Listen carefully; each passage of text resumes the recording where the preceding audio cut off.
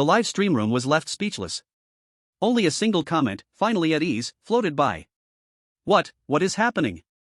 Just then, another person appeared in the kitchen, Hannibal's wife, Maria. She stared at Hannibal's lifeless body, lost in thought, and then let out a heartbreaking cry. Ah! Little N.I. My little N.I. Little N.I.? Even Xiao Yi was stunned to hear that name. Maria's cries suddenly stopped. She turned to Xiao Yi, and red mist swirled around her. It's you! You killed my husband, my little N.I. Everyone was taken aback. Her husband was dead, and there was Xiao Yi with a gun beside her. Anyone would think Xiao Yi was the murderer, especially since that was the truth. After finally breathing a sigh of relief, everyone now held their breath again. Chapter 9, It's time to taunt them. Rule 2, Do not attempt to confront this family, you will not be their match. This was a lesson learned deeply by everyone in Professor Hannibal's presence. Rule 2 clearly states this family, meaning they are not just dangerous because of Professor Hannibal. Hannibal's wife, Maria, undoubtedly possessed the same level of threat as him. The mysterious red mist beside her was the best evidence. At that moment, she glared at Xiao Yi, her face filled with rage, murderous intent pouring out. The crowd, who had felt relieved due to Hannibal's end, now held their breath once more. We thought taking care of Hannibal meant safety.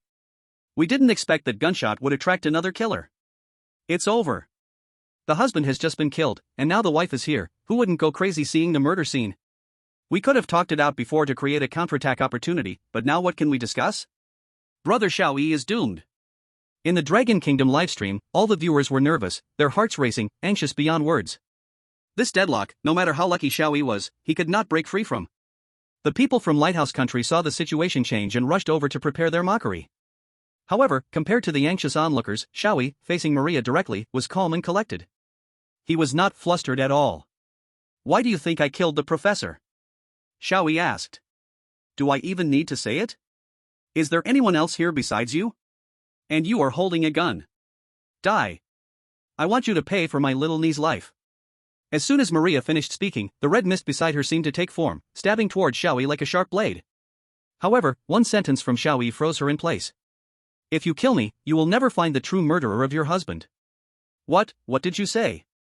Think about it. Xiao Yi pointed to his head. You are the professor's wife, you can't be that foolish.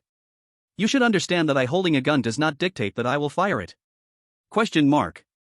Not only Maria was stunned, but the live stream audience was also left speechless. My goodness, what he said makes so much sense, I can't refute it. He actually understands logic. Is this really an IQ of 6? At that moment, the users in the live stream heard Xiao Yi softly muttering. Finally, I have a chance to say lines from that detective movie. So cool. Xiao Yi especially loved all kinds of detective, high IQ type works. He couldn't understand them, but he enjoyed immersing himself in high IQ roles, mimicking their lines and actions to appear like a genius. And Maria was indeed taken aback by Xiao Yi's words. She truly thought it over and calmed down because of it. She thought, indeed, just because he holds a gun doesn't mean he is the one who fired it. Besides, a small handgun couldn't possibly kill my husband. This little fool in front of me could never kill my husband. Indeed, the true murderer is someone else. The scarlet mist beside Maria dissipated, and she looked at Xiao Yi and asked. So, who exactly killed my husband? I don't know. Xiao Yi answered immediately. Don't know? Useless thing. The scarlet mist, which had just vanished, appeared again. Do you want to kill me? Xiao Yi asked. Of course. You, useless thing, have no reason to live anymore. I want you to accompany my little N.I. in death. Useless thing, huh? Xiao Yi laughed, but without me, you might never be able to avenge the professor. W.H. Xiao Yi continued, the professor has favored me. No matter what, I will find out who killed him. You can't stop me. Also, if I cannot find the true murderer, then I am incompetent, and at that time, even if I'm killed by the professor's wife, by you, it wouldn't matter. Even if I'm killed by you, it wouldn't matter. These words completely stunned Maria. She sensed Xiao Yi's deep realization. Maria couldn't help but show a look of astonishment, and at this moment, Xiao Yi extended an invitation to her. I was at the scene, this means I am the closest to the truth. If you want to know who killed your husband, then let's investigate together. We will make that damned murderer pay for their sins. Let your husband truly rest in peace. Ah. The people in the live broadcast room were dumbfounded. He actually invited the eerie to investigate with him. I've watched videos of all countries clearing eerie side quests and countless eerie works, thinking I've seen it all, but I've never seen a scene like this. Just when everyone was in a daze, Maria's reaction shocked everyone even more. I understand. Maria nodded and said, as long as I can make the murderer who killed my little and I pay, I will do anything. The entire live broadcast room was once again flooded with question marks. No, she really agreed. This is likely quite explosive in the entire history of eerie rules. Shocking through the ages, no, it can even be said to be unprecedented. Xiao Yi, you are so powerful. The condition to clear is to survive until dawn, so now Xiao Yi can definitely survive until dawn. No one would have thought that just a short while ago, they believed they could never break through a deadlock, would be resolved in a completely unanticipated way. And it happened twice. A full 2 times.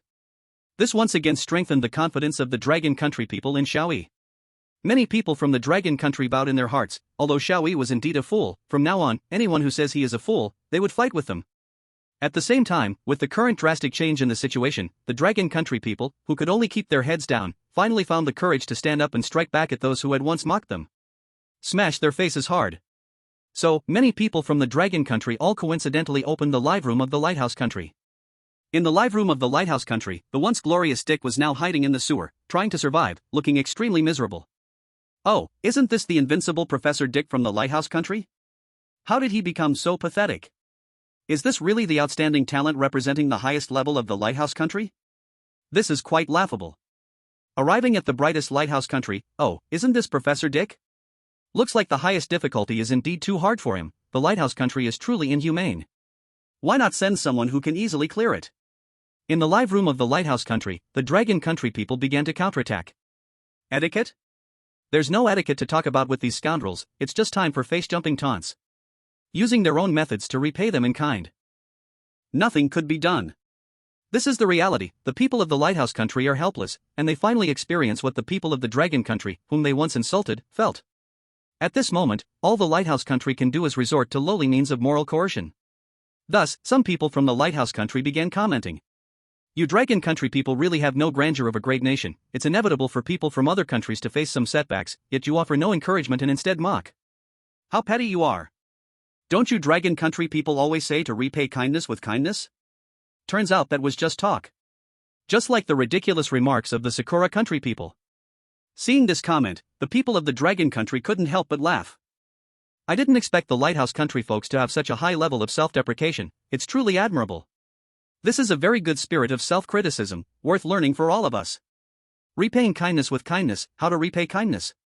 Why do you Lighthouse Country people only say the first half? Oh, I know, it's because your IQ is only half of ours, no wonder you can only understand the first half, really both stupid and malicious. You. The Lighthouse Country was furious but could do nothing, only rage helplessly.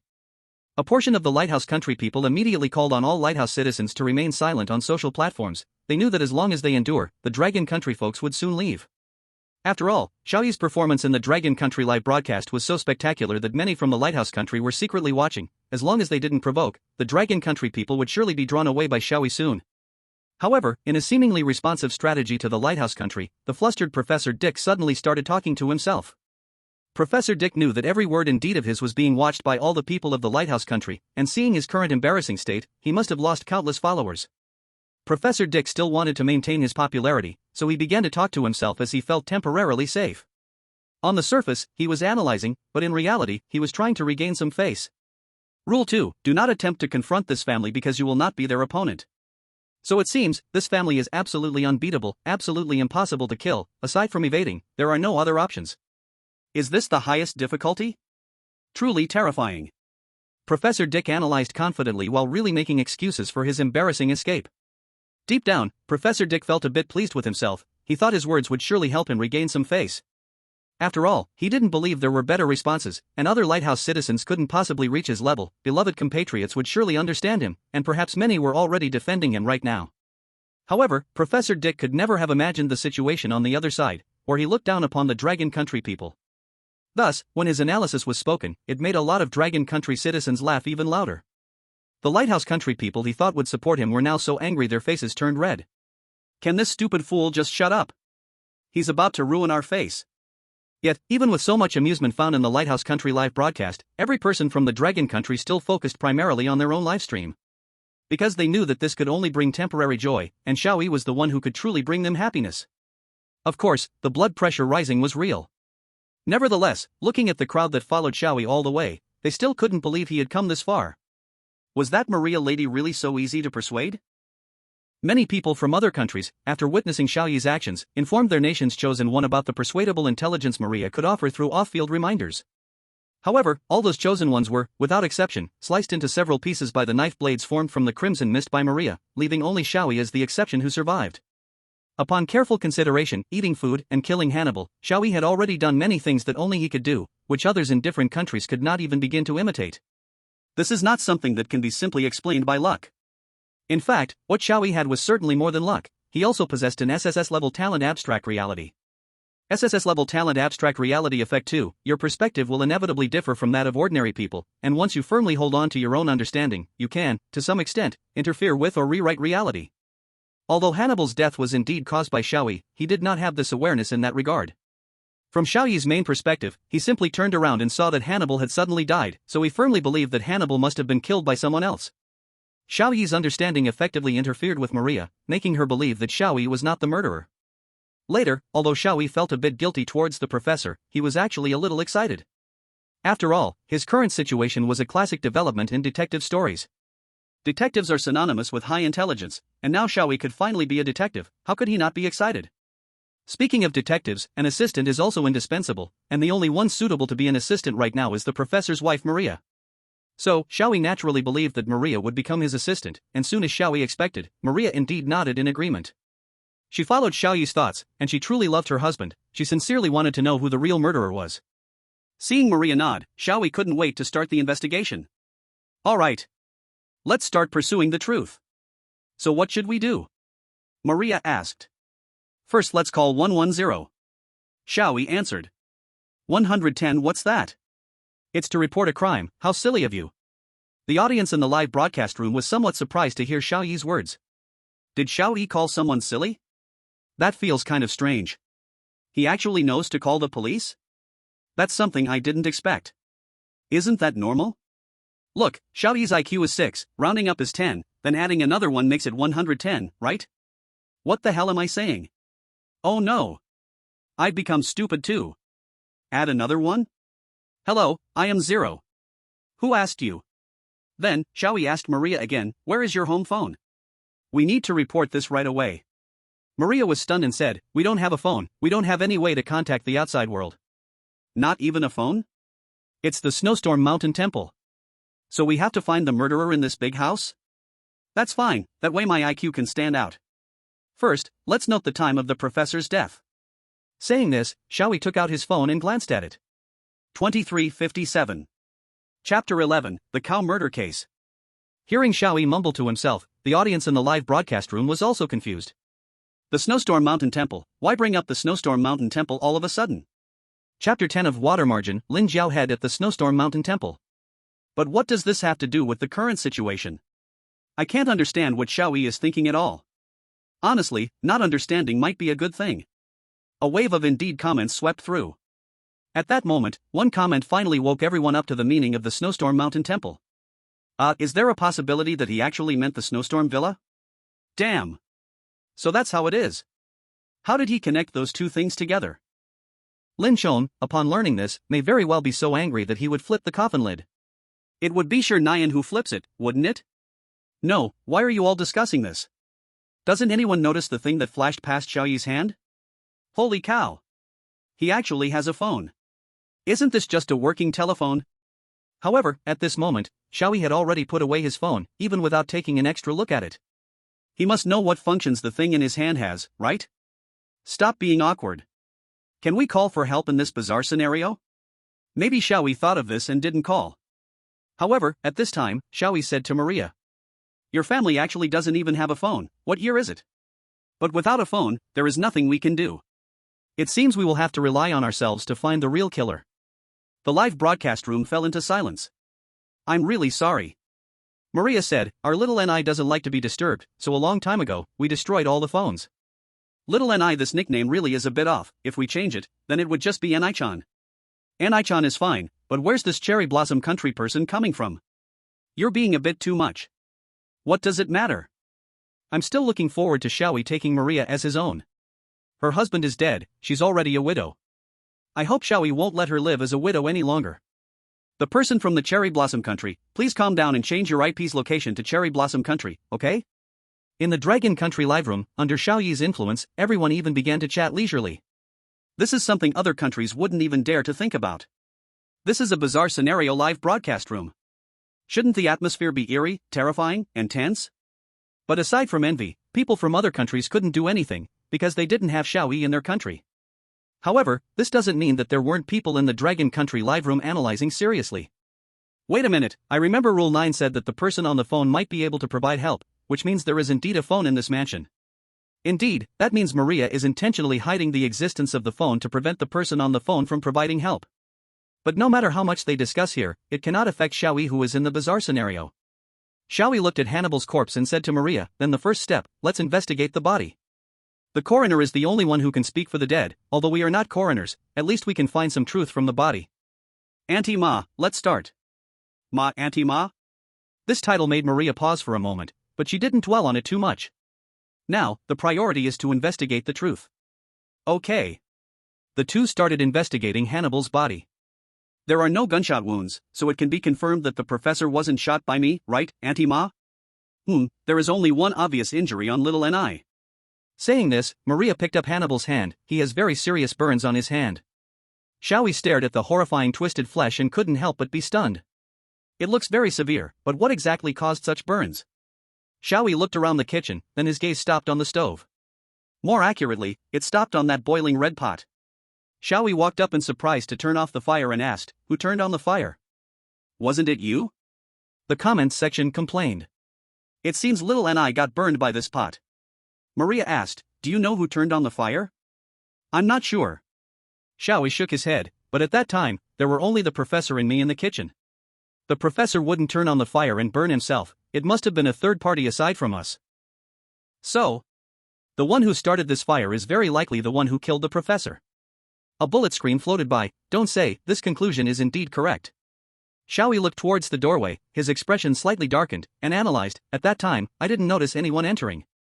If it wasn't an attack from a distance, then they either came in from somewhere else or had been hiding in the kitchen from the start.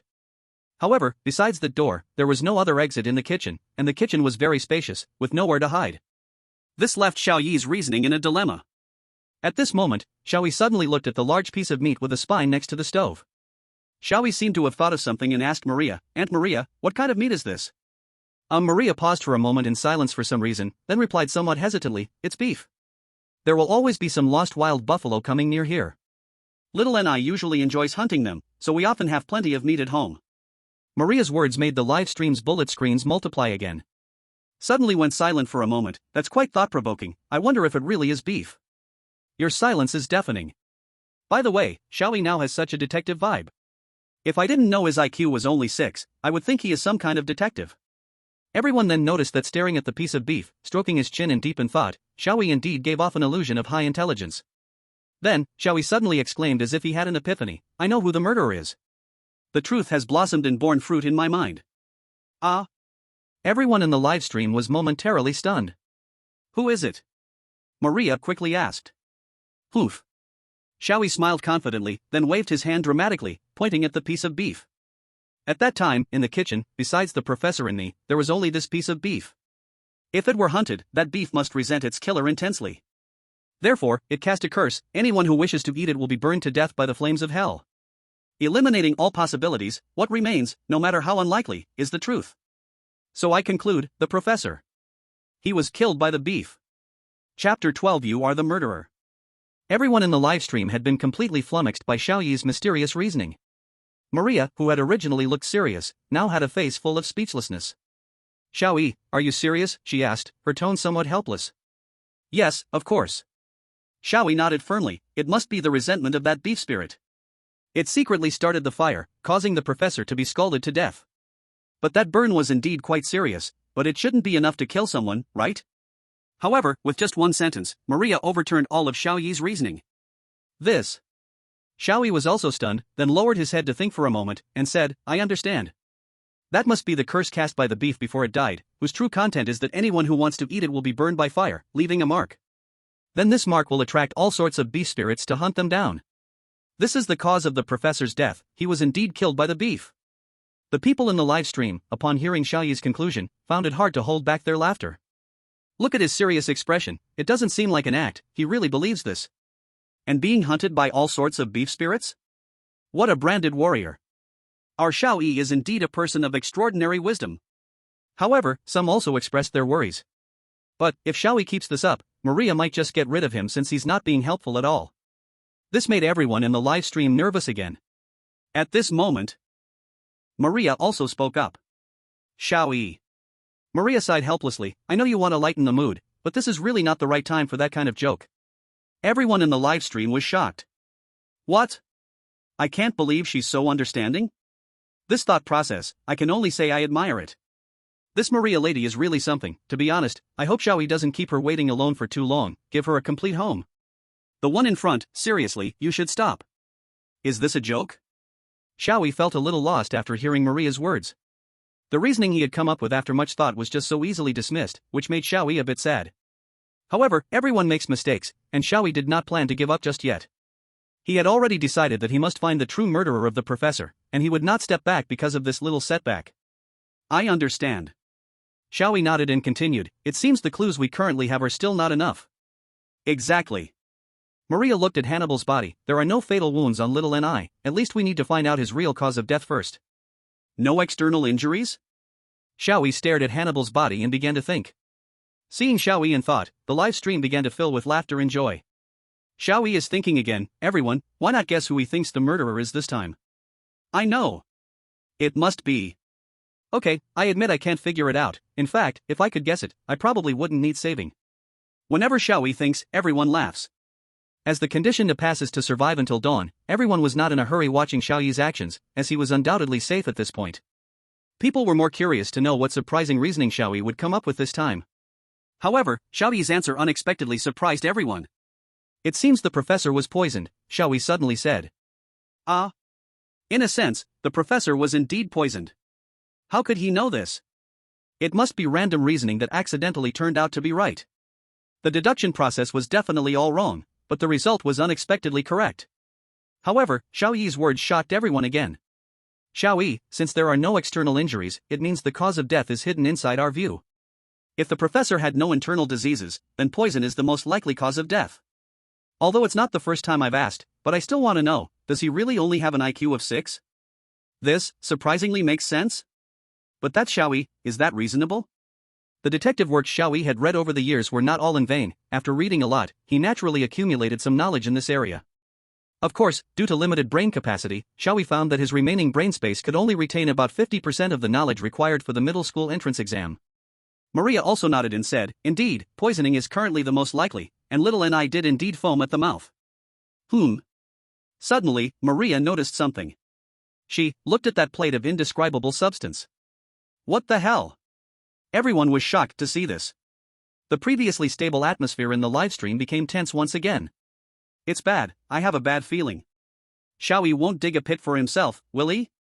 Everyone prayed that Maria would not pay too much attention to that plate of indescribable substance, but in the end, Maria still walked over to that plate. Xiao Yi. Maria picked up the plate and asked, what is this? Oh, that. Then, Xiao Yi, as expected, directly admitted, it's my late-night snack. The live stream was filled with wails. It's over. It's sent again. Next, as long as the other party discovers that there is poison in it.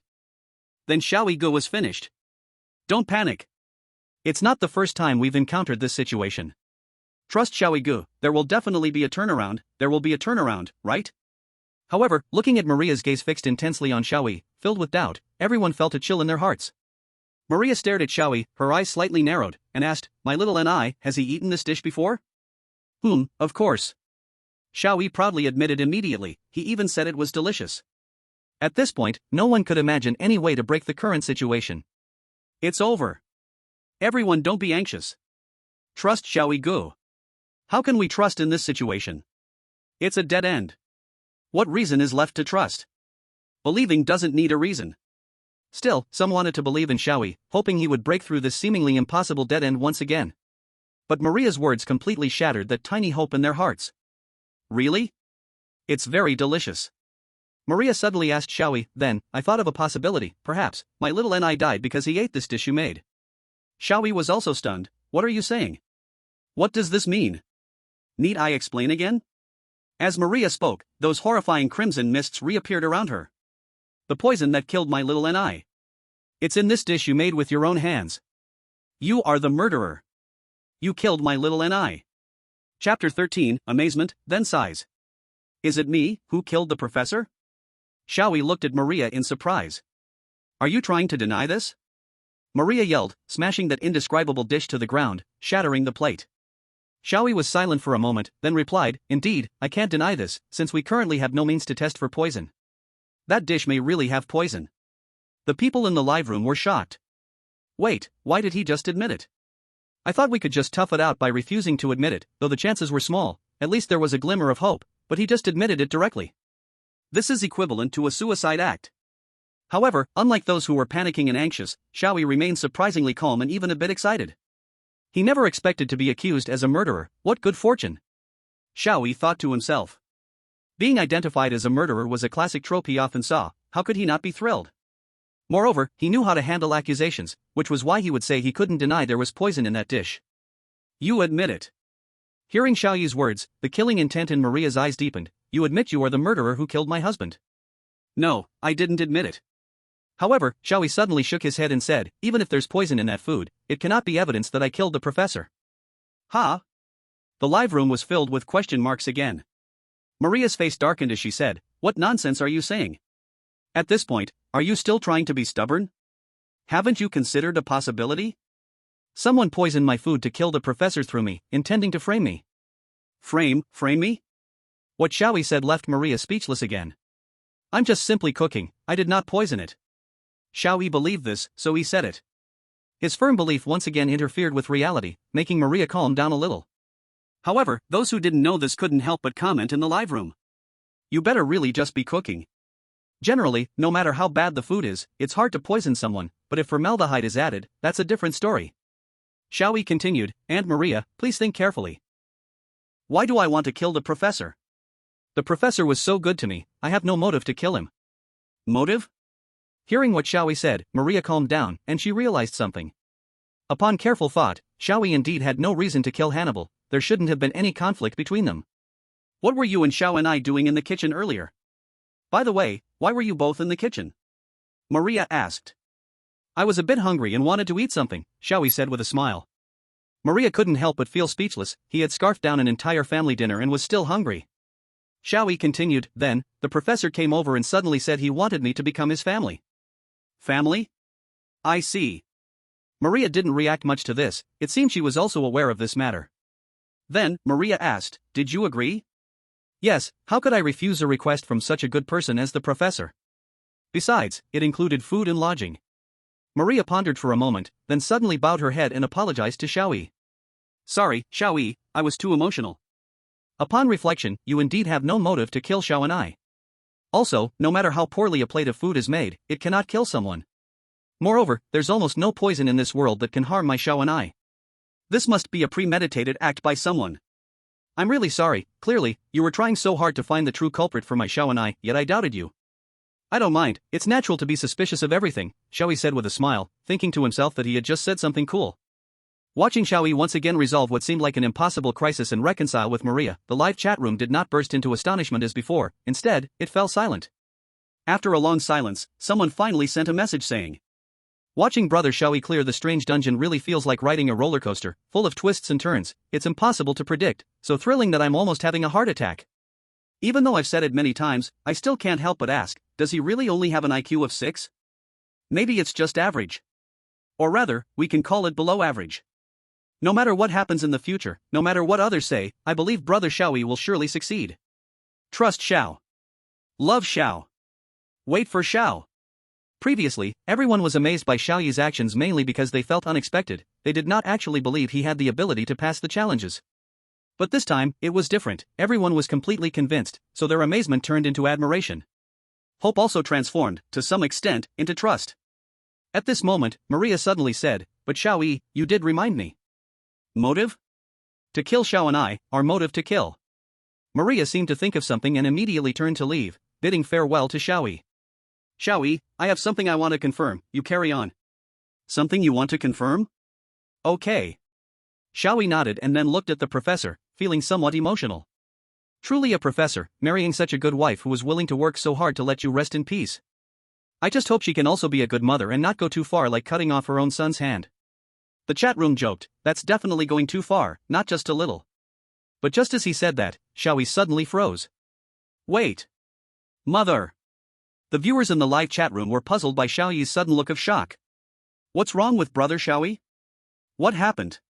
Xiao Yi felt his thoughts suddenly become clear, and his brain began to spin.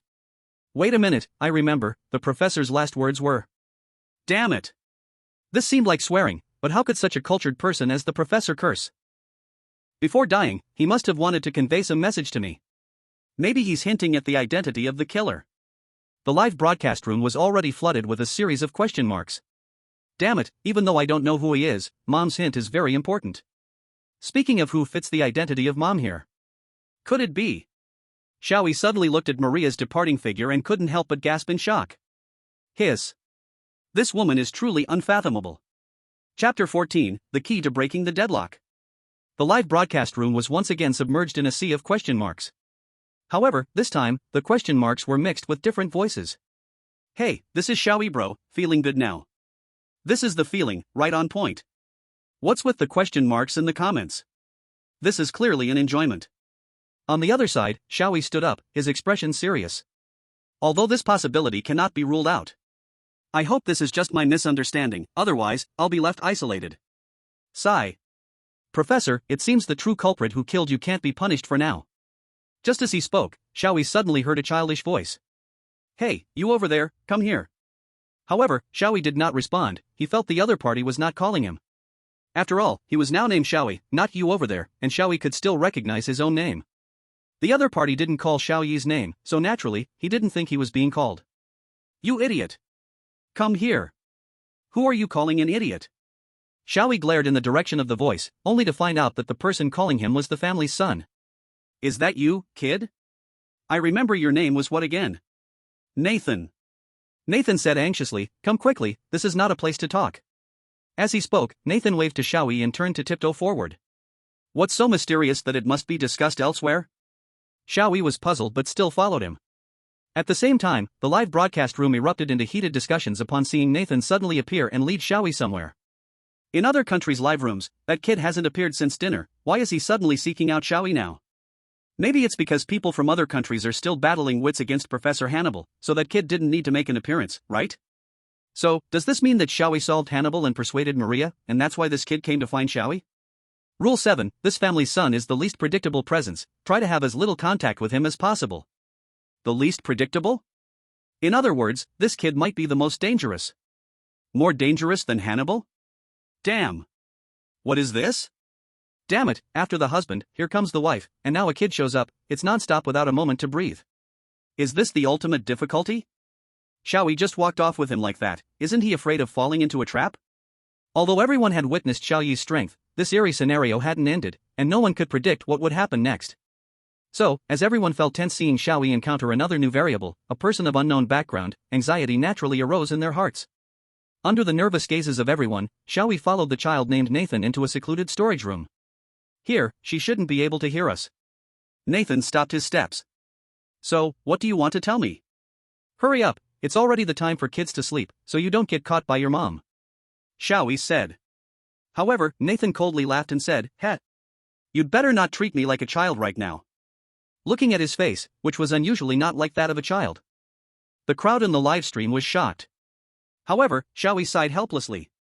Okay, I get it, why do kids nowadays always want to act mature? Being a child is clearly a happy thing. I really want to go back to my childhood, so during the entrance exam in middle school, I wouldn't have been asked by other kids, teacher, are you supervising the exam here? The live stream fell silent.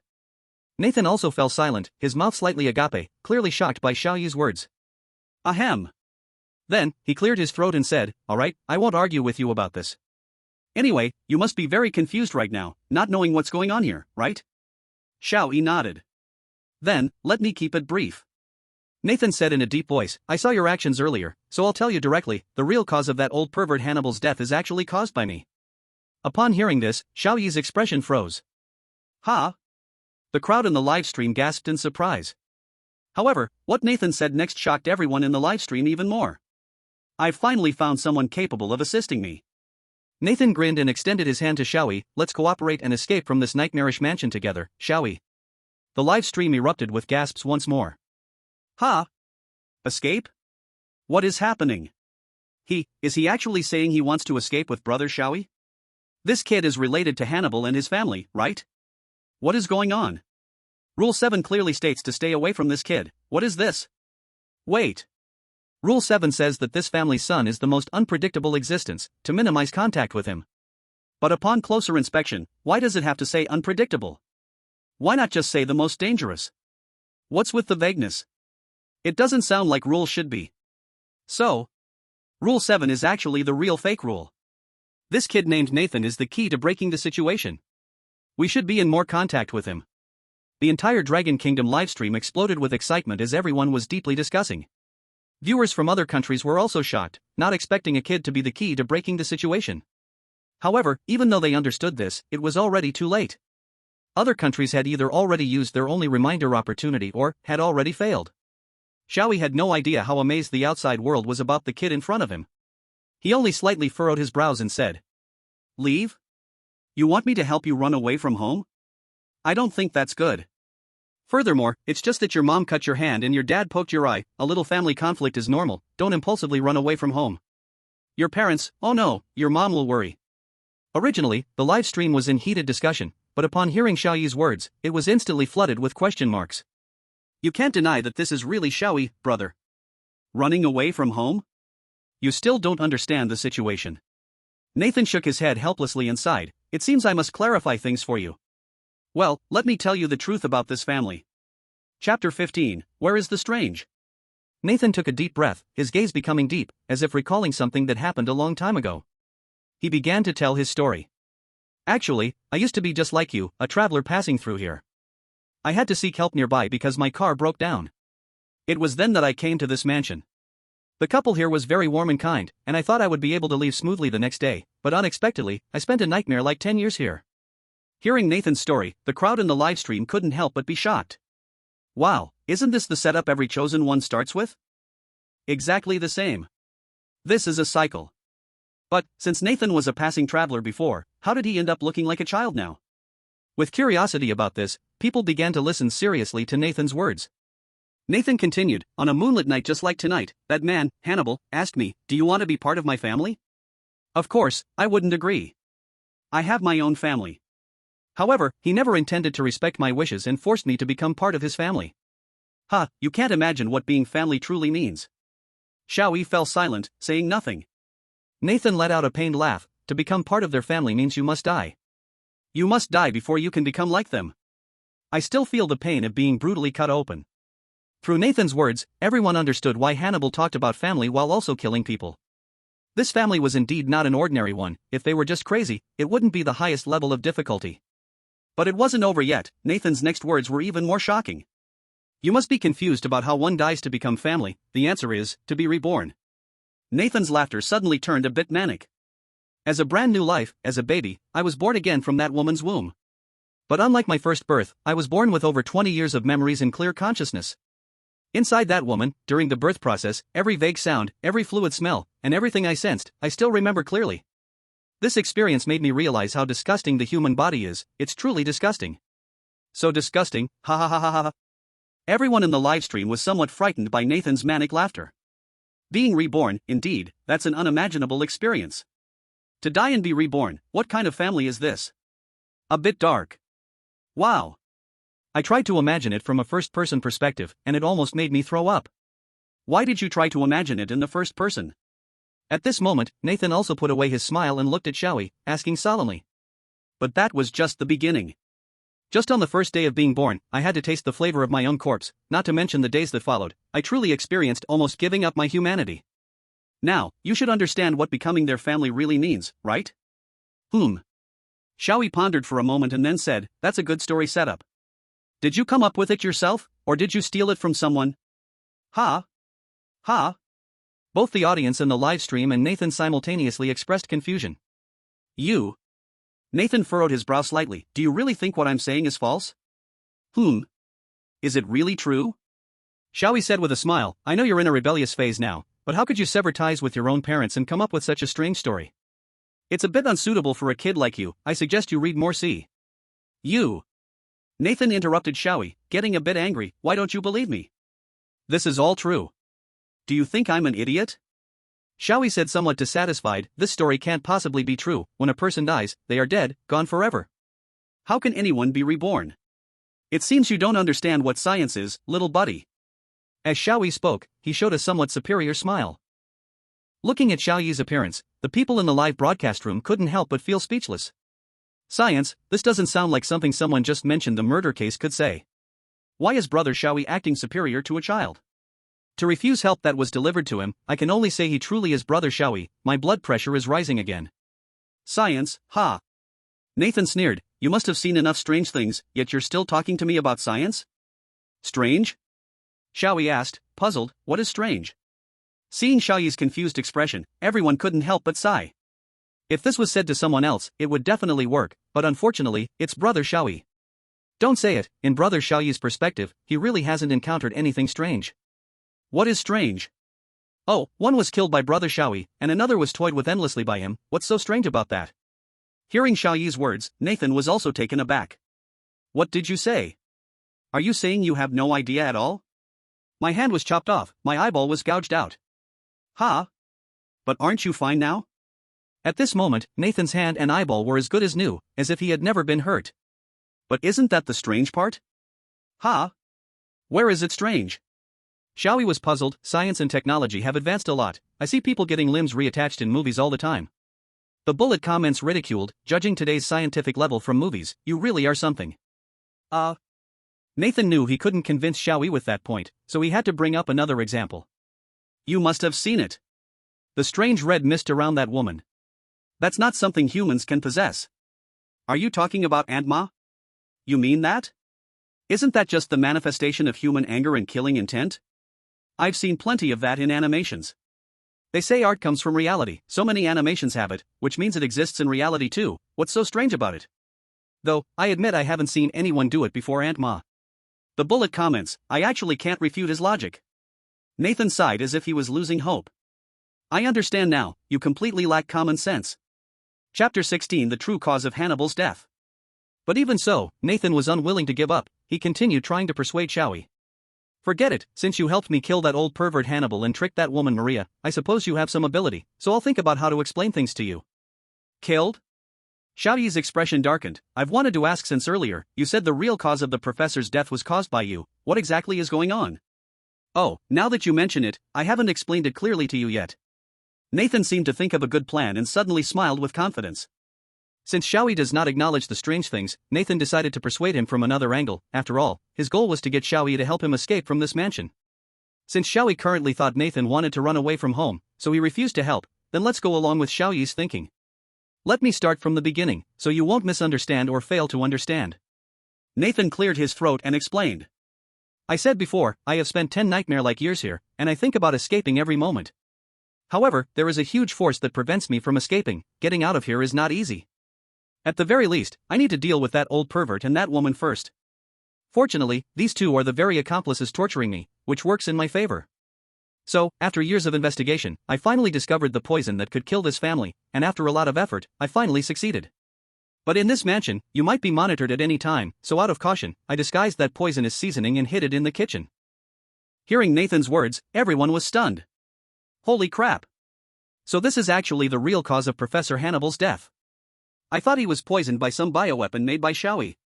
I always thought it was ridiculous for a bioweapon to kill the undead, but this makes much more sense. However, Xiao Yi accidentally added the toxin and even made Hannibal consume it. What a strange coincidence in this world.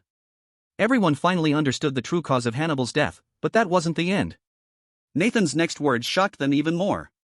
Nathan said, I plan to implement my scheme today, or rather yesterday, to let them poison each other and eat the food themselves. They would undoubtedly die. But I didn't expect you to come and mess up my plan. Those two would definitely put on a hospitable face, ensuring you eat first. If you were poisoned, they would surely be on guard. That's why I intentionally provoked them, wanting them to reveal their true nature. This was to scare you off and let this dinner continue, but ultimately, I still failed. This explanation clarified the plot from the beginning of the copy and the truth behind it. This truth left everyone in astonishment. Intentionally provoking? Holy crap. So that's what happened. The poison in the food can kill the undead. So indeed, we shouldn't eat it. Damn. It matched up. It connected. So, as long as the chosen one gets scared off, or doesn't rush, and waits until they finish eating before going in, this highest difficulty level copy could be cleared effortlessly. But no one from any country has done this, because they all know this is an eerie copy. No matter how scared they are, they can't escape. Who would have thought? It's so contrary to common sense. Actually, Xiao Yi didn't realize this was an eerie copy. Can Xiao Yi use common logic to reason this? Wait a minute, then why did Xiao Yi eat the poisoned food and nothing happened to him? Maybe it's related to his talent. At this moment, Nathan spoke again. However, just when I thought I had failed, something unexpected happened. For some reason, that poison had no effect on you at all. Moreover, thanks to that, they didn't grow suspicious, and then you actually fed that poison to the old pervert. Ha ha. I also rushed over after hearing the gunshots, and upon seeing the situation in the kitchen, I instantly understood everything. Not only that, but you also survived in that woman's hands and earned her trust. That's truly remarkable. That's why I came to seek your help. Listening to Nathan's words, everyone finally pieced together what had happened. Everything was connected. They couldn't help but sigh. Although the process was a bit chaotic, the conditions leading to the current development of the plot were quite harsh. Perhaps only Xiao Yi could manage it. After my observation, I confirmed that I do need your help. Nathan requested Xiao Yi again, help me escape from this mansion. At this point, everyone felt Nathan was a trustworthy ally. However, whether Xiao Yi thought the same was unknown. You mean, the true cause of the professor's death was the seasoning I added? Xiao Yi couldn't help but laugh. How could that be?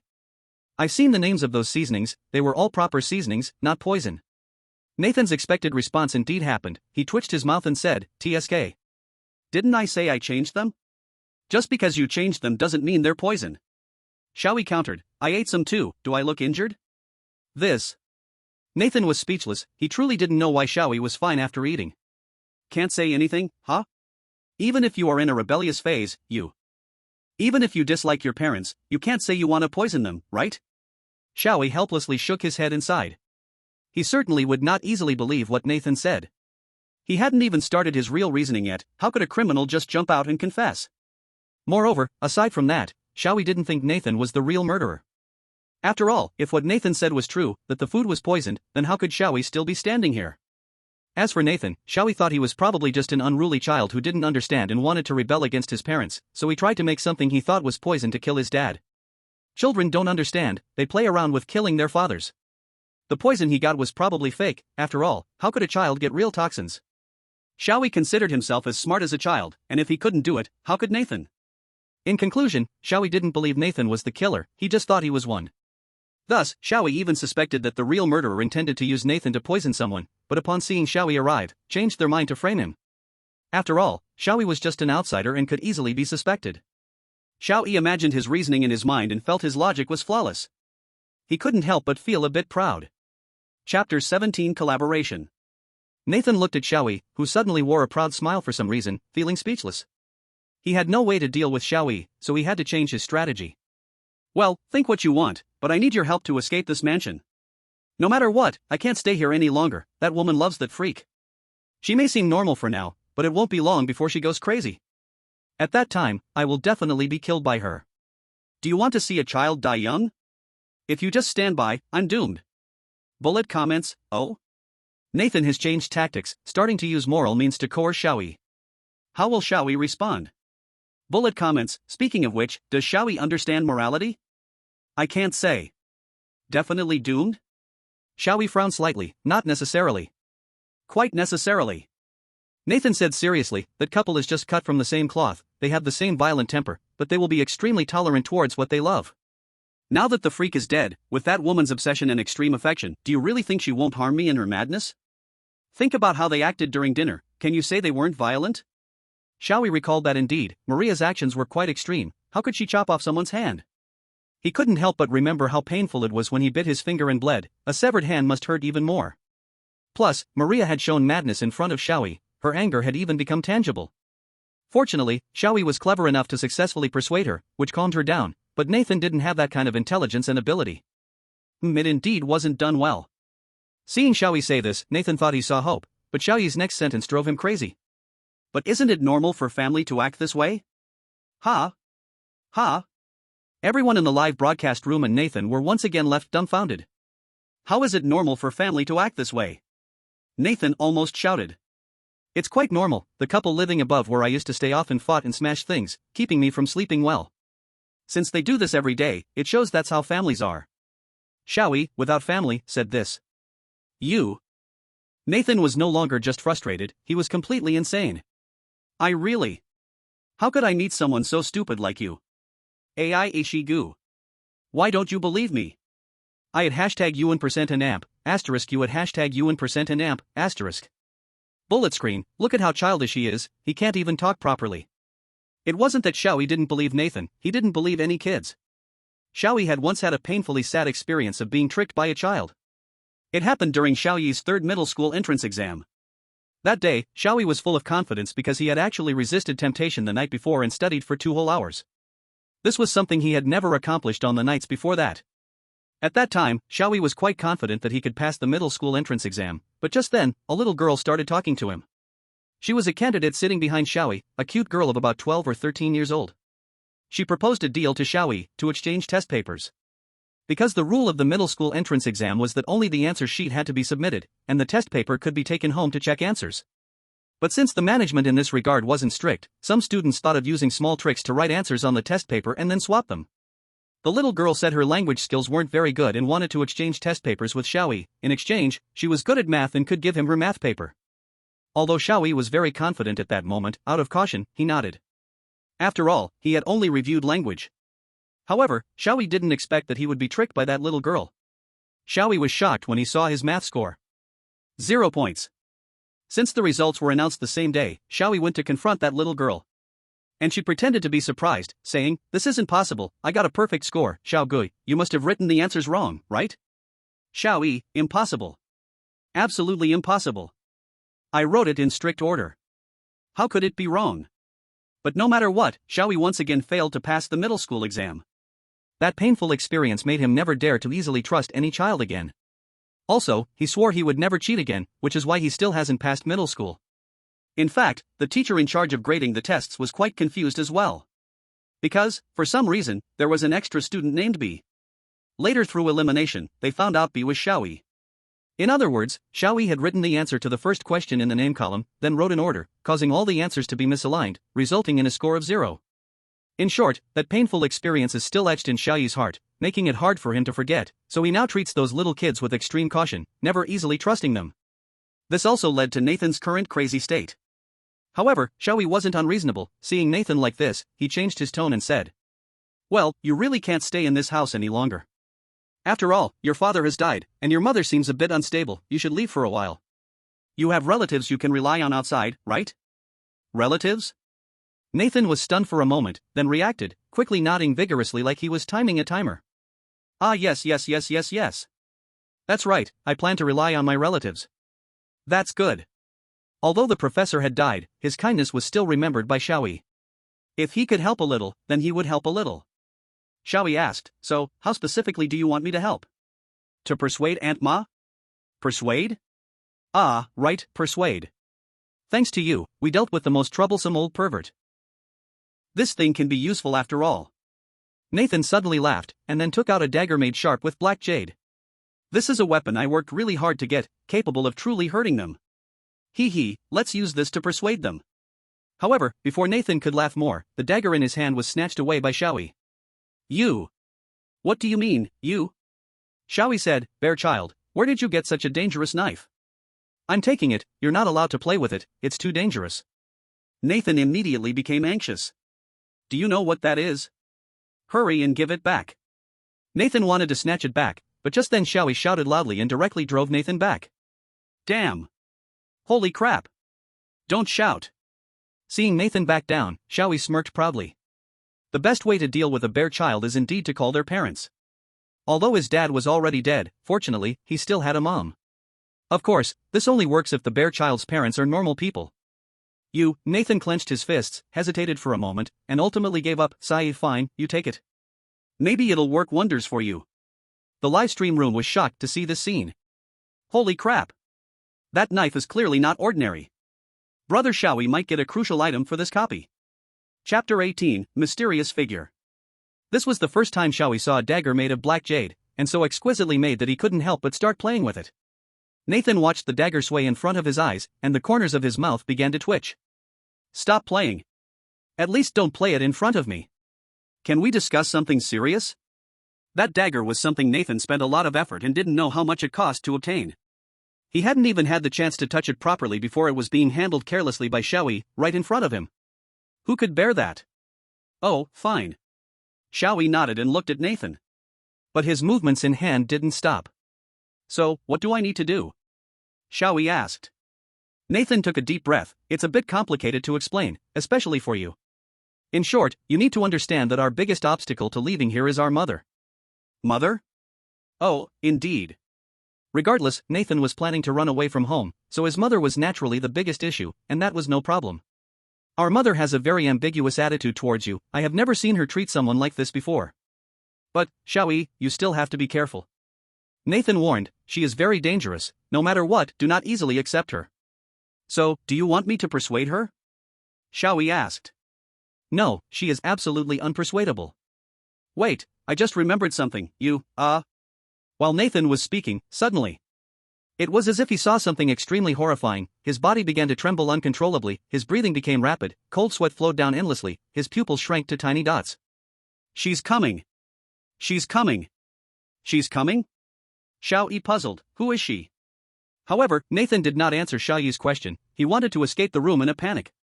Before escaping the room, Nathan did not forget to give Xiao Yi the next instructions. Try every possible way to get to the double opening door room on the west side of the first floor. Ask the person on the phone for information. Go and torment her. She will surely help you. What? This sudden change left Xiao Yi confused. Meanwhile, the live stream room became lively again due to Nathan's words. The person on the phone. Holy crap. I didn't expect to get intel about the person on the phone. Rule 9, the person on the phone might provide some help. No chosen one from any country has a clue about Rule 9. I can't believe Brother Xiao Yi learned where the phone is so easily. There are 2 helpers. Brother Xiao Yi can easily conquer this most difficult. Absolutely. It can be done easily. By the way, why did Brother Xiao Yi suddenly come out with a foreign word? It's a bit strange. As for Xiao Yi, he remained confused, but he grasped where he was headed next. A phone? I knew it, there is definitely a phone here. I should call the police at 110, the true culprit might fight back, at least the power of the police can suppress the opponent. While speaking, Xiao Yi suddenly froze. He held a dagger in his left hand and pulled out the gun with his right hand. Speaking of which, am I breaking the law here?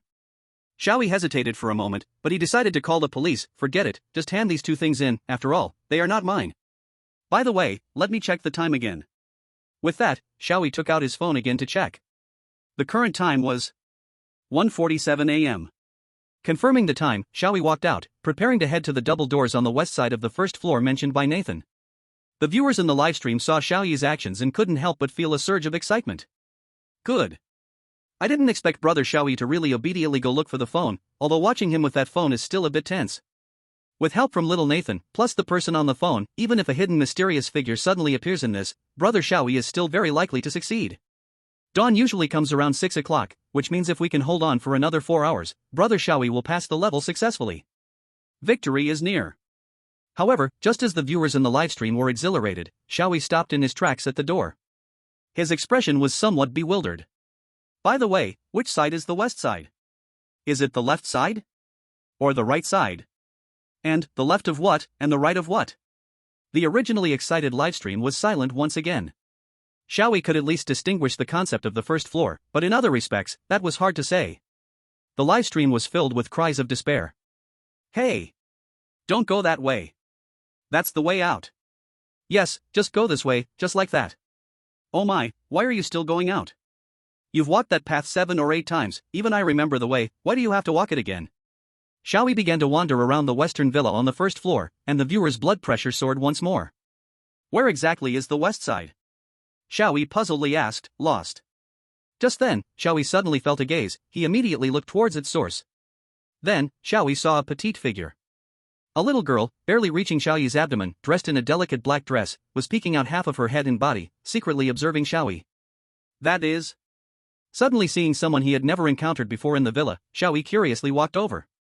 When the little girl saw Xiao Yi approaching, she startled, jumping like a scared rabbit. She retracted her head back, seemingly wanting to escape. But after a moment, she poked her head out again, looking at Xiao Yi, her lively eyes sparkling with curiosity. Xiao Yi did not walk up to her, instead, he stopped at the corner, smiling gently at the little girl peeking out. Little sister, who are you?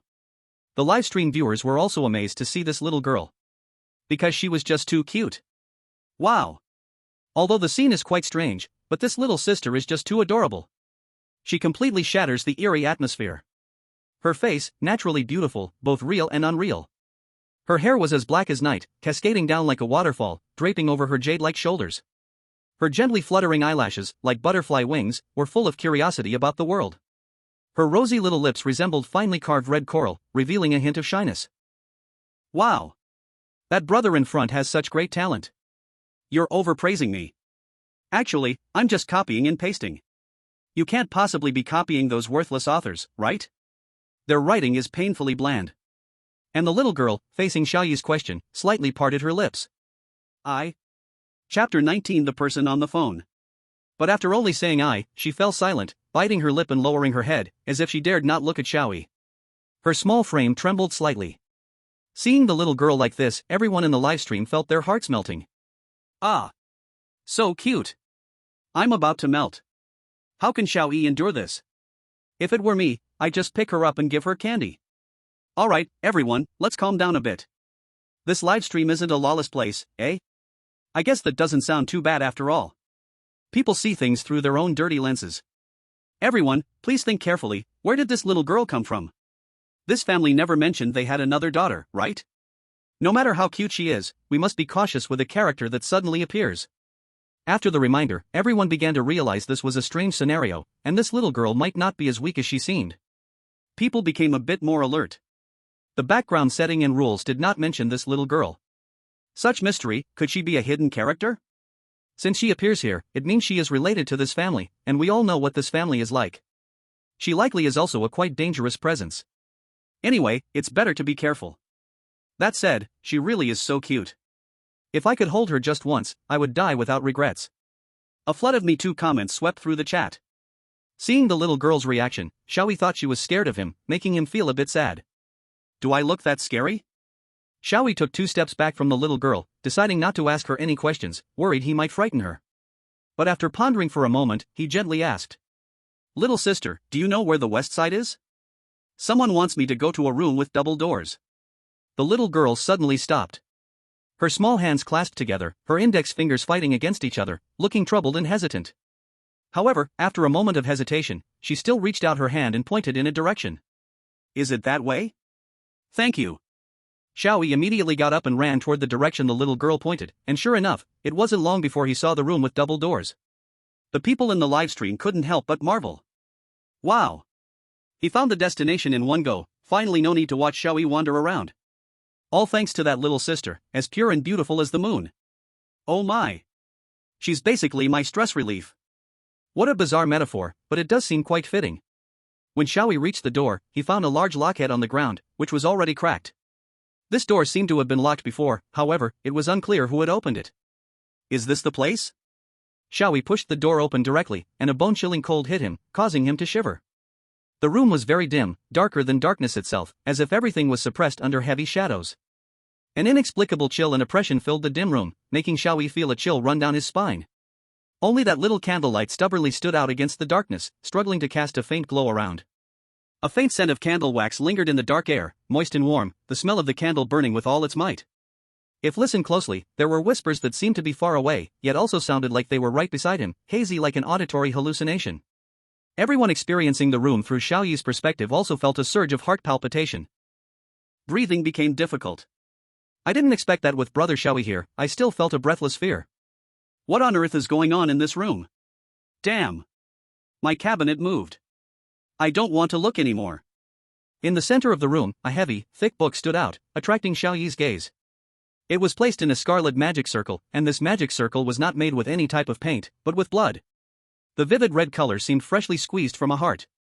Xiao Yi stepped in, picked up the book, and when he saw the words written on it, he inexplicably felt a wave of unease. The ink flowing on the thick pages was not ordinary ink, those words seemed to twist reality with a bizarre beauty. What the hell is this? Xiao Yi frowned and threw the book back on the floor. Whose child's homework is this?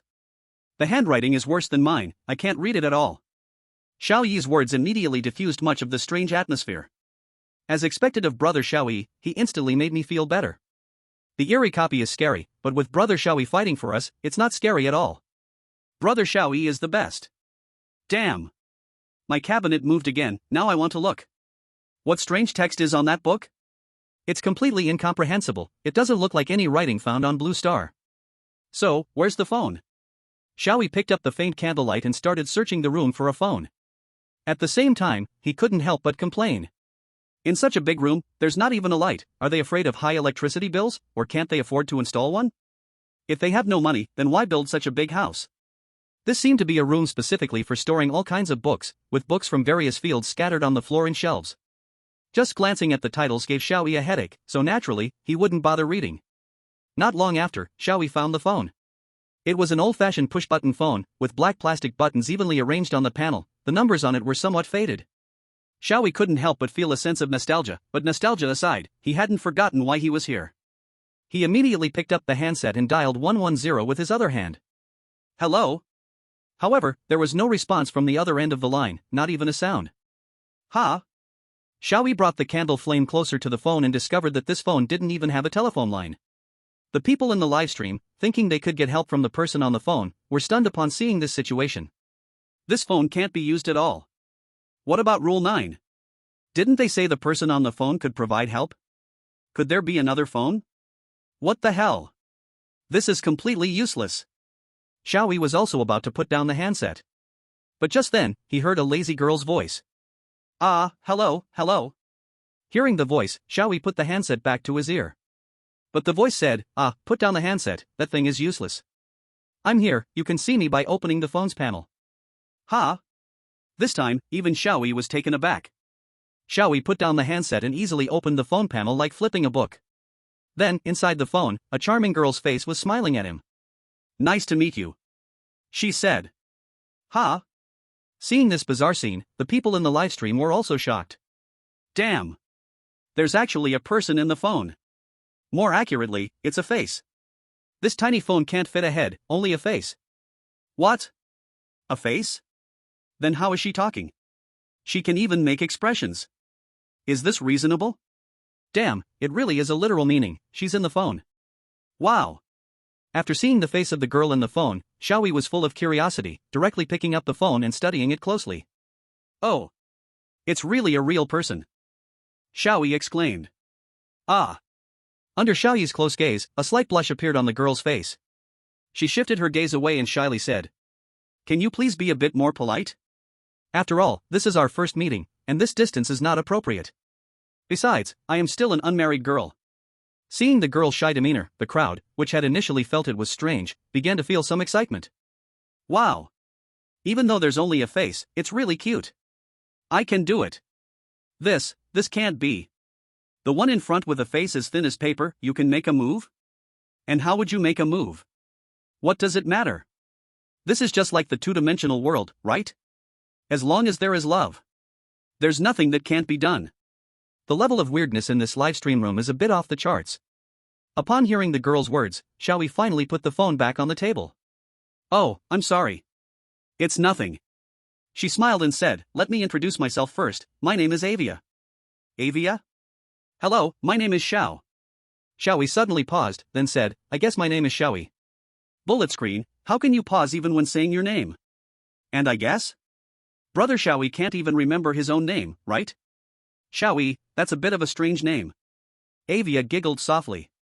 But for Xiao Yi, Avia was even stranger, and he couldn't help but ask. By the way, how do you manage to fit your face into the phone? There's no hole in the table, that's quite impressive. Bullet screen, this is no longer just impressive. Avia showed a troubled expression, I don't really know how I did it. After all, I didn't do it myself, someone else did it. Someone else? Who? My mother, oh. Because I did something wrong, she punished me by locking me here. It's so lonely and boring. Mother? Do you mean Aunt Maria? Xiao Yi couldn't help but frown slightly because treating someone like this for a small mistake was a bit too much. He was starting to understand more why Nathan wanted to leave here. Aunt Maria? Who is that? Avia asked. She's the professor's wife. Xiao Yi replied, you are the professor's daughter, so the only mother would be Aunt Maria. Why is this becoming more complicated? But luckily, I know who you are talking about now, is it? Oh, I see. Avia suddenly smiled. Then Avia asked again. That's right, I am indeed this family's daughter, but who are you? Are you a new family member? Family member? Xiao Yi remembered the professor inviting him to be a family member. But now that the professor was dead, that matter was probably off the table. So, Xiao Yi could only reply, not a new family member, I'm just a passing examinee. Passing through? Then trespassing into a private residence is a crime. I'm a guest, the professor personally welcomed me. It's just a pity he's already dead, sighed Professor. Dead? How is that possible? Upon hearing this news, Avia was also startled. What on earth happened outside? So, Xiao Yi began to tell Avia about a series of events he witnessed that night in the mansion. While Xiao Yi spoke, the discussions in the live stream room did not stop. I didn't expect the person in the phone to actually be the daughter of this family. Now the whole family is finally gathered. Isn't it 5 people? That little girl should count as well. It's hard to say. Currently, there's too little information about her. Speaking of which, this family is indeed too fantastical. They don't die, have special abilities, and now there's an extra face. What kind of worldview is this eerie copy? But no matter what, both the son and daughter of this family will help brother Xiao Yi, and with the professor dead, it's like 3 against 1. This is a guaranteed win. Xiao Yi had also finished talking with Avia about most matters. Then, that little brat told me there was a phone here, so I came and found you. It's really brief, but luckily I can understand. Ivy pondered for a moment and said, did Nathan Kid say I would help? He really is too full of himself, but well, who told me I'm his sister? Ivy looked at Xiao Yi and said solemnly. Since Nathan wants to escape from here and found you for help, then I will tell you about this mansion, about the story of our family in the past. Story? Xiao Yi waved his hand, you're just like your brother. I'm not here to listen to stories, just say what I should do. But Ivy said, no, you must listen. Only by understanding what actually happened here can you truly help us. Is that so? Alright. Though a bit helpless since Xiao Yi had already promised, he could only move a chair over and sit down, ready to hear a long story. Everyone in the live streaming room began to focus and listen seriously. The true truth behind this extremely difficult and bizarre side quest seemed to finally be revealed. Ahem. Ivy lightly coughed and then squeezed her throat, slowly narrating the story of their family in a somewhat low voice. Actually, our family was just a very ordinary, normal family, but one day more than 10 years ago, something happened that we never expected. My father, the professor you mentioned, lost his wife, my mother, Maria, due to an unexpected car accident. Died? Xiao Yi's eyes widened slightly. Yes, that's right, died, truly dead. This was a very sad event. My father couldn't accept this fact, and he lived in a daze, feeling hopeless. I used to think my father would one day regain his spirit, but unexpectedly, he suddenly became obsessed with strange magic, trying to bring my mother back to life. At first, I thought it was because my father couldn't face reality, thus taking refuge in such fantasies. But then one day, something happened that changed everything. My father's magic worked, and my mother came back. Came back? Xiao Yi frowned. That's right. Ivy said, look at that formation behind you, that was what my father used during the ceremony. However, although my mother came back, the ceremony also attracted a terrible monster. The people in the live streaming room listened carefully to Ivy's story. Many had already understood that this was about how the professor, in an attempt to revive his deceased wife, attracted an unimaginable monster, which caused their family to become strange and have special powers. However, some also felt a bit disappointed. So it was just like this. Chapter 21: The Humiliation of the Lighthouse Country. However, even with some regret, everyone still listened to Ivy's words very seriously. Ivy continued, that monster is invisible and intangible, we can only slightly perceive its existence, hardly able to do anything against it. But the trick is, that monster can have a huge impact on us and can monitor our every move at any time. As she spoke, Ivy couldn't help but smile bitterly. Our whole family has been transformed by that monster as if it was playing with us. You see, I've turned into this half-human, half-ghost state. Though I won't die, it's really quite torturous. I certainly thought of resisting, but that monster cannot be touched, and it likes to hide in my mother's body most of the time, controlling her flesh to torment us, all while pretending to be her to disgust us. Since it's my mother, and with my father protecting her, we can only endure. Nathan must have been unable to stand it any longer, leading to such extreme thoughts. But I can very much understand Nathan, he would want to do this reason. I also very much want, like ordinary people, to go to school, to make friends, to worry about my own life, instead of here helplessly wasting time. Hearing Avia tell the story, the people in the livestream room all could not help but feel a little pity for this girl. Sigh. A family originally fine, but turned into this shape, a girl's life all was destroyed. All this is blame that dog professor. Exactly. Damn it, doing some ritual, to resurrect wife, harmed his own whole family. Can only say Xiao Yi brother killed well. So this copy is sister and brother rebelling against parents story.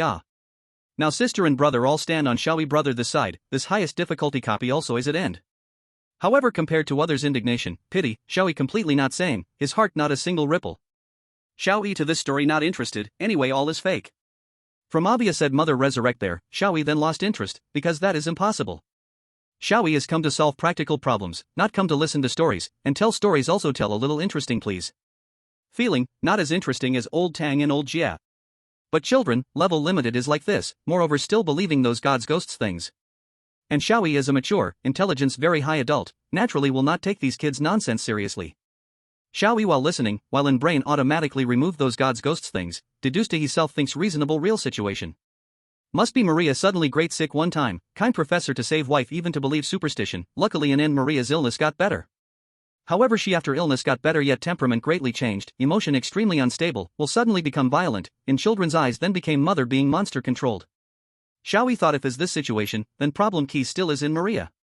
So, Xiao Yi to Avia asked. So, how to solve your mother, that is you mouth in that monster? Avia did not directly answer, but suddenly said, Nathan that guy, is risen against mother killing intent right? Thanks to you stopped him, otherwise would brew big disaster. Killing intent? Xiao Yi could not help touching the knife in his.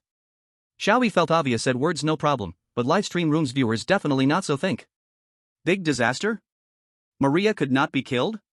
Maybe killing Maria would explode out bigger stronger, and totally impossible to dialogue monster, luckily came here ask a bit, otherwise maybe really would brew big disaster. Ms. Maria absolutely cannot be killed, I still count on Xiao Yi brother to fill her lost love. Front that one, you not finished Avia continued saying, that is understandable, after all forced to that degree, very hard not go crazy, Sprout wanna fight them idea. But, that is no good, I earlier than Nathan that brat arrive here years more, so no much more than him. He does not know one thing, that monster because ritual was drawn here, but at same time also limited by mother, because mother's request, so we can always live. If mother once dies, that monster only limit then not exists, then truly can do as it wishes. By then, don't say leave here, fear we all will die here. So then? Xiao Yi asked. Let Nathan and mother meet talk a talk. Avia answered, currently only can defeat that monster method, is let him and mother talk a talk. As long as let Nathan wake mother and that monster duel's awareness, let her suppress the monster's awareness, we then have a sliver of hope. Hearing this, the audience in the live stream room couldn't help but be stunned. Is it really that simple? But, is there really a mother-son bond between Nathan and Miss Maria? Will it really help for them to talk? Of course it will, after all, Miss Ivy said so. She is the designated person who can provide help, she is the most trustworthy. Xiao Yi was a bit speechless, after all this fuss, it still comes down to talking therapy. That's right, please let Nathan meet his mother. Okay, I understand. Xiao Yi immediately stood up, ready to handle this matter. At the same time, in the livestream room of the Lighthouse Nation. Although the people of the Dragon Nation were immersed in Xiao Yi and did not come to insult them, every person from the Lighthouse Nation still had an unhappy expression. Because they were all watching the Dragon Nation's livestream too. They watched as Xiao Yi was almost at the end of the instance, already on Rule 9, and the end was very close. Meanwhile, on their side, Professor Dick was still playing a game of cat and mouse with Hannibal. At first, the people of the Lighthouse Nation could brag about their story progress, but now they had absolutely no face left. How dare there be someone who can surpass the Lighthouse Nation? This is something that every person from the Lighthouse Nation can absolutely not tolerate. Moreover, that someone is from the Dragon Nation. Just thinking about the Dragon Nation looking down on them made every person from the Lighthouse Nation feel a chill down their spine. However, just then, their representative Dick started to speak critically again. Dick was still alive, even though he had actually died 7 or 8 times already. However, as long as there were still living people in the Lighthouse Nation, Dick could keep coming back to life continuously thanks to his talent. One could say there was no instance he couldn't clear. But after dying so many times this time, the people of the Lighthouse Nation must have sensed something. Dick didn't care, anyway, those factions in the Lighthouse Nation would help him manipulate the truth and popularity. What Dick cared about more was his image in front of the people. So, even though he looked quite pathetic, Dick still shook his hair, believing himself to be quite handsome, and said, "Hannibal is indeed tricky, but I am gradually figuring out this instance. I can absolutely clear it, there is no problem." Dick thought that the people of the Lighthouse Nation would surely cheer for his performance. However, the actual situation was completely different. The people of the Lighthouse Nation, already feeling humiliated, couldn't help but start cursing in the livestream room upon hearing Dick's words. "Can you please shut up? Our noble Lighthouse Nation's face is almost ruined by you. You idiot. I test your mom. Get lost out of the Lighthouse Nation." Previously, when the people of the Lighthouse Nation first went to the Dragon Nation's livestream room to mock them, they ended up being scolded back in embarrassment. Because they had never witnessed the level of insults from the Dragon Nation, it was actually an eye-opener for them. The people of the Dragon Nation even specially created many exquisite slang expressions in the language of the Lighthouse Nation to insult the people of the Lighthouse Nation. Although the people of the Lighthouse Nation were angry, they also subconsciously began to use these slang expressions. After all, they were really useful, they could express their emotions more intuitively and strongly. Therefore, the people of the Lighthouse Nation felt humiliated. After all, they couldn't even master their own country's language as skillfully as the people from the Dragon Nation. Who could accept that? The people of the Lighthouse Nation had originally relied on the continuous failures of the Dragon Nation to barely gain an advantage, but now that advantage was gone, they dared not imagine what kind of humiliation they would face. So the people of the Lighthouse Nation felt extremely afraid of the Dragon Nation riding on their necks. But speaking of which, the language of the Lighthouse Nation was not even created by them. Oh right, the territory of the Lighthouse Nation wasn't even theirs. Chapter 22, Becoming Family. So, this is not my home. Where should I find someone? Xiao Yi felt a bit helpless. Whether it was Nathan or Maria, both suddenly ran away from him. This mansion is so big, with so many rooms, and Xiao Yi has only been here for one night, how could he find anyone? He could only continue wandering around the mansion, hoping to bump into those two. This time, the people in the live stream didn't have their blood pressure spike because of it. Because they didn't know where the two were either, so even if Xiao Yi was wandering around, they could accept it. It's so troublesome, after this is over, I must treat them to dinner properly. As Xiao Yi walked, he didn't forget to complain. The audience in the live stream couldn't help but tease him. Still eating. Still eating. Aren't you afraid of being poisoned? Fortunately, as long as it gets light, Brother Xiao Yi can leave this creepy instance, otherwise, if he were to stay a few more days, who knows what would happen. Xiao Yi took out his phone and checked the time. It's now 3:19 in the morning. I wonder if I will have a chance to sleep tonight, but I actually don't feel sleepy at all. Xiao Yi put away his phone just as he was about to turn a corner. And at that moment, coming from the other side of the corner was a figure. And that person was exactly Maria. Xiao Yi and Maria were about to bump into each other. Ah! Fortunately, Xiao Yi reacted quickly and managed to stop just in time, avoiding a collision with Maria. At that moment, it was unclear who sent a "what a pity" bullet chat. After stabilizing himself, Xiao Yi said, "Aunt Maria? So you were here." "Xiao Yi?" Seeing Xiao Yi, Maria was a bit surprised. Then she asked, "Do you have any new leads on who killed little Ni?" Well. Xiao Yi felt it was hard to explain that he had actually just chatted a bit with Maria's kid and her daughter. To be honest, even though Xiao Yi had expressed such indignation about finding the true culprit when the professor died, he himself had nearly forgotten about it. So, Xiao Yi could only respond, I can't say I didn't find any clues at all, I can only say that I completely didn't find any clues." "Really?" However, Maria's reaction was unusually calm. Xiao Yi asked again, "By the way, Aunt Maria, didn't you say you were going to do something? How did it go?" "Oh, that." Maria said, her expression suddenly darkening, "I was just looking for Nathan, I wanted to confirm some things with him. But unfortunately, I couldn't find him." "Oh?" Xiao Yi was somewhat surprised, not expecting Maria to be searching for that kid too. What a coincidence. Maria asked Xiao Yi, "By the way, have you seen him?" "I did see him." Xiao Yi answered honestly, "But he ran away again, I don't know where he went." "I see. Aunt Maria, let's look for him together," Xiao Yi said. After all, it was just right that Maria and Nathan should meet, it was fine to find Nathan together with Maria. "Huh? Really?" Maria's face lit up with joy. "Thank you so much, you've really helped me a lot, and I don't know how to thank you. It's just a small matter." Xiao Yi smiled, "As for thanking me, why not just let me have some more meals?" "Meals?" Upon hearing Xiao Yi's words, Maria's eyes sparkled. "I heard that our family's dinner was all eaten up by you, the food I made is delicious, right?" This conversation, initially mundane, had the audience in the live stream listening attentively. However, a comment in the bullet chat made everyone in the livestream tense up.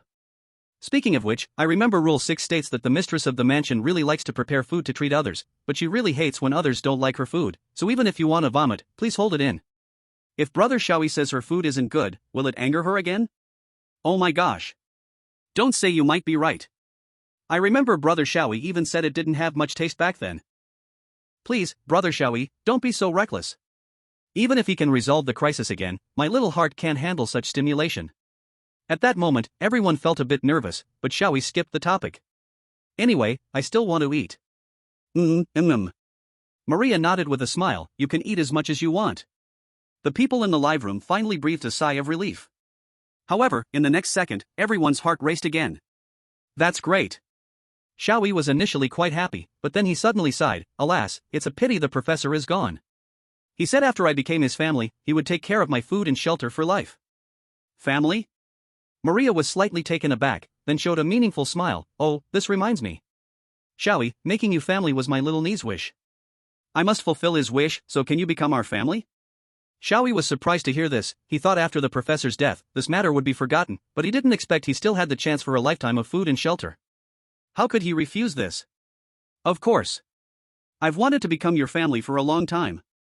Xiao Yi didn't understand what becoming family truly meant, but everyone in the live room understood, so they couldn't help but start wailing. Brother Xiao Yi. Why bring that up? Are you really just thinking about food? Oh no. My blood pressure monitor just exploded. It's over. Brother Xiao Yi is going to be dragged away and heavily insulted. Maria, hearing Xiao Yi's response, smiled even more warmly. That's wonderful, then come with me. I will gently make you a family. Where to? Xiao Yi asked. To the kitchen. Maria replied. The kitchen? Ah, could it be you want to treat me to a celebratory feast for becoming family? Xiao Yi's eyes suddenly lit up, while the live room fell into complete silence. Seeing Xiao Yi's excited expression, Maria suddenly began to caress her own belly. Xiao Yi noticed and asked, Auntie Maria, is your stomach uncomfortable? No. Maria shook her head with a smile. I just can't help but feel happy thinking about another child being born from my belly. Born? Xiao Yi was slightly stunned. Are you pregnant? Congratulations. Wait, if I become family now, wouldn't that mean this child is my future younger brother or sister? Maria squinted her eyes and didn't answer, only smiled. Xiao Yi assumed she was tacitly agreeing and couldn't help but feel excited. I never expected to have brothers and sisters too. It's truly remarkable, but I wonder if I'll be an older brother or an older sister. Xiao Yi's words directly filled the previously silent live room with question marks again. Brother Xiao Yi's words just fried my CPU. At first glance, it seems fine, but upon closer thought, it has me confused. I don't quite understand what you're talking about.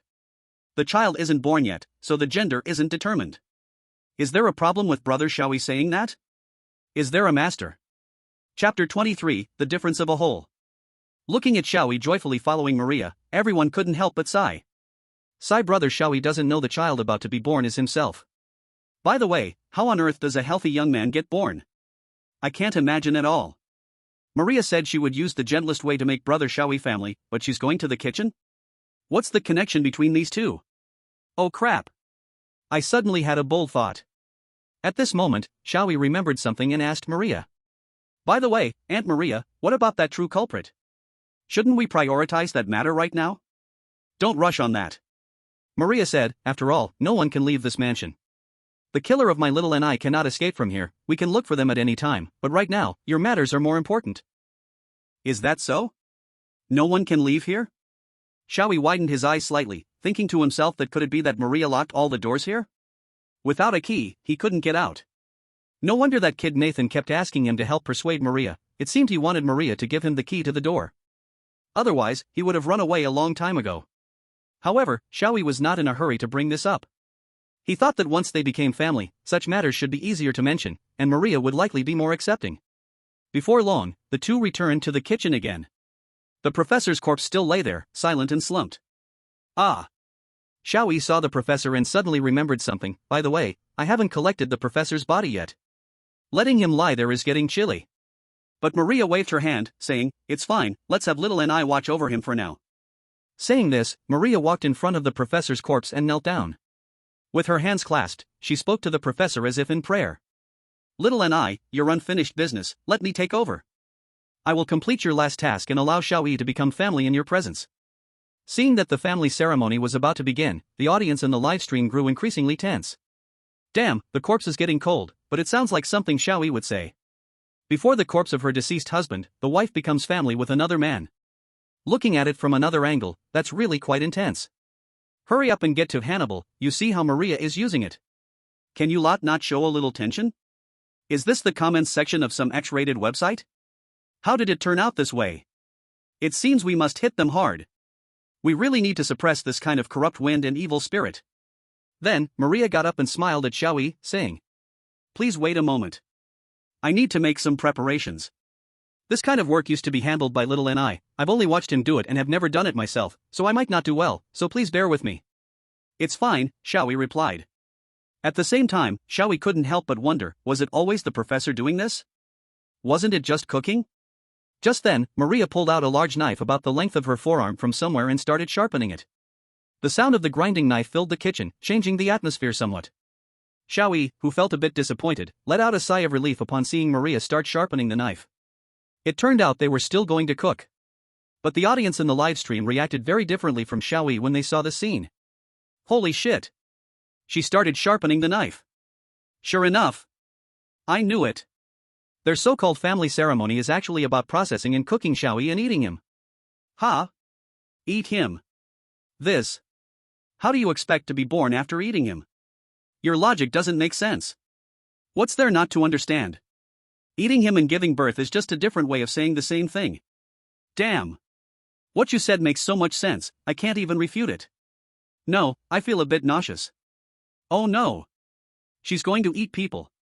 Everyone in the livestream was convinced that what was meant by birth was exactly this, feeling a wave of heart palpitations. But seeing Xiao Yi's expectant expression, they couldn't help but feel anxious. But unexpectedly, the next second, Maria's words took everyone by surprise. Maria glanced at the shiny knife and revealed a satisfied smile. It's sharpened. Xiao Yi, just wait a moment. I will soon prepare a delicious meal for you. Okay. Xiao Yi obediently nodded. And the audience in the livestream once again froze in disbelief. Huh? What? Is she really just cooking? The one who said eating and giving birth, come out and get slapped. Damn it, you made me almost throw up my leftover food. This. But before the audience could say anything more, the next scene. The crowd was stunned once again. They didn't hear what Maria was saying, they just saw her softly speaking, as if in prayer. In the next moment, like something suddenly appearing from thin air, a black, gelatinous object appeared in Maria's hand. The gelatinous object resembled a fat worm, about the size of a person's forearm, covered in irregular backward-facing spines. Not only that, it twisted like a snake, evoking a feeling of indescribable disgust. Upon seeing that thing, Xiao Yi's face changed, and he hurriedly asked, I won't have to eat this, will I? Yes, you will. Maria answered with a smile. This. Xiao Yi showed a troubled expression, your food customs here are a bit ahead of their time, can I not eat it? No, you can't. Maria shook her head and explained. This is the body seed, which is necessary for you to become our family.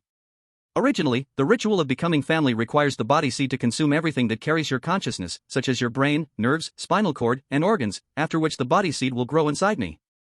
Once the body seed grows into a new you can be born from my belly, and only then will we truly be considered family. However, it is quite painful since your consciousness remains awake throughout this process, the feeling of being slowly eaten away is truly unbearable. Listening to Maria's words, the audience finally understood what birth truly meant.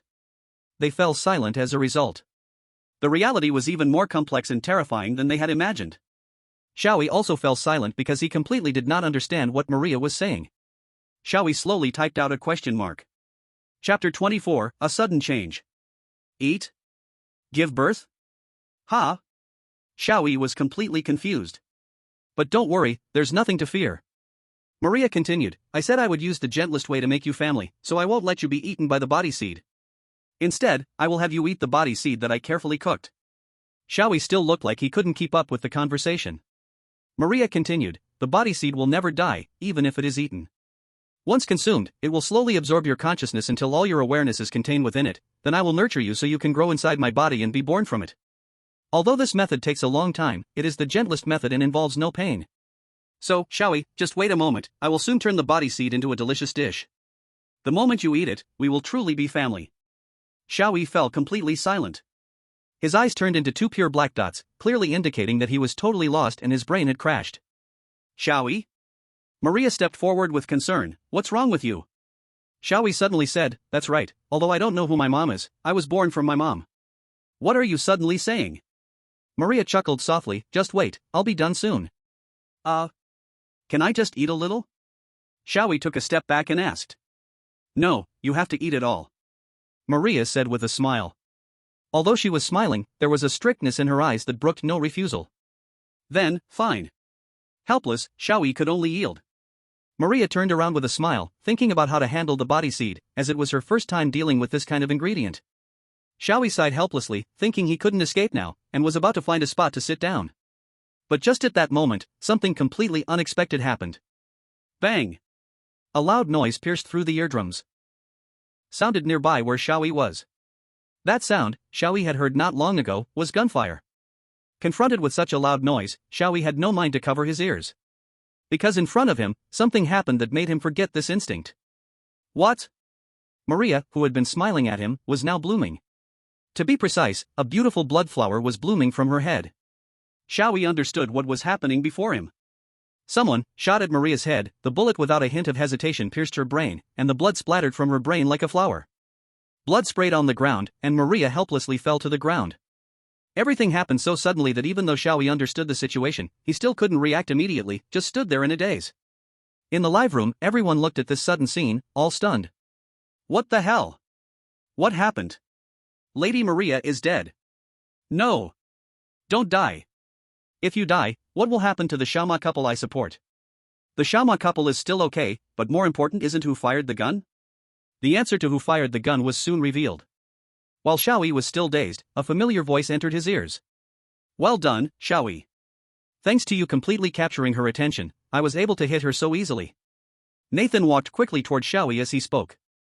And in his hand, he was holding a pitch-black pistol. However, Nathan immediately tossed that pistol to the ground as if throwing away trash, came in front of Xiao Yi, and said to him. But, just this is not enough. It must be with the original text to completely solve her. Xiao Yi, where is my original text? Original text? It's that dagger, never mind, I'll do it myself. Nathan quickly took the black jade dagger from Xiao Yi. Without any hesitation or stop, Nathan suddenly pounced on the fallen Maria. That dagger accurately stabbed into Maria's chest. After doing all this, Nathan's previously tense face finally relaxed a bit, and he couldn't help but let out a sigh. Now I can finally feel a little more at ease. What are you doing? The situation in front of him was no longer a time to be dazed. Xiao Yi looked at Nathan, his expression turned serious. Didn't the woman on the phone explain things clearly to you? Nathan frowned slightly. The person on the phone, she only told me to have a good talk with Maria, so the problem could be solved. Nathan's expression instantly turned disdainful. Is that woman out of her mind? How could she say something like that? Oh right, she indeed has no brain now, I overestimated her. When she told me that you had killing intent towards Maria, I didn't take it seriously, but I didn't expect it to be true. As Xiao Yi spoke, he stepped closer to Nathan. You actually did such a thing. What? Looking at Xiao Yi, Nathan inexplicably felt a sense of fear in his heart. He had never seen Xiao Yi with such a serious expression before. In fact, he could not imagine Xiao Yi could show such an expression. Although scared, Nathan could only harden his resolve and say, my original goal was to solve Hannibal and Maria first. Anyway, you need to calm down and listen to my explanation. I see, I knew it, it must be you who killed my little N.I. However, before Nathan could finish his words, he froze. Because he actually heard Maria's voice. Nathan looked sharply at Maria, but found that Maria had already stood up, the dagger that he called original text. At this moment, it was also firmly in Maria's hand. What is happening? Xiao Yi, still out of the loop, was once again stunned. How is this possible? Nathan exclaimed, is the original text useless?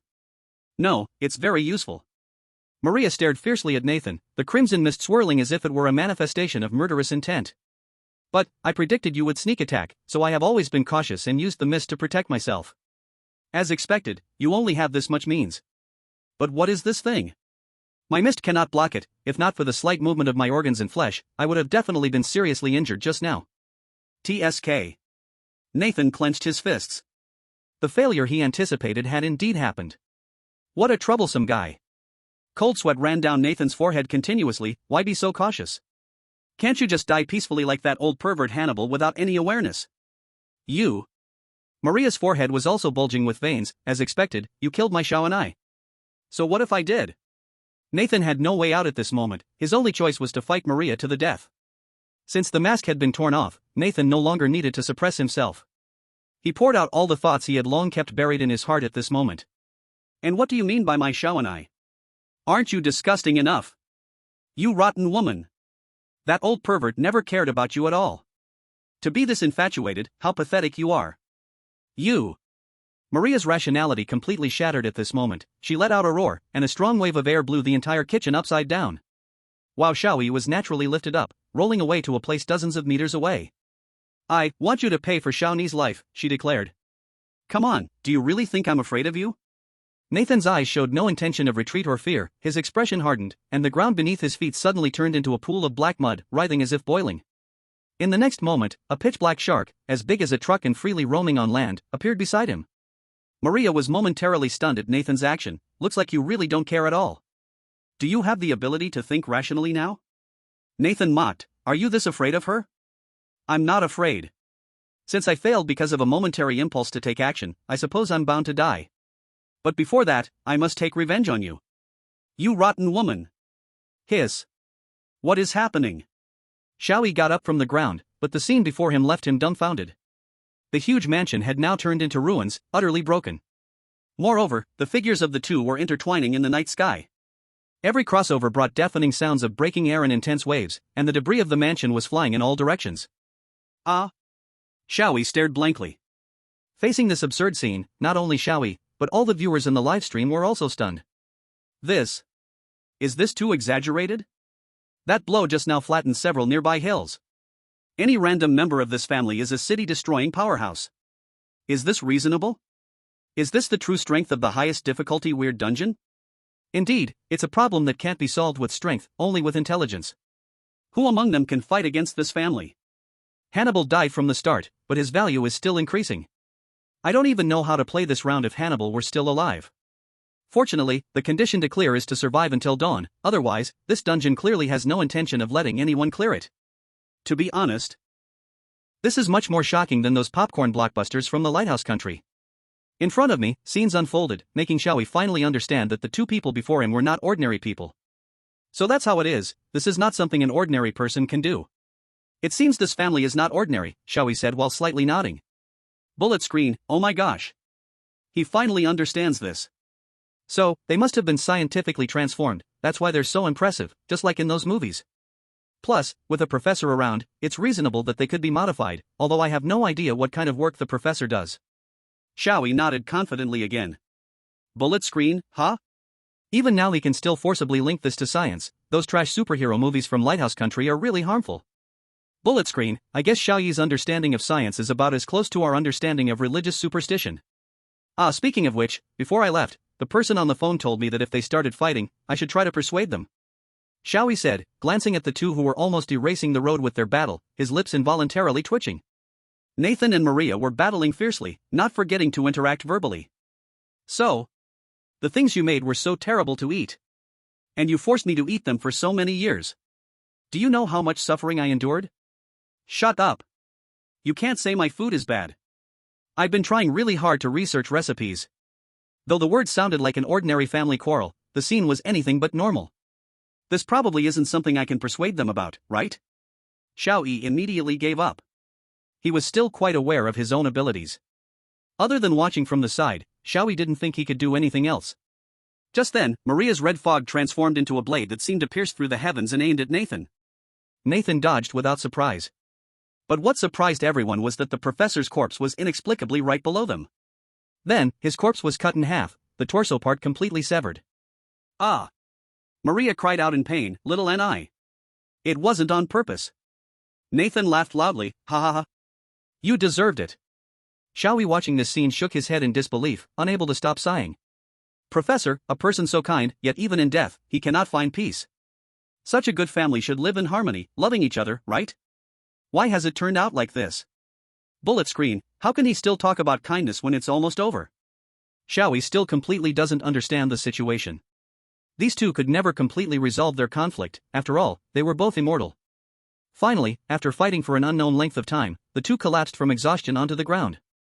Seeing that they had finally calmed down, Xiao Yi approached them. The closest to Xiao Yi was Nathan. He walked over to Nathan, who was sprawled on the ground and gasping for air, and squatted down to ask. Have the mother and son finished arguing? Xiao Yi was just casually asking, but he didn't expect Nathan's response to leave him and everyone in the livestream in stunned silence. Nathan said, Huh? What nonsense are you talking? She is not our mother. Eh? What did you say?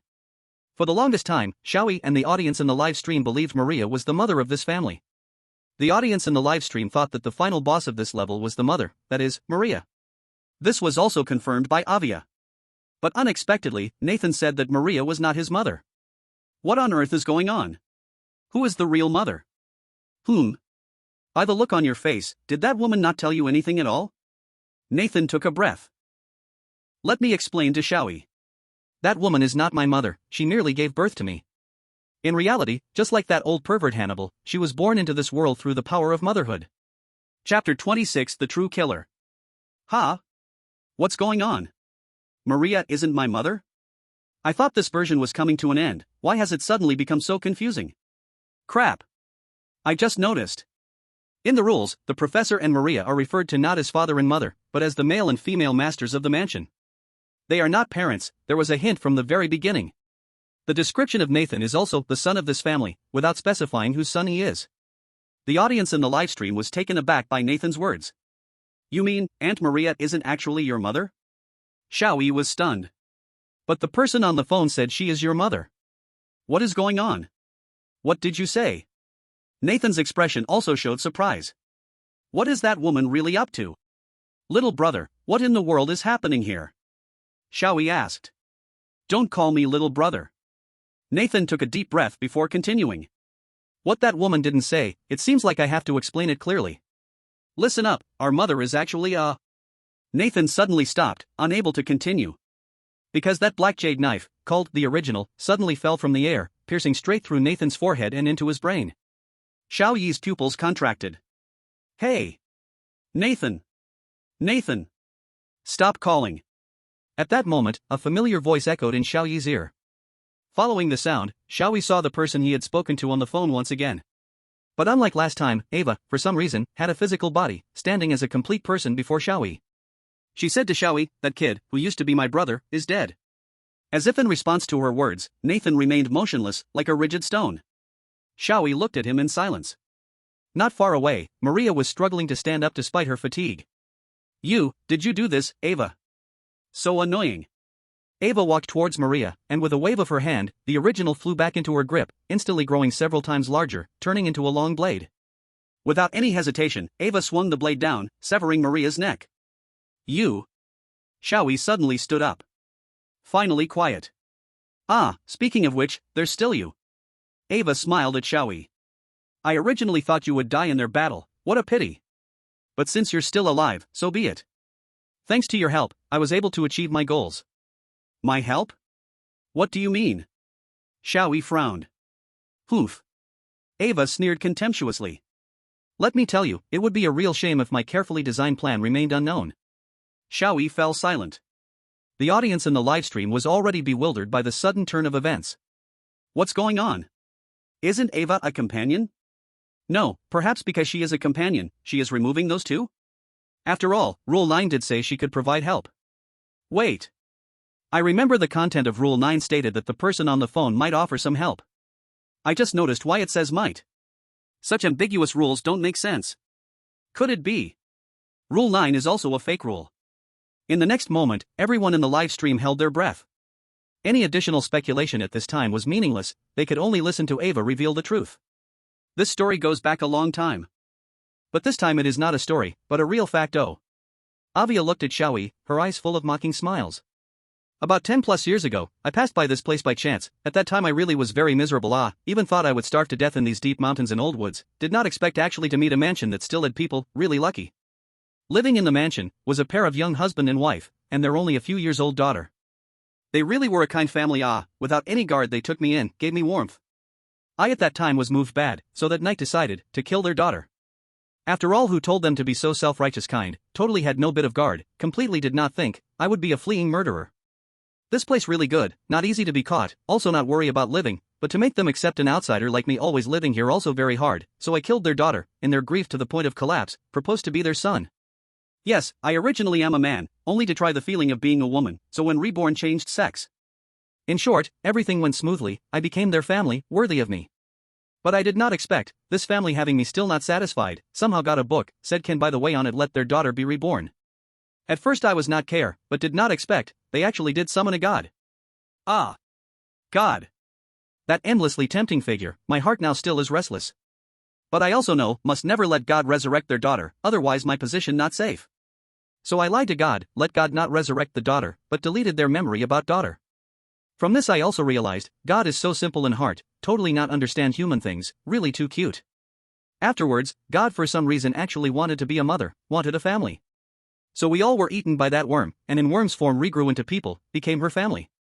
Later Nathan was because Maria wanted again to feel pregnancy, to give birth feeling, that stuff that worm into body to raise, really lucky she could do that, though memory gone, she still chases daughter's shadow. We after being changed, actually gain special power, this too wonderful, worthy of God's power. But, too much, no need let everyone have power right, God really selfless pity I am selfish person, I want to take God's love and power all to myself, so I decided to remove this family. I specially was locked into that room, just to decode and summon God's that book. The poison to kill this family, and the original text, all were made by me through decoding that book. And Nathan, this fool who does not know God's goodness, wants to escape here, became my best chess piece.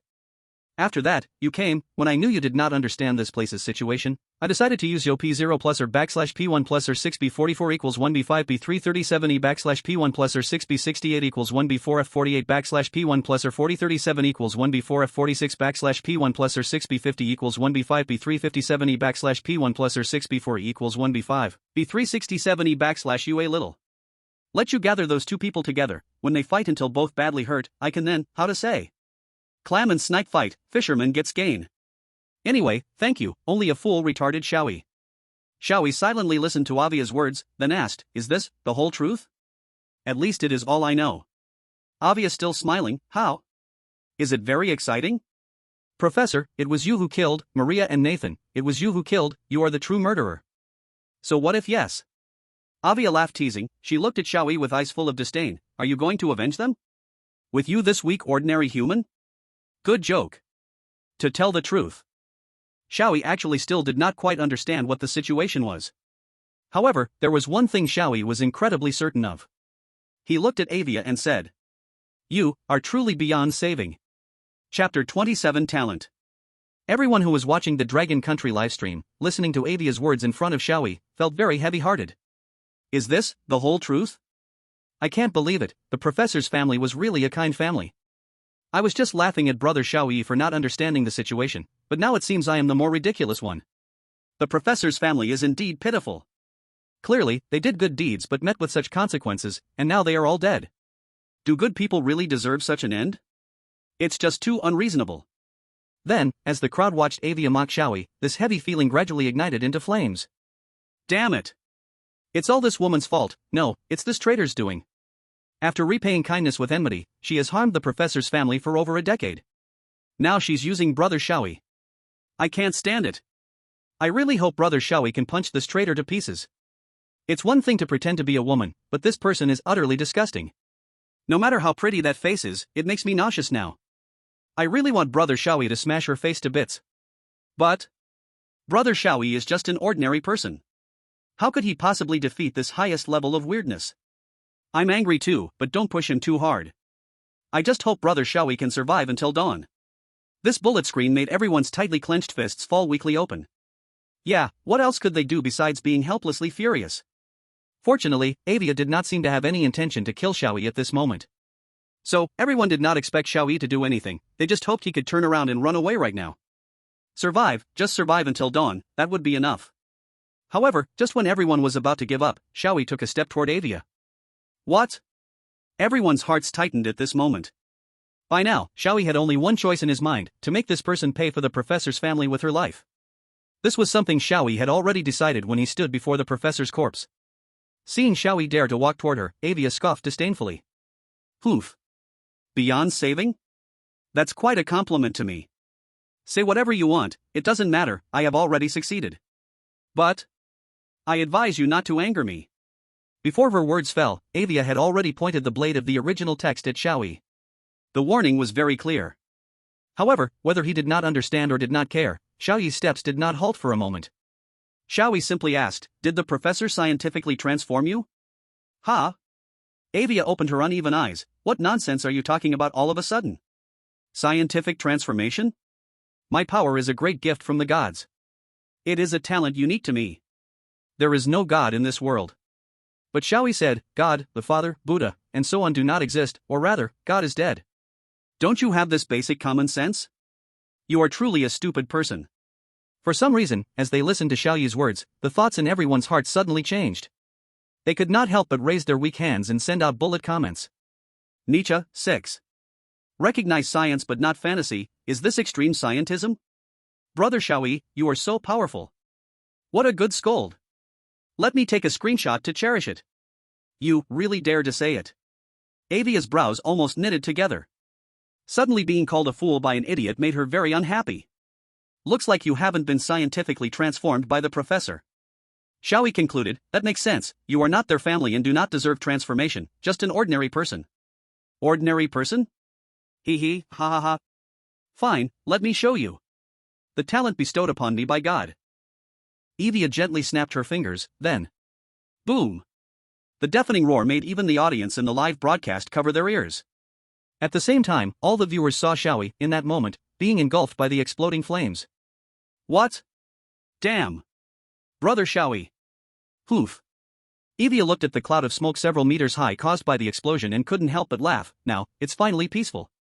So, it's just me left here, the gods have no choice but to love me alone, it's time to find. Before Avia could finish, she suddenly heard a coughing sound. Cough cough. My kidneys can't handle such thick smoke. Wait, which organ is for breathing? Is it the kidneys? Xiao Yi said, waving his hand to disperse the smoke, reappearing in front of Avia. What? Avia was stunned. The live broadcast room was filled with question marks. That was an explosion powerful enough to bring down a whole building. Yet Xiao Yi emerged completely unharmed.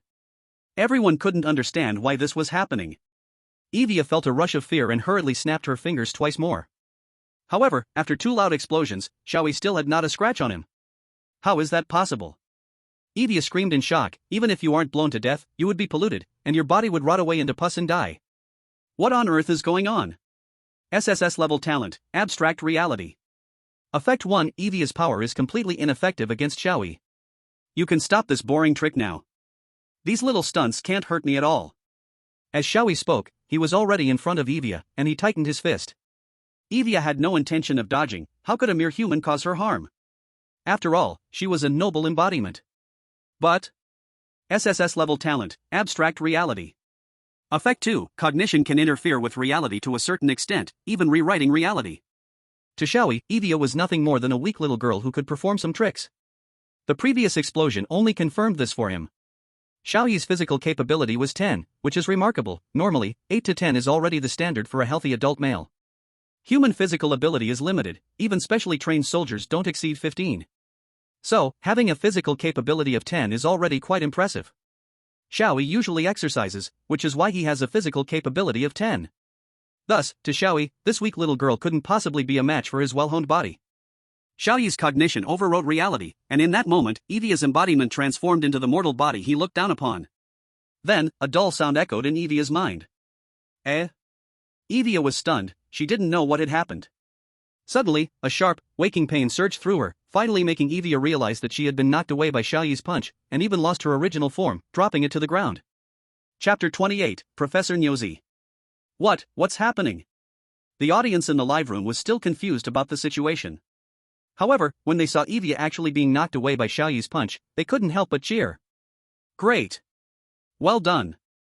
Brother Xiao Yi's talent must be the strongest S-level talent, the weirdness can't hurt him at all. Brother Xiao Yi, you are my god. I don't know what's happening, anyway, Brother Xiao Yi is amazing. From now on, you can't call Brother Xiao Yi an idiot. He's my dad. Okay. Count me in. He's my dad too. Avia, still unable to comprehend her current situation, remained slumped on the ground. What was wrong with this human? The explosion was useless against him, and she was easily knocked away by him. Everything was clearly abnormal. Is he still human? Avia stared blankly at Xiao Yi, realizing he had pulled out the pitch-black pistol from his body. Avia's heart tightened. Are you planning to end me with that gun? Being shot wouldn't kill Avia, but the pain would still be very real. Although it enjoyed killing, it was deeply afraid of pain. No, I'm not planning to use the gun. However, Xiao Yi simply threw the pistol to the ground. I've never used a gun, and I heard using one really hurts. Avia just breathed a sigh of relief, but Xiao Yi's next move completely terrified it. Perfect, there's a more convenient one here. Saying this, Xiao Yi picked up the original classic from the ground. Once leaving Avia, the original classic transformed back to the size of a dagger, but it was still enough. Exclamation point. The original classic could kill the professor's family, and this fact was the same for Avia. Though it loved killing, it was also extremely afraid of death. So, out of fear of death, Avia instinctively begged Xiao Yi. Can we make peace? Ha? The answer was obvious. Ugh. Avia immediately stumbled backward. At the same time, it was shouting something loudly. God. Mother. Save me. I'm your only family. Only I can respond to your love. But nothing happened. In Xiao Yi's eyes, Avia was just squirming unattractively. However, for Avia, it seemed different, as if it heard something. Tired of me? So, I've been abandoned? Avia looked at the empty night sky and shouted, how can this be? You can't betray me. I am your only family. What do you mean? Xiao Yi frowned. What nonsense are you talking about? Just as Xiao Yi prepared to approach Avia, it suddenly let out a harsh, manic laugh. Ha ha ha. I understand.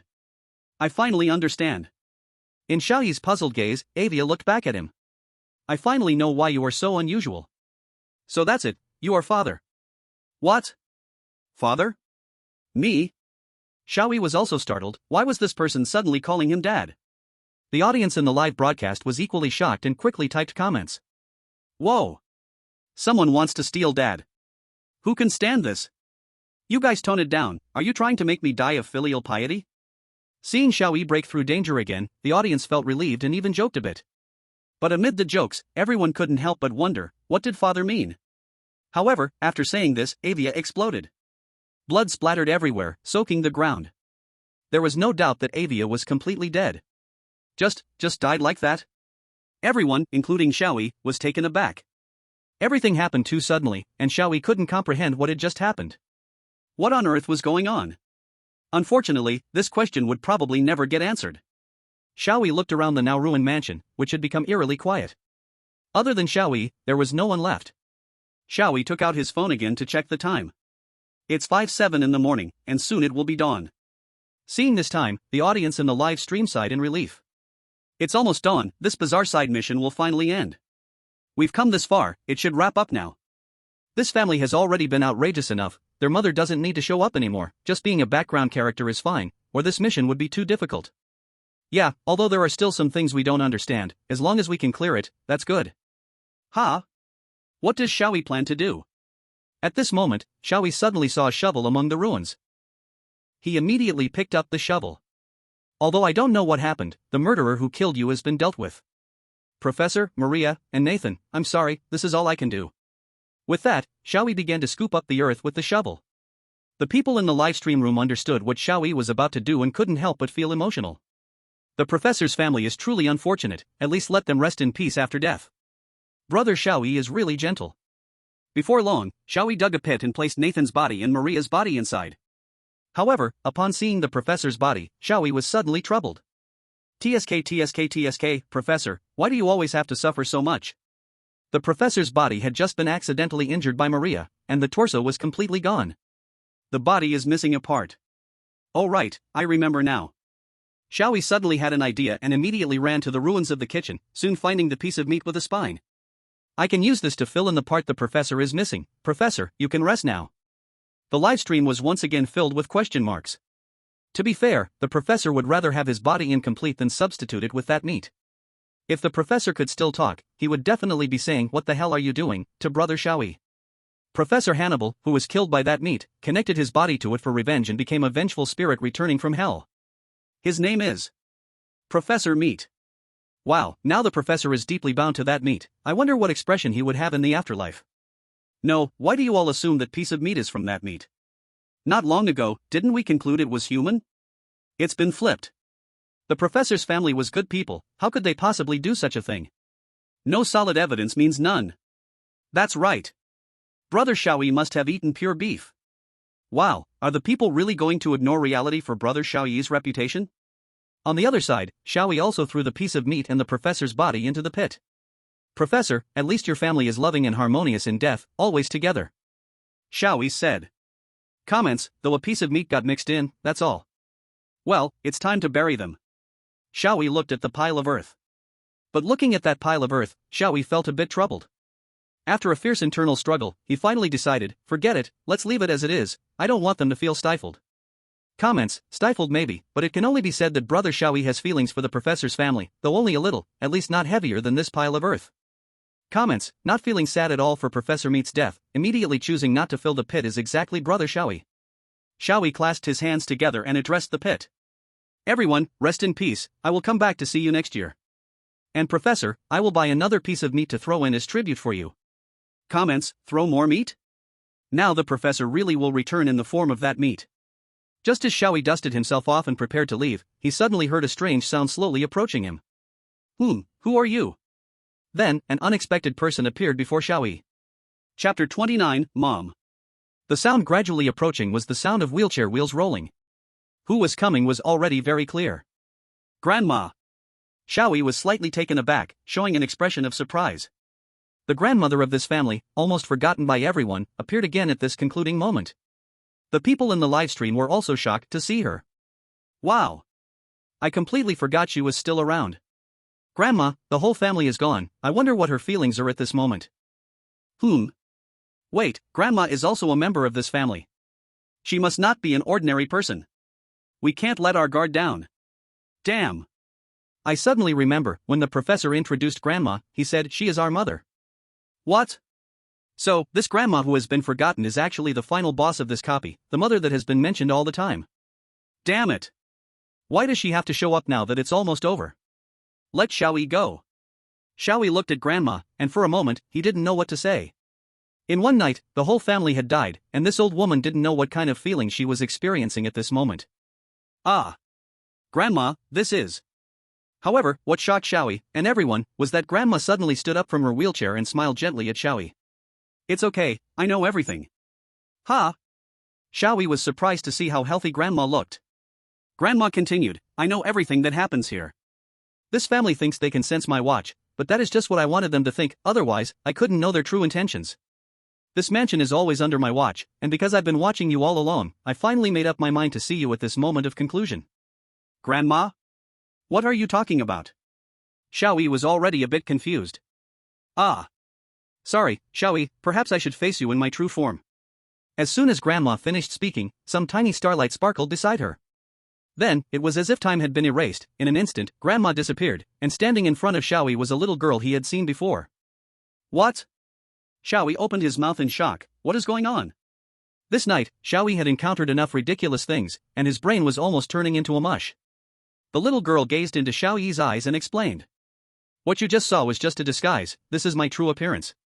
Xiao Yi, you must be very confused right now, but it's okay, I will explain it clearly. First, I must tell you that I am the mother that this family speaks of, you can call me Eve. In the live stream, although many had guessed her true identity, the sudden change still surprised everyone. Damn, is it really the same person? I knew a new character suddenly appeared, so that's how it is. But who would have thought that such a petite and cute little angel could become a mother? I have to admit, I want to call her mom too. A wave of Me Too comments flooded the screen. Eve, slowly explained to Xiao Yi. I was originally drifting in the endless universe, suddenly sensing a call, so out of boredom, I came here. I thought humans would ask for my help, and I would just give them some charity, but after I took away the memories of that couple about their daughter, the emotions contained in their memories, that thing called love, made me feel an indescribable heaviness in my heart for some reason. This made me deeply interested in the so-called love of humans, so I decided to stay and study humanity.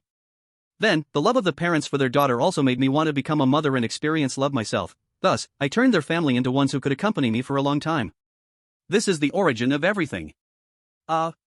Xiao Yi listened to Eve's words but still half understood, so he could only ask, pretending to understand.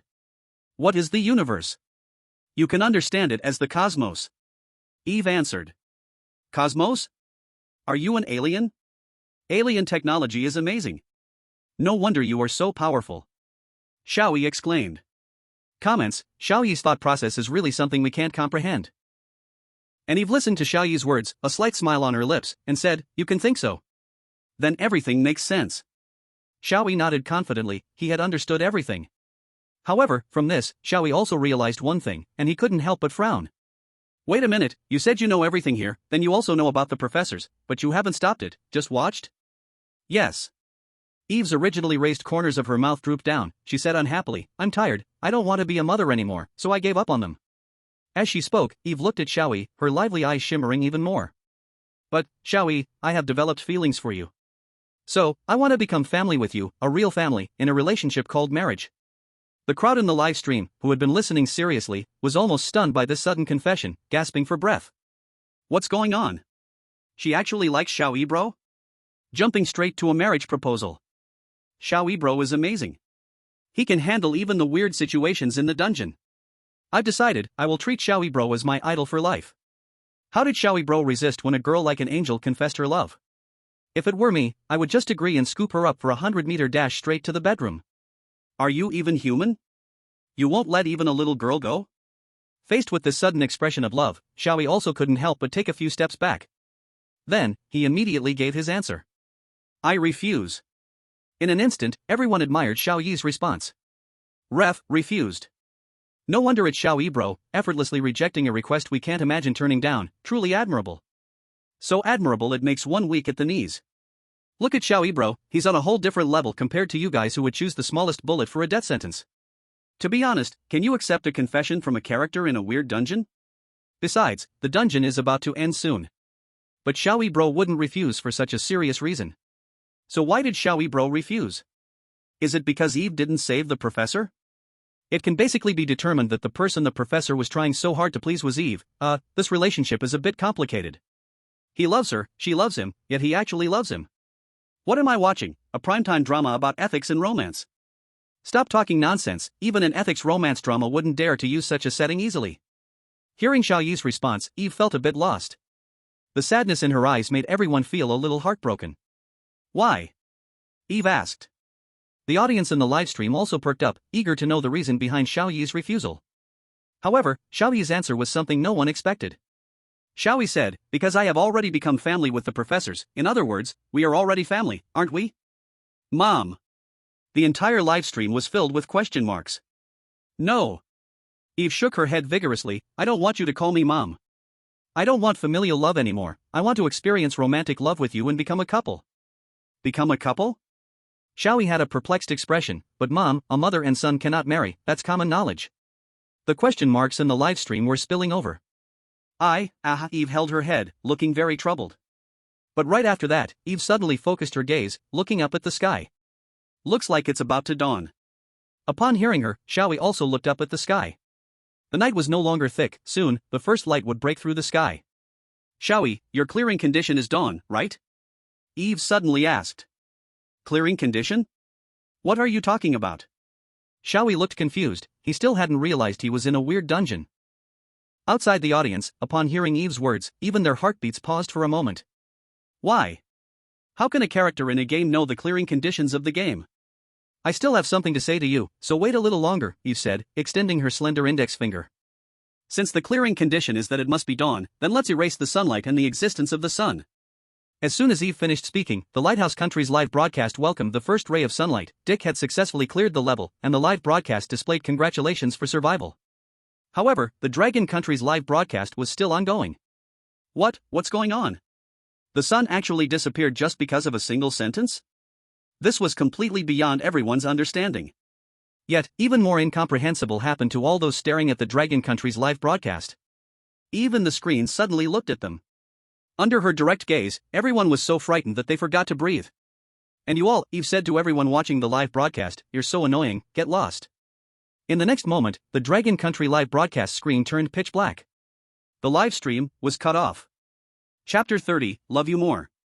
Plot completion rate, 7%. Looking at this information, Dick's expression changed dramatically, feeling extremely embarrassed. This time, the highest difficulty level in the game only required surviving until dawn, which added something called plot completion rate. The higher the plot completion rate, the better the rewards. But Dick's 7% completion rate was equivalent to having not pushed the plot forward at all, knowing nothing, and naturally receiving no rewards. This was in direct conflict with Dick's long-held image as a genius, undoubtedly damaging his reputation. However, it wasn't a big deal. Dick thought he had cleared the level after all, and it was the highest difficulty. There might not be another person in the world who has succeeded. Yet, when Dick returned to Blue Star, he thought it would be like before, with a large crowd welcoming his triumphant return. However, the imagined scene did not happen. Even his subordinates ignored him, all staring intently at their phones and computers. What's going on with these guys? Dick felt displeased but was also puzzled. The mysterious rules game had ended. What could still attract people's attention? Dick leaned beside someone to take a look, only to find that they all, for some reason, were watching the now blacked-out Dragon Country live broadcast. Although the Dragon Country's live broadcast was blacked out, it did not display an ending message, which meant that the game was still continuing, but the audience couldn't know what was happening over there. In the pitch-black Dragon Country live broadcast, the atmosphere was now filled with excitement and tension. What on earth is going on with Brother Xiao Yi? I'm so anxious. She just crushed the sun like it was nothing. How could she cut off the live broadcast too? Even if it's the highest difficulty, this is way too unreasonable. What happened to Brother Xiao Yi? That woman must have knocked Brother Xiao Yi down, forcing him to go into star rage. My brother Xiao Yi. Why can't we see? Why can't we see? Is it a paid content? Where's the recharge entrance? Let me see. And over on Xiao Yi's side, he watched Eve talking to herself, feeling puzzled. What are you doing? Nothing. Okay, now we can have a good chat, Eve said, moving a bit closer to Xiao Yi. Chat? What do you want to talk to me about? Mom, if it's about looking for a wife, I'll have to refuse. Don't call me Mom. Eve clenched her two small fists, her little face turned red from anger. But then, feeling a bit shy, she said, but it is indeed about your wife. Xiao Yi was taken aback, his eyes drifting, clearly lying as he said, actually, I was just planning to find someone. I saw a pretty girl in an animation yesterday, and I'm going to ask her to meet. So let's talk about this topic another time. Come back. Eve immediately grabbed the collar of Xiao Yi, who was trying to escape. You are not allowed to find any woman other than me. Xiao Yi felt a bit helpless. It was precisely because of this that he thought he was not good at dealing with children. No matter what Eve said, she was just a little girl. She probably only heard others say that love was wonderful and, with half understanding, developed a longing for it. She didn't even know why a mother and son couldn't marry, nor could he expect her to understand what love was, purely lost in her own thoughts.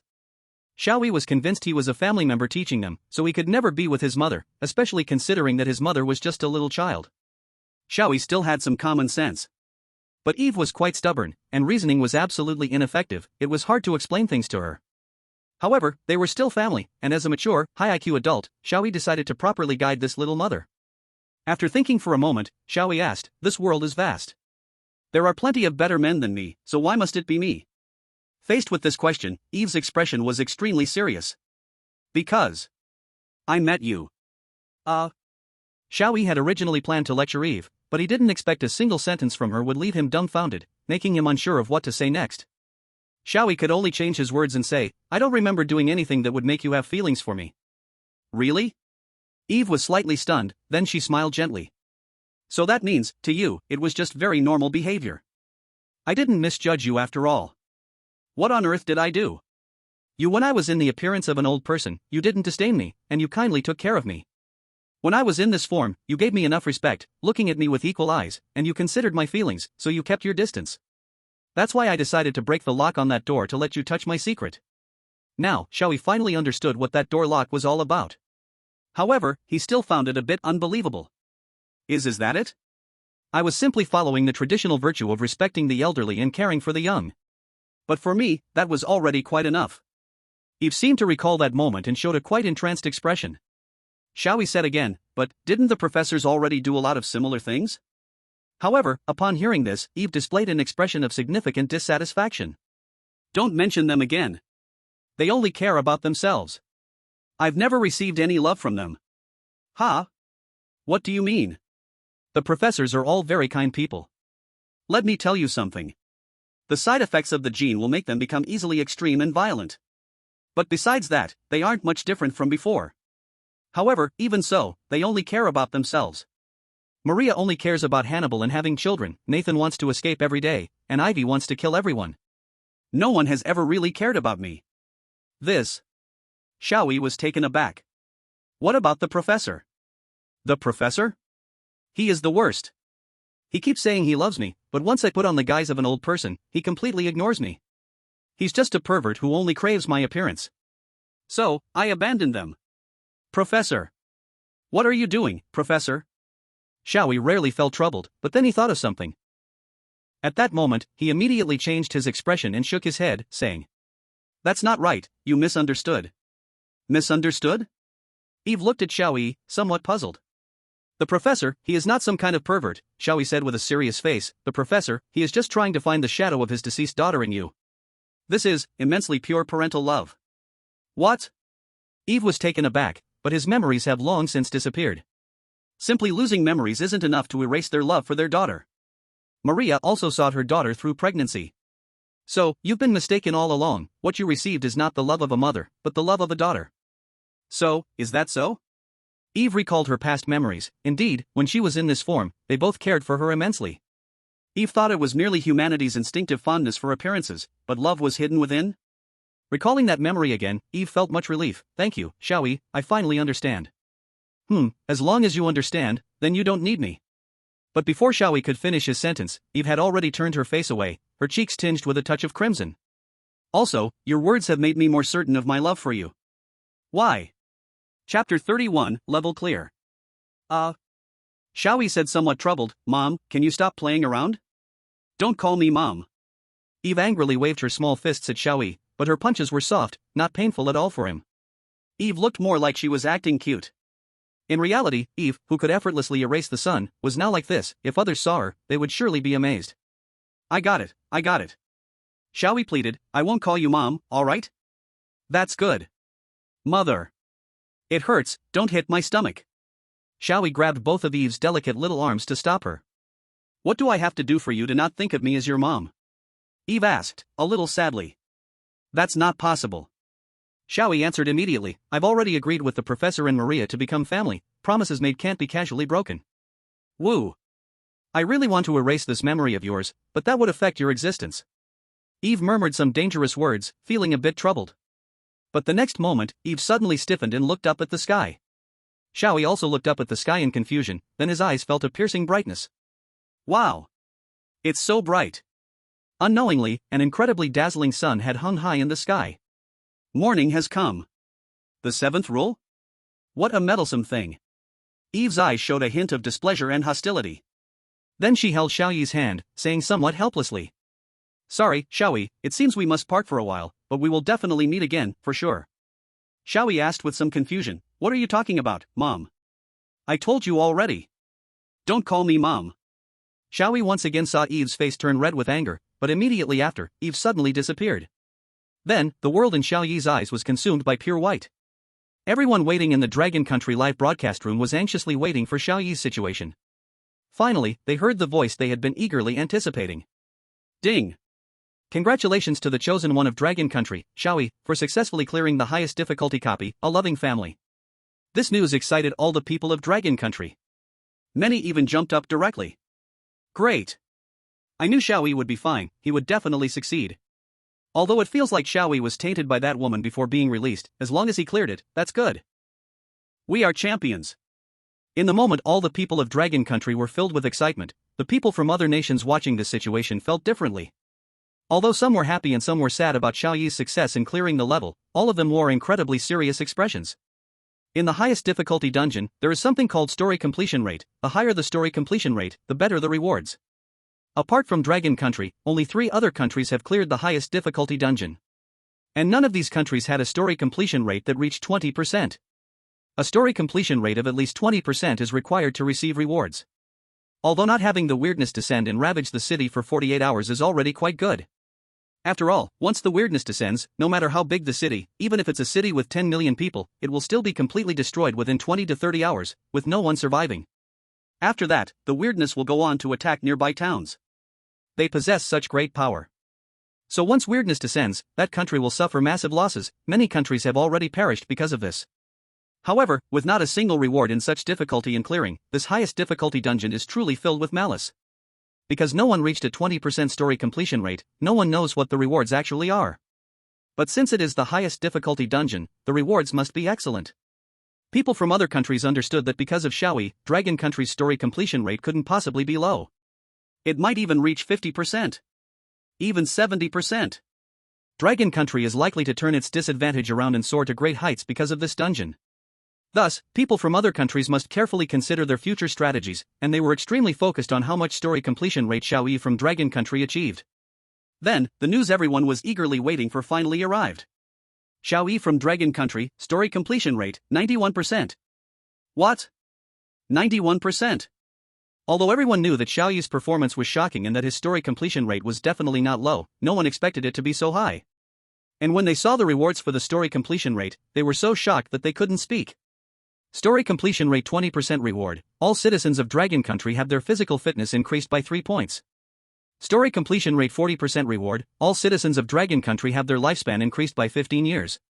Story completion rate 50% reward, one-time exemption from the strange occurrences following a future dungeon failure. Story completion rate 70% reward, the resources held by Dragon Country triple. Story completion rate 90% reward, restore all cities affected by the strange occurrences to their state before the occurrences. Story completion rate 100% reward? This. Everyone on Blue Star, upon seeing these rewards, was completely dumbfounded. As expected of the rewards for the highest difficulty dungeon.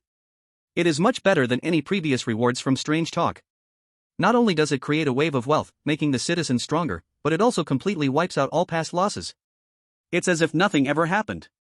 Now, Dragon Country is not just going to rise, but is going to defy the heavens.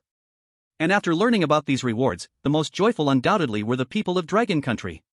Even more importantly, due to the improvements in lifespan and physical fitness, countless people barely surviving on hospital beds instantly became energetic. Families that had originally hesitated in helplessness, unable to afford medical bills, finally stepped out of the shadows. They could happily continue to be with each other. Furthermore, those cities and towns destroyed by the weirdness have all returned to normal. Most importantly, the tens of millions killed by the weirdness. Everyone has come back. Originally thinking they would never meet again, the parents far away in their hometown, the lover in a distant place, and friends, can now see each other once more. Countless people from the Dragon Kingdom have tears of joy. On this day, countless families, lovers, and friends can finally reunite again. Everyone sincerely thanks Xiao Yi. Every person knows that the reason for their happiness all comes from Xiao Yi's efforts.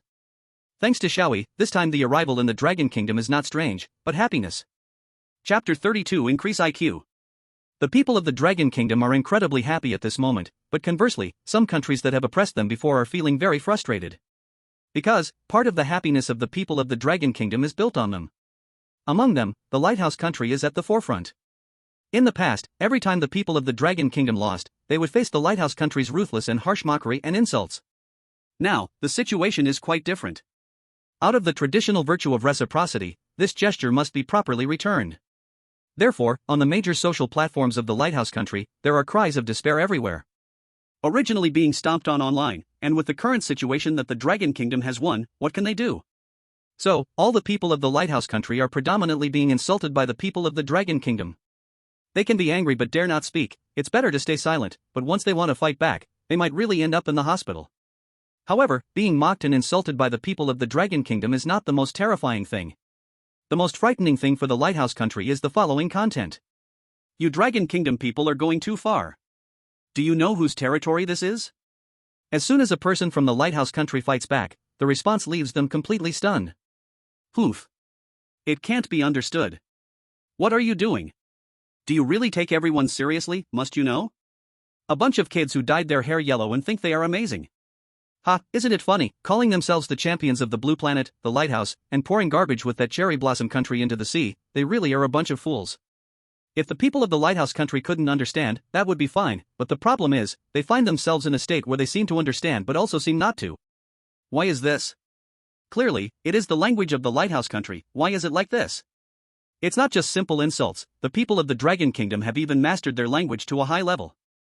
This makes all the people of the Lighthouse Country unable to accept. Clearly, it is their own language used for hundreds of years, yet the people of the Dragon Kingdom use it better. They feel fear, even fear for their familiar language. This is the real ultimate insult for the people of the Lighthouse Country. However, unless they cut off all the internet lines in the Lighthouse Country, they cannot stop the people of the Dragon Kingdom. It was an old feud, and with Xiao Yi not currently in the live broadcast, what else can stop it? What else can stop the people of the Dragon Kingdom? So, countless people from the Lighthouse Country cried out, "Quack! Brother Xiao Yi, save us! Where is this?" On the other side, Xiao Yi looked at the pure white world in front of him and felt confused. "Where is my mom? Eve?" he asked. But no one answered him, only a voice that seemed to come from afar, yet was incredibly clear and soul-stirring, echoed in Xiao Yi's mind. "Congratulations on clearing the highest difficulty instance of Love and Family, plot completion, 91%. Plot completion reward for 20%, your physical quality increases by 5 points. Plot completion reward for 40%, obtain 10 free attribute points. Plot completion reward for 50%, the chosen one can exempt one death caused by challenging the instance. Plot completion reward for 70%, obtain 20 free attribute points.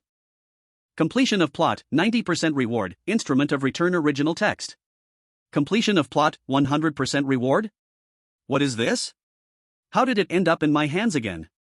Xiao Yi stared at the sudden black jade dagger in his hand, the original text, feeling puzzled when he suddenly heard an extremely piercing sound, like the sharp noise made when a computer crashes. System error, system error. Gain special talent, blessing of the first rule.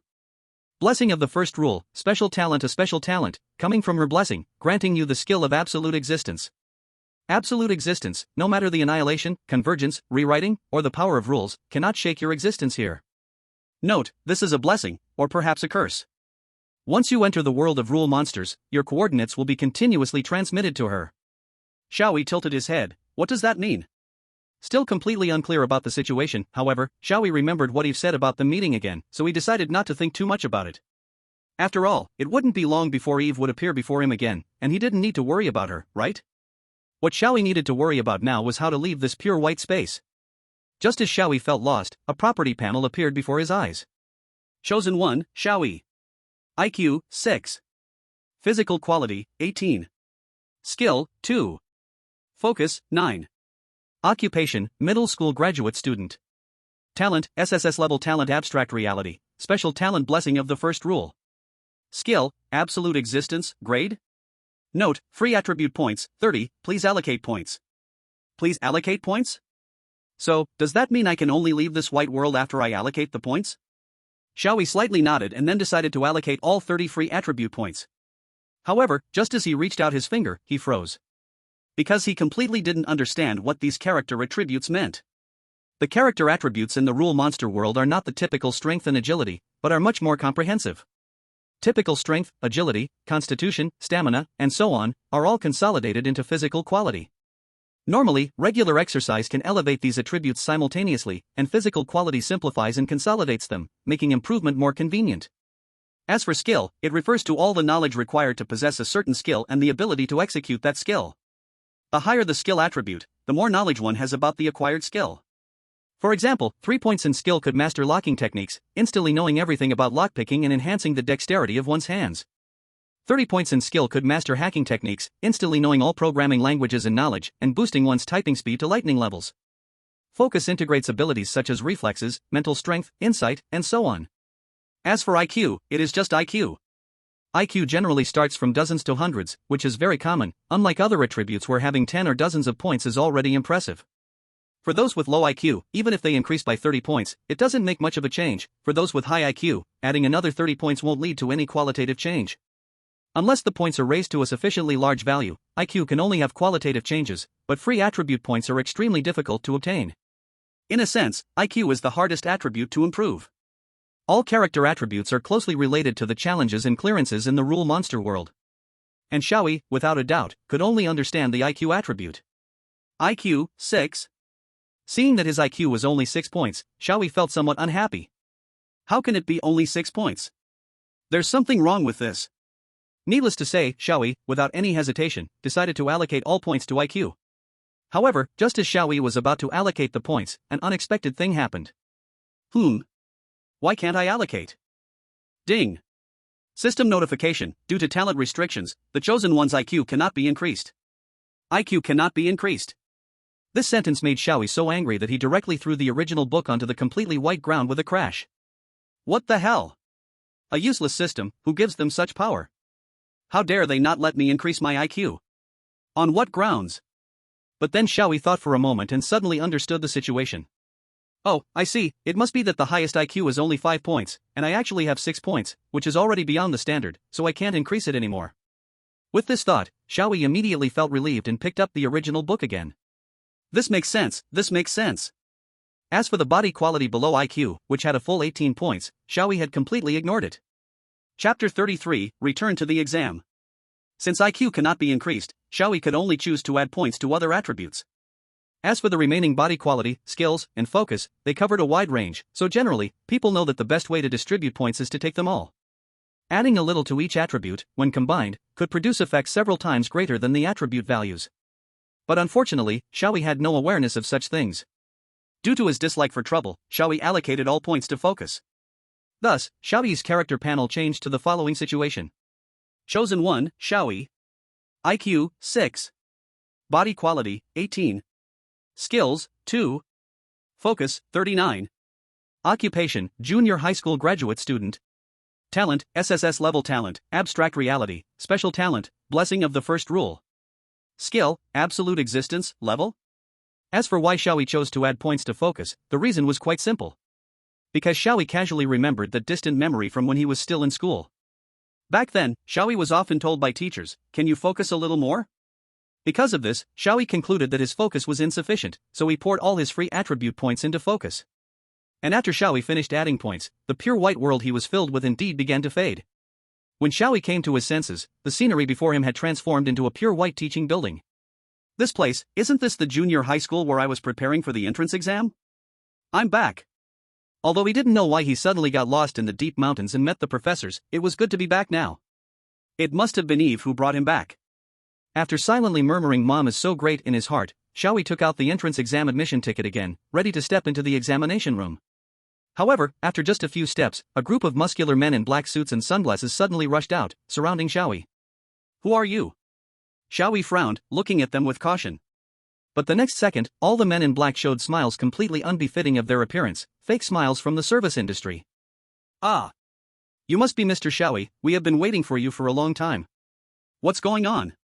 Just as Xiao Yi was puzzled, an old man with white hair rushed over excitedly, immediately shaking Xiao Yi's hand vigorously up and down. He said, "Wow. You are Mr. Xiao Yi, it is truly a stroke of luck to meet you, a stroke of luck indeed." Before Xiao Yi could ask anything, the old man spoke again. "I am the principal of this school. Mr. Xiao Yi's willingness to come to our school is a great honor for us. To welcome your return, I have already prepared your graduation certificate. Hey! Hurry up and bring it over." At his command, a school teacher handed a trophy made of pure gold to Xiao Yi's hands. Feeling the heavy weight in his hand, Xiao Yi was already dumbfounded. Is this a graduation certificate? Isn't a graduation certificate just a piece of paper? However, the principal didn't explain anything but instructed the school teacher to take a photo of them. After the shoot, the principal, filled with gratitude, said to Xiao Yi, "Thank you so much, Mr. Xiao Yi, for your generosity. This photo, I will cherish as a family heirloom, and my family will worship it for 3 generations." After saying this, the principal turned to leave, but Xiao Yi immediately held him back and asked, "Principal, what's going on?" "Let us explain." A leading figure in black stepped forward and explained. "This is because Mr. Xiao Yi has been chosen to participate in a trial that concerns the fate of all people of Longhua. Due to your outstanding achievements, we have decided to grant you the highest degree directly. Additionally, we would like to invite you to meet someone." "Trial? What trial?" Xiao Yi said, puzzled. "I just accidentally got lost in the mountains." The man in black replied, "Regardless, you have accomplished a great feat now, let's go. The helicopter is ready." The principal watched on the side, unable to help but whisper, "This scene seems a bit like a kidnapping." But the principal understood that what the men in black said was true. Not long ago, the principal was in his office, cheering for Xiao Yi during his live broadcast when suddenly a group of men in black rushed in, scaring him so much that he thought the shady dealings on his accounts had been exposed. However, those men in black didn't say much and simply handed him a phone. He dared not refuse the situation and had to pick up the phone. Then, a deep male voice echoed from the phone. "Hello, my name is Suing Wang. I won't waste time with unnecessary talk. After much effort in our investigation, we have confirmed that Longhua's chosen one, Xiao Yi, has been selected from your school to participate in the rule mystery." The principal was slightly taken aback. "Our school? Such a thing exists? By the way, who are you? Suing Wang? Why does that name sound a bit familiar?" The other party answered, I am the current leader of Longwa, somewhat well known. Ah? What the heck? The leader of Longwa. Isn't that the highest ranking person in Longwa? The principal was so shocked he almost knelt down on the spot. Suing Wang then said, I don't want to waste time. In short, if Xiao Yi returns successfully, we will hold a welcome for him here, so I need your cooperation. Yes. I will surely obey without hesitation. This was the principal's experience. He never expected that Xiao Yi was really in his school. What an incredible honor. This is something he could brag about until he dies. However, it seemed that Xiao Yi was about to leave and meet that leader of Longwa. But at that moment, something unexpected happened. Xiao Yi said, I'm not going. Saying this, Xiao Yi directly shoved the trophy back into the principal's hands and said, Principal, get ready for the exam. How can I get a graduation certificate without even taking the entrance exam? That just doesn't make sense. But this is a matter of principle. In any case, I will take the exam today. Xiao Yi had studied hard for the exam, how could he say he won't take it? What a joke. The principal didn't dare make a decision and could only look at those men in black. Those men in black also began to discuss. Let's report to the leader. He said all matters regarding Xiao Yi must be reported to him. However, even if they consulted the leader, the men in black already knew the answer would be a firm no. Xiao Yi was now a figure concerning the fate of all Longwa. They did not know when the next rule mystery would arrive.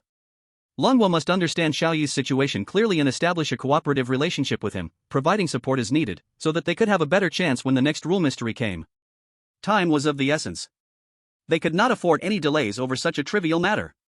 Depending on the situation, they might have to forcibly take Xiao Yi away. Report to the leader. Ask him how to deal with the exam issue, the superior has already replied actually granted. Chapter 34, A World-Changing Genius. Since Suing Wang has granted it, others also dared not say more. After getting the approval, the principal finally dared to say, good, I will arrange it right away. Mr. Xiao Yi, please follow me.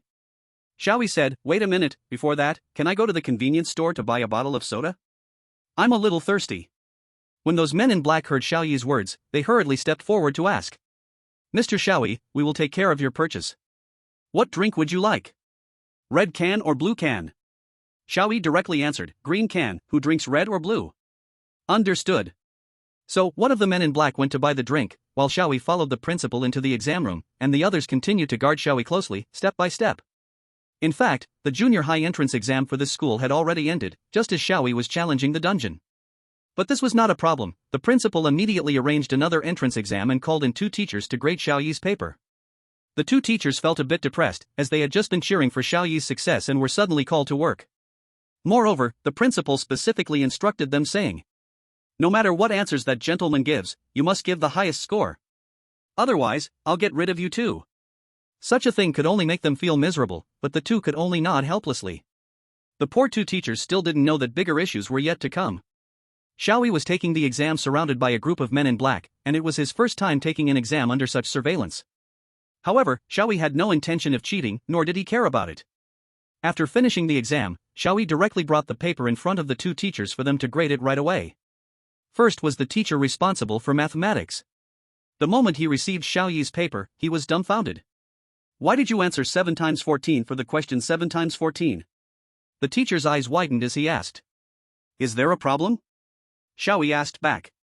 This question made the teacher's mouth twitch. There's no problem, but there's a huge problem. This left Xiao Yi confused, thinking how this teacher was talking nonsense that he couldn't understand. Then, Xiao Yi candidly expressed his thoughts. I don't understand, teacher. Don't understand? Is the teacher speaking in Chinese or English? Chinese. Xiao Yi replied immediately. Chinese, so why don't you understand? The teacher began to go a bit crazy. I'm saying there's a problem. What did you base your answer on? Xiao Yi thought for a moment and replied, just based on feeling, if it feels right, then it's right. The teacher really wanted to give a 0 score, but thinking of the principal's words, he betrayed his conscience and gave a score. For the first time, he betrayed his teaching career. But that's not all. The teacher saw that Xiao Yi had left a question unanswered and couldn't help but ask. Why didn't you answer this question? Is there a problem? Xiao Yi countered. Of course there's a problem. The teacher restrained his anger and said, this is an easy question. It's written right there. However, Xiao Yi showed a calm expression and said, yes, I know, so give me the points. Give you points? This left the teacher dumbfounded. You didn't even answer, how can I give you points? Xiao Yi countered, if it's an easy question, why do I have to answer it for points? Ah. The teacher was stunned. Xiao Yi took a sip of his drink and urged, why are you still dazed? Give me the points. Soon, the scores came out, and without a doubt, it was a perfect score. And the other teacher, who was responsible for grading the language paper, had just gone to the restroom, so he didn't know what had happened. He saw his colleague looking completely burnt out and felt a bit puzzled. However, he didn't think much of it and decided to first look at the exam papers. At first, there was nothing unusual, but the more the teacher looked, the more his expression became strange, even starting to gradually twist. In the end, he couldn't hold back and asked Xiao Yi. Classmate, can I ask you some questions? Xiao Yi generously replied, Teacher, feel free to ask. Well, then, what does setting fire for 3 months mean? What is it supposed to burn? How would I know? Xiao Yi shrugged, I didn't start the fire. Okay, then what about the boss goes back home? Are you planning to write the second boss moves to a new home? Teacher. Xiao Yi said, please don't make up poetry, it disrespects the ancients. You. The teacher jumped up in anger, and just then, he saw the principal. There was a small window on the exam room door, and the principal was staring at him through the glass. The threat in the principal's eyes was already very clear. The teacher had no choice but to sit back down obediently and asked Xiao Yi again, I have one more question, who is old disciple in your piece Old Disciple Sadness? The author. Xiao Yi answered immediately. Then who is the author? Li Bai. Your mom. The teacher almost cursed out loud, but he saw the principal outside making a gesture at him. It was a gesture of running a thumb across his neck, and the threat in the principal's eyes gradually turned into a murderous intent. The teacher was so scared that he could only force out a very reluctant smile and changed his words. Your mother must really understand education, right? I don't have a mother. But Xiao Yi's response left the teacher speechless. Ah, this. Then Xiao Yi changed his words again. But I recently got a mother, just that she's different from other people's mothers, she looks only about 10 years old and is just 1.4 meters tall. This. Now, the teacher was completely at a loss for words. However, even if he didn't want to talk, he still had to speak, because he saw Xiao Yi's composition. The teacher's eyes widened, he still couldn't help but ask Xiao Yi, for an 800-word essay, why did you only write the 2 words essay? You don't understand this, do you? Xiao Yi proudly shook his finger, 2 times 40 equals 800, if you look at it 40 times, isn't that enough? What he said almost made the teacher spit blood, but this is a Chinese exam. Can you do this in a math exam? The math teacher by the side instantly panicked upon hearing this. Having almost burnt out, he revived at once and rushed over. No, what do you mean? I have no quarrel with you, right? And, classmate, 2 times 40 does not equal 800, come on, write it up to 20 words, then let him look at it 40 times. The Chinese teacher also became anxious upon hearing this. What do you mean by that? Then, the two started to argue in front of Xiao Yi. Xiao Yi sipped his drink, watching with delight.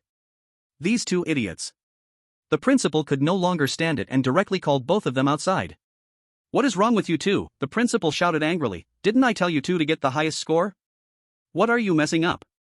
It's not our fault. One teacher said somewhat aggrieved, it's that guy who's simply too scary, he is a total genius. The other teacher also said, yes, principal, I completely don't understand why we must give such a genius the highest score. The principal stared at the two of them in disbelief and asked, if your student won the Nobel Prize, would you add points to his exam score? Well. The two answered in unison, I would consider it. Idiot. The principal directly spat on their faces with saliva. Stop with the exams. He is directly guaranteed admission to the highest university, and yet he's still taking exams here. Chapter 35, Guaranteed Admission. After a while, the principal walked in with the two teachers, smiling widely at Xiao Yi. I'm very sorry, because your essay is simply too astonishing, it has left our school's insufficient teachers unable to provide a reasonable evaluation. So we specially went out to consult famous masters and high experts, and now we have finally reached a conclusion. So, what score do I have? Xiao Yi asked. Your composition has only 2 short words, but it seems to encompass everything. Like rivers, lakes, and seas, even if there are thousands of waves, it always returns to those 2 simple words. The internal rhyme is like 3,000 small seals, not less than the Yellow River's hometown, endlessly intriguing. It is also like the bright star hiding behind others, its brilliance overshadowed in a glance. I ask, what other words in the world can condense such vastness, like deep thoughts and landscape poetry and majestic spirit in couplets that proclaim to the world? The simple 2 words composition are the ultimate answer to the concept of composition. The true meaning of beauty has been revealed. At this point, it has become art. The two teachers, listening to the principal's words, were already dumbfounded. It's just 2 words, what's the fuss? Xiao Yi slightly frowned and asked again, so, what score do I have? Your composition broke the established notions of our dragon country since ancient times, and is truly unprecedented. No need to say more, a simple full score can no longer match your achievement, so I have decided, your composition is 130 points. Adding the previous score, your Chinese language score is an unprecedented 200 points. 200 points? Exactly. You have once again shown us your extraordinary wisdom. Your level has long surpassed what our school can teach, so this graduation certificate trophy belongs to you. As the principal spoke, he once again shoved the trophy into Xiao Yi's hands. Oh. Xiao Yi held the trophy again, a look of confusion still on his face. A man in black, seeing this, also said, "That's right, Mr. Su has also ordered that a genius like you must not be buried, so Mr. Su has decided to recommend you to our dragon country's highest institution, the Shokon." The other men in black surrounding Xiao Yi also cooperatively revealed their professional fake smiles, clapping their hands. At the same time, they were also saying congratulatory words. Congratulations! Congratulations! Congratulations, congratulations! This scene completely stunned the two teachers who were completely in the dark. Those who didn't know the situation might think it was an award ceremony for a competition.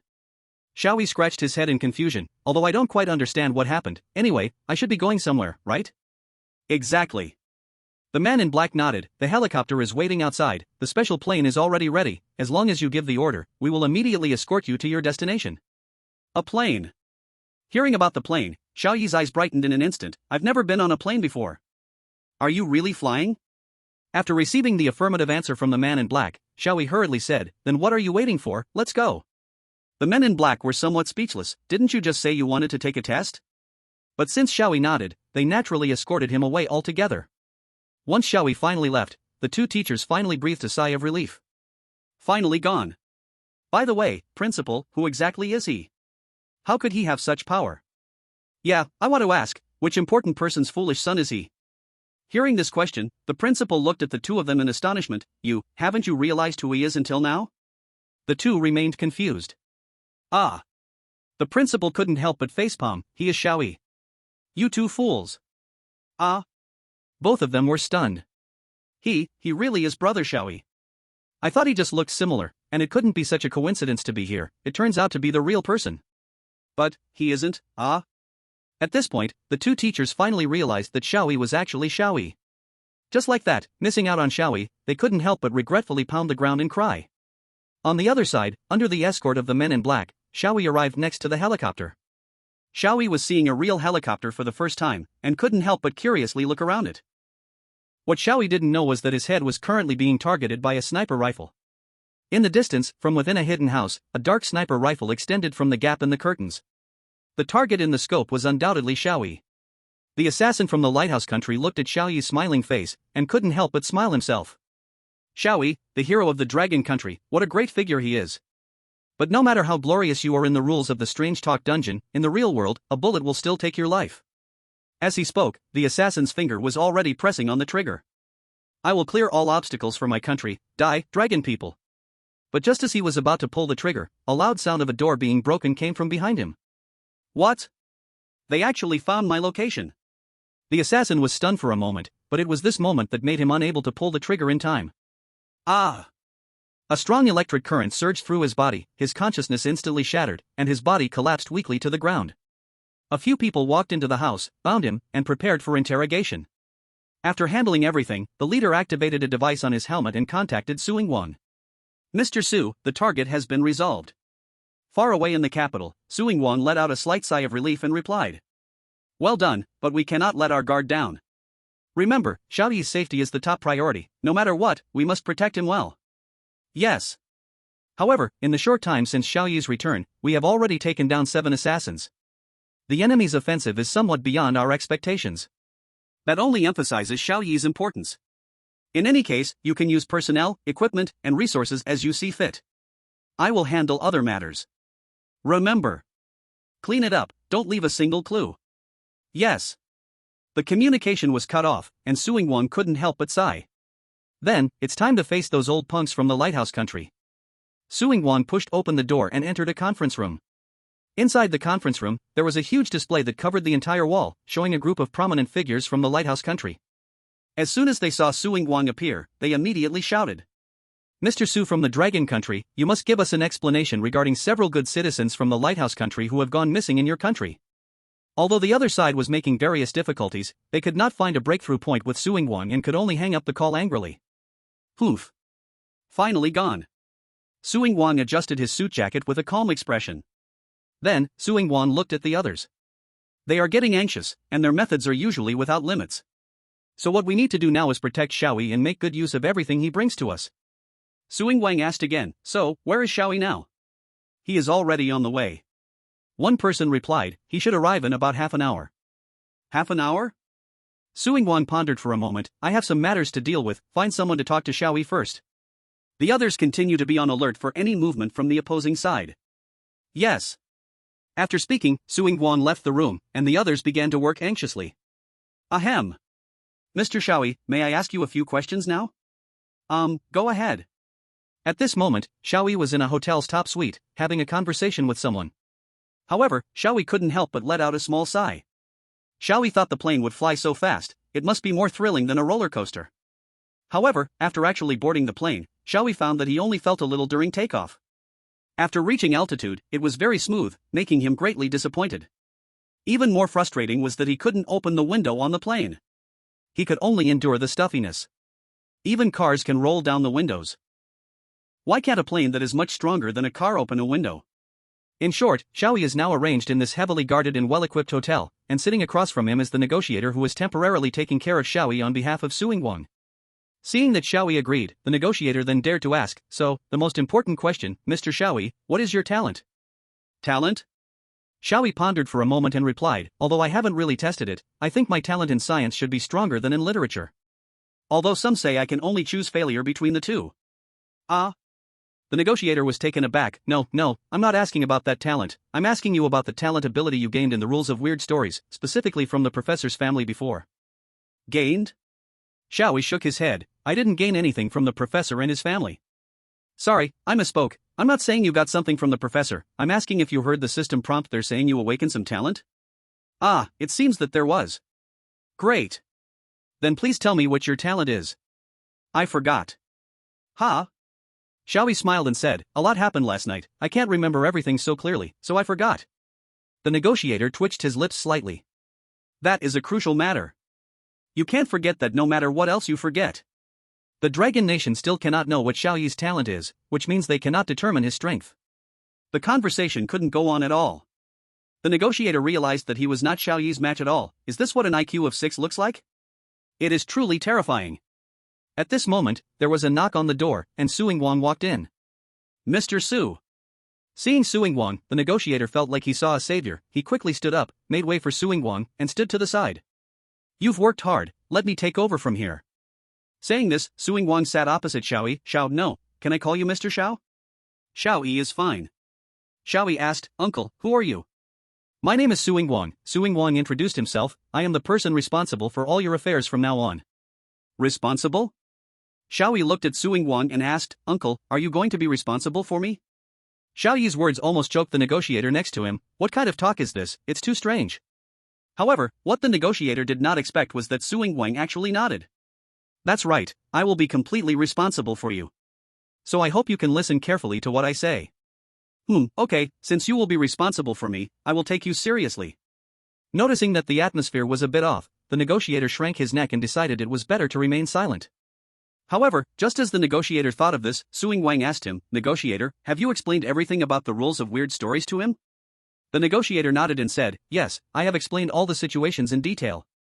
Suing Wang then looked at Xiao Yi and said, so, Xiao Yi, do you understand your current situation? Of course I understand, Xiao Yi said, in short, as long as that strange voice speaks, I just have to do what it says, right? The negotiator almost spat blood upon hearing this. After all the effort he put in, how could this kid remember so little? Suing Wang pondered slightly, this is still not enough, you must also seek out the rules inside the copy and work hard according to the conditions stated in those rules. In short, your success will benefit all of us, so I hope you can give your all in this matter, and in return, I will provide you with as much assistance as possible and meet all your requirements. Oh. Xiao Yi's reaction was very bland. The negotiator guessed that he still did not understand the significance of these words. Right after that, the next line from Suing Wang made Xiao Yi's eyes shine. Suing Wang said, for example, education, that is the best proof of your intelligence, right? If you can successfully clear the horror game dungeon, I will help you raise your education level. Education. Xiao Yi immediately looked at Suing Wang and asked excitedly, then, can I also become a professor? Of course. Don't say anything else. Xiao Yi immediately stood up, boss, do you want me to kill or set fire? It has nothing to do with education, it's mainly what I like. Ah. The negotiator was left dumbfounded. You always manage to say unexpected things. Suing Wang sighed and then said, you don't need to do those things, just cooperate well with us. Also, as agreed, I will arrange for you to enter the best university in Long Country, which is Shokong University. University? But when Xiao Yi heard this, he showed a dissatisfied expression, I won't go to university. The negotiator thought they had reached an agreement, but unexpectedly Xiao Yi suddenly expressed dissatisfaction. Did he want to raise his demands? Suing Wang also asked, why? However, what Xiao Yi said surprised both of them. If I go directly to university, who will make up for the high school entrance examination I missed? Chapter 37, Enroll. Seeing both of them looking at him in confusion, Xiao Yi continued. The high school entrance examination is a life-changing test, I have been looking forward to it for a long time. How could I just skip it without taking it? This left the negotiator bewildered. Other people work hard for the college entrance examination to get into a good university, while Xiao Yi could already go to a good university but wanted to turn back and take the exam. It was really topsy-turvy. Indeed, Xiao Yi couldn't be reasoned with using common sense.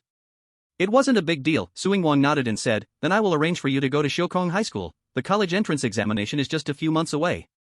Really? Is there such a good thing? With everything he wanted being given to him, Xiao Yi was a bit incredulous. Of course. Suing Wang added, besides, I will take care of your food, clothing, housing, and transportation. Just let me know what you need. You're so good to me, even covering my meals and lodging? Xiao Yi seemed to think of something, uncle, are you saying you want to become family with me? Not at all. Suing Wang smiled, I have irreplaceable family, and I currently have no intention of letting anyone else into my family. Oh. In any case, this meeting went very smoothly, and after finalizing the details, Suing Wang took the negotiator away. On the way back, the negotiator recalled various details from earlier. Although the conversation went smoothly, he still felt a bit worried. So he couldn't help but ask Suing Wang. Mr. Su, is it really okay to let him move freely? Even Dick from the Lighthouse Nation is confined to a villa and needs arrangements to go out.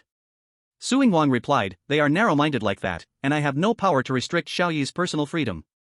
But, not only the Lighthouse, but many countries are also keeping an eye on Xiao Yi. It might be harmful to him. I still think we should limit his freedom to protect him until the rules of the horror game arrive. Xiao Yi is not our tool, he needs to have his own life. Suing Wang shook his head, moreover, no fortress is absolutely safe. If others want to breach it, the fortress itself will be broken eventually, so it's better to let Xiao Yi act freely, it might even have a surprising effect. That does make sense. Of course, that alone is not enough. Suing Wang continued, Shokong was established by us with our own hands, so it is trustworthy. But beyond that, it's hard to say. So I plan to buy up all the facilities and buildings within a few kilometers around Shokong, letting trustworthy people move in and create a relatively safe living environment. All of it. The negotiator was startled, the area where Shokong was located was quite prosperous, and buying up several kilometers around it was no different from buying an entire city. Moreover, a large number of personnel were needed to move in, plus the expenses required to operate the city, no matter how one looked at it, the costs were too high. The negotiator hurriedly asked, isn't this expense a bit too much? It's nothing, most of our resources were originally brought by Xiao Yi. It is only right to use the nation's strength to protect him and meet his needs. We can't be greedy for those little benefits and lose big because of it. Lose big because of small things? The negotiator couldn't help but smile bitterly. Right now, the Dragon Country was rich in resources and needed to seize the opportunity for rapid expansion, yet Suing Wang called that a small matter, directing many resources towards Xiao Yi. Suing Wang's evaluation of Xiao Yi was truly extraordinarily high. News of Xiao Yi enrolling in Shokong High School had no restrictions, so it quickly spread internally. On that very day, Shokong High School faced an unexpected trouble. That was, a large group of difficult-to-deal-with big shots came to Shokong High School, expressing their wish to transfer their children to Shokong High School. The staff at Shokong High School was thus busy and overwhelmed. What did you say? A middle-aged man in military uniform shouted angrily in the principal's office, pointing at the principal's nose, do you know who I am? I know, but many people have already said they want to transfer, so this matter is really difficult to handle. The principal could only smile apologetically, as he couldn't afford to offend anyone. Difficult to handle? What do you mean by difficult to handle? The middle-aged man shouted again. I've shed blood for the dragon country for decades, and can't fulfill this small request? It's not, it's just. Do you believe that with one command from me? I can have 100,000 soldiers from my district rush in to plead with you. Ah. Not long after, the middle-aged man walked out with a victor's smile. His daughter hurriedly approached and asked, Dad, how's the battle situation? No need to say more, it's a great victory for our army. The middle-aged man patted his daughter's shoulder. Daughter, everything now depends on you. You must get the Xiao Yi kid's autograph for your father. Yes. His daughter saluted perfectly. I promise to complete the mission. Good. Very spirited. Also, the Xiao Yi kid may be a bit silly, but he has the blood of a soldier. If you take a liking to him, try to make him our family member. His daughter couldn't help but think of her friends who had already started going crazy over Xiao Yi during his livestream, and recalling their background, she felt the odds were slim. So, she could only reply, I'll do my best. Today, Xiaokong High School gained a whole bunch of students, all coming for Xiao Yi. Everyone was looking forward to the opening of school tomorrow. The next day, at school, a female high school student passed by the playground when a soccer ball came flying at her at an almost invisible speed. The female high school student looked at the rapidly approaching ball, her heart racing, already unable to dodge. But just then, a reassuring figure appeared in front of her, blocking the incoming ball. So slow. Xiao Yi was a bit surprised. He simply focused slightly, and it felt as if time had slowed down. The flow of the entire world became incredibly slow. The rapidly approaching ball appeared to move at a snail's pace in his eyes, and Xiao Yi's physical strength was also able to keep up with his reflexes, allowing him to rush over quickly and block the ball with just his finger. This was the change brought about by improvements in physical fitness and concentration. Now Xiao Yi, even in the face of a hail of bullets, could probably remain unscathed. Xiao Yi kicked the ball back to the repeatedly apologizing people, then turned to look at the female high school student.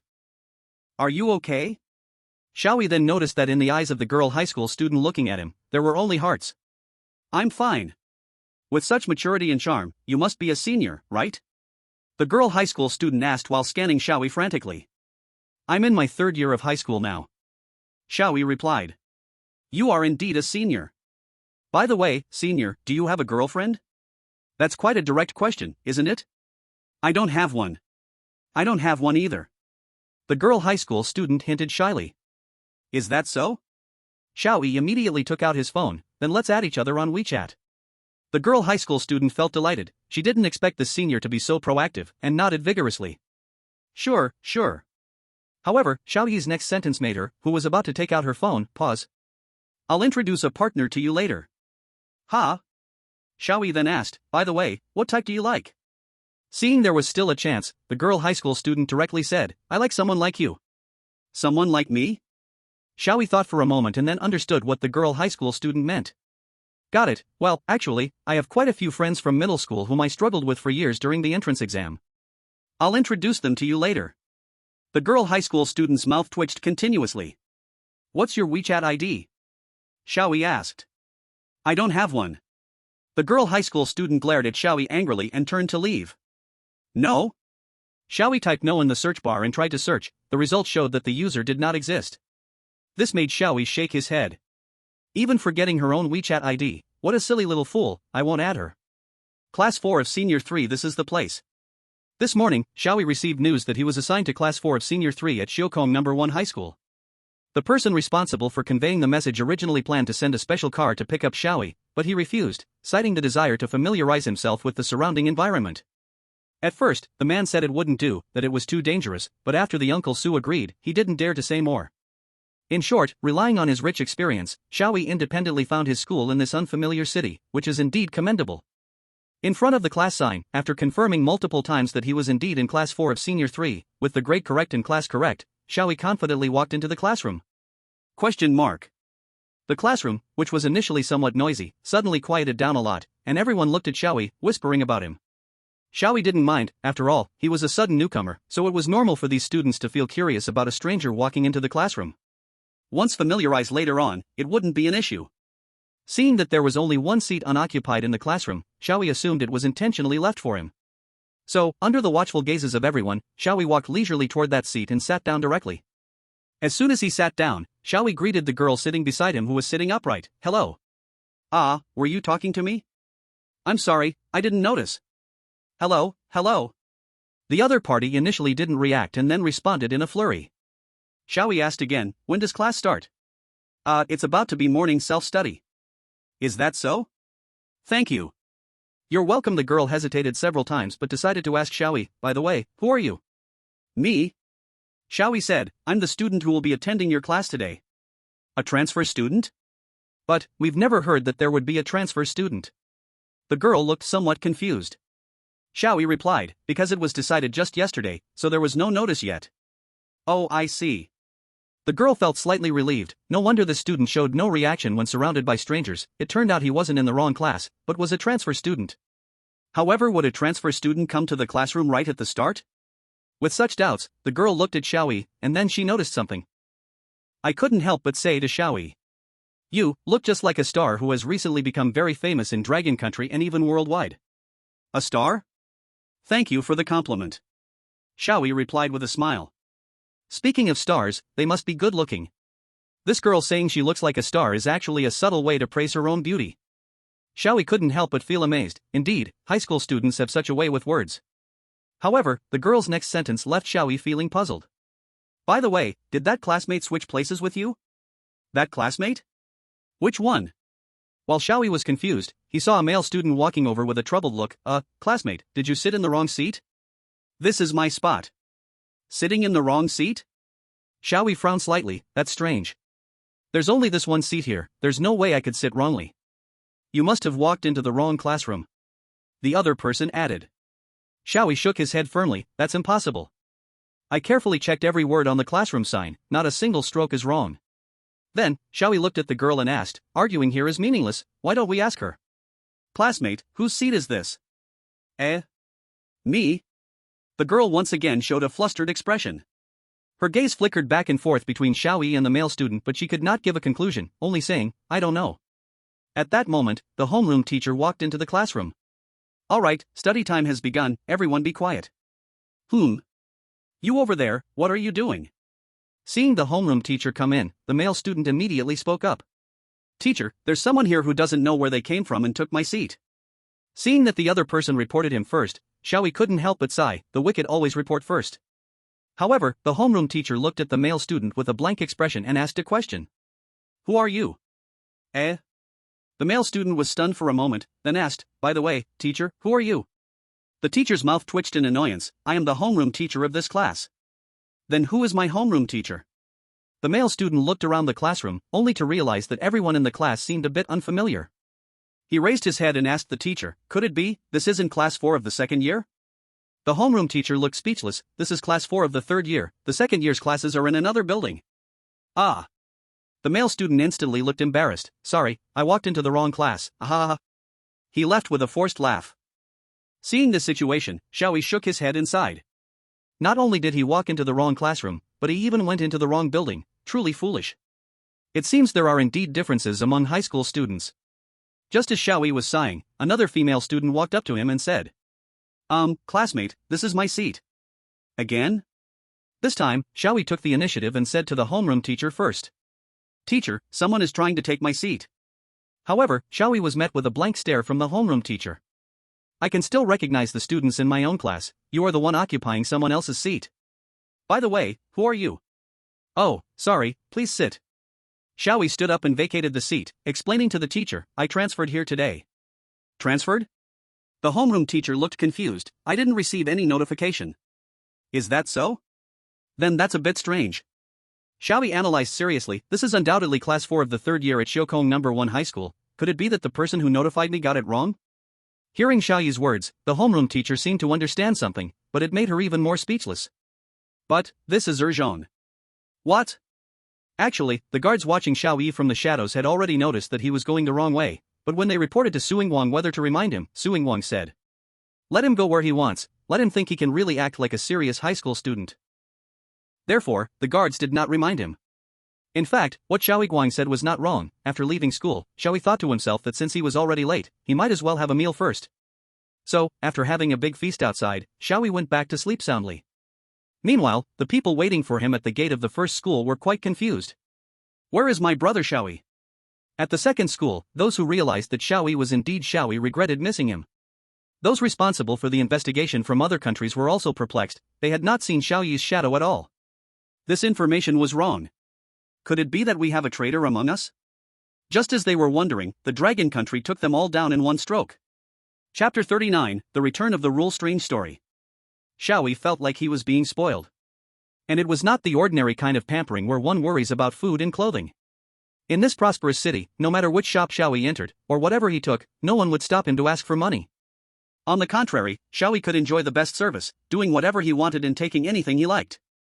The only condition for receiving such treatment was that Xiao Yi had to cooperate well with the Dragon Country and deal with the Rule Strange Story.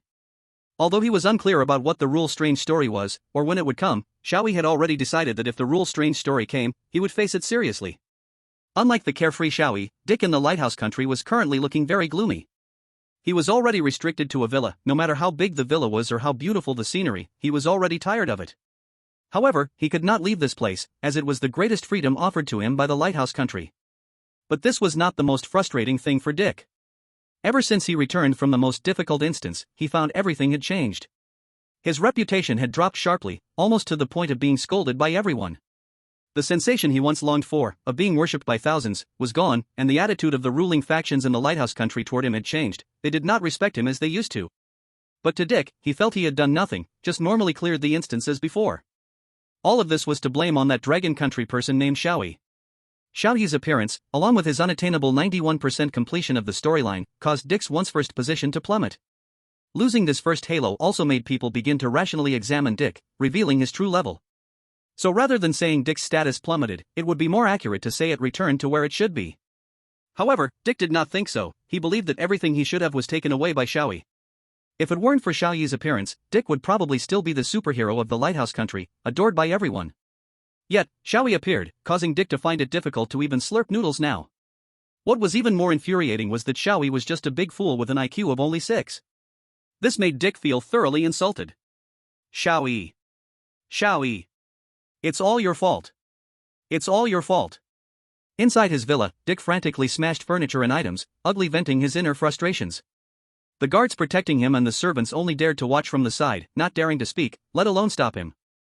At this moment, a guard received a message and dared to step forward to ask. Professor Dick, the Commander-in-Chief said he wants to see you. Should I let him in? Commander-in-Chief? Dick spat angrily, tell him to get lost. Useless dog.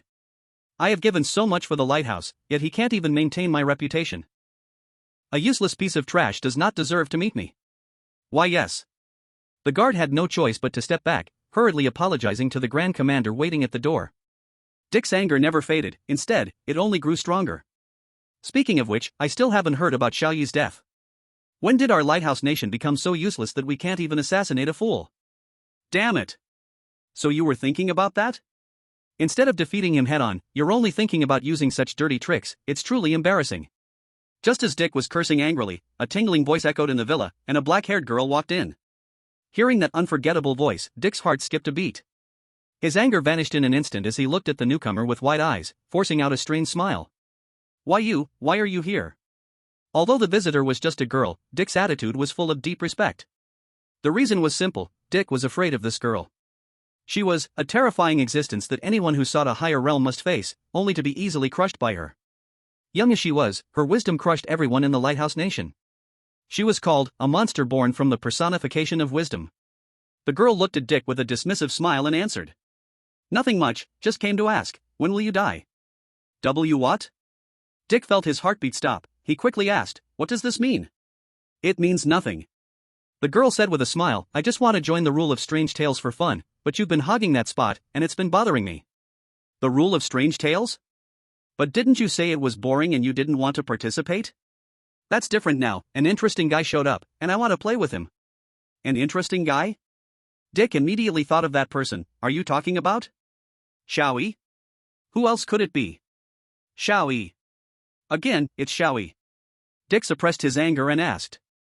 That idiot with an IQ of just 6, merely lucky enough to clear the hardest dungeon, what's so interesting about him? However, the girl replied, do you really think his IQ is only 6? You are a fool, an IQ of 6 means he couldn't even take care of himself, how could he look like a person? What?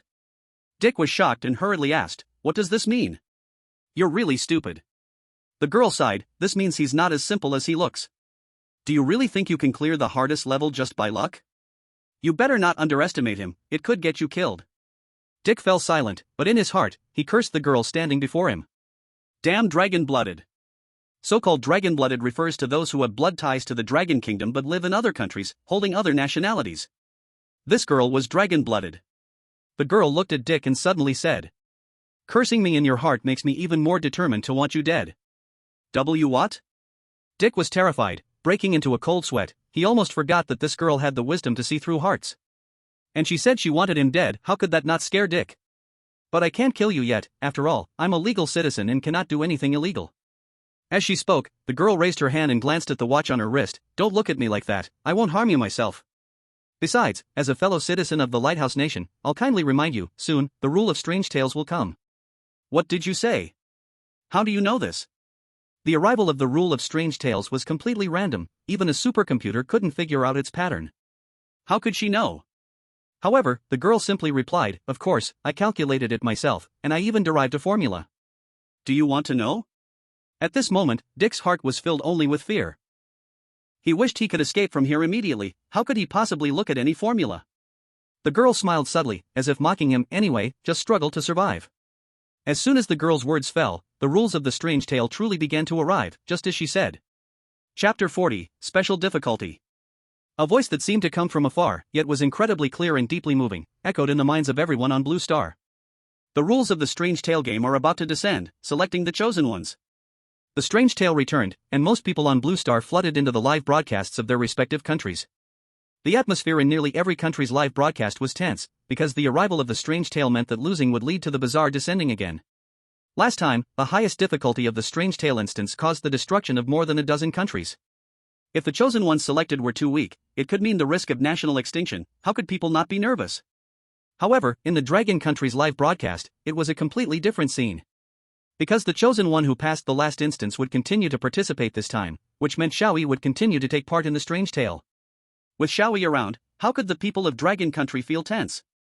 Therefore, before the official start, the atmosphere in Dragon Country's live broadcast was relaxed and they chatted leisurely. "The strange tale has finally arrived. I can finally see Brother Xiao Yi again. I never imagined I would one day look forward to the arrival of the strange tale. The world is truly amazing. Brother Xiao Yi will smash those bizarre things, killing them left and right." The most intense time for Xiao Yi was when he lay in bed, desperately reciting the Great Sadness mantra, scratching his eyes in discomfort, thinking scrolling on his phone was fine. Seeing Xiao Yi's fan art and stories everywhere online, his eyes widened as if they would burst. He slapped himself, harder and harder, until tears flowed, really not knowing what to do. "I am so crazy for Brother Xiao Yi." Fortunately, the live broadcast finally started. I was so anxious I didn't even wear my underwear. The person in front, "What are you talking about? Quickly wear some underwear." Then, the live broadcast officially began, and that name appeared before everyone again. Dragon Country Xiao Yi. Xiao Yi, who was peeling a pear, also appeared before everyone's eyes. It's this pure white space again. Xiao Yi looked around, finding himself back in this pure white space, but he didn't mind and continued peeling the pear. Then, Xiao Yi murmured, "By the way, there's no trash can here. Does that mean I'm littering?" The live broadcast room fell silent for a moment. How to say, there's a sense of naturalness and expectation, yet it makes one feel speechless. Maybe that's just Brother Xiao Yi. Yes. That fits.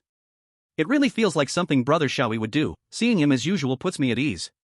By the way, the knife Xiao Yi is holding looks familiar. Whoa. Isn't that the knife from Professor Nyozi's instance that can't kill the bazaar? How could Brother Xiao Yi bring that out? Using such a divine weapon to peel a pear, it really is Brother Xiao Yi. I seriously suspect he has used this knife to crush instant noodles. Absolutely, it's just like something Brother Xiao Yi would do. Speaking of which, it's a bit strange this time. Why aren't we entering an instance, but rather in a pure white space? After this comment, others also began to notice the oddity. So, does that mean the strange tale hasn't officially started yet? What is it waiting for? It is indeed a bit strange. Hey, why are we panicking? Brother Xiao Yi easily handles the highest difficulty strange tale. Is there really an instance more difficult than that? Indeed, there is nothing to be afraid of anymore. However, just when everyone was filled with joy thinking that Xiao Yining could easily conquer this round of the bazaar rules, something they couldn't understand appeared. Ding! The game is about to start, loading the bazaar story instance, the Wild Banquet. This instance is of special difficulty, outside hints are disabled. What? What difficulty? Special difficulty? There's such a thing. And outside hints are disabled. This is even harsher than the highest difficulty. Special difficulty. The last time the highest difficulty was encountered, the whole world was seeing it for the first time, and it was terrifying. Thinking it was impossible to have the highest difficulty again, they didn't expect this time to have a special difficulty. The once relaxed atmosphere in the Dragon Kingdom's livestream suddenly turned heavy. Special difficulty, just the name implies that its challenge could possibly be above the highest difficulty. Everyone in the Dragon Kingdom's livestream looked at Xiao Yi, unable to help but feel worried. At the same time, the people in the Lighthouse Nation's livestream let out a slight sigh of relief.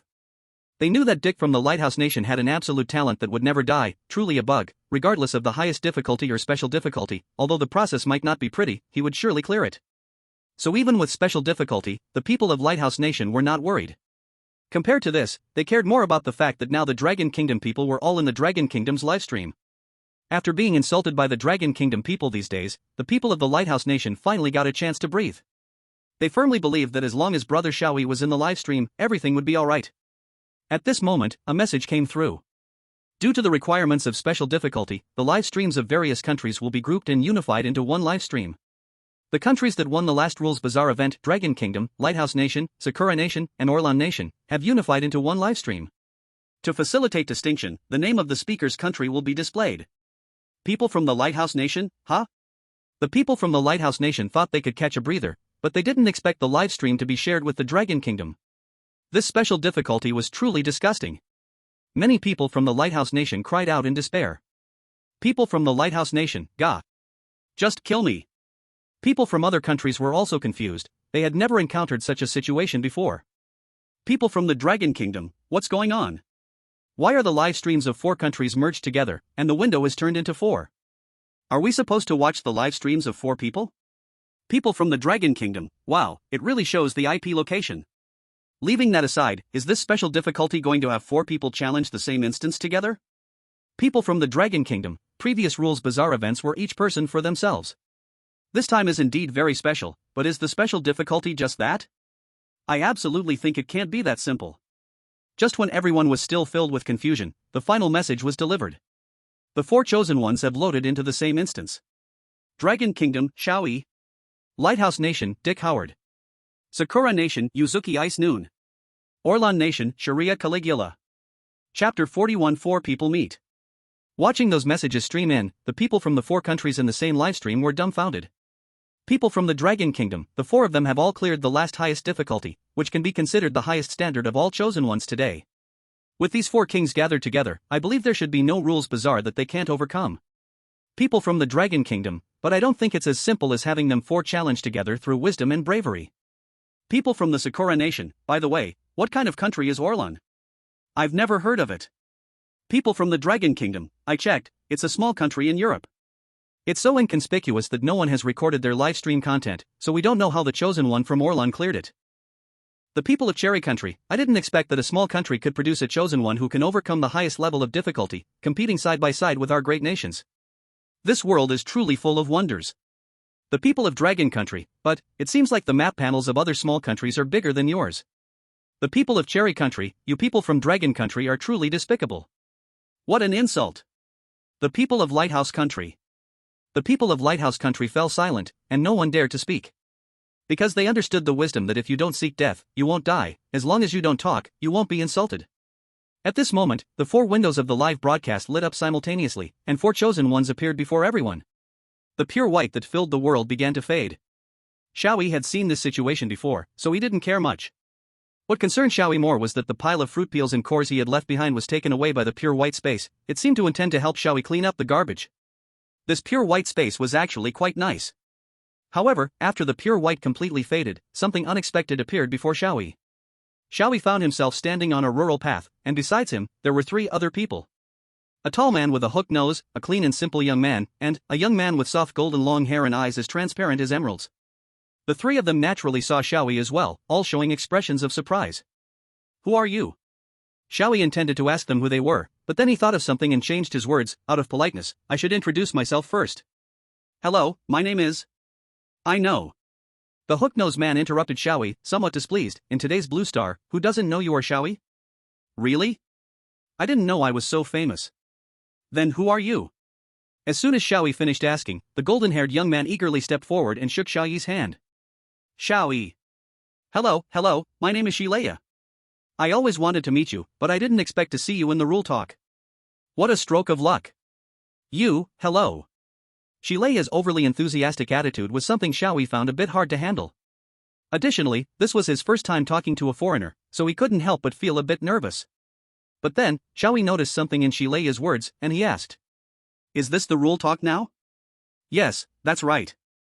Xiao nodded. "Although I don't know why we, the chosen ones, were suddenly gathered together, it is undoubtedly due to the rule talk." "Oh? Is this the rule talk?" Xiao Yi thought for a moment. Though he still didn't quite understand what the rule talk was, Xiao Yi's mind connected the pure white space with the rule talk.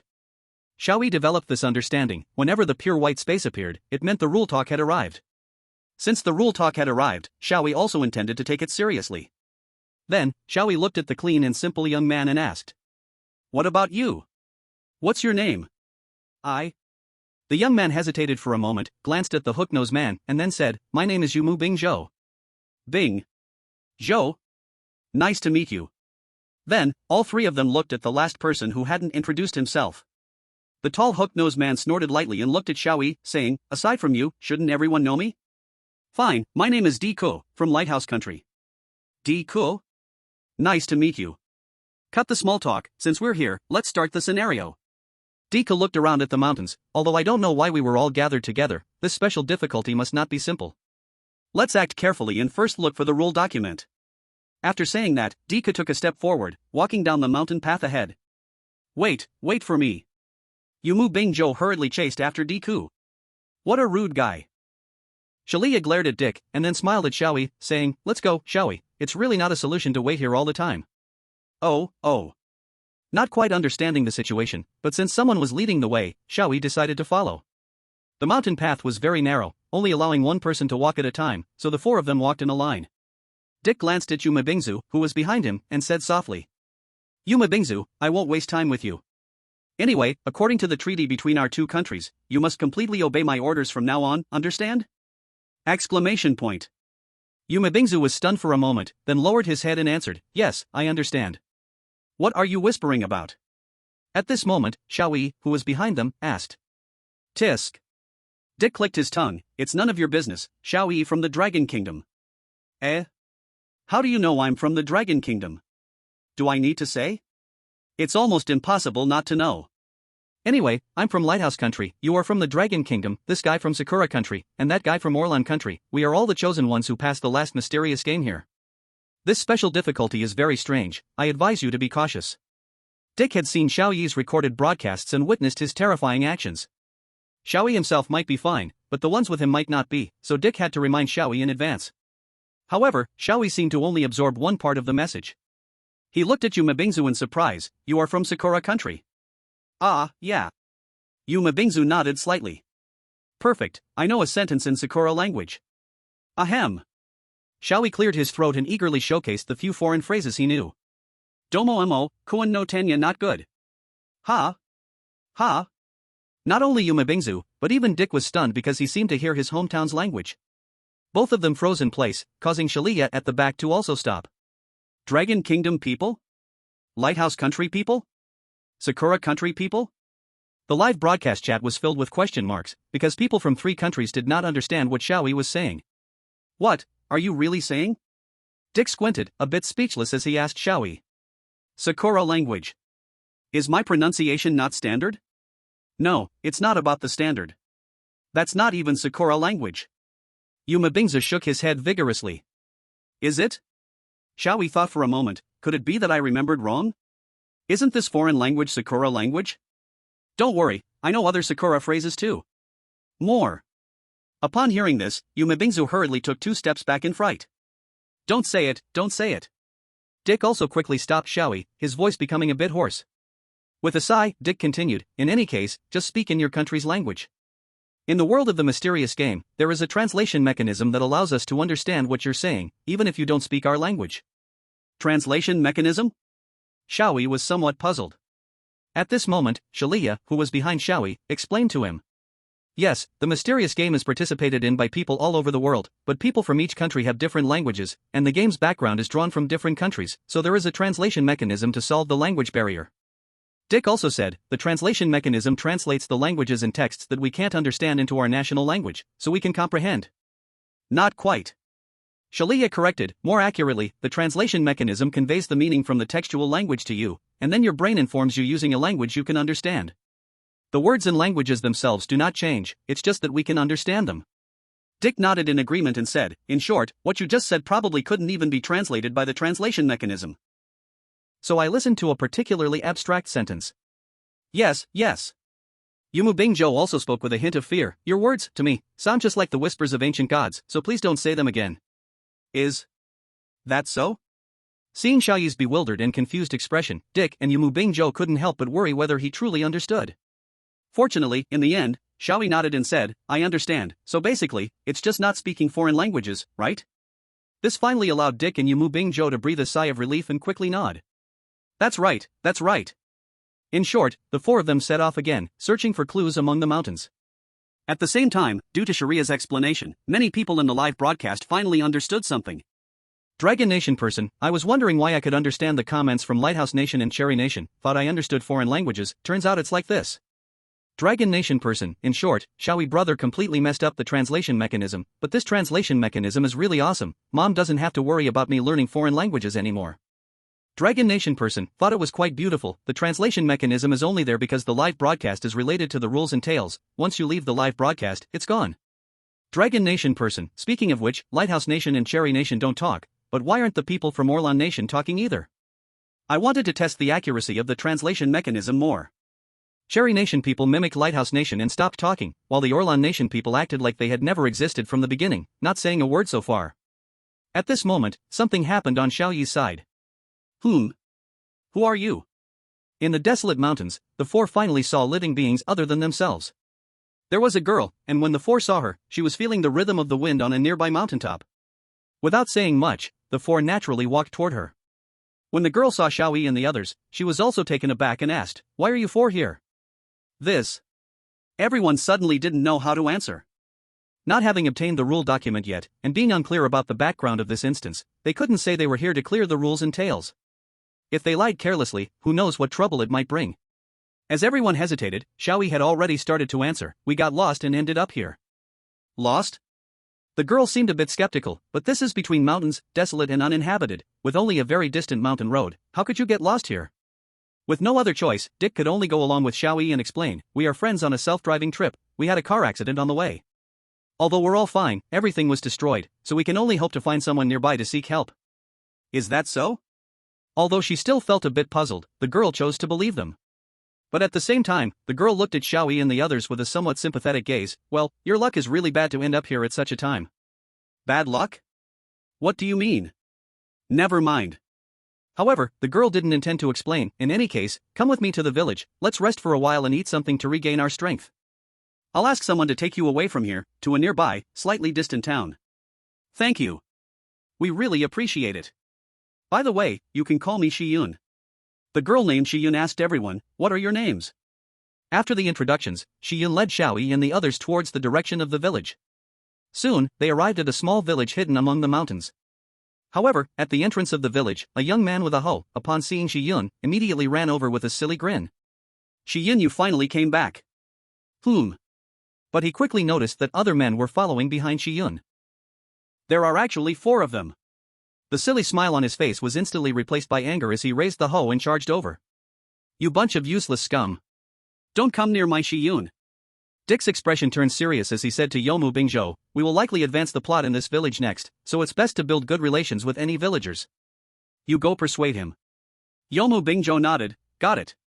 Listening to their conversation, Xiao Yi was stunned. Hey! Persuade him? How do we do that? Yomu Bingzhou smiled confidently, just watch me. With that, Yomu Bingzhou leaped 10 feet high. After a spin in the air, he landed on his knees, sliding about half a meter, right in front of the man. Then, Yomu Bingzhou pressed his head firmly on the ground and shouted, I am truly, deeply sorry. Ha! The young man was completely stunned. Xiao Yi looked curious, oh. Isn't that the famous intangible cultural heritage from Sakura country, the sliding bowing? Chapter 43, Entering the Village. Yomu Bingzhou suddenly bowing on the ground was not due to the nature of the people from Sakura country or because he liked it, rather, it was his talent. S-level talent, servants bow. Its effect is that as long as he kneels before someone, there is a high chance that person will forgive him, and a small chance that the person will take him as a foster son, thereby gaining their trust and avoiding any imposition from them. It can be said to be a very Sakura country-like talent. With this talent, in the previous highest difficulty dungeon, as soon as Professor Nyozi showed any sign of displeasure, Yomu Bingjo would immediately kneel down and use his talent, Servant's Bow. Although he knelt to Professor Nyozi hundreds of times overnight, making the process quite humiliating, the completion rate of the plot was only 3%, but he managed to clear it, which was already much better than most countries. In short, this talent could even withstand Professor Nyozi, so naturally, the young man in front of Yomu Bingjo wouldn't be a challenge. He put down the hoe, feeling somewhat at a loss. Seeing that the young man was conquered by Yomu Bingjo's bowing, the people from Sakura country couldn't help but feel a bit proud. Sakura people, as expected of Yomu-kun. That bowing just now was perfect. Without a doubt, it was a divine skill accomplished by overcoming gravity. Sakura people, yeah, I heard that Yomu-kun practices the bowing for 10 hours every day just to fully unleash his talent. So terrifying. He is simply a monster. Dragon people, huh? What is this? Is there really such a talent? Many dragon people were seeing Yomu Bingjo's talent for the first time, and they couldn't help but exclaim. Dragon people, what kind of craftsmanship spirit is this? Even kneeling is pursued to such perfection, creating variations. Dragon people, kneeling immortal. Sakura people, humph. Of course, this pursuit of perfection is something you dragon people will never learn. Dragon people, that's true, after all, it's your Sakura men who achieved historical feats relying on this pursuit of perfection. Very few people in the entire human history can compare. By the way, has life gotten better for you since then? Is the fish delicious? You're not still kneeling, begging others to be nicer to you, right? Sakura people, you. How vile. You dragon people are truly detestable. Watching the furious Sakura people, the lighthouse people couldn't help but sigh. Lighthouse people, why did you go provoke them? On Xiao Yi's side, seeing that the young man was impressed by his bowing skills, Yomu Bingjo proudly stood up. Humph. He arrogantly walked to the crowd and asked, so? Have you seen my strength? Dick didn't even look at him. Saraya wore an expression difficult to evaluate, only Xiao Yi. He nodded to him. Wow, that's amazing. It's my first time seeing someone kneel so gracefully. If there were a contest for kneeling, you would definitely win a good place. Hearing Xiao Yi's words, Yomu Bingjo, who was a bit downcast, suddenly became cheerful. Really, really? He asked excitedly. Yes, really. Xiao Yi said, if I were to give a score, I would give you a 7. 7 points. Yomu Bingjo was shocked and quickly asked, what's the full score? Of course, it's 10 points. Damn it. Yomu Bingjo knelt down on the ground again, striking the ground with his hands. His expression and posture conveyed his unwillingness to the extreme. Next time, I must do a kneeling that satisfies you enough to give me a full score. Shilia came over and asked Xiao Yi, is this how people from Sakura country express their emotions? So exaggerated? Who knows? Xiao Yi shrugged his shoulders. Dick glanced at Yomu Bingjo speechlessly, what are you even doing here? Then, Dick looked toward Shi Yun and the young man of similar age beside her. Right now, they must gather as much information about this story as possible. Shi Yun said angrily to the young man, Ae. They are guests. What are you doing? Faced with Shi Yun, the young man named Ae completely deflated. No, Shi Yun, I was just afraid they would bully you. Enough, hurry and go work in the fields. I will take them into the village first. Yes. Only then did Ae give up, walking past Xiao Yi and the other three. However, Ae still showed his teeth at Xiao Yi and the others, clearly threatening them to stay away from Shi Yun. Alright, let's go inside. Under Shi Yun's guidance, the four arrived at a somewhat old-fashioned but quite spacious wooden house. Inside the house, there were many tables and chairs, enough to seat 100 people. This is the cafeteria, Shi Yun introduced. The village is small, everyone is responsible for their own lives, and everyone comes here to eat, managed by my parents. As soon as Shi Yun finished speaking, a beautiful woman who looked somewhat similar to her but more mature walked out from the kitchen inside. Shi Yun, you're back. Oh my, who are these? Mom. Shi Yun walked over and introduced, they are the survivors I met in the mountains. I plan to let them rest here for a while before taking them away. Upon hearing this, Shi Yun's mother changed her expression slightly and asked in a lower voice, is there still time? It's fine. Shi Yun said, there's still early, we can take them away soon. Shi Yun's mother then nodded slightly, and walked towards Xiao Yi and the others, smiling as she introduced herself. Hello, I am Shi Yun's mother, just call me Yun Sha. As soon as Yun Sha finished speaking, another bald, portly chef with an oily face came out from the kitchen, yelling at Yun Sha. Yun Sha! What are you doing? Hurry up and come help. Yes. Upon hearing his voice, Yunsha's warm smile instantly vanished, replaced by fear. She rushed into the kitchen, while the portly chef shouted at her, "You useless thing." At this time, Xian shouted to the chef, "Dad, can you make food for 4 more people?" The chef glanced at Xiao Yi and the other 3 with disdain, gave a cold snort, then turned to Shiyun, revealing an unpleasant smile that crammed his flesh together. "Since it's my lovely daughter's request, of course, I can." After saying this, the chef walked into the kitchen, and the sound of cursing followed. Everyone had sorted out the relationships among these people, and the live broadcast room couldn't help but sigh, truly a flower placed in a field of rice. However, it was inappropriate for others to comment on someone else's family matters, and it seemed Shiyun herself didn't want to say much about it. During the waiting process, Dick pondered for a moment. Xian asked, "Speaking of which, you just mentioned that we should leave early, saying something about being in time. Is there something going to happen in this village soon?" "Very perceptive," Xian sighed. "You guessed right. Soon, our village will hold a banquet." "A banquet?" The name of this instance is called The Wild Banquet, which means the story will indeed unfold here. Chapter 44, Werewolf Kill. "What kind of banquet is it?" Dick asked. "Can we participate?" Shiyun glared at him, "It has nothing to do with you outsiders, so it's better not to inquire too much. Besides, the name banquet sounds nice, but in reality. Anyway, you will leave soon. When you go back, just pay attention to avoid such accidents in the future." With that, Shiyun stood up and walked into the kitchen, where the sound of cursing finally stopped. Shiyun didn't want to say more, and Dick felt it was inappropriate to ask further. However, Dick wasn't anxious. After all, the instance doesn't have rules against letting people in, they would definitely attend this banquet. It was just a pity they couldn't gather more information before it started. While resting, or rather waiting for the instance to officially begin, the few of them started to chat. Xiao Yi asked Yumu Bingzhou, "I heard that your Sakura country is covered in cherry blossoms, is that true?" "No, not really everywhere," Yumu Bingzhou replied. "But there are indeed many cherry blossom trees." "I see." Xiao Yi then looked at Dick, "So, are there lighthouses everywhere in your lighthouse country?" Dick, who was drinking water, choked on Xiao Yi's words. Cough, cough. "What do you mean lighthouses everywhere? You don't really think the name of the country means anything, do you? Isn't it?" "Of course not. Does your dragon country have dragons?" "Well, that's true," Xiao Yi said nonchalantly. "Forget it, when I go back, I'll ask that Uncle Su to arrange a trip abroad for me. I'll see for myself." "What nonsense are you talking about?" Dick couldn't help but laugh. "How could Dragon Country allow you to wander around? It's already good if they don't capture you." "Really?" Xiao Yi found it hard to understand what Dick was saying. "But I've always gone wherever I wanted. Even if it's a bit far, just telling Uncle would suffice. Going abroad shouldn't be impossible, right?" "What did you just say?" Upon hearing this, Dick and Yumu Bingzhou immediately stood up. "How is this possible? Even I am bound to my villa. Always being watched by a bunch of people, how could Dragon Country let you act freely?" Dick looked utterly incredulous. Xiao Yi grew increasingly puzzled. "I could just go to school whenever I wanted, is there a problem?" "Of course there's a problem." Dick almost shouted. "Do you know how many countries are watching your life?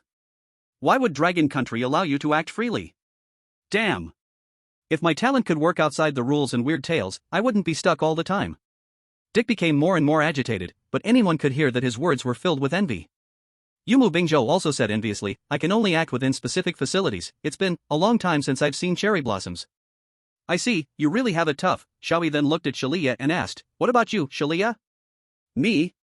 Shalia smiled a little. "I was never free before, after becoming the chosen one, life didn't change much." Xiao Yi noticed that Shalia seemed reluctant to discuss this topic, so he switched to another question. "So in your Orlan country, are Orlan flowers blooming everywhere? By the way, what is Orlan?" "Orlan doesn't have any special meaning." Shalia looked at Xiao Yi, smiling lightly as she answered, "Our Orlan country, in short, is a nation that believes deeply in God." "Believing in God? Your country is quite backward," Xiao Yi said. "God is clearly something that doesn't exist." Dick and Yomu Bingzhou, who were listening nearby, were completely baffled. Xiao Yi's words were too direct, too offensive, weren't they? However, Shilaya seemed completely unconcerned.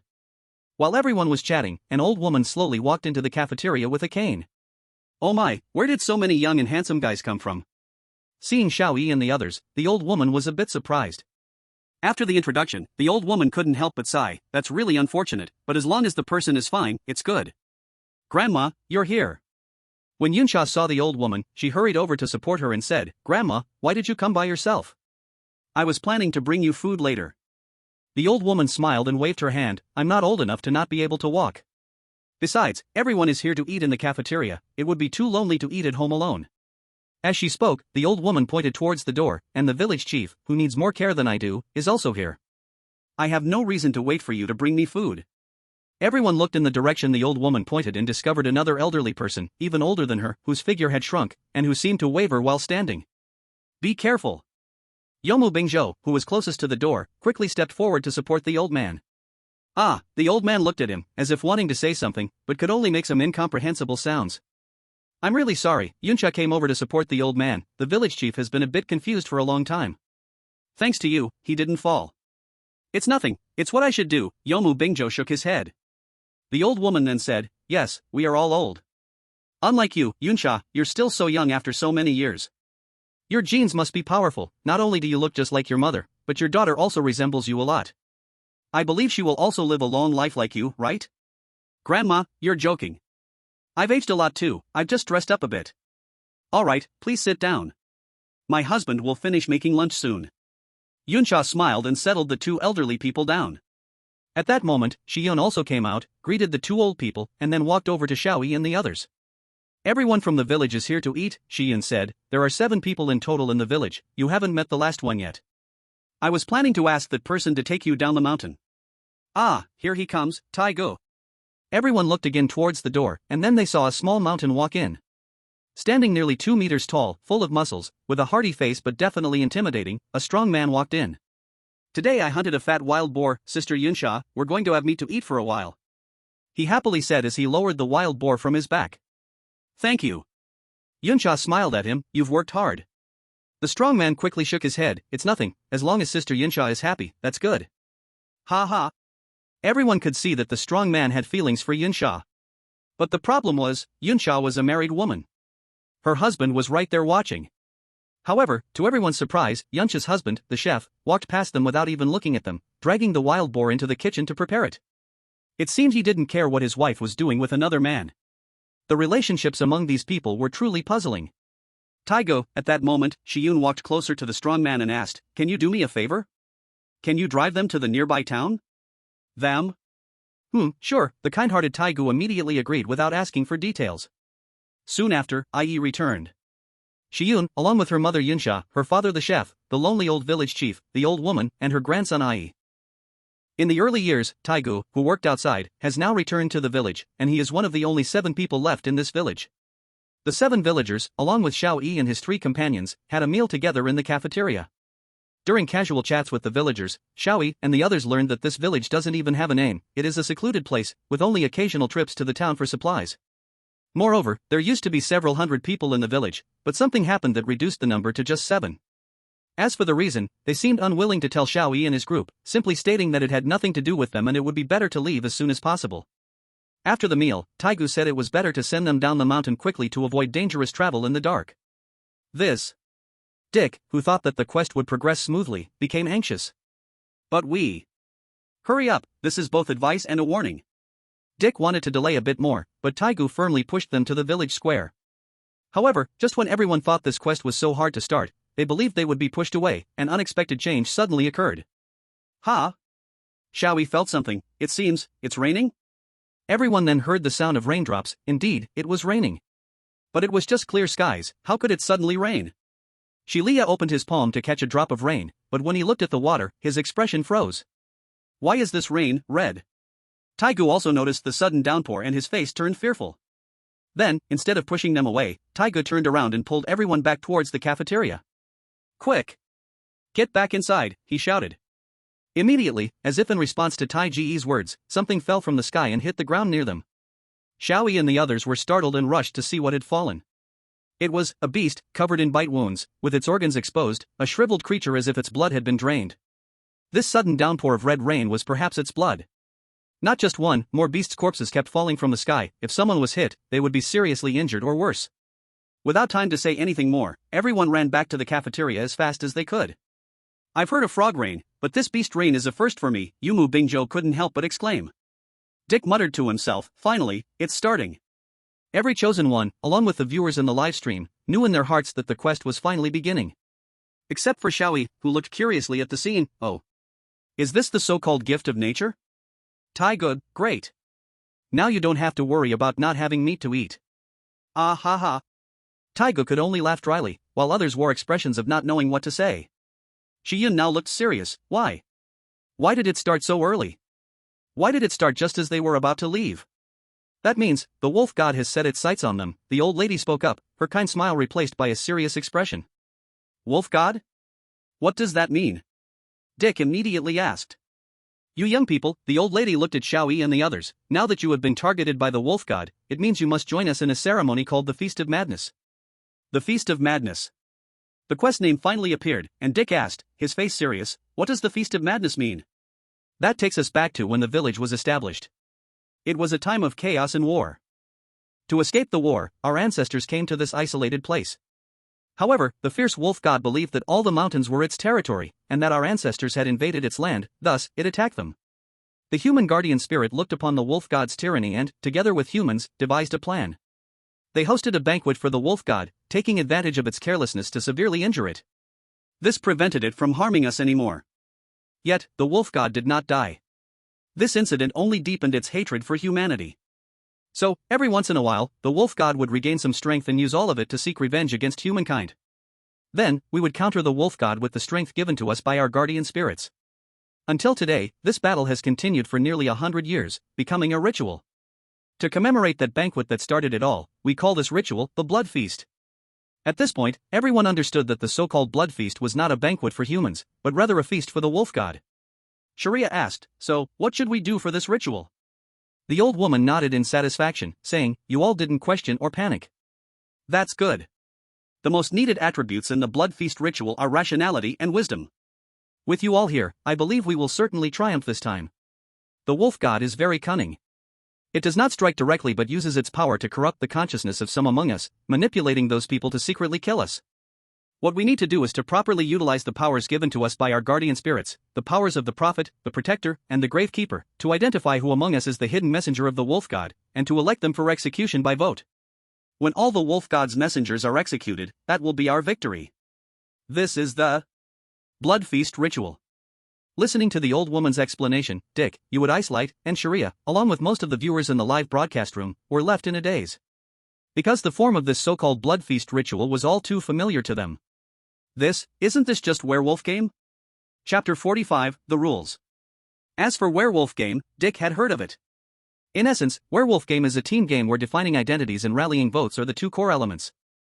As for logical reasoning and such, they merely serve as tools to support these core elements. Hence, the objective becomes clear, to gain the trust of others and secure the majority position.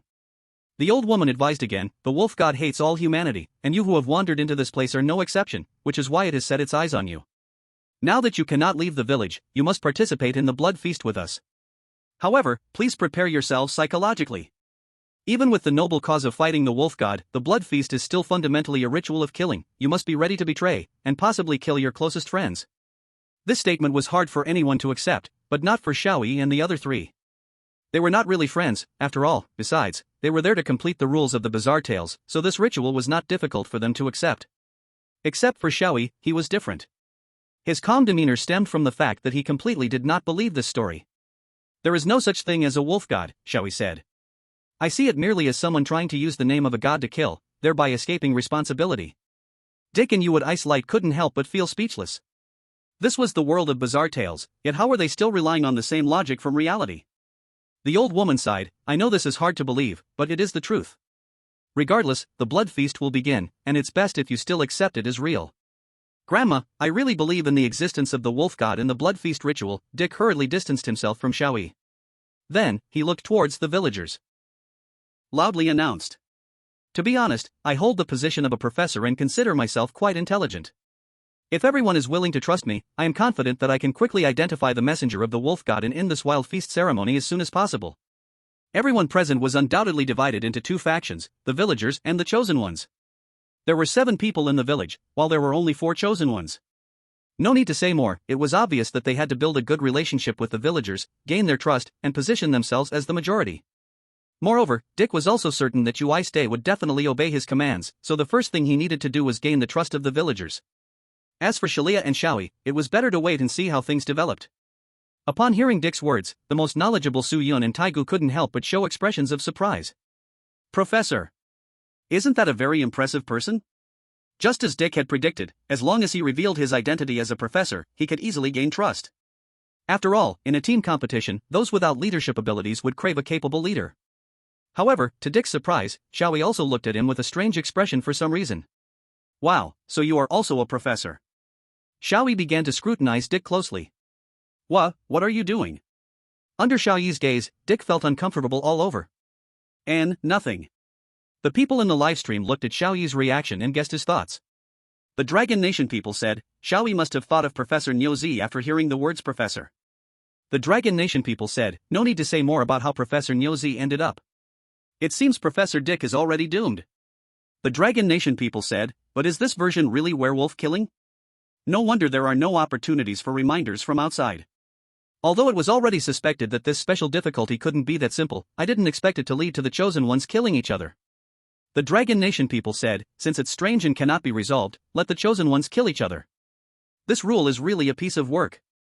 The Lighthouse Nation people said, but even if it's werewolf killing, it doesn't matter. Our Professor Dick can be revived infinitely. Even if killed by a wolf or voted to death, he can still resurrect, truly invincible. The Lighthouse Nation people said, that's right. Infinite revival, regardless of the rules, makes him invincible. In this werewolf killing game, whether Professor Dick is a wolf or a human, victory is guaranteed. The Dragon Nation people said, but would such a situation be allowed under special difficulty? I can't say for sure.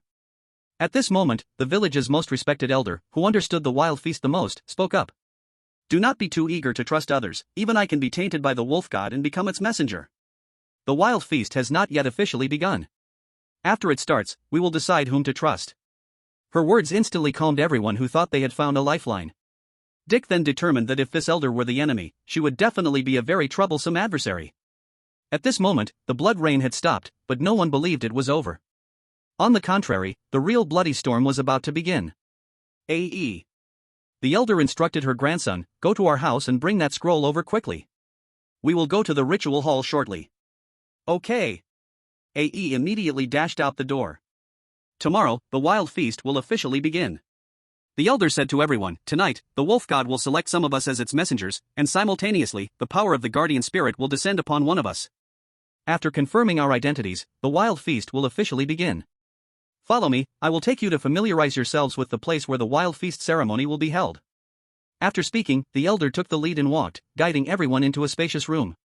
There were no tables in the room, only many chairs piled together. It seems this is just a place for people to sit and discuss.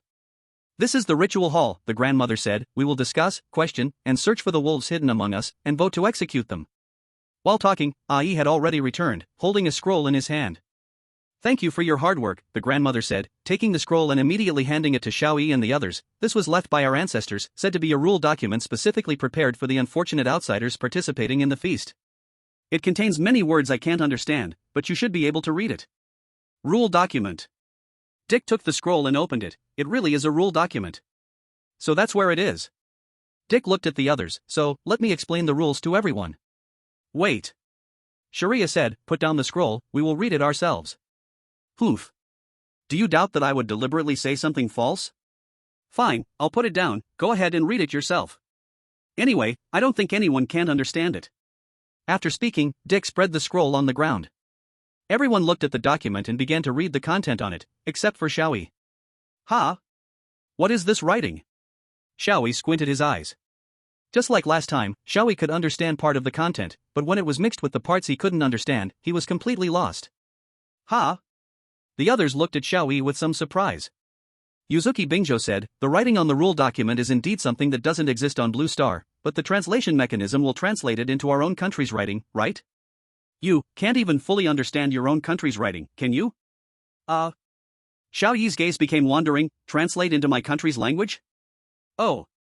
Now that you mention it, I think I can understand. Dick sighed, forget it, I'll explain it after all. Then, Dick looked at the rule document on the ground and began to narrate the rules of this scenario.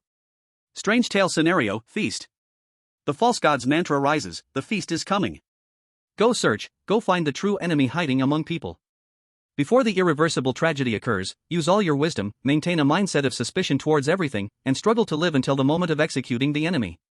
Rule 1. The feast will last for 5 days and 5 nights. If there are still survivors after 5 days and 5 nights, the wolves will die by force. Rule 2. There are 2 wolves, 1 seer, 1 guardian, 1 gravekeeper, the rest are ordinary people. Rule 3. After nightfall, everyone will be forced to sleep and can only wake up the next morning. Before nightfall, do not stay outside any buildings, or you will die by force. Rule 4. The wolves can wake up at night, and may choose to kill only 1 person per night to sacrifice to the god, and cannot kill their own wolf companion by their own hands. Rule 5. The seer can check identities, the guardian can ensure 1 person is not killed by the wolves but cannot continuously protect the same person, and protecting someone who is a wolf will be invalid. The gravekeeper can check the identity of the person voted to be executed, all powers can only be used once each night. Rule 6. All people and all wolves will conduct the feast ritual during the day, exploring the identities of others except themselves, and can vote to choose 1 person for execution. Rule 7. The feast will immediately end when either all wolves are dead or all people are dead. Rule 8. Do not leave the village, or you will die by force, the village's boundary is determined to be this mountain. Rule 9. People cannot directly kill others or wolves, or they will die by force. Rule 10. Voting is done by writing the name of the person to be executed on paper as a vote, the person with the most votes will be executed. Please write the name as it appears on the national identification, errors or writing any other names will be considered invalid votes. When Dick finished discussing Rule 10, Xiao Yi suddenly interrupted him. Xiao Yi said, "Wait. I didn't bring my ID. Just because of that, you interrupted me?" Dick sighed helplessly. "I usually don't carry my ID either, do other people?" Yuzu Bingshou and Sharia both nodded. Dick looked back at Xiao Yi. "No one brought their ID, and besides, we all know your name, don't we?" "So no one brought their ID, then I feel relieved." Xiao Yi felt a sense of relief called so everyone didn't do their homework and let out a breath. At this moment, Sharia suddenly said, "Wait, since writing the wrong name will be considered an invalid ticket, it can be assumed that writing only part of the name will also be treated as invalid. To prevent someone from taking advantage of this rule, please say your full name." "I know it well, but it seems Xiao Yi doesn't know, and the others in the village also don't know." "They have the right to know." Tisk, so cautious Dick Howard. Dick stated his full name. Yuzu Bingshou also said, "Yuzu Bingshou, that is my full name." Sharia quietly told everyone, "My name is Sharia Caligula, and this one is Xiao Yi." Sharia looked back at Dick. "Alright, continue reading the rules. There's clearly only one rule left to say, why do you have to interrupt me? This truly wastes time." Dick complained as he looked at that last rule. Rule 11 what? Dick suddenly froze, his eyes wide open, staring hard at the rule document, his pupils constricting, unable to speak for a long time, as if frozen by ice. Sharia looked at him doubtfully, then glanced at that last rule. In just a moment, Sharia understood why Dick was like this. Rule 11 voting to execute or being killed by a wolf both count as forced death, the chosen one's talents and skills, and the reward of immunity from death are all nullified in the face of forced death. The moment this rule came out, not only did they freeze, but the live audience gaped in shock. Forced death. That meant no matter how powerful the talent, it was useless. Once determined by others to be killed, death was inevitable. Powerful talents, skills, and all past efforts were meaningless here. This rule directly caused an explosion in the live chat. Everyone couldn't help but erupt in anger. People from Longway, damn rule horror stories. So shameless, right? Forced death. Damn. Giving talents and immunity, then nullifying them, promoting self-killing. Are they playing with us? Why even bother with quests? Just kill them all. People from Longway, I see this horror story targeting my brother Xiao Yi. Starting with the highest difficulty, now bringing in special difficulty. I'll kill you. People from Lighthouse Country, this clearly targets our Professor Dick.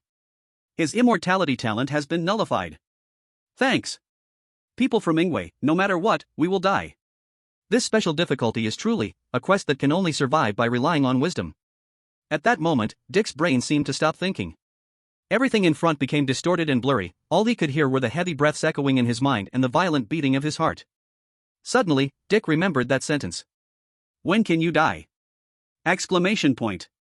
I will not die. I absolutely will not die.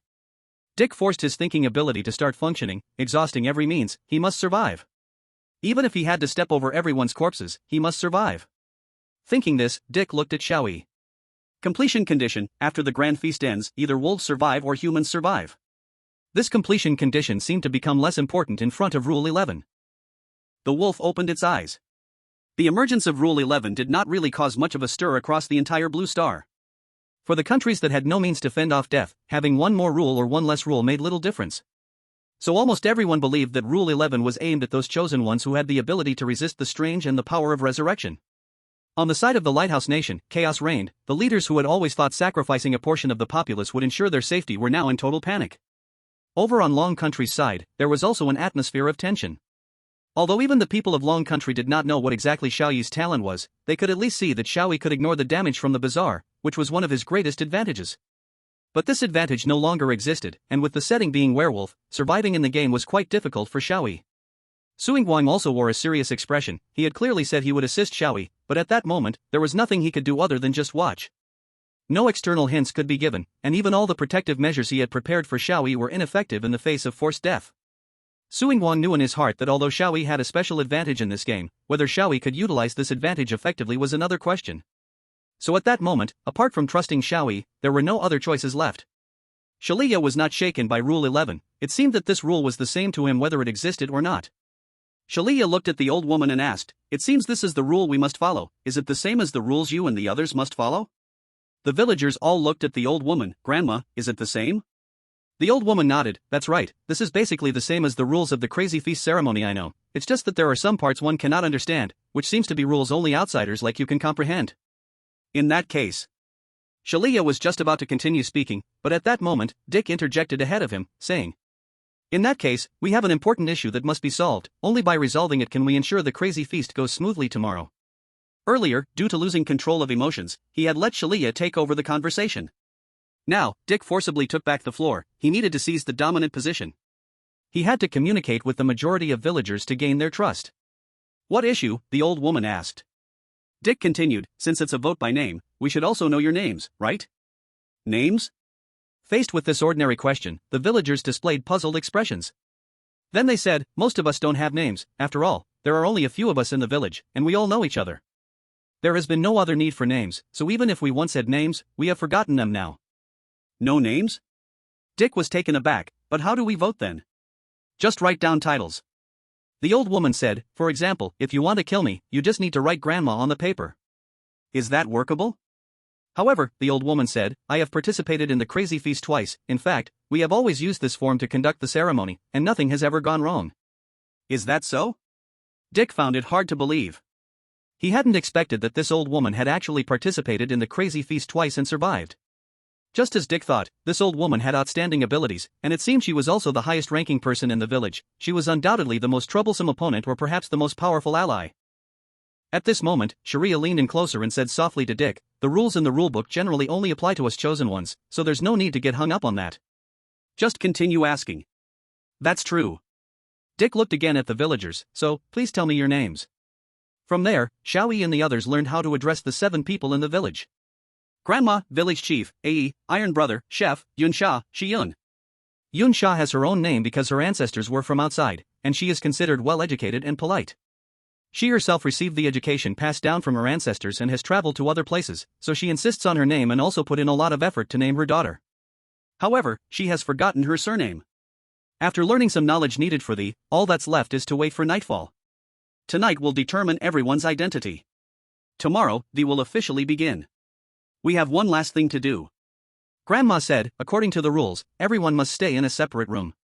Luckily, there are many vacant houses in the village. I will arrange for someone to take you to your accommodations.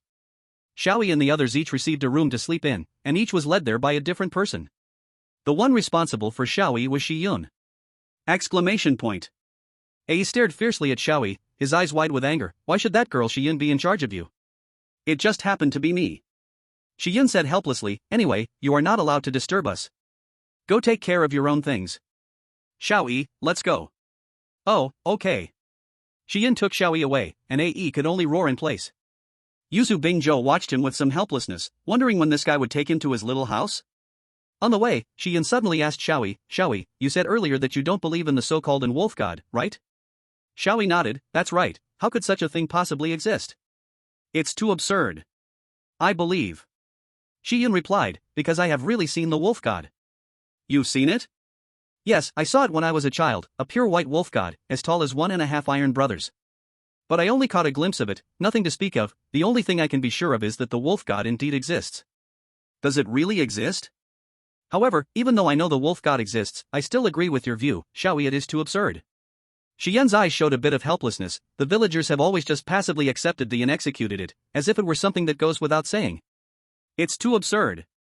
If this passive acceptance continues, the village will eventually perish, and everyone will die. Xian continued, holding the is just a way to survive for a few decades at the cost of sacrificing others in the village, and even so, the next will still come. So, I want to see the wolf god, to end thee completely. If persuasion doesn't work, I'll take action. Even if it's a futile effort and I get killed by the wolf god, it doesn't matter. At least I will have tried, instead of just sitting here waiting to die. Is that your idea?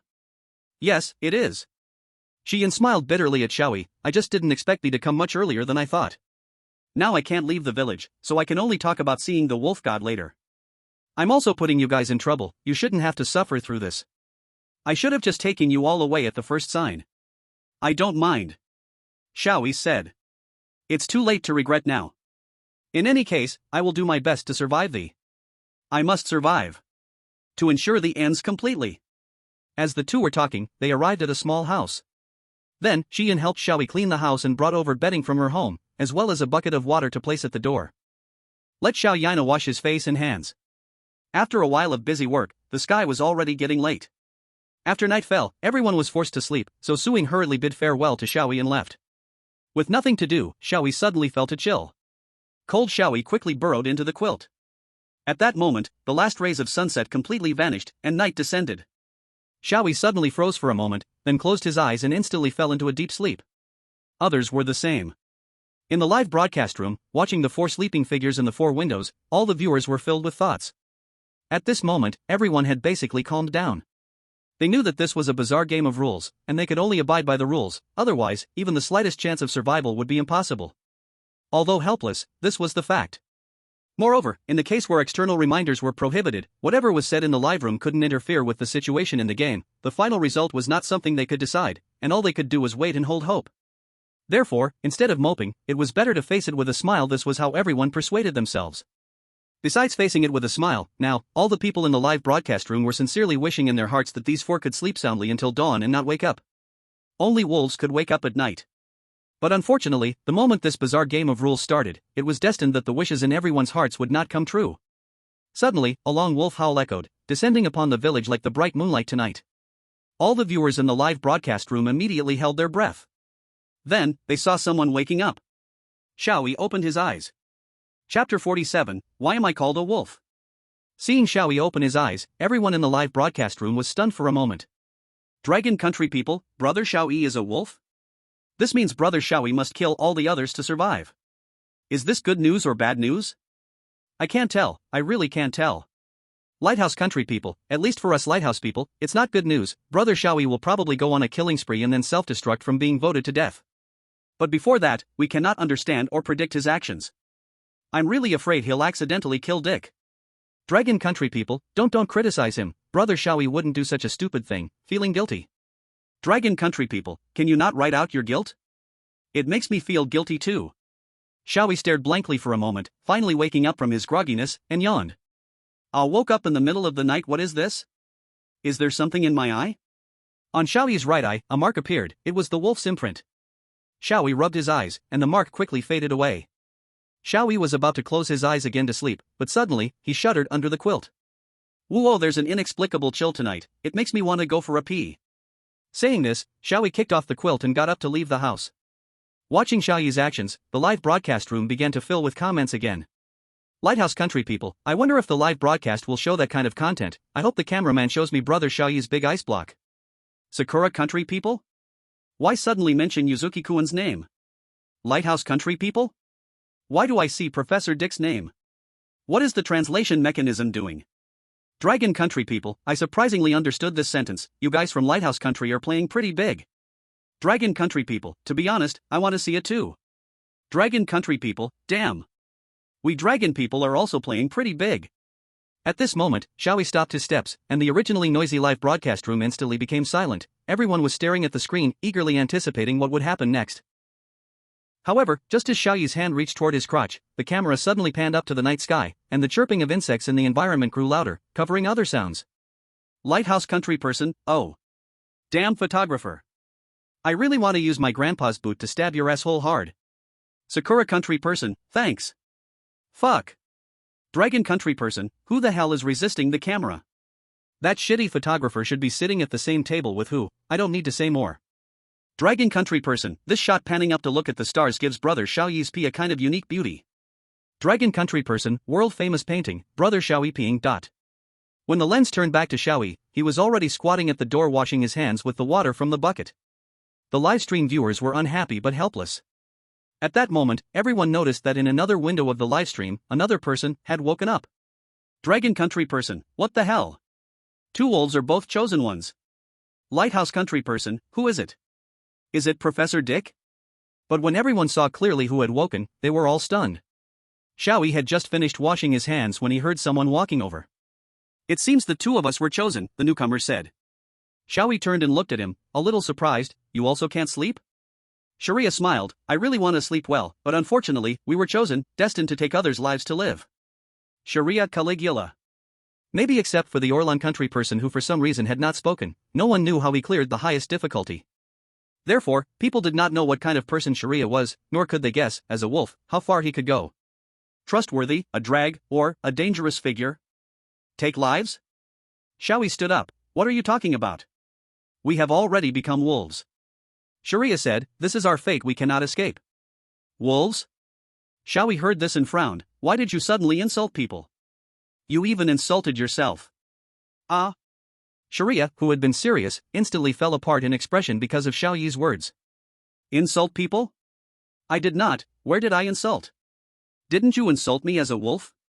Xiao Yi crossed his arms, a little displeased. Wolf? I did not mean that. By the way, is wolf an insult? Normally isn't it a praise? Sharia was puzzled. Of course it's an insult. Xiao Yi nodded firmly and explained, how could it be praise? Think about it, can a wolf beat a person? In body alone you can hit it twice and knock it down. Humans are already very strong, why lower yourself to say you are a wolf? This. Sharia was already stunned. It did seem to make sense. Xiao Yi was so right. Impossible to refute. Viewers in the livestream also felt Xiao Yi made sense. Many Lighthouse country people and Sakura country people again asked the sole question, is his IQ really only 6? Dragon country people were already used to it. Xiao Yi continued, similarly, people say others are stupid like pigs, or boast they are clever like monkeys, those people are the real fools, aren't both those animals less smart than humans? You are right. Sharia couldn't help laughing, being able to act as a wolf with you is really my luck. Great, I always wanted to walk hand in hand with you, I am not willing to accept others. As he spoke, Sharia held Xiao Yi's hand, those clear eyes staring at Xiao Yi, and said, now this conversation makes me more sure, you really are not as simple as you look. If it is with you, even if we must take others' lives and fall into that abyss full of killing and blood, it would not matter. Let's strive to survive together in this weird tale. Xiao Yi. Oh. Although not knowing what Shilea was saying, Xiao Yi couldn't understand the flowery words, but he could still catch the last sentence, so he held Shilea's hand. Tonight, two wolves reached a cooperation here. In the livestream, someone suddenly sent out a bullet comment as they watched the scene. Dragon country person, is it just my illusion? Why do I feel like Shilea's gaze at brother Xiao Yi is a bit unusual? There seems to be some desire in it. Dragon country person, what kind of gaze is that? How can you tell? However, because of this sentence, everyone in the livestream began to feel that Shilea's gaze was increasingly unusual. So much so that it started to make the entire livestream atmosphere a bit off. Dragon country person, oh no. Whether male or female, everyone wants to avoid brother Xiao Yi. Chapter 48, The Crazy Feast begins. Tonight was just to confirm identity, no need to do anything else. So, after chatting with Shilea for a few sentences, Xiao Yi returned to their own small rooms to continue sleeping. Shilea originally suggested going to the village for a walk tonight to understand the specific situation, but a yawning Xiao Yi refused. Xiao Yi said the village was so small that just looking around during the day would clear everything up, and besides, he wanted to continue sleeping. Just like that, a night passed. The next morning, everyone woke up at the same time. Xiao Yi woke up again, and seeing the day brightened, he let out a satisfied yawn. In this village, one could inexplicably fall asleep so easily and sleep so soundly, making Xiao Yi want to stay here a few more days. After getting up and washing his face with water, Xiao Yi prepared to go out. According to what was agreed upon yesterday, he would head to the cafeteria after waking up to eat breakfast while preparing for some matters. As soon as Xiao Yi stepped out, he just happened to run into Shilea. Good morning. Xiao Yi greeted him. Did you sleep well after returning last night? Good morning. Shilea smiled and replied, of course, I slept very well, as if there was a mysterious power urging me to sleep. But then, Shilea leaned closer to Xiao Yi and said in a lowered voice. However, you must not tell anyone about last night's events, and we shouldn't mention that we woke up at night in front of others. Eh? Why? Our private meeting at night absolutely cannot be known by others, that is a secret that belongs to just the two of us. The viewers in the livestream could hear their quiet conversation, but it left them confused. Dragon Country person, a secret that belongs to just the two of us? That sounds so strange? Question mark. Xiao Yi didn't understand what Shilea meant, but he didn't want to admit he didn't understand, so he nodded pretending to understand. I understand, since you don't want others to know, I won't say anything. That's good. While the two were talking, they saw Dick and Yuzu Koichiro also heading towards the cafeteria. Xiao Yi went up to greet the two but suddenly felt that Dick seemed a bit different. It's you. Dick looked at Xiao Yi and suddenly asked coldly, Xiao Yi, how's your imprint? Eh? What do you mean by how's it? Xiao Yi didn't understand Dick's words and was taken aback. Exclamation point. Shilea immediately stood in front of Xiao Yi, vigilantly staring at Dick. Dick, what do you mean by that? It's nothing? Dick shrugged and smiled. Yesterday, Grandma said that wolves and those with identity, like the Prophet and Guardian Gravekeeper, can see imprints. I was just curious. Then you should also know not to easily reveal your identity to unclear friends or foes. I of course know that, so I was just asking out of curiosity. Dick no longer said anything more and turned to leave, while Yuzu Koichiro hurriedly followed in his footsteps. Truly, one cannot be careless even for a moment. Shilea gazed at Dick's back, her expression slightly tense. What's going on? Xiao Yi asked, confused. He is trying to trick you, and with such cheap means. Shilea looked at Xiao Yi. However, Xiao Yi, your response was perfect. You didn't reveal your mark, nor did you show whether you have a mark or not, so he got nothing useful from you. That's really impressive. Xiao Yi, question mark. Although he didn't know what was happening, being praised felt nice. The people from the Dragon Country in the live broadcast looked serious after seeing this scene. They learned through the live stream that Dick had not gained any special powers, he was just an ordinary person. However, this did not mean that Dick was not dangerous. Clearly, Dick had set his sights on Xiao Yi.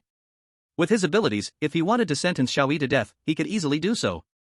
Moreover, Xiao Yi was indeed like a wolf, the two of them were naturally opposed. Though they were temporarily safe now, it was still uncertain what kind of assault Dick would launch next. After arriving at the cafeteria, Xiao Yi was about to have breakfast, but seeing the meager meal in front of him, his brows furrowed. Xiao Yi looked at the chef. Hey, chef, isn't this a bit too little? This question was the same for others, they just didn't dare to ask. That's all there is, eat it or not. The chef didn't even look at Xiao Yi. Hubby Yunsha timidly advised, they are guests, and they are here because of unfortunate circumstances, so. But before Yunsha could finish her sentence, the chef slammed the table heavily and shouted at her, you have no say here. The loud noise made the entire cafeteria fall silent for a moment. Yunsha could only show an apologetic expression to Xiao Yi, then lowered her head in silence. The nearby Taigu frowned but still held back and said nothing. You can have mine. At that moment, an old woman pushed her portion to Xiao Yi. Eh? But. It's fine, it's fine. The old woman smiled kindly, young people should eat more, I usually don't eat much, and now I even want to eat less. But you can't not eat anything, right? Just then, Shiyun looked at the chef and said, Dad, there are more people eating than usual, you should cook more, please. The chef scratched his bald head which had no hair and nodded, I got it, since you said so, Shiyun. After that, the chef stood up and went into the kitchen, and this problem was finally resolved. Xiao Yi looked at Shiyun, thanks. You're welcome. Shiyun smiled back. But just as Xiao Yi made eye contact with Shiyun for not even a second, he felt a strong, murderous gaze. Without a doubt, it was Ae. Hey! I ask you. Ae grinned and leaned close to Xiao Yi, what did you and Shiyun do yesterday? What do you mean? Xiao Yi honestly answered, we just cleaned up a bit. Damn. However, even just that, he still shouted angrily, I've never even had such good fortune, why does this kid get it as soon as he arrives? Arg. I really want to kill you. Ae. At that moment, a calm yet terrifying voice came, it was Shiyun. Don't say such things casually, especially at a time like this. Do you want to die? Exclamation point. It was Ae's first time seeing Shiyun so angry, and he hurriedly kneeled, I'm sorry, Shiyun. No, you don't need to kneel to apologize, right? Shiyun was somewhat speechless. Yuzuki Ice Dawn was also shocked, isn't that my special skill? When did this guy learn to steal it? After nightfall, they would be forced to sleep, so the grand feast began at noon. As everyone just sat down in the ritual hall, Dick could no longer wait and began to speak. Everyone. After my thoughts yesterday, I reached a conclusion. Can I tell you? Although everyone was puzzled, they were willing to listen to Dick because he was a professor. Dick then said in a deep voice, "This conclusion is actually quite simple. From the perspective of probability, regardless of when, we can only truly determine the winner against the wolves when the number of people is reduced to a certain extent." Hearing this, everyone's expressions turned serious. It was like saying that someone had to die to find out who the wolves were. But no one refuted this, because it was the truth. Dick continued, "Rule 9, people cannot directly kill wolves. Apart from voting for execution, we have no means to deal with the wolves, so we must not waste any opportunity for a voting execution. Unfortunately, today is only the first day of the grand feast, the wolves have not killed anyone, and we have no clues. But even so, we cannot waste this rare opportunity, so I propose let's sacrifice someone who does not help advance the feast. After all, the fewer people we have, the faster we can find the wolves." Upon hearing Dick's proposal, everyone was taken aback. Sharia clenched his fists in shock. Because he had already guessed what Dick was about to say next. Dick looked at Xiao Yi and smiled. His smile was very strange, like the sharp blade reflecting cold light under the sun, hiding cold-bloodedness and cruelty beneath that smile, sending chills down one's spine. "So, for all of us, could you sacrifice yourself a little, Xiao Yi?" Chapter 49, Confrontation. At the moment Dick spoke those words, everyone in the ritual hall, including all the viewers in the live broadcast room, was stunned. Everyone looked at Dick in disbelief. The people in the live broadcast room had guessed that Dick was targeting Xiao Yi to some extent, but they never expected it to be so direct. Directly asking Xiao Yi to die. And using such a cheap noble reason as for everyone's sake. Sharia frowned. "Dick, what do you mean by that? Just as I said before, we must execute the wolf, but currently, no one can be suspected." Dick's smile remained, "So, we can only eliminate someone who is not very useful to the grand feast, reducing the number of people, and also allow the gravekeeper to determine Xiao Yi's identity, exchange information, and further narrow down the hiding space of the wolf. It's a very reasonable method, isn't it?" Though cruel, this was indeed a reasonable strategy. If the person being executed wasn't oneself, everyone would likely agree to such a handling method, especially since that person was a stranger. However, Sharia could also see that Dick's main purpose was to seize control and dominate the situation. He wanted to make Xiao Yi a sacrificial offering to secure his own position. If the gravekeeper later discovered that Xiao Yi was a wolf, then Dick's position would be unshakable. Sharia would never allow such a thing to happen, but when he was about to speak, an unexpected person spoke up before him. "Wait a minute. You guys are friends, right?" Iron Brother stared at Dick in disbelief. "Why? Why can you easily tell your friend to die?" Dick glanced at him disdainfully. "Have you failed to understand the situation? This is not a game, but a ritual concerning life and death. Conscience and feelings only become our shackles now, they will not save anyone but will instead lead to more deaths. Do you want to die? Do you want to bring everyone down with you? Or do you have a better insight?" Iron Brother couldn't refute Dick because Dick was firmly grasping onto the point of the interests of the majority. Iron Brother could only look at the old lady, hoping she would have a way to handle it. But the old lady just silently watched. Nothing was said. On the surface, the old lady seemed neither supportive nor opposing, but in reality, her silence as the one with the highest authority in the village was already a silent approval of Dick's actions. She could not think of a better way. Iron Brother saw this and could only remain silent like everyone else. As the atmosphere of the banquet started to rush towards the execution of Xiao Yi, Sharia hurriedly stood up. There was no time to worry about anything else. If Dick wanted to execute Xiao Yi, then Sharia had only one thing to do, which is to stop Dick. "Please wait. Are you really planning to execute a person? Just like this, without any reason, let someone die? It's utterly ridiculous." Upon hearing this, most people in the ceremony hall avoided Sharia's gaze, but Dick did not shy away and met his eyes. Dick said, "Of course, this is a life and death ceremony. This is the mad banquet, you should understand that, right?" "What nonsense mad banquet?" Sharia pointed at Iron Brother with an angry face. "I see this is how your village's people rob and kill outsiders." Iron Brother's previous reaction already indicated that he did not support Dick's actions, so Sharia needed to drag him into this conflict. "No." Iron Brother immediately stood up. "You misunderstand. We absolutely have no such intentions. This is just his opinion and has nothing to do with us. And this proposal, wasn't it you who brought it up first? WH. Dick froze, as he finally realized the true meaning of Sharia's actions. So that's how it is, this is the tactic. Dick wanted to gain the villagers' trust, to blend in with them, but Sharia pulled him back into the outsiders' camp, cutting off the villagers from outsiders. Dick's method of using the interests of the majority was based on the premise that the mad banquet was real, so Sharia denied that premise. Encountering such an absurd situation, the villagers may have become accustomed to it, but generally speaking, normal outsiders would have doubts, questioning whether this was a method to rob and kill. Sharia merely displayed this aspect of a normal person, while compared to him, Dick, who unconditionally believed it and directly suggested murder, seemed abnormal instead. In the hearts of the villagers, a slight doubt arose about Dick. Is someone who so easily betrays his friends really someone to be trusted? Seizing the opportunity, Sharia continued to attack and roared at Dick following Iron Brother's words. Yes, indeed it was us. We brought it up first, but I didn't expect you to be this kind of person, to curry favor with the majority in order to save yourself and abandon your partners. I really shouldn't have trusted you. What you said today contradicts your behavior yesterday. Dick was about to say something, but unexpectedly, the old lady suddenly spoke up. Yesterday, you seriously listened to me talk about the mad banquet and showed no signs of opposition, adhering to our rules. But why today do you seem like a completely different person? It's quite strange, young man. The old lady looked at Sharia, with her words and gaze showing no concealment of her doubt. Sharia didn't expect that the old lady would stand up and openly question him.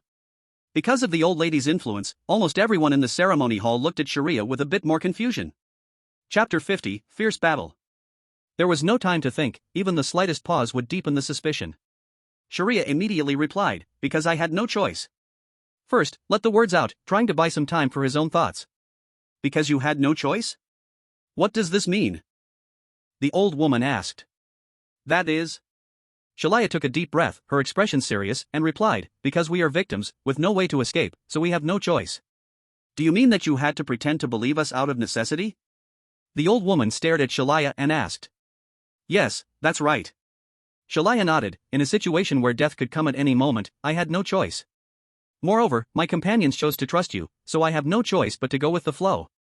Then, Shalia looked at Dick, hostility surging in her eyes. However, after careful thought, I increasingly feel that something is wrong. Most legends throughout history are just means for profit. And after seeing the play that this traitor put on today, I realized I really have nowhere to go. After executing Xiao Yi, your next target will be me, right? Sacrificing us traitors to please the majority. You. Dick was about to say something when the old woman spoke up, so, when you see your friend about to be executed, you feel that you might be in danger too, which is why you stood up. Exactly. I no longer want to participate in this boring fake ceremony. Since death is certain, I would rather leave directly and die in the mountains than be inexplicably executed here. Hearing this, the old woman hurriedly said, Wait, you're not planning to leave, are you? No. We have no intention of robbing or killing. If you leave the village, you will definitely die. Please calm down and listen to me. Shalia silently looked at the old woman. Seeing that Shalia had no intention of leaving, the old woman finally breathed a sigh of relief.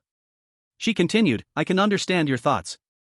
It must be very unsettling to encounter such things, and it is understandable to doubt everything. But think calmly, do we really have the need to rob or kill? You are already penniless victims, right? Moreover, that bloody rain could indeed be done with manpower, but if we had the manpower and resources to do that, why would we need to harm your few people's wealth? This is... Shalia was suddenly speechless. My life is already of no value. The old woman said, but I can only use this life to vow that what I say is true. For your own good, please believe me. Grandma. Shalia paused in silence for a moment before finally nodding, I understand, I believe in the wolf god and the truth of the Feast of Frenzy. The old woman revealed a kind smile, that's good. On the surface, it seemed that Shalia had surrendered, but in reality, his plan was steadily progressing. Shalia already believed in the Feast of Frenzy, everything he did was to prevent Dick from gaining the trust of the crowd, thus protecting Xiao Yi. In fact, the crowd's attention had shifted away from Xiao Yi. However, this did not mean they were safe, because Dick was still present. Since you have no objections, let's continue. Dick said, let's begin the vote to execute Xiao Yi. Wait a minute, who said I have no objections? Shalia looked at Dick. What's wrong? Are you saying my proposal is wrong? Dick's expression hardened. No, it's not wrong. Your proposal is indeed beneficial for humanity, but you have hidden one thing from everyone. Your proposal. It is also beneficial for the wolves. What did you say? Dick immediately stood up. Now everyone's attention was on Dick, and he was no longer as trustworthy as before. Thus, Shalia's next goal was clear, to challenge Dick as a wolf in front of everyone. Xiao continued, if you are a wolf, with this proposal, not only can you execute one person, but you can also gain everyone's trust. It really is a clever trick, but we who trust you will probably be doomed. Dick furrowed his brow, your suspicion has no evidence. Indeed, I have no evidence to prove you are a wolf, but you also have no evidence to prove you are not a wolf. Who would believe you? Wolves would choose to execute someone of greater value. Not someone like Xiao Yi. Because you cannot find a good reason. Moreover, killing allies for the greater good makes you more convincing. As the two argued, it felt as if a storm had erupted behind them, with strong winds pushing them both forward. They quickly approached each other. This is a wild feast. A ceremony concerning life and death. Worrying about friendship will only make us all die worse. So I must look at the problem rationally. What you say makes sense, but a wolf can also use the right reasoning to attack us. How can you guarantee you are not the wolf? Whoever proposes, whoever acts first. You proposed, then why not act first? As they drew closer, the tense atmosphere in the air intensified, becoming pressure. Then, the two heads violently collided, making a dull thud. Their expressions did not change at all, neither taking a step back, neither willing to concede. The ceremony hall immediately fell into shocked silence, everyone involuntarily holding their breath. This is just the first day of the wild feast. Has it come to this already? Then, Xiao and Dick began to speak in voices that others could not hear. What did your earlier performance mean? What foolish friendship, he only stood up because he felt danger. Those earlier words were just for the villagers to hear, Dick knew very well, so he questioned Xiao. Why do you obstruct me? Protecting Xiao Yi is unusual, do you know his identity? Only wolves can know each other's identity from the start. You two are wolves. I do not wish for an unknown identity to hold great power. Xiao responded, only trust myself, so I must take my life into my own hands. And thanks to you, opposing you has not only allowed me to seize the villagers' trust from you but also secured Xiao Yi's crucial vote in my hands. What? You actually have such a plan? Dick frowned tightly. Unexpectedly, Xiao had the same plan as him, just different methods. On Dick's side, Yuzu Bingzhou must surely be in his favor, so he effectively had 2 votes. It seemed Xiao planned to protect Xiao Yi and keep his vote in his hands. He never thought such a troublesome enemy would emerge to compete with him for control of the wild feast. Dick couldn't help but feel it was tricky. Meanwhile, the audience in the live streaming room looked at the two who were still in a standoff, all stunned. Dragon Country person, my CPU is burning up, yet I still can't keep up with their thoughts. I need to buy the latest i9 processor. Dragon Country person, ah. My head hurts so much, something is about to come out. Dragon Country person, even the Battle Lady and Professor Dick aren't falling behind, this Xiao seems a bit strong. Lighthouse Country person, Xiao is indeed a pretty good teammate, but that alone is not enough. If Xiao Yi does not speak up and prove his worth, he will still be voted to death by our Professor Dick. Seeing this comment, everyone looked towards Xiao Yi. What is he doing now? Xiao Yi was bored, playing with his fingernails, as if this wild feast had nothing to do with him. The live stream was filled with wails. Chapter 51, I still know nothing. Dragon Country person, Xiao Yi looks just like me back then. It's just like when I went to class just to wait for it to end. The main thing was to accompany classmates. I ignored whatever the teacher said, highlighting the sense of participation. But this is not class. It's a tense situation that concerns life and death. The people of Longwa said, does Xiao Yi not understand his current situation, or has he been ignoring everyone's words from the start? The people of Longwa shouted, Xiao Yi, move. Why aren't you moving? Why don't you move? At that moment, Xiao Yi finally made a move, he lifted his head. Just when everyone thought Xiao Yi would finally take some action, he instead looked out the window. Outside, a butterfly happened to fly by. Ah! It's a butterfly. After the butterfly flew away, Xiao Yi continued to focus on playing with his nails. The live stream was filled with cries of despair again. Meanwhile, the fight between Xiao and Dick was becoming more and more intense, to the point where no one else could interject. Then I ask you, why shouldn't Xiao Yi be executed? What help can he be to the feast, just based on how he looks? As he spoke, Dick pointed forcefully at the distracted Xiao Yi. Ah? Are you calling me? Xiao Yi immediately showed a look as if he had been caught daydreaming in class when the teacher called his name. Because Dick called his name, Xiao Yi finally started to listen to their conversation and officially joined the feast. Xiao Yi paused, rebutting, just based on this, are you casually deciding someone has no use? How arrogant.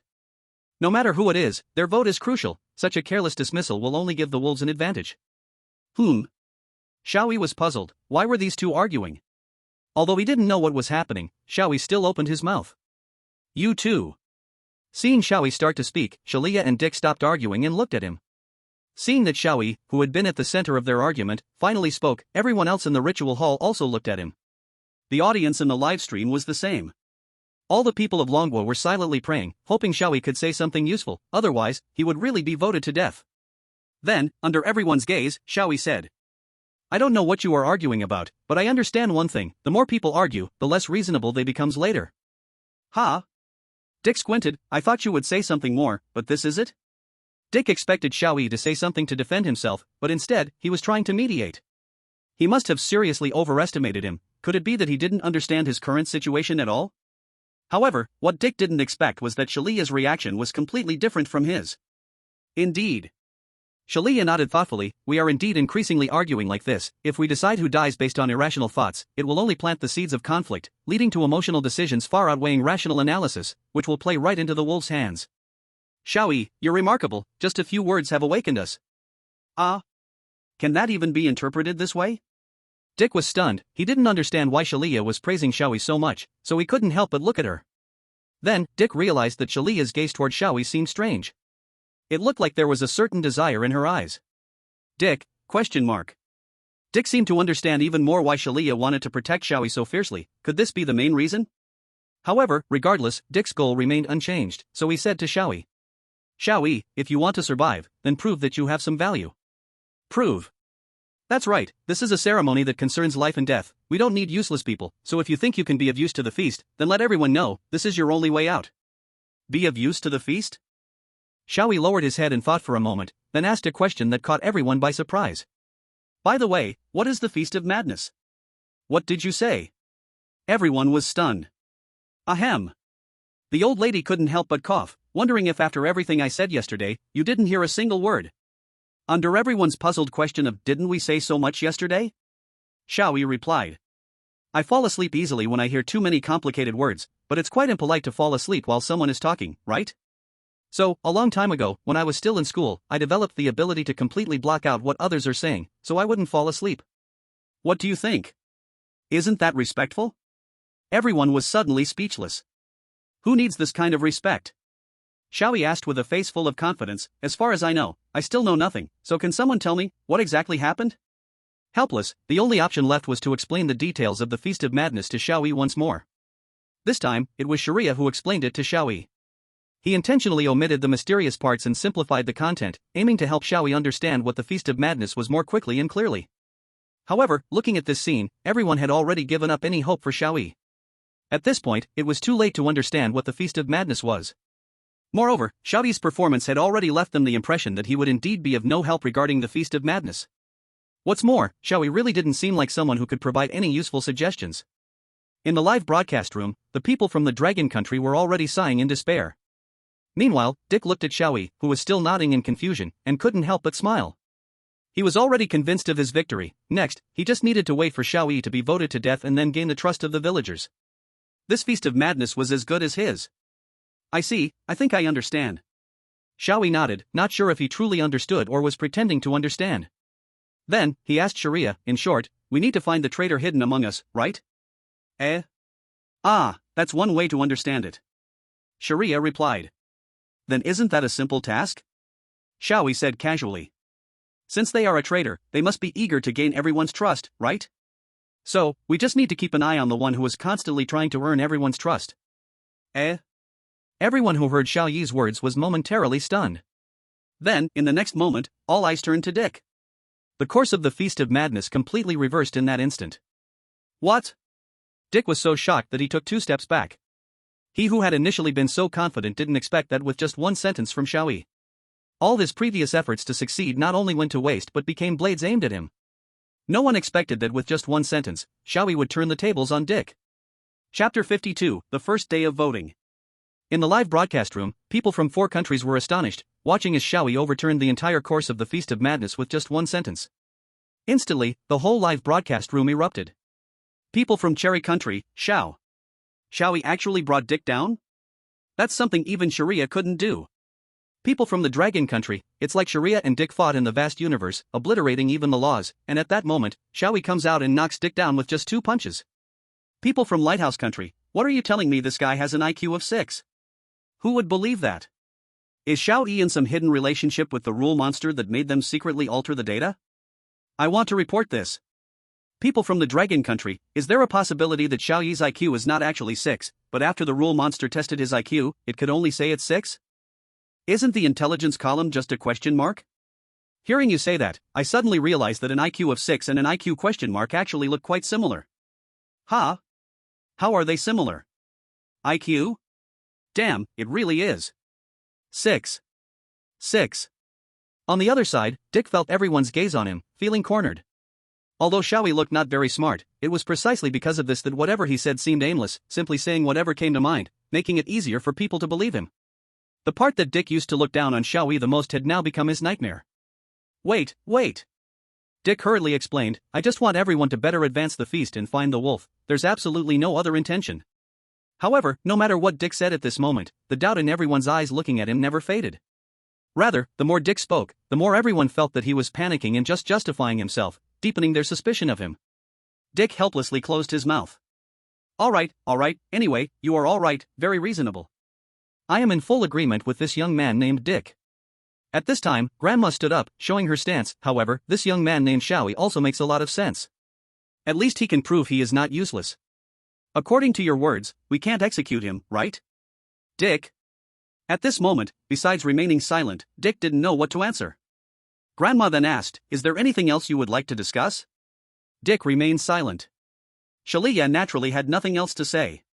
As long as Xiao Yi was safe, he felt there was no need to say anything. However, Xiao Yi did not expect Xiao Yi to have the strength to crush Dick. It was truly amazing. This further convinced Xiao Yi that his belief in protecting Xiao Yi at any cost was indeed correct. At the same time, Xiao Yi secretly glanced at Xiao Yi. The sparkle in his eyes was even more dazzling than before. As for the others, they truly had nothing to say. They were already stunned watching Xiao Yi battle Dick, and completely couldn't interject. Let alone now that Xiao Yi had ended the fight. Seeing that everyone was silent, Grandma said, then let's start the last step of the feast, which is voting. Cast your vote against the person you suspect to be a wolf. Hearing Grandma's words, everyone's expressions changed. After all, it had come. Voting, although it was just one vote, could decide a person's life or death. No matter who it was, facing such a situation, it was hard to accept. Everyone looked at each other, unsure how to choose. At this time, Yunsha suddenly stood up and said, everyone, I'm sorry, can I say a word? Please do not vote for my daughter. If you must vote, please vote for me instead. Mom. Shiyun couldn't help but hug Yunsha. Looking at this mother and daughter, everyone felt even less willing to vote. While everyone hesitated, tangled in whether to vote and for whom, Xiao Yi spoke up again, asking Grandma. Grandma, I know what voting is, but do we really have to vote? That's right. Grandma nodded, voting for execution is our only way to punish the wolf, not a single one can be wasted. At this time, Dick stood up, moreover, we have a total of 11 people. According to the situation of voting to execute one person each day and the wolf killing one, by the 5th day if the feast is still ongoing, there are only 2 possible scenarios, 2 people and a wolf, or 2 wolves and a person. Xiao Yi followed up, in the case of 2 people and a wolf, for the humans to win, they must vote to execute that wolf, but people do not necessarily know each other's identities. Once the wrong vote is cast, defeat is inevitable. Dick continued, and with 2 wolves and 1 person, since the wolves know each other's identities, they are sure to win. No matter how you look at it, on the 5th day, our chances are too small, so I think we should treat the 4th day as the last day, and that's why I propose we must execute 1 person. Really? Xiao Yi pondered for a moment and then spoke a line no one expected, if that's the case, wouldn't it be better not to vote? What did you say? Dick frowned tightly. Look, Xiao Yi explained, if we keep 1 more person, then on the 5th day there will still be 4 people, right? The more people there are, the stronger we become. Then we don't need to fear traitors. This. Dick was stunned for a moment, indeed. There are only 2 wolves, so the situation becomes 2 people and 2 wolves versus 3 people and 1 wolf. Considering the condition after the 5th night when there are survivors, the wolf will definitely die. With 3 people and 1 wolf, we will win, and even with 2 people and 2 wolves, our chances are still great. How could I not notice this? I never expected you, Xiao Yi, to notice it. This is just simple addition and subtraction, right? Xiao Yi couldn't help but laugh, you didn't even know this? You.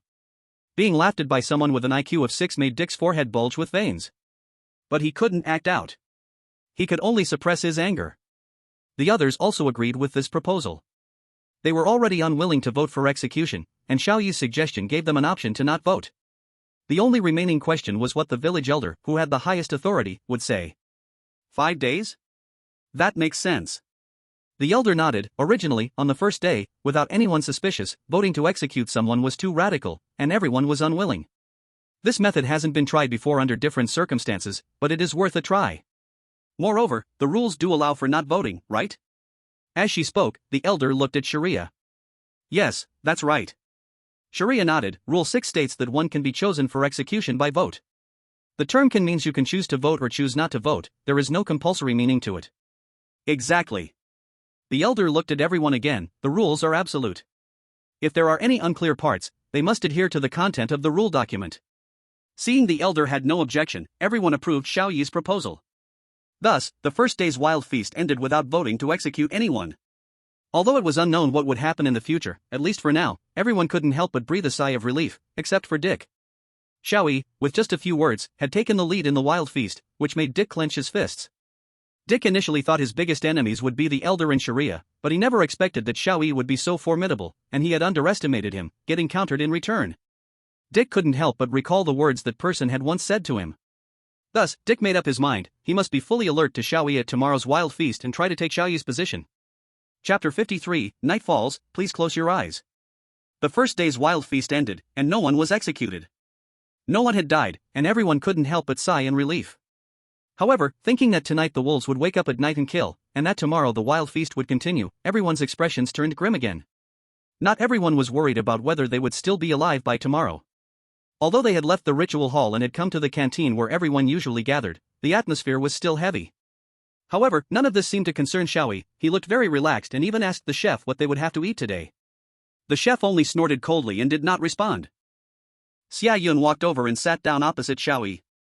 Xiao Yi, you look very ordinary, but unexpectedly, you are a very powerful person, Xia Yun suddenly said. Suddenly being told this, Xiao Yi was a bit puzzled. What do you mean? It's nothing. Xia Yun stared straight into Xiao Yi's eyes, as if trying to confirm something, and asked, I just want to know, would you suddenly attack me at night? Hearing this, the viewers from Long Country who were watching Xiao Yi's livestream couldn't help but be shocked. Xia Yun was testing Xiao Yi. They really feared that Xiao Yi would just answer truthfully to whatever question he was asked and directly expose himself. What are you talking about? Xiao Yi frowned. Why would I attack you?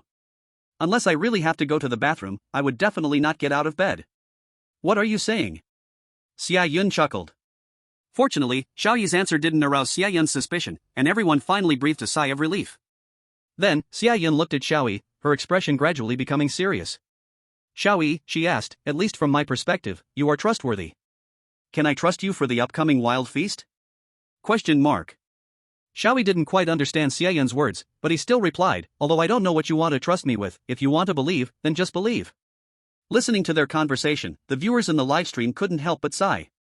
Viewer from Long Country, sigh. This girl named Xia Yun has ultimately trusted the wrong person. Brother Xiao Yi is a wolf, destined to kill everyone. Viewer from Long Country, ah. Just thinking about how this girl might be killed by Brother Xiao Yi makes my heart ache. Viewer from Long Country, I say, why not just kill this woman tonight? Long pain is worse than short pain. Kill her to prove the path. If you want to kill, then just kill. Kill them all. First smash her body, keeping only her head, then burn her parents alive and mix them into adulthood. Completely crazy. Kill, kill, kill, kill, kill, kill, kill, kill, kill, kill. Viewer from Long Country, who's this lunatic? Enough already. Viewer from Long Country, get out. Viewer from Sakura Country, you Long Country people seem a bit too extreme. While Xiao Yi was talking with Xia Yun, 3 people were watching them. Needless to say, Shiluya was definitely one of them. He was always paying attention to Xiao Yi's situation. The other person was Dick, who was looking at Xiao Yi, with countless thoughts running through his mind. Could Xiao Yi be a wolf? Dick pondered this possibility, feeling it was quite low. After all, how could a wolf propose ideas beneficial to humans? No, it's also possible that he wants to gain people's trust and intentionally use this method, but does he really have the intelligence to come up with such a complex scheme? No. He must not underestimate. He was defeated by Xiao Yi precisely because he underestimated him. He cannot look down on him. Xiao Yi is not as simple as he seems on the outside. Yes. If he really was a fool, how could he pass the highest difficulty level? Xiao Yi must be pretending to be crazy and foolish, this is his tactic, and he must not be deceived. Dick had already decided that from now on, every word Xiao Yi says and every action he takes must be weighed and considered, for everything he does must have deep meaning. Thus, Dick now watched Xiao Yi as if he was entranced, with countless thoughts in his head, unsure of what he was thinking about. And the last person was Ae. He looked at Xiao Yi, who was chatting and laughing with Xia Yun, his face turned red with anger. His breathing even quickened to 3 to 5 times per second, feeling like he would rush over and fight Xiao Yi at any moment. However, because Xia Yun stayed by Xiao Yi's side, he ultimately didn't rush over. Even though he was so angry that smoke seemed to be rising from him, he still held back. A day passed quickly, and soon night would fall again. As everyone was preparing to return to their small houses to sleep, Dick said to everyone, "By the way, even though I don't know who the seer is yet, I would like to give the seer a suggestion. Today is the first day, and there is no one to suspect. Since that's the case, let's change our thinking and consider who the wolf could be. That might be troublesome." As he spoke, Dick glanced at Grandma, Sharia, and Xiao Yi. These three people are undoubtedly his greatest rivals for dominance at the moment. If he could uncover their identities, he would feel more at ease. If he could find out they were wolves, that would be even better. If the seer checks him, it could also prove his identity. So, please keep this thought in mind when choosing whom to check tonight. As he spoke, Dick looked at Sharia. "Sharia, you have the rule book, right? Hand it over to me, I want to study the rules closely." Today, Xiao Yi took the spotlight, and now Sharia has slandered him. Dick thought he must make some contribution to the human camp to regain everyone's respect. "I can give it to you, but..." Sharia couldn't help but laugh. "Aren't you scared silly by the rules book? Are you okay? TSK. Just hand it over to me." "Alright, I'll get it for you in a bit." Then, the first day's daylight ended, and the first night arrived. Everyone fell into a deep sleep. There was still some time before the wolves woke up, and seeing the four still asleep, the chat room began to buzz. Dragon Country user, today, both Dick and Sharia really stood out. Their performance was a real challenge. Dragon Country user, yeah, but the strongest has to be Brother Xiao Yi, dealing the highest damage with the least output, and directly controlling the situation. I call him the strongest. Lighthouse Country user, if Xiao Yi is that strong, why is he even playing? He directly killed the match. Is he pretending to be weak? Dragon Country user, Brother Xiao Yi is like this, he always pulls off unexpected moves in the most critical moments. Do you dare question the value of a 6 IQ? Dragon Country user, exactly. This astonishing wisdom is something no ordinary human could act out. Forget about whether it's smart, just think about how astonishing it is. Dragon Country user, this is just the kind of astonishing wisdom I love. Brother Xiao Yi absolutely cannot crash. If he's really acting, I'll burn with the fan book of him I bought for 8,000. Dragon Country user, in short, 3 of the 4 chosen ones performed well. As for Yuzuki Aiste, it feels like he's just sleepwalking. Dragon Country user, yeah, even during the feast, no one mentioned him, as if he has been forgotten. What's going on? Do you Sakura people have any clues? Sakura people. The Sakura people chose to remain silent. Just then, as everyone chatted in the live room, that moment arrived. The wolf opened its eyes. Everyone couldn't help but hold their breath. Finally, the moment to decide who would be killed had come. Chapter 54 Intuition. Dragon Country user, oh my god, the wolf is awake. Someone will definitely die tonight. I'll bet it's Dick. Lighthouse Country user, question mark. Dragon Country user, why not Yuki Aiste? Sakura people, question mark. Dragon Country user, sword is erupting. Must kill the woman. Kill, kill, kill. Dragon Country user, damn, this crazy person never stops, does he? Stop being crazy here. Sharia opened his eyes. The first night had arrived, and as a wolf, he must kill someone tonight. However, he had to carefully consider whom to choose. The wolf's primary targets are undoubtedly the seer, the guardian, and the gravekeeper, but during the first day's feast, Sharia only focused on Xiao Yi and quarreled with Dick, failing to notice anyone's identity. However, he was sure Dick had no identity. If he did, he wouldn't be acting so obviously. Uncertain about whom to kill, Sharia decided to ask Xiao Yi for his opinion. Sharia immediately walked out the door. Entering Xiao Yi's room, I found Xiao Yi still fast asleep. Hey, Xiao Yi, wake up. Shalia moved closer and shook Xiao Yi's shoulder. Ah. Xiao Yi looked sleepy. What is it at this hour? If you're not sleeping, I still want to sleep. Let's sleep later. Shalia urged, get up quickly, we have things to do tonight. Xiao Yi reluctantly got up from the bed. So, what do you want to do? Xiao Yi, who are we going to target tonight? Shalia asked. Target who? This. Xiao Yi squinted, unable to understand what Shalia was saying. Shalia thought Xiao Yi was hesitating about whom to target, so she suggested, I personally suggest Dick. He showed a dangerous side on the first day, but we cannot rule out the possibility that he has guards, and since we just had a conflict with him, we might be suspected. Dick? Oh, by the way, you guys argued pretty fiercely during the day. Yeah. Xiao Yi nodded. That was unavoidable. After all, he has his eyes on Xiao Yi. Me?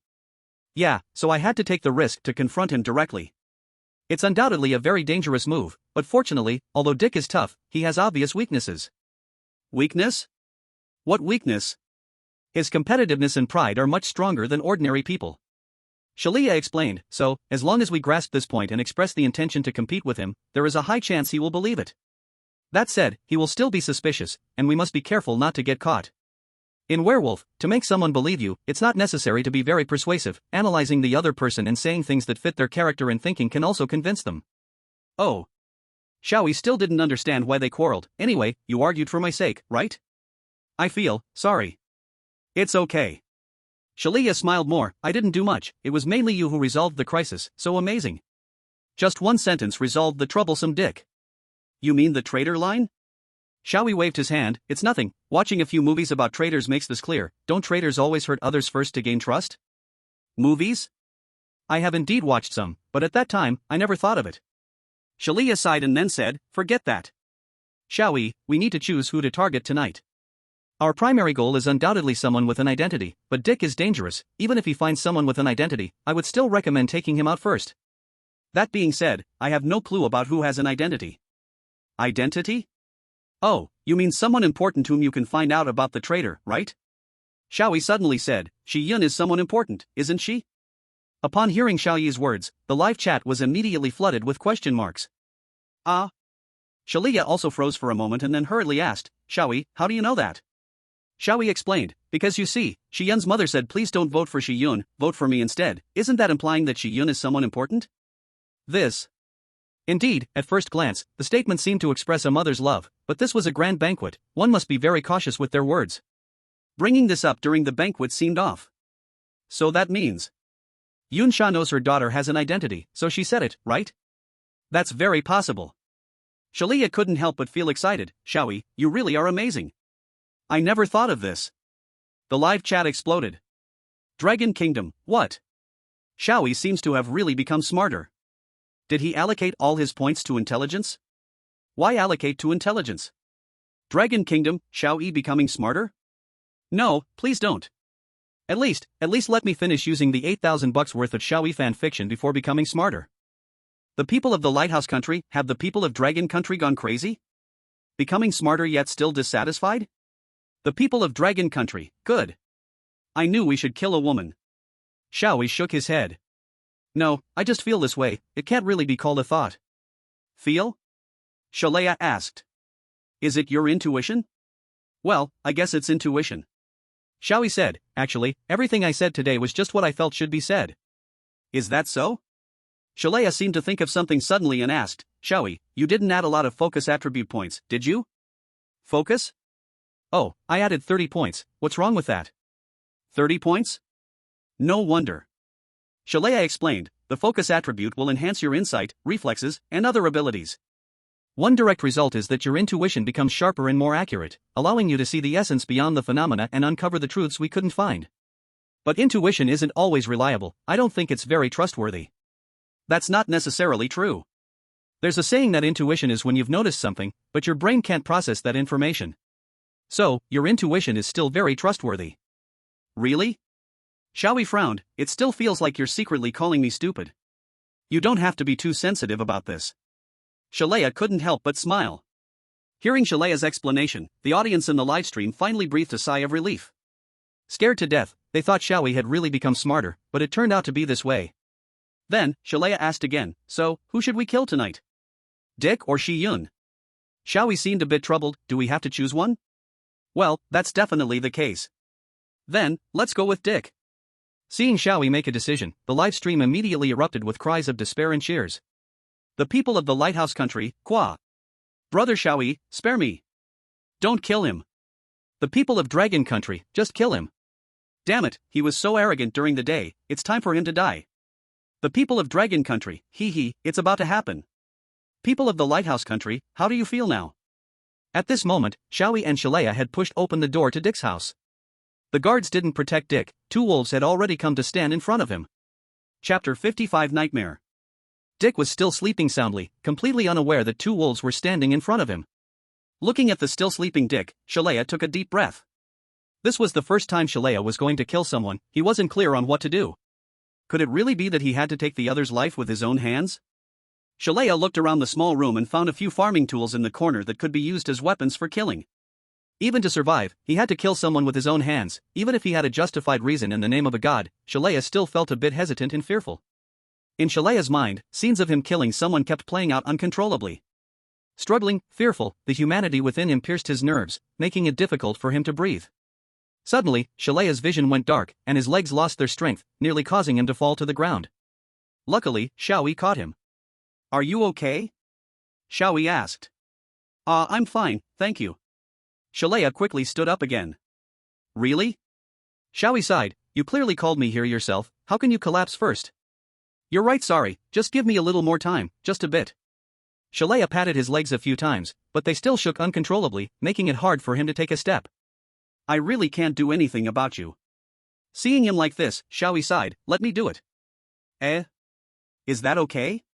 Shalaya was taken aback, feeling a wave of guilt in his heart. Alright, just wait here."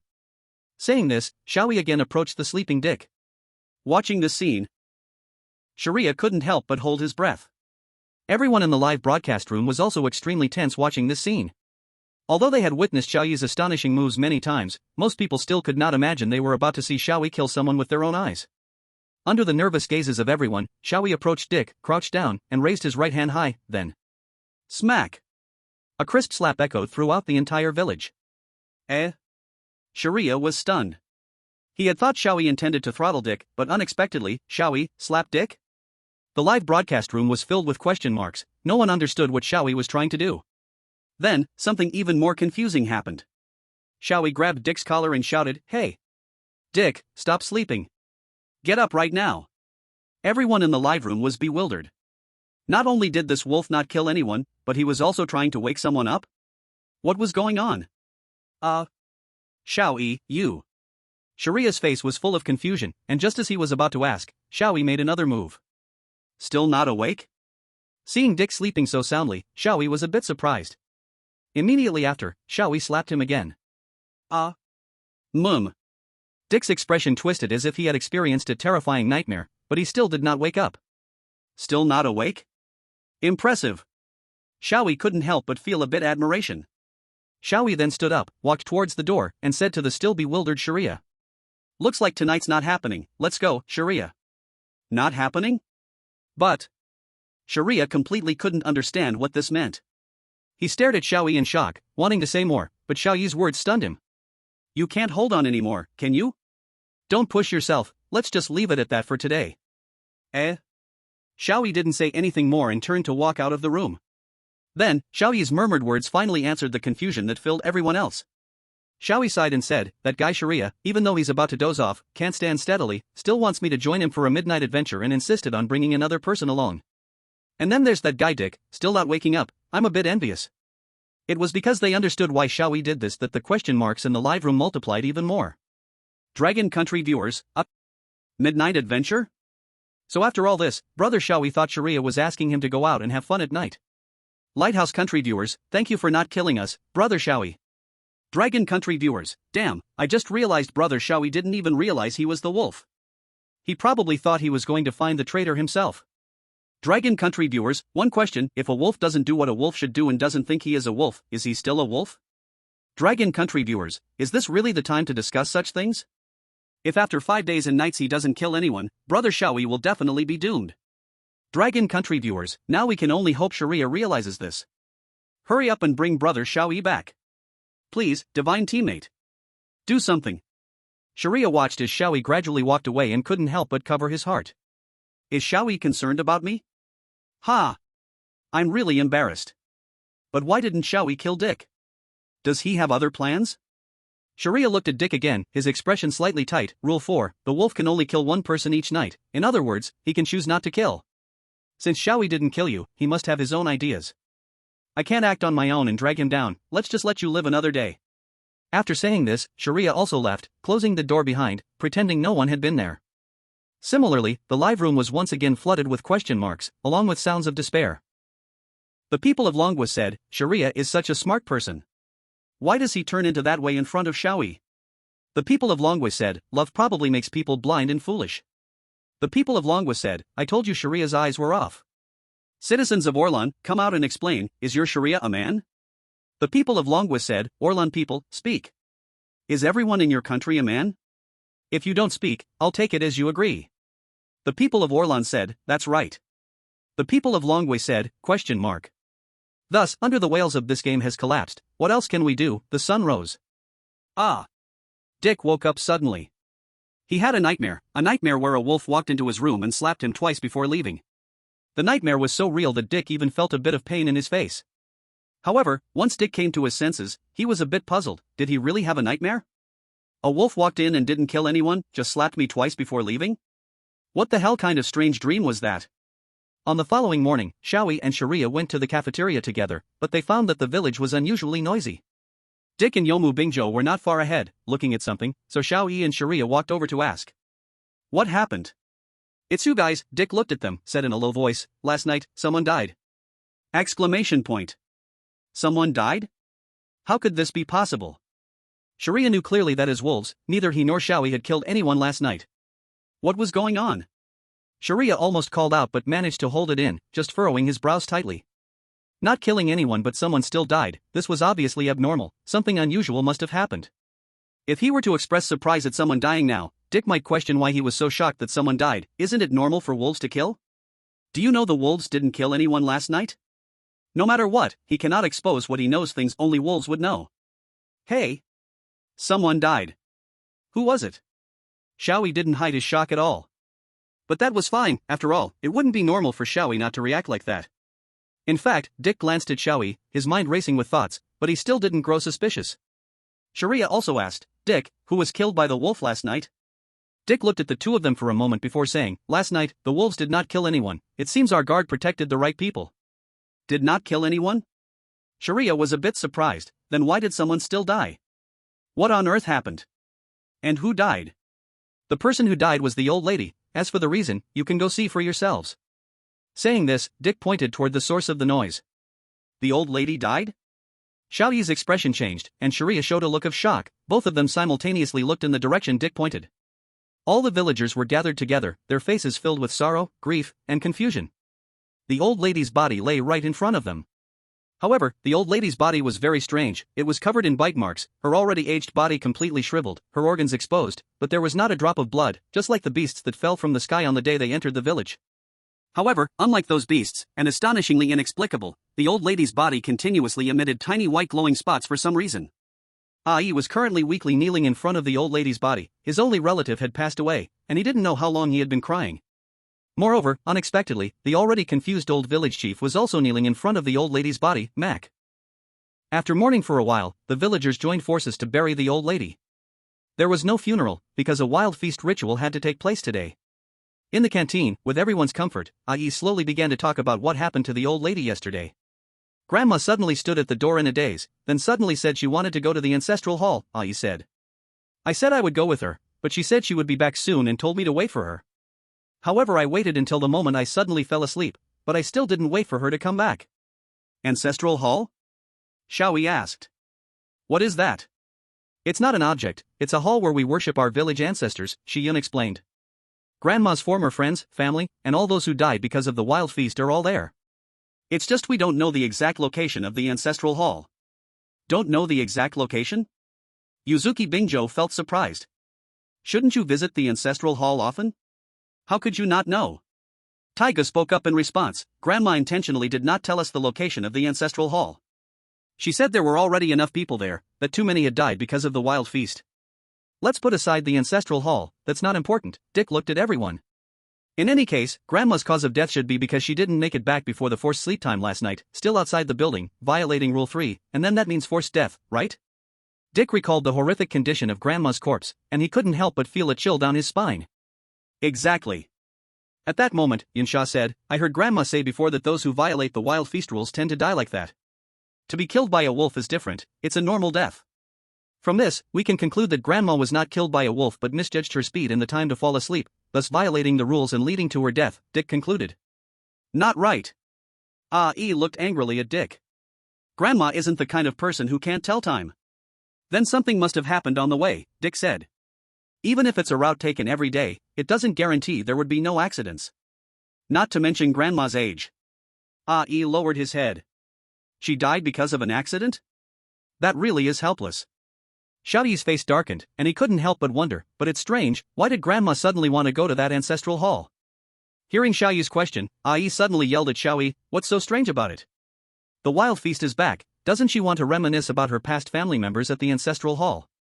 Yi, Xian stepped forward and said, I know you're very sad, but even so, you can't vent your anger on others. Yi turned his head, saying nothing further. Dick looked at everyone again. Yi has a point, it's not strange, and more importantly, we should be focusing on the wild feast right now, right? Upon hearing this, the villagers all nodded. Yes, no matter what, the wild feast must go on. Instead of grieving, it's better to think about how to end this cursed wild feast sooner. But soon, the villagers realized a problem. All this time, they had relied on Grandma, but now that she was gone, who could they rely on? Now, who in the village is still trustworthy? Many people couldn't help but fall into confusion. At the same time, Dick looked at these people, knowing their inner confusion. But knowing this just made Dick's smile grow a little. Now that Grandma is gone, it undoubtedly is the best time. Shileya looked at Dick's scheming grin, and without asking, she knew Dick must be planning something. Shileya wanted to remind Xiao Yi, but Xiao Yi didn't care about these matters at all. Xiao Yi cared more about the fact that there was still very little food today. Chef. Xiao Yi finally couldn't bear it anymore and ran into the kitchen to try to reason with the chef. Chapter 57, Provocation? Seeing Xiao Yi rush into the kitchen, everyone was shocked and hurried to check the situation. In the kitchen, the chef was accusing Yun Sha, and both of them saw Xiao Yi rush in. Xiao Yi, is there something wrong? Yun Sha immediately showed a smile and asked. Nothing, I'm looking for the chef. Xiao Yi glared at the chef and questioned, Chef. Why is there so little food every time? What's the problem? The chef replied nonchalantly, we can't leave this mountain right now, there's not much food to replenish, you have to endure it even if you're unhappy. Yeah, Yun Sha also said, it's unavoidable. This feast only needs to last 5 days. Just endure a little longer. This. Xiao Yi helplessly lowered his head. The chef glanced at Yun, who was peeking at the situation at the kitchen door, and suddenly said, however, if you can help me with a little task, I could give you a bit more food. Really? Xiao Yi immediately perked up. Outside the kitchen, those who saw this scene breathed a sigh of relief, glad that nothing bad happened. However, 2 people felt displeased. One was Dick, he didn't expect Xiao Yi to use such means to win people's hearts. How despicable. The other was Yi, he was furious to see Xiao Yi building a relationship with his father-in-law before him. He thought, absolutely can't let Xiao Yi continue to be arrogant. At the same time, those in the live broadcast room saw Xiao Yi was going to help in the kitchen and instantly wailed in succession. People from the Dragon Kingdom, what? Xiao Yi is in the kitchen again. No. Please spare me, Xiao Yi. Spare me. People from the Dragon Kingdom, caw. I don't want to watch Xiao Yi cook. People from the Dragon Kingdom, live room. Close it. People from Lighthouse Country, what's wrong with these Dragon Kingdom people? People from Cherry Country, who knows? But soon, people from other countries understood the reason. When others saw that nothing was wrong, they all left. Xiao Yi confidently expressed to the chef, don't let my appearance fool you, I have a great talent for cooking. When I first cooked, someone praised my food for being delicious. Really? The chef was skeptical but felt a bit pleased in his heart. With this silly kid helping him with his work, he could finally take a good rest. The chef planned to take advantage of this opportunity to assign Xiao Yi a lot of tasks. Humph, then you'd better work hard. First, go cut that pile of radishes into slices. Leave it to me. Xiao Yi immediately walked to the table where the pile of radishes was placed, picked up the nearby kitchen knife, and chopped down. Then, the knife hit the stone table, and it cracked open immediately, sending the radishes flying. The live broadcast room was naturally filled with question marks. What are you doing? Yun Sha was taken aback, and the chef hurriedly came over to snatch the knife away. Who taught you to cut vegetables like this? Is there a problem? Of course there is. I just broke a knife. Sai, forget it, pay attention next time, you must use a cutting board to cut vegetables. A cutting board? Xiao Yi was puzzled, what was that? It's this. The chef handed over a thick wooden cutting board and said, you must use this to cut vegetables. Got it. Xiao Yi took the cutting board, then, without any hesitation, smashed the cutting board onto the pile of radishes. With a dull sound, the pile of radishes instantly turned into a mush, and a small dent appeared on the table. Oh! Xiao Yi saw this and couldn't help but exclaim, "It's done in one go." I see, no wonder you need to use a cutting board, it really is much easier than a knife. At this moment, people from different countries actually began to understand each other. Ah! Yun Sha was completely stunned. The chef also stared at Xiao Yi, his mouth twitching for quite a while. Until Xiao Yi proudly boasted to him, "Look at how good my knife skills are." At that moment, the chef finally couldn't hold back anymore. "What are you doing? Why are you using the cutting board to cut vegetables? Huh? Is there a problem?" Xiao Yi questioned, confused. "Didn't you say to use the cutting board to cut vegetables?" The chef suddenly felt that Xiao Yi seemed to make a valid point. His own words did seem to imply what Xiao Yi understood. Could it be my fault? But would a normal person think of using a cutting board to cut vegetables? The more he thought, the more confused he became, and he immediately felt deflated. "I was wrong," the chef said weakly. "I shouldn't have let you into the kitchen." Then, Xiao Yi was sent off to gather firewood. He didn't mess this up, and the chef, as well as everyone in the livestream, finally stabilized their blood pressure. After finishing, the chef impatiently shooed Yun Sha away. "This has nothing to do with you, hurry up and get out." "I understand." Yun Sha was used to this by now, and soon walked out of the kitchen. Seeing this, Xiao Yi couldn't help but say to the chef, "Why do you treat her this way? Aren't you married? So what if we are?" The chef replied with indifference, "We got married for the sake of future generations. Why should I show that woman, who I don't even know what she's thinking, a good face every day? But, if this continues, she might divorce you and go live with Taigu." Upon hearing Xiao Yi's words, the live stream audience was shocked. This was a sensitive topic, and Xiao Yi actually spoke so directly. It wouldn't be surprising if the chef turned violent next. But what surprised everyone was that the chef's reaction remained calm. That guy Tai, it's obvious that he has feelings for Yun Sha. If Yun Sha really goes with him, it wouldn't be strange. Xiao Yi couldn't help but ask, "Don't you care?" Of course, that woman can leave with whoever she wants. In fact, I'd feel more comfortable that way. As long as my daughter is by my side, that's enough. Hearing this, everyone understood. The chef had no feelings for his wife at all and viewed her as a burden. He only cared about his daughter, Shi Yun. But, Shi Yun will eventually leave here. Impossible. The chef suddenly became agitated. "I will never let Shi Yun leave." "That's not up to you," Xiao Yi said. "After a divorce, the child has the right to choose who to stay with." What did you say?" The chef was stunned. "Don't children only listen to their biological father? Who made up this ridiculous rule?" "The law." Xiao Yi replied helplessly. "You didn't even know this?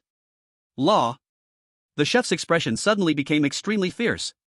"So that's it, now I finally understand why that woman, Yun Sha, is so determined to send Shi Yun away for school. She's trying to use external rules against me. That woman is indeed full of schemes. And that punk Tai. I said he was getting close to Shi Yun for some reason. It turns out all his talk about teaching and studying is nonsense. He wants to win Shi Yun over, so she'll call him dad. They both want to take Shi Yun away from me." The chef stood up suddenly, a murderous intent beginning to show in his eyes. "I will not let them succeed. Even if I have to kill them, so be it." Seeing this scene, everyone in the livestream was stunned. The people of Long Country, huh? So, does this mean Brother Xiao Yi is stirring up internal conflict among people? Is a mutiny about to happen? The people of Long Country, although Brother Xiao Yi doesn't think of himself as a wolf and doesn't kill at night, it seems that doesn't stop him from doing some things that a wolf should do. Some began to realize that unexpected situations might occur during the upcoming wild feast. Chapter 58 Conflict. "I say you," Xiao Yi listened to the chef's words and couldn't help but say, "Your thinking is so outdated. Children are not just the continuation of their parents' lives. You have no right to decide the child's life. What do you know?" The chef glared at Xiao Yi. "I have nothing in my life except for this one daughter. Forget it, even if I tell you, you won't understand. You should hurry up and get out of here, you have no business here." "All right." Xiao Yi didn't want to say anything more, and immediately walked towards the door. But just as he reached the door, Xiao Yi suddenly seemed to remember something, and he asked the chef. "By the way, there's still one question I haven't asked you. What else is there?" The chef asked somewhat impatiently. "You said there's a shortage of food here, right?" Xiao Yi asked in confusion. "Then why not just use those wild beasts that fell from the sky? Aren't they all gifts from nature?" "Huh? What nonsense are you talking about?" The chef's mouth twitched slightly. "Those wild beasts were brought by the wolf god. How could they be something edible?" "Is that so?" Xiao Yi remained skeptical about this. The chef himself didn't know whether that meat was edible, he only judged that since it was related to the wolf god, it might be poisonous. That is to say, there's something that's worth a try. Xiao Yi then said, "Where did you drag those wild beasts to?" Without thinking much, the chef replied, "If you go out from the village entrance and walk down the path to the right, I threw all the wild beast corpses there in a wild field near the cliff." "Oh, I see." "Huh?" The chef looked somewhat puzzled. "Why are you asking this?" "Nothing, just curious," Xiao Yi said as he left the kitchen. After a while, the crazy feast of the next day began. Everyone gathered again in the ceremony hall. Let's begin today's crazy feast. Taiga took a deep breath when everyone was seated. Granny is gone, but we must move forward. We need to do our best to find the wolf hidden among us during the crazy feast. We need to end the crazy feast as quickly as possible, that is the best way to honor Granny. Saying this, Taiga looked at the crowd and asked. Yesterday the wolf didn't kill anyone. I wonder if it's because the wolf chose not to kill or... You are Taiga, right? At this moment, Dick interrupted him and said, the wolf didn't kill anyone? That's impossible. After 5 days and nights, the wolf must die, they would not refrain from killing. The reason no one was killed yesterday is all thanks to the guards. That makes sense. Tai Ji's momentum weakened a bit. Then, please have the guards reveal their identities, that way we will have 2 people clearly. Reveal identities? Dick interrupted again, what are you talking about? The guards are the key to defeating the wolf, how could they reveal their identities? If the guards are killed by the wolf, can you take responsibility? This. Taiga immediately fell silent. Seeing this, Dick couldn't help but laugh internally. Granny is dead, and these remaining villagers really can't accomplish much. Of course, if the guards are among the villagers, that could indeed be an exception. After all, the guards can accurately guess the wolf's target among 9 people, which indicates their capability. Dick had already planned to request the guards to protect him, so before that, he had to gain absolute power in the crazy feast. At this moment, Shalia glanced at Dick and then said, to be able to guard against the wolf's target among so many people, that guard seems quite trustworthy. Therefore, the guard doesn't need to reveal their identity, and there's no need to follow others' suggestions, we trust the guard's own judgment. By the way, Rule 5 states that the guard can protect one person from being killed by the wolf. However, it doesn't specify that the person cannot be the guard themselves, so if the guard feels it's necessary, they can protect themselves. You are also very important. Shalia knew very well that the guard wasn't that reliable, as he and Xiao Yi didn't kill anyone last night. But the guard was still a troublesome presence. Shalia didn't want the guard to protect Dick. The first night, although it allowed him to survive. But Dick is ultimately a dangerous guy, his priority is not on the guards. So, Sharia specially mentioned Rule 5, hinting the guards to take care of themselves, so they don't have to worry about not being able to deal with Dick. Moreover, from the surface, this action seemed to be strategizing for the human faction. Dick naturally noticed Sharia's intention, glaring at him with anger. Sharia, you. Even though the old lady was dead, it didn't mean Dick could go through smoothly, even worse enemies were waiting for him. It seems that at least until his identity was fully confirmed, Sharia intended to fight him to the end. However, Dick didn't care, it was nothing more than showing his importance more, making the guards feel they had to protect him. Iron Bro saw Dick and Sharia glaring at each other in silence, and had to speak again, then the guards won't reveal their identities. Next, does anyone have findings or clues? Anything that can identify the wolf will be fine. Wait a minute. While Iron Bro was speaking, the chef interrupted him. The chef coldly stared at Iron Bro, questioning, why, are you hosting the crazy feast? Iron Bro paused for a moment before saying, because someone has to do this. So you came to do it? The chef couldn't help but sneer, do you think you have the right to replace the old lady? The atmosphere in the ritual hall suddenly changed. Everyone noticed the awkward tension and turned to look at the two. Iron Bro frowned, what do you mean by that? Nothing much. The chef shrugged, just think you're really something else, managing to get someone else's wife, thinking you are the most capable person in the village? You. Iron Bro stood up immediately, his wrath igniting like a mountain reappearing before everyone. He stared fiercely at the chef, anger burning in his eyes, grinding his teeth as he said, take back those words. Yinsha, seeing this, hurriedly stood up, Atai, let it go, this is a crazy feast, don't say more. Also, husband, there's nothing between Atai and me. Shut up. The chef yelled at her, this is not your place to speak. Yunsha had to sit down. Dad, what on earth is wrong with you? At this moment, Shi Yan also asked. However, the chef's reaction was once again unexpected. Shi Yun. He said, you don't need to speak, just sit quietly. Shi Yun was stunned, she could see that her father was serious this time, and she could no longer stop him. Even Shi Yun couldn't stop it, the conflict between the chef and Iron Bro was inevitable. However, no one knew why the chef suddenly changed like this, including Xiao Yi. Except for the live stream audience, they knew the reason, but also because they knew, they couldn't help but sigh. This was just a little provocation, how come the effect is so great? Chapter 59, You Are the Wolf. At the crazy feast ceremony, the chef and Iron Bro stood opposing each other. Chef. Iron Bro asked with a cold face, even if I have offended you, you shouldn't drag others into this. Poof. The chef snorted coldly, you really have a silver tongue, no wonder you're someone who has fought outside, knowing so much and how to flatter. That's not it. This is something everyone understands. Iron Bro could not help but shout. Is it? The chef still held a disdainful expression, but I don't understand, after all, I'm just a country bumpkin who has never left the village, looking at me like this, it's no wonder you think you're so impressive. Wrong. I never thought that. I say you guys.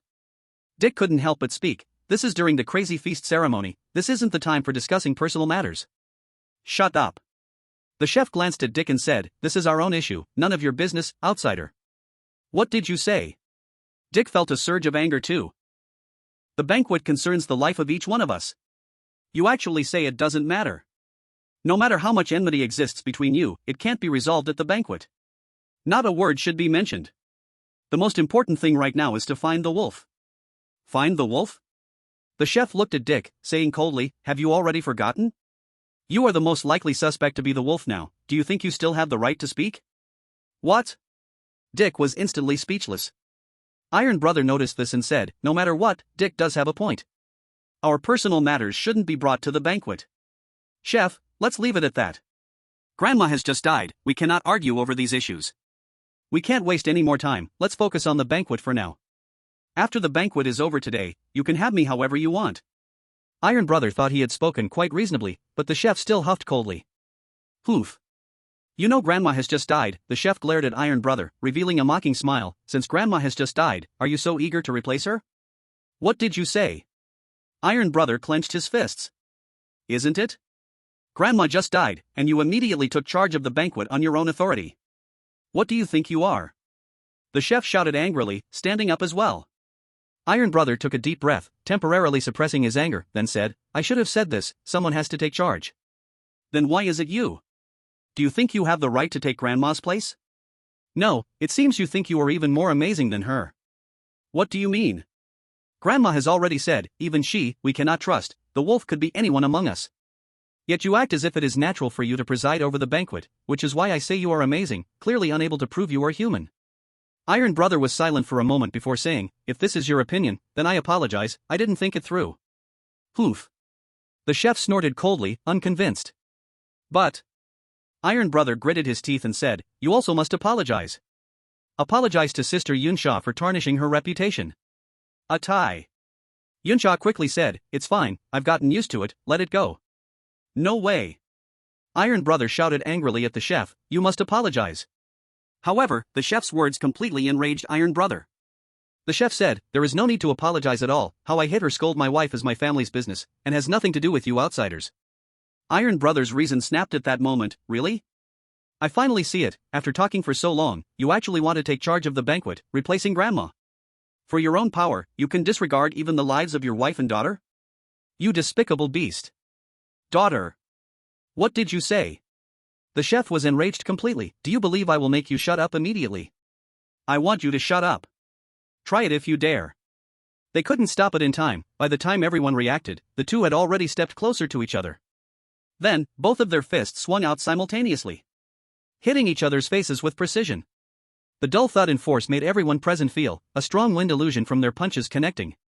Surprisingly, Iron Brother, nearly 2 meters tall, was actually pushed back a few steps by the chef's punch, while the chef only took a few steps back from Iron Brother's hit. The two were evenly matched. Dick was stunned, this scene was far more intense than yesterday's struggle with Sharia, after all, they were really fighting. It certainly wouldn't end here, seeing the two about to grapple, Yunsha and Shiyun quickly shouted. Dad! A tie! Both of their movements paused, and then everyone hurriedly rushed forward to pull the two apart. At that moment, even Xiao Yi, who was trying to count how many hairs he had left on his head, was startled by this commotion. With a face full of helplessness, he watched the scene before him. Why are people fighting again? The barrage of comments unanimously criticized, isn't it because of you? It was because of you that the fight started on the first day. Xiao Yi hurriedly got up, blocking the chef in front of him and asking. Aren't we looking for the mole? What are you doing? It has nothing to do with you. The chef shouted angrily, it doesn't matter how the banquet goes. I must make that guy never speak again. Does it really not matter how the banquet goes? Xiao Yi's expression stiffened, are you serious? If we can't find the mole, Xiyun's life will be in danger. The chef froze. After a moment of silence, he honestly sat back down in his seat. Iron Brother, seeing this, didn't want to stir up more trouble, so he also sat back down. Only then did everyone breathe a sigh of relief and return to their seats, while Xiao Yi sighed helplessly and had to start counting his hair from the beginning. Dick saw that the two of them had stopped talking and felt it was time for him to take control of the situation. Ahem. So, let's continue the banquet. Wait. At this moment, Dick was interrupted. Anger immediately surged in him, who was the fool that interrupted me again? But when everyone turned to look at the person who spoke, they were all a bit surprised. Because the speaker was Ai. You? Dick looked down on him a little, what do you want? Personal matters are not allowed to be mentioned at the banquet. What I want to mention is not personal, but something very important. Ai's expression was extremely serious, then he said something that shocked everyone. I am the seer. What? Dick was stunned. The seer revealed his identity the next day? Then, Dick seemed to sense something, he hurriedly asked, wait. You're claiming to be the seer right now, does that mean? That's right.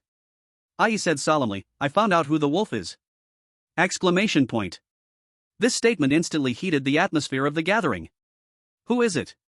Under the eager gaze of the crowd, Ai extended his finger and pointed at Xiao Yi. Xiao Yi is the wolf. Chapter 60 I am the seer. No one expected that just on the second day, Ai would reveal his identity as the seer and point out that Xiao Yi was the wolf. Compared to the people at the banquet, the live stream audience was even more astonished. Because they knew Xiao Yi was indeed the wolf. People from Long Country, why is this Ai the seer? He must have checked on brother Xiao Yi. And they said this weird conversation didn't target brother Xiao Yi? It's over. He's finished. People from Long Country, I thought this Ai was just a clown character, how did he suddenly become a big threat?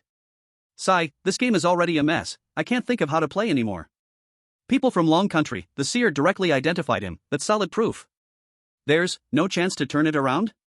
On the other side, inside the gathering hall, the air gradually solidified. Xiao Yi is the wolf? Dick squinted his eyes, looking at Xiao Yi, and the others also looked at Xiao Yi. Faced with suddenly being identified as the wolf, Xiao Yi's reaction was no reaction at all. He was still intently counting his hair, completely unaware of what was happening. It seemed that they couldn't get any useful information from Xiao Yi, so everyone could only look towards Ai again. Ai, is what you said true? Dick asked. Of course it's true. Ai said with an extremely serious expression, actually, I was also a bit hesitant at first, whether to say it directly, after all, there is still one wolf that hasn't been revealed, but too much has happened today, and when Iron Brother and the others started fighting again, I felt I had to step up, at least to reduce one wolf. We can't let everyone fight needlessly any longer. Upon hearing this, Iron Brother showed a somewhat guilty expression, while the chef turned his face away. Ai's words were reasonable, without any problem. Naturally, it also gained the trust of everyone. But just when Ai thought that Xiao Yi was definitely doomed to die, an unexpected person stood up. Please wait a moment. Xiyun stood up. What? Ai's breath stopped at that instant. Xiyun. Yun Sha and the chef were also startled. Dick looked at Xiyun, what do you want to say? Facing everyone's gazes, Xiyun took a deep breath, then revealed her identity. I am the guard. Dick frowned tightly. Again? It was only the second day, and already 2 out of 3 significant people had appeared? What on earth is going on? Xiyun looked at Ai, although there was some reluctance in her eyes, she still firmly said. Last night, the person I protected was Xiao Yi. Since no one was killed by the wolf, it means I protected the right person. This means Xiao Yi is not a wolf. Xiyun?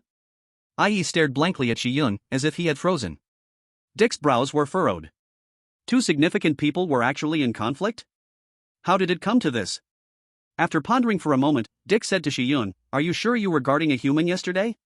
Xiyun was momentarily caught off guard by what Dick meant. Rule 5, the guard's protection is ineffective against the wolf. Dick stared at Xiyun and asked, are you sure your protection worked yesterday? This Xiyun couldn't confirm this, she had only decided whom to protect before she went to sleep, and she didn't know anything else. You can't confirm, right? Dick sighed softly, it seems that Rule 5, which makes the guard's protection against the wolf ineffective, is beneficial to the wolves.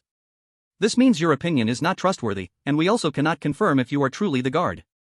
Perhaps the rail guard is secretly observing the situation. I advise you to still speak cautiously, lest you be suspected of being a wolf. Xiao Yi was confused. She couldn't tell if her understanding was right or wrong. Hey!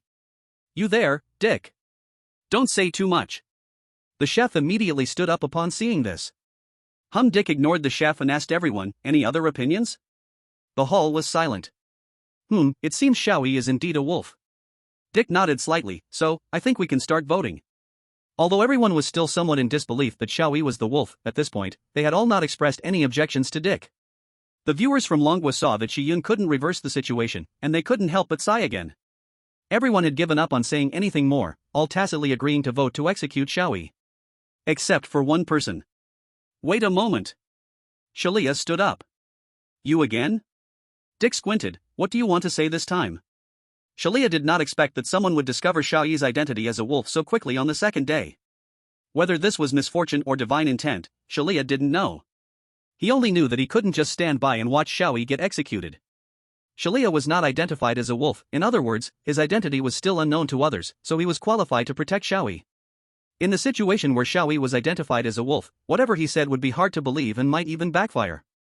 Fortunately, right now, Xiao Yi was in a state of not heeding others' words. The only way Xiao Yi could think of to save Xiao Yi under the situation of being identified as a wolf was. You say you are the prophet? That is impossible. Xiao Yi looked at Yi, hostility surging in his eyes. I am the prophet. Xiao Yi's declaration instantly brought back a glimmer of hope to the previously lifeless livestream. Longway viewers, it's Xiao Yi. Xiao Yi has taken action. Longway viewers, good. As long as Xiao Yi is still contributing, everything will be fine. Longwa viewers, yes. Declare being the prophet. Yes. Exactly. Expose them. You. I see now, you are the second wolf. Yi stared at Xiao Yi for a moment, then revealed a face full of hostility.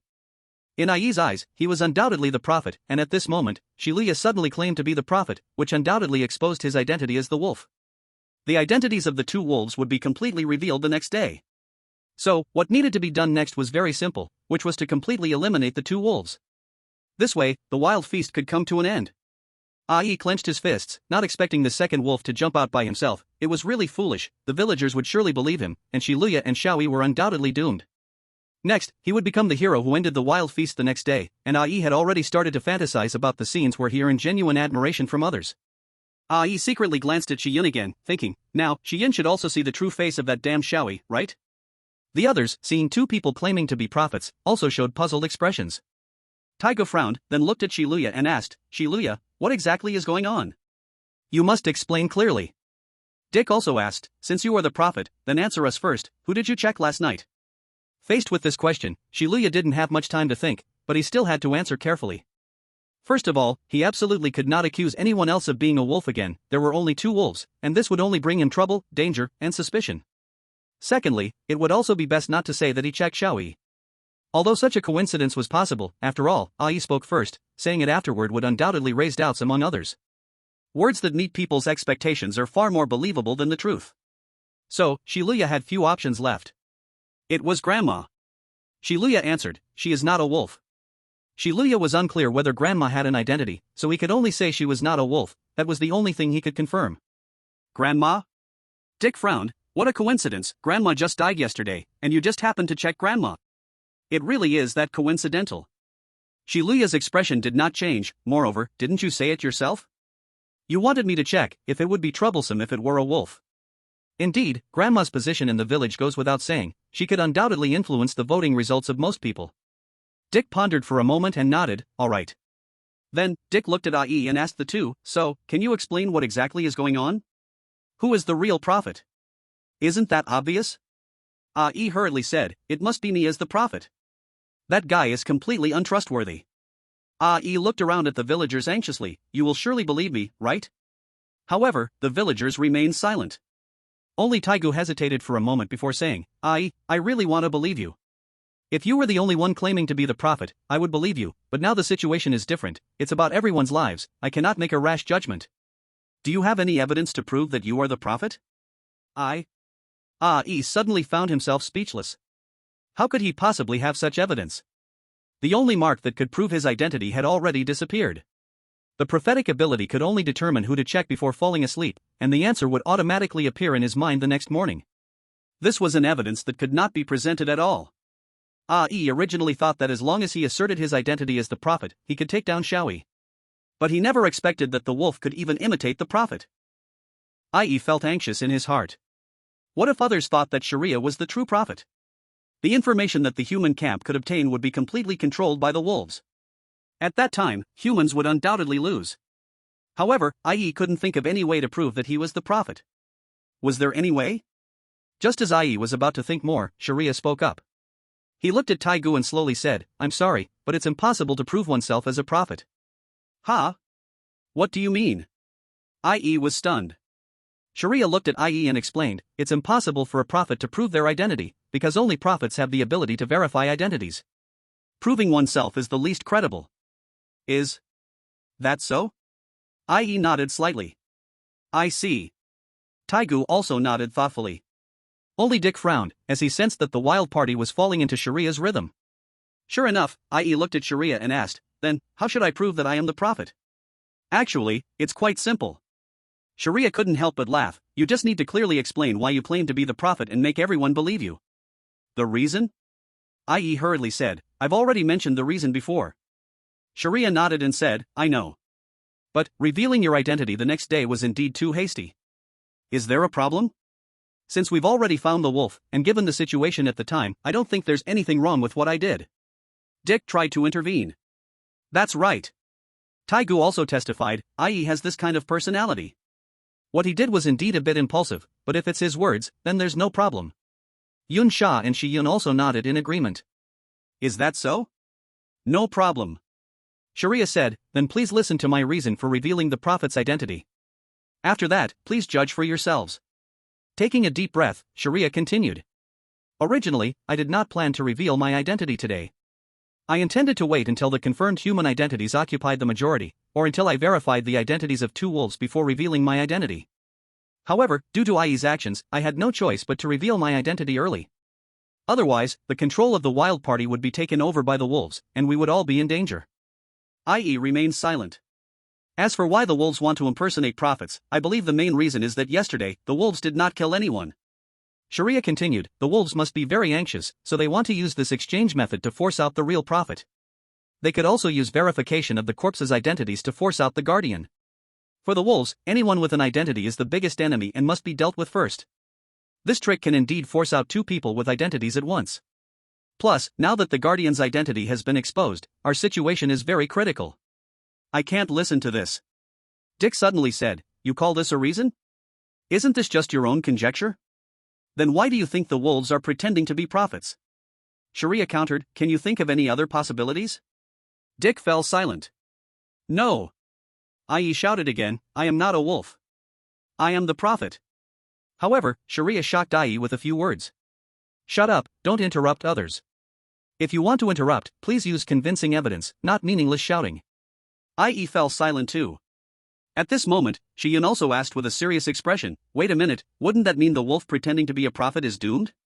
After all, once the identity is verified, everything can be immediately proven." "That's right." Sharia nodded. "That's why I say it's 1-for-1. Don't forget, there are two wolves, even if one dies, it can create a huge advantage for the other. This is a strategy that sacrifices for victory, indeed a very good strategy." "But..." Shi Yun's voice weakened, "Is it really possible to sacrifice one's own companion for victory? And are there really wolves willing to die for that? Rule number 4, wolves cannot kill their own companions with their own hands." Sharia suddenly brought up this rule and asked, "Why is it specifically written with their own hands?" This. Shi Yun momentarily did not know how to answer. Because violating the rules carries the risk of death. Dick pondered as he spoke, if it only says wolves cannot kill their companions, then if, say, one wolf is completely exposed and everyone votes for it, and the other wolf has to vote for it to ensure its own safety, it would then be judged as one wolf killing another, thus violating the rules. This would create a contradiction where breaking the rules is needed to survive, yet breaking the rules would lead to death. Therefore, adding with their own hands means that a vote for execution wouldn't be deemed as committing murder by hand, at most, it would only be an accomplice. Not only that. Sharia added, one can use the death of their own companion to achieve their own goals. For instance, in our current situation, one wolf might use some means, like promising to eliminate a companion while willingly dying to kill someone else, thereby manipulating the other wolf into willing to sacrifice itself for an advantage. At that point, the wolf wouldn't be judged as having killed its companion with its own hands. This method is feasible. I don't have anyone I want to kill even if it means dying. Yi snorted coldly. Hearing Yi's words, Shiraya replied, Really? You have no one? I have no one. Yi shouted angrily, If I did, point them out to me. Shiraya couldn't help but let out a sigh. Yi, just take it as saving some face for yourself, stop talking. Even though Shiraya said nothing further, everyone couldn't help but look at Xiao Yi upon hearing his words. Everyone had seen how Yi had treated Xiao Yi during this time. At that moment, Shiraya added, Of course, this is just my speculation, I urge everyone to judge for yourselves. Dick frowned. It seemed the balance of this wild feast had completely tipped to one side. What do you mean? Yi still didn't understand what Shiraya was implying. But when Yi suddenly noticed that most people's gazes had started to shift toward Xiao Yi, he finally reacted. Wait a minute. Yi hurriedly said, You all don't think I'm a wolf willing to die to kill Xiao Yi, do you? That's not it. I do find him a bit unpleasant. But I wouldn't want to risk my life for that, would I? Please believe me. We all know. This time, Tai Ji's tone also became less firm. We all know, Yi, you are not that kind of person. Exclamation point. Yi sensed Tai Ji's lack of conviction. He was no longer so sure of himself. If this continued, he would undoubtedly be treated as a wolf and voted to death by everyone in the village. As soon as Yi had this thought, a wave of intense fear gripped his spine and pierced through his heart. You bastard. Yi stared at Shiraya for a moment, then suddenly, his eyes widened, and he immediately charged at Shiraya. Wait.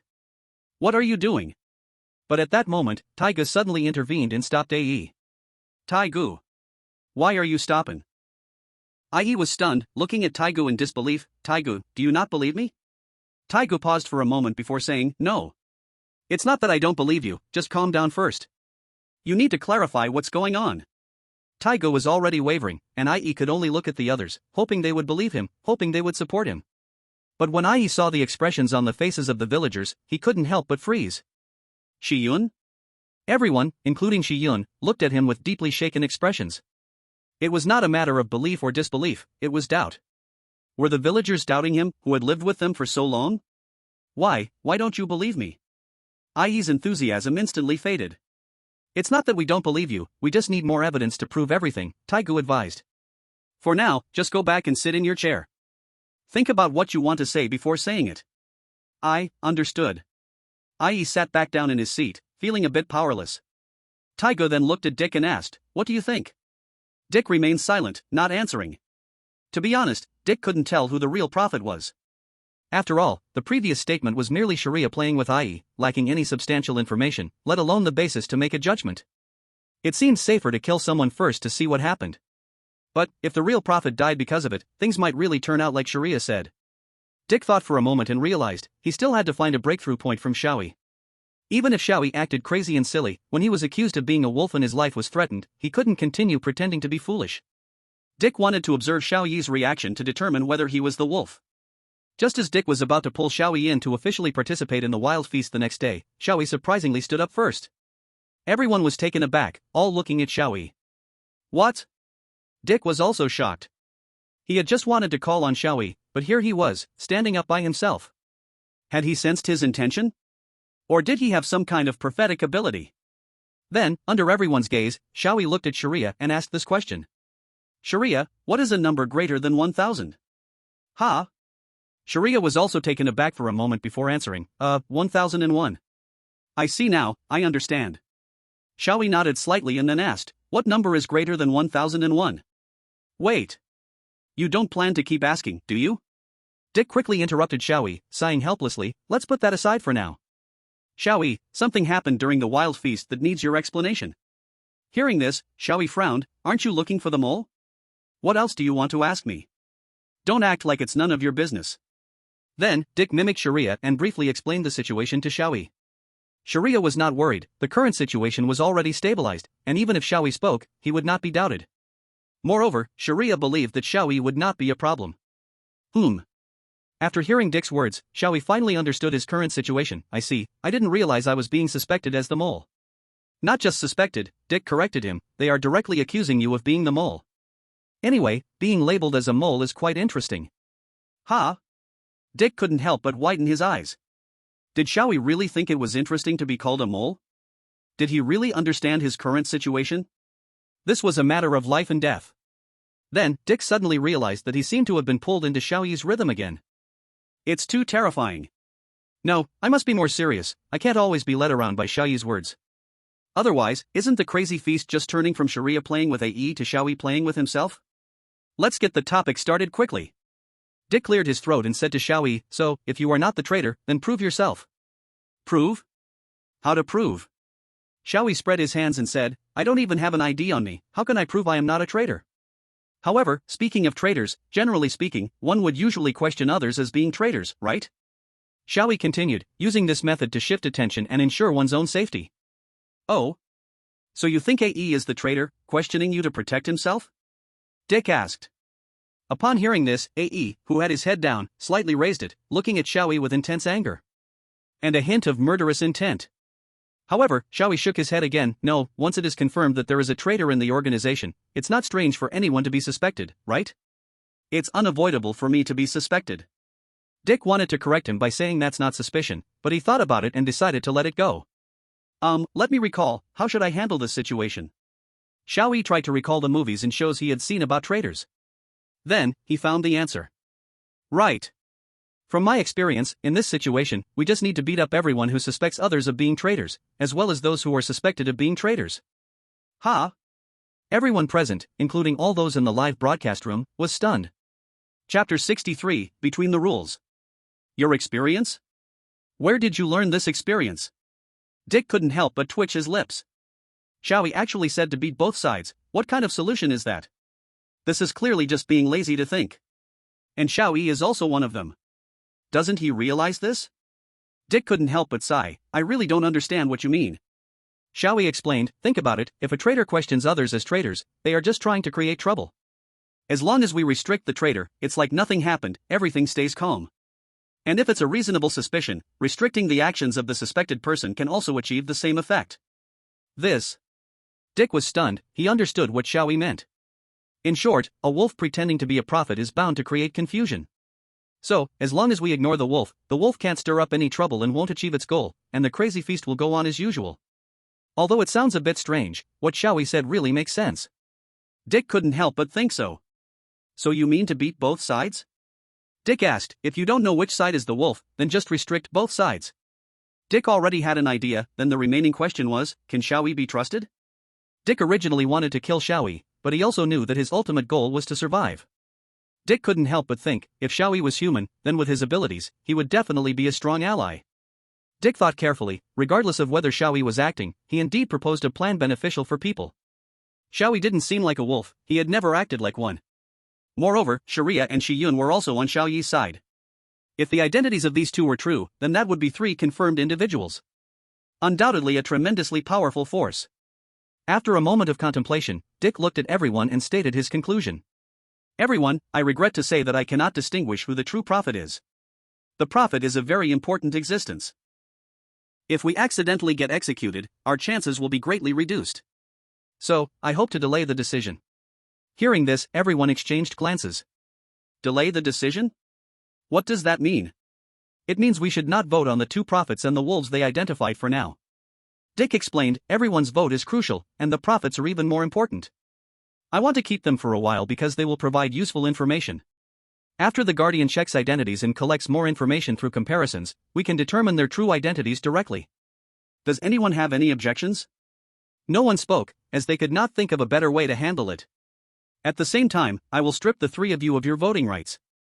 Saying this, Dick turned to Xiao Yi, Shalia, and Ai. After all, you 3 are currently under suspicion, is that okay? Whatever. Xiao Yi was the first to respond. Me too. Shalia nodded in agreement. After a moment of silence, Ai also nodded. Wait. At this moment, Taigo asked in confusion, isn't it possible to prohibit them from voting? Breaking the rules could be deadly. Dick said, but on the other hand, doing something that the rules do not expressly prohibit does not count as breaking the rules. Or is it that this was not allowed in your previous wild banquet ceremonies? No. Taiga shook his head, I'm not sure. Yun Xiao also said, besides Grandma, we are all attending the wild banquet for the first time, and we are not familiar with the rules of previous ceremonies. Grandma also mentioned that we should refer to the rules in the written document. Then it's fine. Dick said, let's proceed to vote with the 7 of us, excluding these 3. Wait a moment. At this time, Xian spoke up and asked, I don't know how the previous wild banquet was, but our wild banquet this time lasts only 5 days, right? After 5 days, if there are survivors, the wolves will definitely die. And since the wolves can only kill 1 person each night, that means as long as we don't vote to execute someone, don't we win for sure? Upon hearing Xian's words, Dick's expression remained unchanged. As expected, you all noticed it too. Taiga nodded, yes, we all noticed, but we didn't mention it since it benefits the human side. Since not voting guarantees a win, we don't need to vote anymore, right? I noticed it too, Dick said. But I think this is too strange. If there is a guaranteed win like this, then what's the point of the wolves in this wild banquet still existing? Confused, I reviewed the rules document again, and then I found hidden rules. Saying this, Dick took out the rules document from behind and spread it open. Hidden rules? Upon hearing this, everyone was shocked and hurriedly gathered around to look. Yes, hidden rules. Dick explained in a deep voice, take a close look, the distinction between humans and wolves is very clear in the rules document. Especially in Rule 6, all humans and all wolves participate in the wild banquet ceremony during the day. This rule already indicates that humans and wolves can be seen as 2 completely different beings that must be distinguished. Everyone looked and indeed saw that. All humans and all wolves. If wolves were considered as humans, there would be no need to write it that way. And Rule 4. Dick continued, wolves can only kill 1 person each night. This seems fine at first, but when connected to Rule 9, it becomes different. Hearing this, everyone looked at Rule 9. Rule 9 states that humans cannot directly kill others, or wolves, could it be? Having understood something, everyone couldn't help but feel a chill run down their spines. Then, Dick revealed the hidden rule. That's right, humans cannot directly kill wolves, but there is no rule against wolves killing directly. This is nothing, after all, wolves are meant to kill, but combined with Rule 4, it becomes completely different. Rule 4 states that wolves can kill 1 person each night, but that is limited to the night and does not impose any restrictions on the wolves during the day. This means the wolf can kill during the day. What? Everyone was incredibly shocked. Dick coldly said, this is not just a simple werewolf killing game, but a killing ritual related to life and death. He hesitated about whether to reveal this hidden rule. After all, revealing it would mean the wolf would also find out. But Dick thought, even if he didn't say it, the wolf might deduce it themselves, or even have known long ago. By stating it, he could remind the human side to be cautious. Additionally, with the old lady already dead, it was a good opportunity to gain everyone's trust, so Dick needed to reveal this hidden rule to prove his worth. Also, knowing that the wolf could kill during the day would definitely cause panic among the crowd, making it easier for Dick to gain trust. Furthermore, being killed by the wolf meant forced death. Dick had been extremely afraid of this, but once he calmed down and thought it through, the condition for the forced death trigger was that the wolf had to be capable of killing. Without the help of Rule 3's forced sleep, how much power did the wolf really have? If the wolf really dared to act during the day, that would actually be a good thing for Dick. Although Dick's talent sacrifice for oneself did not provide any combat strength, in matters of life and death, Dick had no choice but to reveal his true talent. Chapter 64, Suggestions. Violating the rules poses deadly danger, but from another perspective, as long as the rules do not explicitly prohibit it, anything can be done. Therefore, no matter the situation, it's necessary to think carefully about the rules. Dick reached the conclusion that the wolf could kill during the day by finding the gaps between the rules. Shalaya understood now why Dick had come to ask him for the rule document yesterday. Shalaya also realized why Xiao Yi had urged him not to rush to kill. It turned out Xiao Yi had seen through this from the very beginning. It seemed that Xiao Yi was preparing a grand play. Although Shalaya still didn't know Xiao Yi's specific plan, he had decided to patiently wait for Xiao Yi's next move, and before then, he would not act rashly. However, Shalaya couldn't help but be a bit surprised. He hadn't expected a situation like the wolf being able to kill during the day to arise in the werewolf game. It seemed, from this point on, it would be better not to treat this game as a simple werewolf killing after all. When everyone heard that the wolf could kill during the day, they couldn't help but feel a bit panicked. At this moment, Dick took the opportunity to calm everyone down. He said, don't worry, even if the wolf can kill during the day, it doesn't mean their threat is much higher than before. What does that mean? Everyone was confused. The wolf is only 2. Dick explained, in terms of numbers, we have the advantage. So, we can consider the wolf not to be our opponent, otherwise, they wouldn't need to act at night, they could just kill us all directly. As everyone listened, they all felt it made sense. But at that moment, something unexpected happened. Dick actually took out a pitch-black handgun. What? Everyone present was shocked. However, Dick merely placed the gun on the ground. Don't worry, Dick said, I just want to tell you that if the wolf really acts during the day, we don't need to be afraid, because the wolf is far from our opponent. This gun is the proof. Of course, if anyone doesn't trust me, you can take this gun. Not a single person moved. Then, this gun, this weapon that can easily kill the wolf, I will hold on to it. Dick picked the gun back up. Kill the wolf? Taiga then questioned, aren't we not allowed to kill the wolf? We cannot directly kill the wolf. Dick corrected, in fact, voting to execute the wolf is also a form of killing the wolf. It just isn't a direct kill. Humans are not without means to fight back, we can kill wolves using other methods. My gun is not for directly killing wolves, but for incapacitating them, rendering them powerless to harm us. We can then deal with them as we choose. I see. Taiga no longer had any doubts. Seeing that everyone had no objections, Dick couldn't help but smile, but he did not let his guard down. A single gun was enough for these villagers, but for the chosen ones, it was not enough. Yuzuki Binjo's talent was already clear and not worth mentioning. The question was, what were Xiao Yi's and Shi Luya's talents? Dick had watched Xiao Yi's recorded broadcast and could only guess that Xiao Yi's talent nullified strange damage and weakened the strange. He wasn't sure about the specifics. But if that was all they had, he didn't need to worry too much. What worried Dick the most was Shi Luya. He knew nothing about her, let alone her talent. However, Dick did not believe his true talent was any weaker than anyone else's. In short, Dick's actions had won the complete trust of everyone in the village. If they were wolves, they would never have spoken this rule, nor would they have given up the gun. Now that Dick held the weapon, everyone had naturally developed a certain reliance and belief in him. There's no need to panic. We just need to steadily push forward with the grand feast. Dick continued. We must be more careful than ever and avoid acting alone to prevent ambushes from the wolves. Also, I want the guards to protect me tonight. In the eyes of the wolves, I am undoubtedly a huge threat, so I must survive. And... Chef, from today onwards, do not let anyone into the kitchen, the wolves might poison our food. Oh, I understand.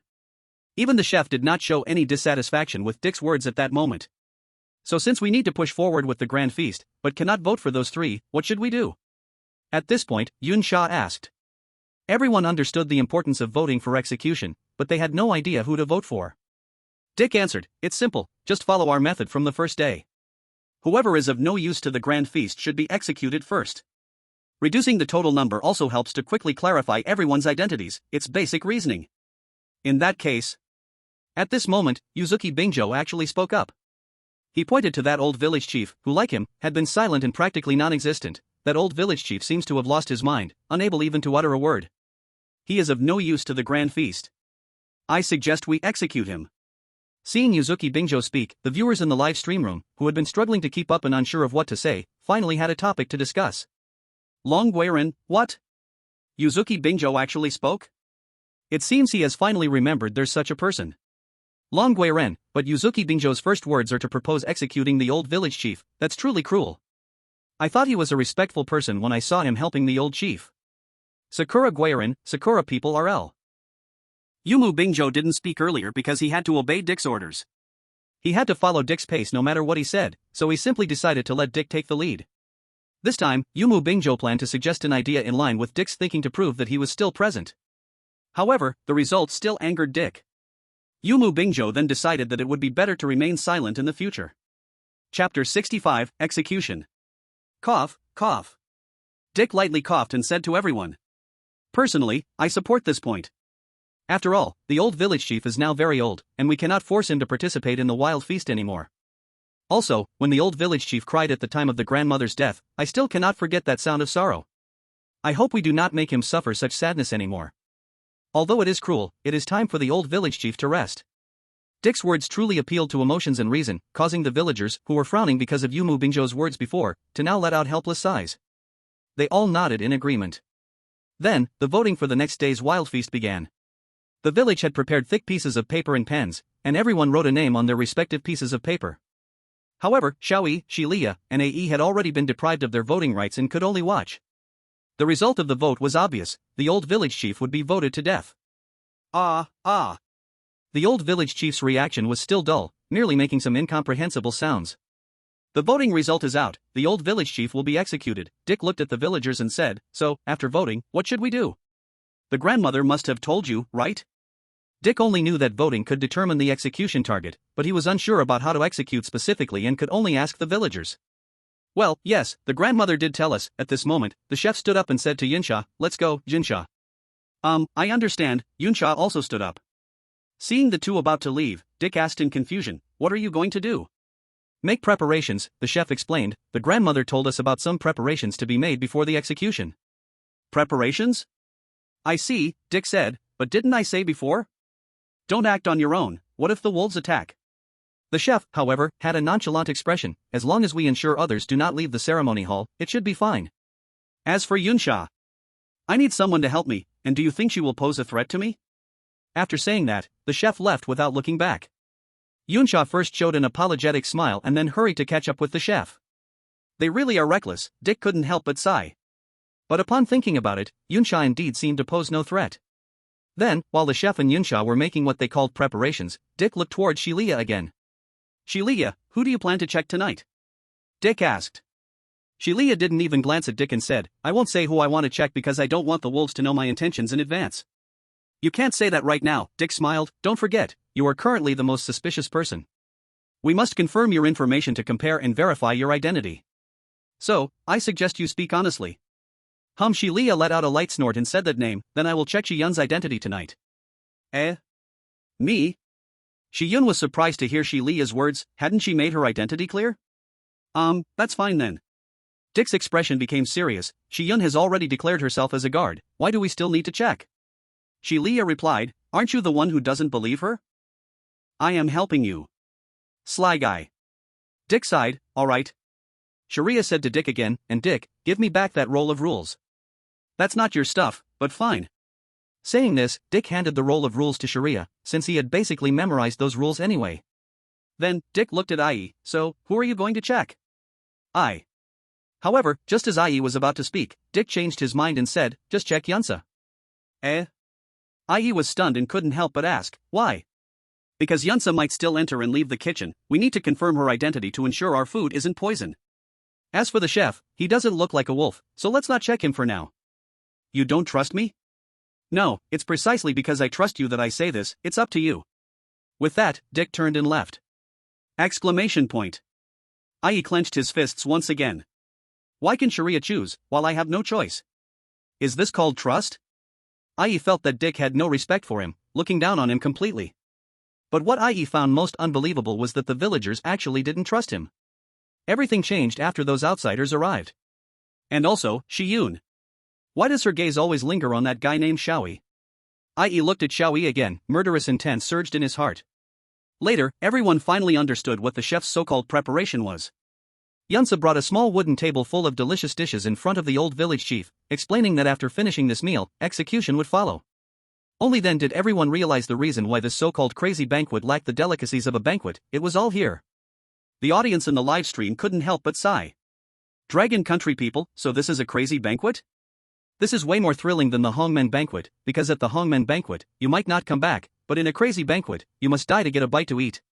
Lighthouse Country people, only those who are about to die can eat? Are we sure this counts as a banquet? Dragon Country people, I think this crazy banquet should be renamed to Decapitation Meal. When Xiao Yi saw the plate of delicious dishes, his eyes lit up, making the live stream audience worry that he might get himself voted to death just to get a bite to eat. But Xiao Yi was thinking about this morning's events, so he took advantage of everyone's inattention to leave directly. Only Ai, who had been watching Xiao Yi, noticed him. Ai furrowed his brows and thought for a moment, then secretly followed Xiao Yi. The others didn't notice the two leaving. They were all focused on the village chief, wanting to see what this so-called execution really was. The old village chief needed someone to help him eat, as he ate very slowly and very little. Under everyone's watch, the old village chief chewed his last bite of food, and then execution descended.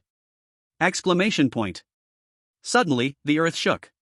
Light particles emerged from the ground of the ritual hall, wiggling like snakes, wrapping around the old village chief's body. Those light particles were wrapped in a pale green gel-like substance, extremely bizarre. They twisted and violently devoured. The old village chief instinctively wanted to struggle, but his body no longer belonged to him. Everyone looked at the scene before them, their eyes wide and filled with terror. They saw blood being sucked into the green gel-like substance, spreading like a beautiful painting. The old village chief's organs flowed out from his expanded abdomen, and then he fell like a dry leaf onto the ground. The pale green gel-like substance seemed to have completed its mission, gradually disappearing from the ground of the ritual hall like a receding tide. The old village chief's corpse looked like a rough statue in the eyes of the crowd. Particles of light constantly flickered on his skin. Everyone silently gazed at all of this. Their minds felt as if they had been killed by fear, all standing frozen in place. The old village head's death was just like grandma's. Is this forced death? Then what exactly is it? Xiao Yi, you. Xiao Yi? Shreya was the first to snap back, wanting to say something to Xiao Yi, but suddenly realized Xiao Yi was not here. Hearing Shreya's voice, everyone finally came to their senses. Taigu also noticed that Ae was gone, too. Where's Ae? Could it be that? Both Shreya and Taigu were startled, then hurriedly rushed out the door. Wait. Didn't we say not to separate from the group and act alone? Dick hurriedly chased after them as if escaping something. Not knowing where Xiao Yi and Ae had gone, the three first found the chef resting in the kitchen and asked him. I haven't seen Xiao Yi. The chef said, but Ae did ask me for a knife, so I gave him a nearly broken short blade, then he left. Upon hearing this, Taigu couldn't help but roar, why did you give him a knife? Ha? The chef frowned, it's just a little broken knife, what do you want? Wait, now isn't the time to argue. Shreya quickly asked, Chef, do you know where they might go? The chef recalled the question Xiao Yi had asked him that morning and mentioned the location. On the other side, Ae looked at Xiao Yi's back and raised the knife. Chapter 66, Regret. At this moment, Xiao Yi had already lit a fire. The corpses of the beasts were indeed in the wild fields near the cliff, and strangely, there were no signs of decay. Xiao Yi thought to himself that his cooking skills had been highly praised by others, and now he could properly evaluate his culinary skills. However, at that moment, Ae quietly approached Xiao Yi. At this moment, Ae's eyes were bloodshot. The life he had known had completely shattered since these outsiders arrived. Shiyun hadn't looked at Xiao Yi much since he showed up, her gaze always lingered on him. But this Xiao Yi was clearly a wolf. Why didn't anyone else believe it? Xiao Yi always pretended to be innocent, tricking everyone, so Ae planned to reveal Xiao Yi's true colors. He didn't believe anyone could remain calm in the face of death. Xiao Yi would surely be scared and cry out, admitting he was a wolf. At that time, everyone would believe him. Ae was so confident about this. So, he tightened his grip on the knife, pointing the tip at Xiao Yi's back. Show your true self. Xiao Yi.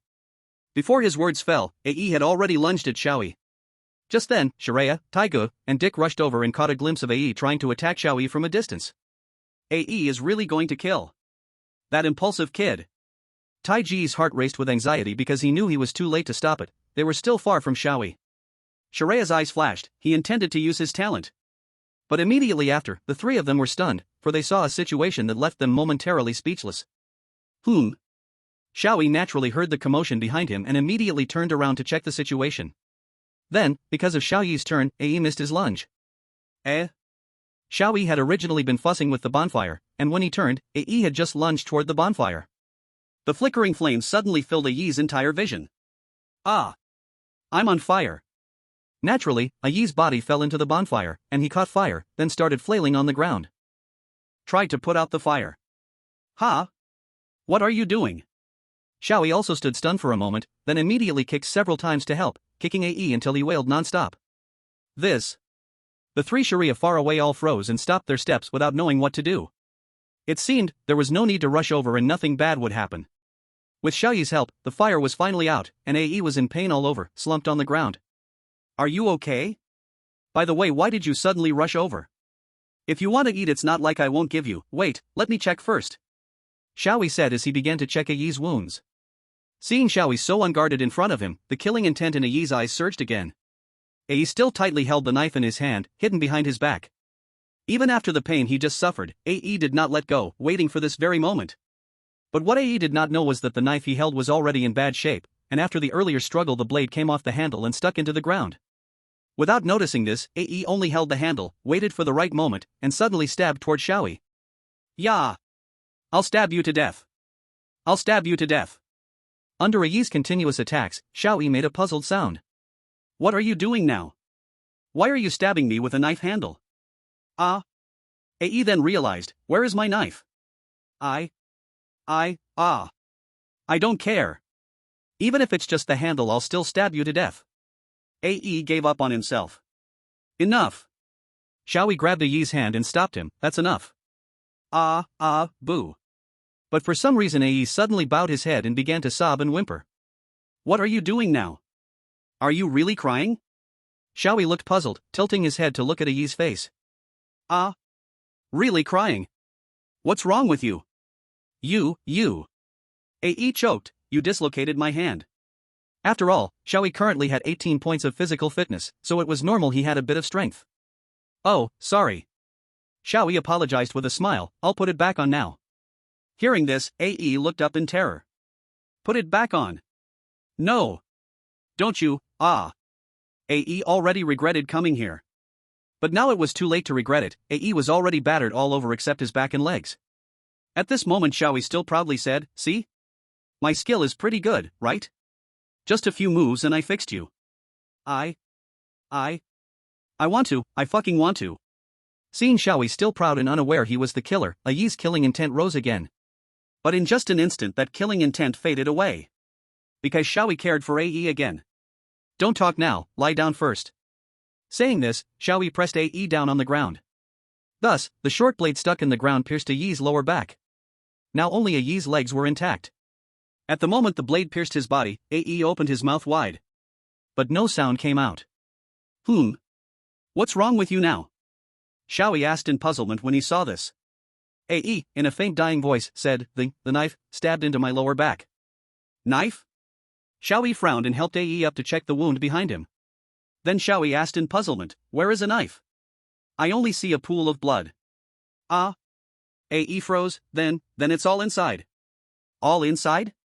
Xiao Yi looked closely and indeed found it true. Oh, really, it's all inside, don't worry, I'll squeeze it out for you. Squeeze. Wait, don't you, From afar the three could clearly hear Yi's screams and fell silent. Dick suddenly felt that even if Yi really was a wolf, he now felt some pity and could not bear to execute him. No, or perhaps, executing him would be better for him. Chapter 67, The Dead Are More Useful Than the Living. The people in the live broadcast room were also stunned. They didn't think Yi could harm Xiao Yi, but they never expected Yi to end up in such a terrible state. A person from Long Country, Yi, truly unfortunate. If he dies afterward, he might as well compete with Professor Nyozi on stage. A person from Long Country, does Yi have a chance against Professor Nyozi in the resurrection match? On another side, Xiao Yi looked at the half-dead Yi and asked in confusion. By the way, why are you here? Yi hesitated for a moment but decided to say, ever since you came, Shiyun's gaze has been fixed on you. I absolutely won't let Shiyun leave me. I won't let this outsider take her away. This is Yi's heartfelt confession. Oh, so that's how it is. Xiao Yi said helplessly, I don't have anything with Shiyun. Besides, even if I weren't here, you wouldn't necessarily be able to be with Shiyun. The bullet comments all sighed in agreement. Wow. A direct hit. That's impossible. Yi said fiercely, I am the only suitable man for Shiyun in the village. As long as Shiyun can never leave here for life, she can only choose me. Do you think that way too? Xiao Yi couldn't help but frown. Why do all of you think like this? In life, no one besides yourself has the right to make decisions. Forget it, let's go, I'll take you back to the village to heal. However, when Yi saw Xiao Yi approaching, he looked terrified and started to kick his feet, trying to distance himself from Xiao Yi. You, don't come over. Fine, just lie here, I'll go call someone to treat your wounds. Saying this, Xiao Yi turned around, preparing to leave. The three watching from a distance, Sharia and the others, also felt it was time to leave. Since there was nothing wrong, it was better not to let Yi discover his miserable appearance was seen by others. Let him keep some dignity. However, when everyone was about to leave, Yi looked at Xiao Yi's back once again and felt a surge of killing intent. Having been harmed to such an extent by Xiao Yi had long lost all reason, the only thought in his mind was that Xiao Yi must die. The only part of Yi that was still uninjured were his legs, and this place happened to be on the edge of a cliff in a wild field. At this moment, Xiao Yi was only a short distance away from the abyss of the cliff. Without the slightest hesitation, Yi hurriedly strode towards Xiao Yi, running wildly. He wanted to push Xiao Yi off the cliff. However, Yi was unaware of one thing, he thought that as long as his legs were fine, it would be enough, but how could he run without using the strength of his waist? Yi charged towards Xiao Yi, but following him was the excruciating pain from his waist injury. Ugh! Yi couldn't endure the sharp pain, he lost his balance and then, he fell and rolled down the cliff. Although Xiao Yi didn't notice the movement behind him, the audience in the live broadcast room saw it clearly. A person from Long Country, Did he really go to compete with Professor Nyozi in the resurrection match? A person from Long Country, did Professor Nyozi really need his match? Great! Xiao Yi was unaware of all this, he returned to the village just in time to encounter the three who had just returned. He called the only person in the village who knew some medicine, Yunsa, and the four of them headed to I's location together. But IE was already gone. Everyone couldn't help but wonder, where could he have run off to? Surely he didn't jump off the cliff because he couldn't bear to show his face anymore, right? Seeing this situation, Sharia said, we can pretty much confirm that IE is indeed a wolf, right? His attack on Xiao Yi is evidence, and now he's disappeared, probably out of fear and running away? The audience in the live broadcast room sided Sharia's words as well. Indeed, without evidence of a rebuttal, it can only be said that Sharia is in the right. I remembered an old saying, dead people are indeed easier to use than living ones. However, Taigu countered, no. That kid was just a bit too impulsive, we can't just conclude he is the wolf. Taiga tried to argue with Sharia, while Dick remained silent. Dick couldn't figure out whom to trust, and now that IE had disappeared, he felt even more lost. Afterward, everyone searched for IE again, but ultimately, they could not find him, so they had no choice but to bury the old village chief's body. Once they finished this work, the sky had turned dark. Everyone returned to the dining hall, ate some food, and after waiting a little while, went back to their small rooms to wait for forced sleep to come. Dick wore a serious expression. He kept pondering, were all the decisions he made today correct?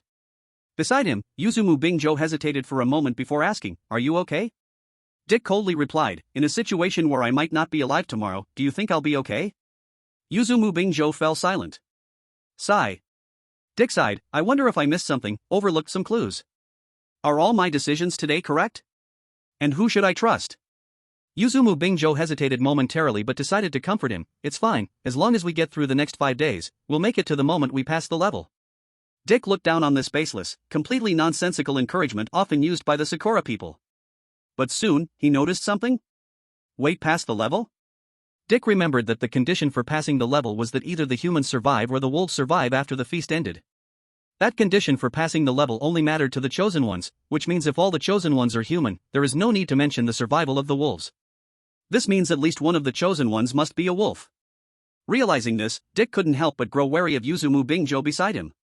No one can be trusted. This made Dick's headache worsen. Ah! Suddenly, the pressure hit him, and he covered his face. What should I do? At this moment, Xiao Yi, who walked by, saw him like this and couldn't help but laugh. What's wrong, Dick? You weren't slapped again, were you? It has nothing to do with you. What did you say? Dick suddenly sensed something and quickly stood up. But before he could say anything, Xiao Yi had already been called away by Sharia, who poked his head in from outside the door. Xiao Yi, what are you doing? Come back, it's almost night. Oh, okay. Seeing Xiao Yi wanting to leave, Dick hurriedly tried to stop him, but thinking about it being almost night, there was no time left, so he dismissed that thought. What's wrong with you?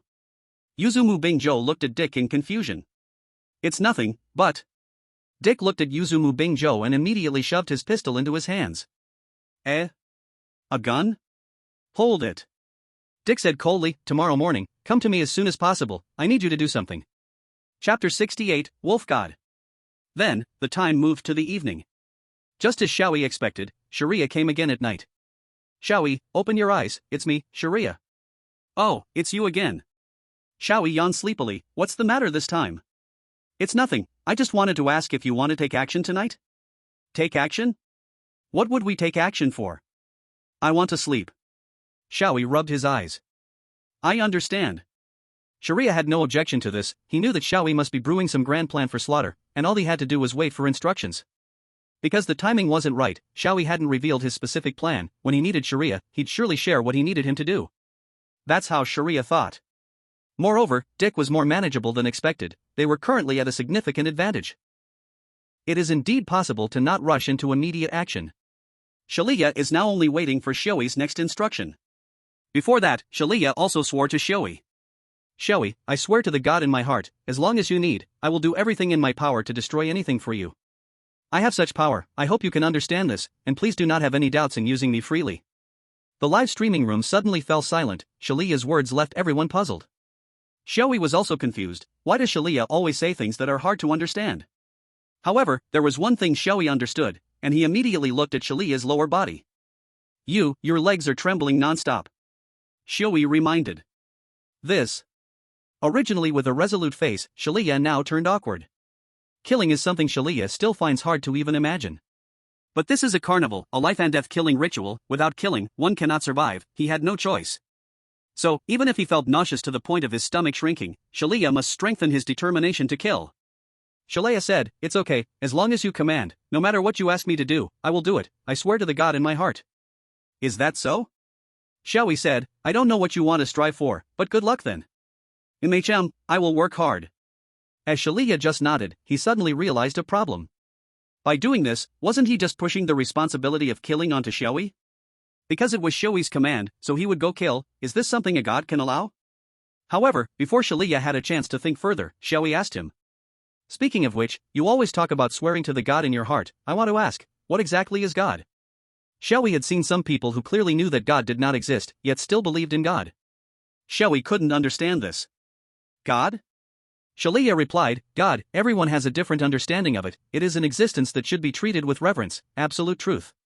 I can only explain to you what God in my heart is. So-called God, in essence, is a tool created by people, used to vent certain emotions and entrust certain thoughts." God is a tool? Exactly. Shalaya nodded. The gods in myths and history always change. The reason is to cater to the current rulers, so God is a tool. Xiao Yi was even more puzzled. If it is a tool, then why do so many people still worship God? Shalaya smiled, because God serves this purpose as a tool. For you, Xiao Yi, it might be better understood as a celebrity idol or streamer. Celebrity? Idol? In short, the meaning of the tool is to allow people to live and live better. Shalaya advised, "Xiao Yi, do not forget this. If you encounter your own god in the future, remember not to go crazy for it, because in essence, it is just a tool." Oh. Xiao Yi nodded, half understanding.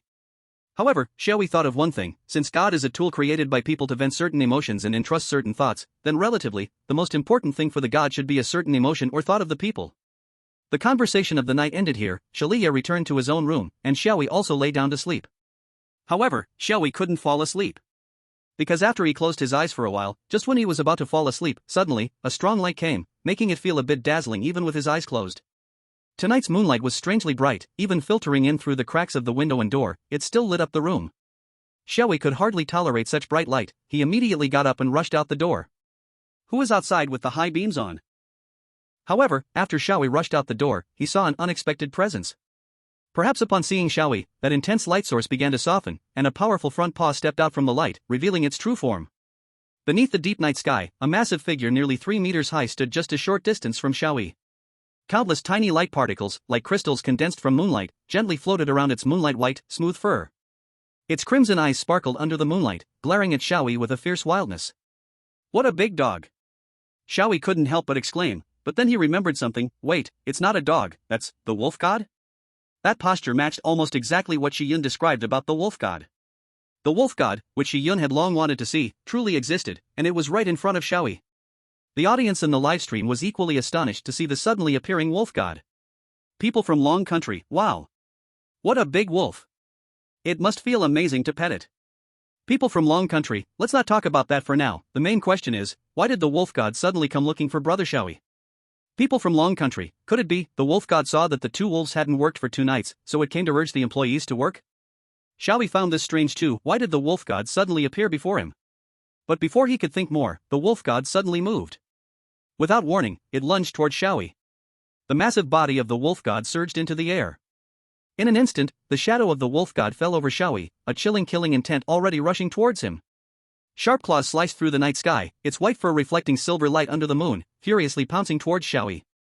At this critical moment, Xiao Yi instantly reacted, his eyes sharpening as the flow of time slowed down. He rolled to the side, narrowly dodging the terrifying attack. It was just a hair's breadth. Xiao Yi breathed a sigh of relief. That was close, it almost ripped my clothes apart. Although he dodged the attack, the pressure of the wolf god still lingered around, creating a tense atmosphere of life and death in the air, sharp as a blade.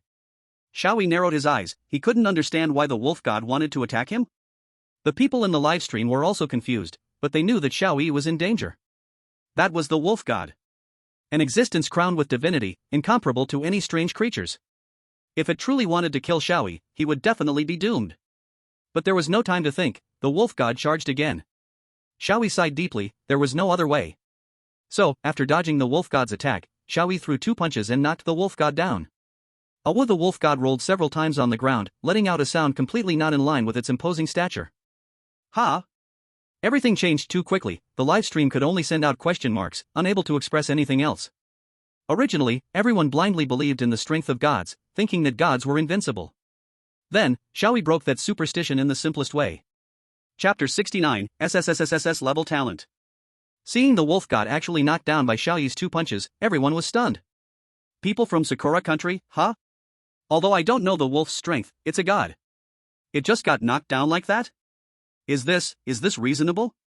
People from Lighthouse country, a human can overpower a wolf because of weight, but this wolf god is several times larger than a human. How could it still be knocked down by 2 punches? Such a weak god. People from Long country, the boss came to urge the employees to work, only to be knocked down by them. Doesn't that seem a bit? For Xiao Yi, at the moment the wolf god attacked him, it was no longer a god but just a wild beast. Seeing such a large wolf, it's natural for people to admire it and call it a god, but it was still, at its core, just a beast. Xiao Yi didn't understand the meaning of weight. He only knew that since a person could defeat a wolf with 2 punches, then he could defeat the wolf god with 2 punches. The power of the talent abstract reality overwritten the power of the gods, and from this came the reality, the defeat of the wolf god. The wolf god struggled on the ground for a bit, then quickly stood up, full of authority. It stared at Xiao Yi, its eyes filled with fierce intent. However, this made Xiao Yi notice something strange. When the wolf god struggled on the ground, Xiao Yi discovered a gaping wound on its abdomen that seemed to have been bitten open. Strangely, such a terrifying wound had not let out a drop of blood. The wound was dark, as if even its insides were gone. But before Xiao Yi could take another look, the wolf god let out a threatening howl, and the light particles around it emitted a dazzling glow again. However, apart from that, nothing else happened. Woo! The wolf god made a confused sound. It had wanted to unleash its divine power so Xiao Yi could see what happens when you anger a god. But nothing happened. Its divine power strangely vanished at the moment it tried to use it. The reason for all this came from Xiao Yi remembering something. The legend of the wolf god seemed to have existed over 100 years ago. In other words, this wolf in front of him had lived for over 100 years. Since it had lived that long, it was reasonable for it to have grown so large. But this also meant that this wolf was an old wolf. What could an old wolf do? It could do nothing, especially with a wound on its belly. Therefore, Xiao Yi's perception reshaped reality, rendering the wolf god unable to use its divine powers and even struggling to exert itself. Ha! Xiao Yi on the opposite side was also puzzled. What was this wolf god whimpering about? The wolf god didn't know what had happened, but it knew that this human in front of it was responsible. After hesitating for a moment, the wolf god made a decision. It turned and ran away. Since it was not a match, why wait around? Xiao Yi watched the wolf god flee in a certain direction, puzzled. What was this wolf here to do? Scratching the back of his head, Xiao Yi couldn't understand, so he decided to just go back to sleep. So, Xiao Yi walked back to the house and fell asleep immediately. Meanwhile, the audience in the livestream was filled with confusion. Shouldn't the wolf god, the culprit of this instance, have shown up? And why did it attack Xiao Yi, who was a wolf? What was going on? The crowd became more and more confused about this instance. Perhaps it still hid other secrets. But looking at Xiao Yi, who had already laid down and fell asleep, the crowd couldn't help but feel helpless. The next day at dawn, everyone in the village opened their eyes. Shalia also got up, preparing to find Xiao Yi, but as he walked to Xiao Yi's house, he discovered that Dick and Yomu Bingzhou had actually entered Xiao Yi's house. Shalia suddenly had a bad feeling. He hurriedly rushed over. Wait. What do you want to do? Dick had just walked in and hadn't said anything when Shalia rushed over. However, he didn't find this strange. In fact, he was hoping Shalia would come over. You came just in time. I actually have something to ask you. Dick said.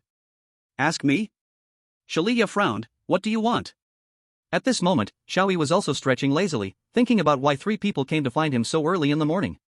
But then something happened that even Xiao Yi found surprising. But let me say this first, you better tell the truth, otherwise, it could be deadly. Yomu Bingzhou. Dick said while giving an order to Yomu Bingzhou. However, Yomu Bingzhou didn't take action immediately. He knew that Dick wanted him to pull out a gun to threaten Xiao Yi and Shalia. But he also understood that Dick made him hold the gun because of Rule 9, no one can kill a wolf or a person. Firing the gun would definitely lead to the possibility of murder. Once someone was killed, it meant that he would die too. Given such a risk, Dick naturally did not want to take it, so he let Yuzuki Bingzhou do it. This made Yuzuki Bingzhou feel depressed and angry inside. Is my life not a life? Yuzuki Bingzhou. What are you doing? Sure enough, Dick started to shout angrily. Yuzuki Bingzhou had no choice but to draw the gun and point it at Xiao Yi. Xiao Yi couldn't help but open his eyes wide. The gun Xiao Yi had seen it too many times in movies, so he understood that being shot would hurt a lot. When Xiao Yi realized that the gun could harm him, it meant it could indeed hurt him. This was the limit of the second talent effect. And the first talent effect could not protect Xiao Yi from physical harm. Although it was just a small pistol, it was the biggest threat Xiao Yi had ever encountered. Xiao Yi couldn't help but furrow his brow. He was really afraid of pain. What do you want to do? Shalia's intuition turned out to be true. He broke out in a cold sweat. Nothing much, just wanted to ask Xiao Yi a question. Dick looked at Xiao Yi and asked, I had a dream where a wolf slapped me twice, but what you said to me yesterday made me sure that it was not just a dream. Xiao Yi. Answer me. How did you know that I was slapped twice? This Xiao Yi didn't know how to answer immediately. So Dick came for those 2 slaps? But just for being slapped twice, he wants to pull a gun? Is this what people from the lighthouse country are like? Such freedom indeed. Wait. Dick, you. Shalia was about to say something but was interrupted by Dick. Shut up. I'm not asking you. Xiao Yi, answer me. If those 2 slaps were real, then only a wolf could do it, only a wolf could know it. If Xiao Yi knew this, it meant he was the wolf. And for Xiao Yi, although he did indeed deliver those 2 slaps, he would never admit it. So Xiao Yi immediately asked Shalia for help. I heard Shalia say that you were really a fool and could not help but want to slap you twice. Did he not slap you? Shalia immediately cooperated and responded, I was just saying it, how could I really slap him? So that's how it is. Xiao Yi shrugged, that must just be you dreaming. Besides, a dream about being slapped twice? What kind of dream would that be? Moreover, it's just 2 slaps, even if it really happened, there's no need to pull a gun, right? Listening to Xiao Yi's words, Shalia also realized something at that moment. Dick made another wrong move. He was wrong to speak of the dream, which meant he revealed that he had no evidence and was uncertain about the matter. And Xiao Yi's goal was to reinforce that uncertainty, to make Dick doubt himself. Being pointed at with a gun is already hard enough for rational thinking, yet unexpectedly, Xiao Yi could respond in such a way. Shalia couldn't help but feel emotional. No wonder Xiao Yi was so clever. In this instant, he had such deep thoughts. Do you think saying that can brush it off? But Dick, indeed, was not so easy to dismiss. He hesitated for a moment, but still did not plan to let it go. The gun was still pointed at Xiao Yi. Shalia couldn't help but clench his fists. What should they do next? And just as Shalia was pondering that if things went south he might as well act directly, Xiao Yi heard a strange voice that only he could hear. Detected nearby someone complimenting you for being clever. Abstract reality. Talent effect 3 has been activated. Skill extraction in progress.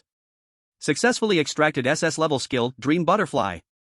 In the dream of a butterfly, one fuses self-awareness with the real and the unreal, transcending original limitations, and through constant transformation and flow, achieves self-overcoming and summons unknown potentials. Skill effect 1, temporarily gain a talent of a grade or above that fits your aptitude, with usable time related to talent level. Skill effect 2, dreams eventually come to an end. When waking, everything returns to the starting point. This is a special skill that will disappear after being used once. Dream Butterfly activated temporarily gained SSSSS level talent, Philosopher, usable time for 3 minutes, effective immediately. Chapter 70, Beyond the Rules. Shalia stepped out into the room, trying to approach Xiao Yi. But his movement was quickly halted by Dick. Don't move. If you move again, I'll shoot. Yuzuki Bingzhou. Point the gun at Shalia. Yuzuki Bingzhou felt speechless. Damn it, the handgun is with me, what are you yelling about? But Yuzuki Bingzhou could only helplessly turn the gun back towards Shalia. At that moment, Xiao Yi suddenly stood up and walked toward Shalia. Dick was startled and shouted, What do you want to do? Don't move. Yuzuki Bingzhou. Yuzuki Bingzhou helplessly aimed the gun at Xiao Yi again. Xiao Yi ignored it and simply extended his hand towards Shalia. Shalia, the rule document is on you, right? Show it to me. This. Shalia glanced at Dick, feeling a bit hesitant. As expected, Dick threatened again, Be careful, I might really shoot. I'm not wasting time with you, Dick, Xiao Yi said, looking at Dick. If you really suspect me, you wouldn't be wasting time here, you'd bring it up at the grand banquet. What? Dick was shocked. Had he actually seen through that he was just bluffing? At that moment, Dick met Xiao Yi's gaze. He suddenly realized that Xiao Yi appeared somewhat unfamiliar. In the past, when Dick looked at Xiao Yi, he felt transparency and purity. Now, all he felt was fear. That fear came from the depths of his soul, stirred by human instinct. It was as if he suddenly realized he was not standing, but rather suspended in midair by iron hooks, his body and limbs, organs all vanished, looking down to see only a pale spine weakly swaying in fear. Yuzuki Bingzhou, put down the gun, Dick said suddenly. But? Put down the gun. I got it. Yuzuki Bingzhou furrowed his brow and put down the gun, thinking, Damn it, you make me raise my gun and then suddenly want me to put it down, what is this all about? Seeing this, Shalia finally dared to hand the rule document to Xiao Yi. Xiao Yi took the rule document, glanced over it for a moment, and nodded thoughtfully. This rule is quite mysterious. Mysterious? What does that mean? Shalia asked, confused. Xiao Yi shook his head and said, "It's nothing, it just suddenly reminded me of something. We can't understand the writing on the rule document, right? We can only rely on the translation mechanism to understand it. So, is there a possibility that the translation mechanism deliberately alters the content before translating it for us?" This. Shalia was stunned. Indeed, this possibility couldn't be denied. Xiao Yi continued, "Perhaps this is the origin of what is called false rules. Language helps us understand the world, but language itself has limits, and those limits become our constraints. Therefore, we need to learn better languages to understand the world, such as mathematics as a language. So, to understand the rule's strange tales, it's quite necessary to learn the language on the rule document, right?" "Ah, yeah." Shalia nodded blankly. What Xiao Yi said made sense, but why was he saying this to himself? In fact, Xiao Yi wasn't just speaking to Shalia, he knew many other people on Blue Star were watching them. Among them, some people immediately began to take action upon hearing Xiao Yi's words. Suing Wang. In the past, they paid little attention to the words on the rules documents because the difficulty of interpreting those words was too great, and there were also translation mechanisms involved. However, now Suing Wang immediately dispatched people to interpret those words. Back to Xiao Yi, he then said, "Let's start the next topic." "And next topic?" Shalia widened his eyes, feeling like he could not keep up with the conversation. "Shalia, have you ever played chess?" "The Dragon Kingdom's chess?" Xiao Yi suddenly asked. Shalia could no longer follow Xiao Yi's train of thought, so he decided to stop overthinking and just answer whatever came to mind. "I have played, what's the matter?" Xiao Yi said, "The horse moves in an L shape, the elephant moves in a square, these are the rules on the board. However, the meaning of these rules is something the pieces that follow them cannot understand, only the player who manipulates the pieces can understand." "What do you mean?" Shalia was already confused. "The meaning of the world lies beyond the world itself." Xiao Yi explained, "The meaning of the rules also lies beyond the rules. If we only act as pieces that follow the rules, we will never understand the meaning outside the rules. Fortunately, we are human and can think, just like a frog at the bottom of a well doesn't know the vastness of the world but can still understand the blueness of the sky, we can still glimpse the true meaning beyond the rules from within them." "The true meaning beyond the rules?" "Yes, it means that we must ask why these rules are established by those who established them, and why such rules are needed. Do not just follow the rules, but think about the meaning beyond the rules?" Shalia couldn't help but begin to think about the meaning beyond the rules. Why give wolves and humans the choice of whether or not to kill? And then set a rule that says after 5 days, the wolf must die, meaning one side must surely die, which actually means there is no choice? Also, why is there a rule that allows wolves to kill during the day? Indeed, there were some strange aspects of the rules, but before, they were just following them without thinking about their significance. Xiao Yi smiled with satisfaction and said, "Not just in this instance, the whole set of strange rules is the same. So, let's start the next topic." "Wait a minute." At this moment, Dick suddenly interrupted Xiao Yi, asking, "The meaning of the world lies beyond the world, isn't that a quote from Wittgenstein? Why bring that up suddenly?" Xiao Yi replied, "Because that sentence is really cool, who wouldn't want to say it when they have the chance?" Dick felt a sense of fear towards Xiao Yi in his heart, but he wouldn't admit it, so he forced a smile and said, "Ha, I thought you suddenly said so much to prove a point, but it turns out you were just showing off. Besides, aren't you from the Dragon Kingdom supposed to be very confident about your country's wisdom? Why quote a foreigner's words? Shouldn't you quote something from your own country's sages, like the great wisdom of Zifeiyu?" Hearing this, the Dragon Kingdom people, who had been looking at Xiao Yi in a daze, couldn't help but feel angry. Dick truly didn't understand. But the people of the Dragon Kingdom also didn't understand, not knowing how to counter, so they could only pin their hopes on the strangely behaving Xiao Yi, hoping he could educate Dick a bit. However, Xiao Yi actually nodded. "Zifeiyu? That's fitting. Indeed, you are right, that exchange is really just a stubborn argument." The people of the Dragon Kingdom felt a tightness in their hearts. Does this mean giving in? Dick couldn't help but feel somewhat proud hearing Xiao Yi's words. But what Xiao Yi said next left Dick stunned. However, that is only for those who hear about it secondhand and only partially understand, those who tremble in fear yet still stubbornly argue for the sake of pride. "What?" Xiao Yi continued, "Those who have read the whole piece can understand, Zibian fish is not important, the key point is in that phrase, please follow its essence, which can also be understood as, if you can't draw a conclusion, then don't force it, just return to the beginning." Dick was stunned, and he could roughly understand Xiao Yi's meaning. But it was precisely because he understood that Dick felt completely overwhelmed by Xiao Yi's intelligence. Sheila felt the same way, while Yumu Bingzhou was completely confused. Sheila couldn't help but sigh, "Still don't quite understand, is this what they call the Tao and Dragon Country's wisdom? There's not much time left, well." Xiao Yi looked at Sheila and said, "Don't overthink the Tao, you can simply understand it as respecting objective laws. Though the latter part sounded very important, everyone was more concerned about what Xiao Yi had said earlier. Everyone looked at Xiao Yi and asked in confusion, "Not enough time? What do you mean?" However, Xiao Yi had already returned to their familiar appearance. Xiao Yi wondered, "Why are you all looking at me instead of going to eat breakfast? If you're not going, I'm going." After saying this, Xiao Yi headed straight out to eat, leaving the three people inside the house looking at each other in bewilderment. Chapter 71, Collapse. The three people in the house stared at each other, then could not help but sigh deeply. What on earth is going on? Dick felt a bit of a headache. Xiao Yi's sudden change caught him off guard, and Dick still hadn't recovered from it. Then, Dick thought of why Xiao Yi had transformed into this state. It seemed, after facing a death threat, he decided to stop pretending, revealing his true self. Dick suddenly felt a chill. He knew Xiao Yi was definitely not simple, but he didn't expect him to reach such a level. The fear that Xiao Yi brought was no less than that woman. No. It was even greater than that woman. Dick felt scared that he had dared to aim a gun at him. Truly reckless.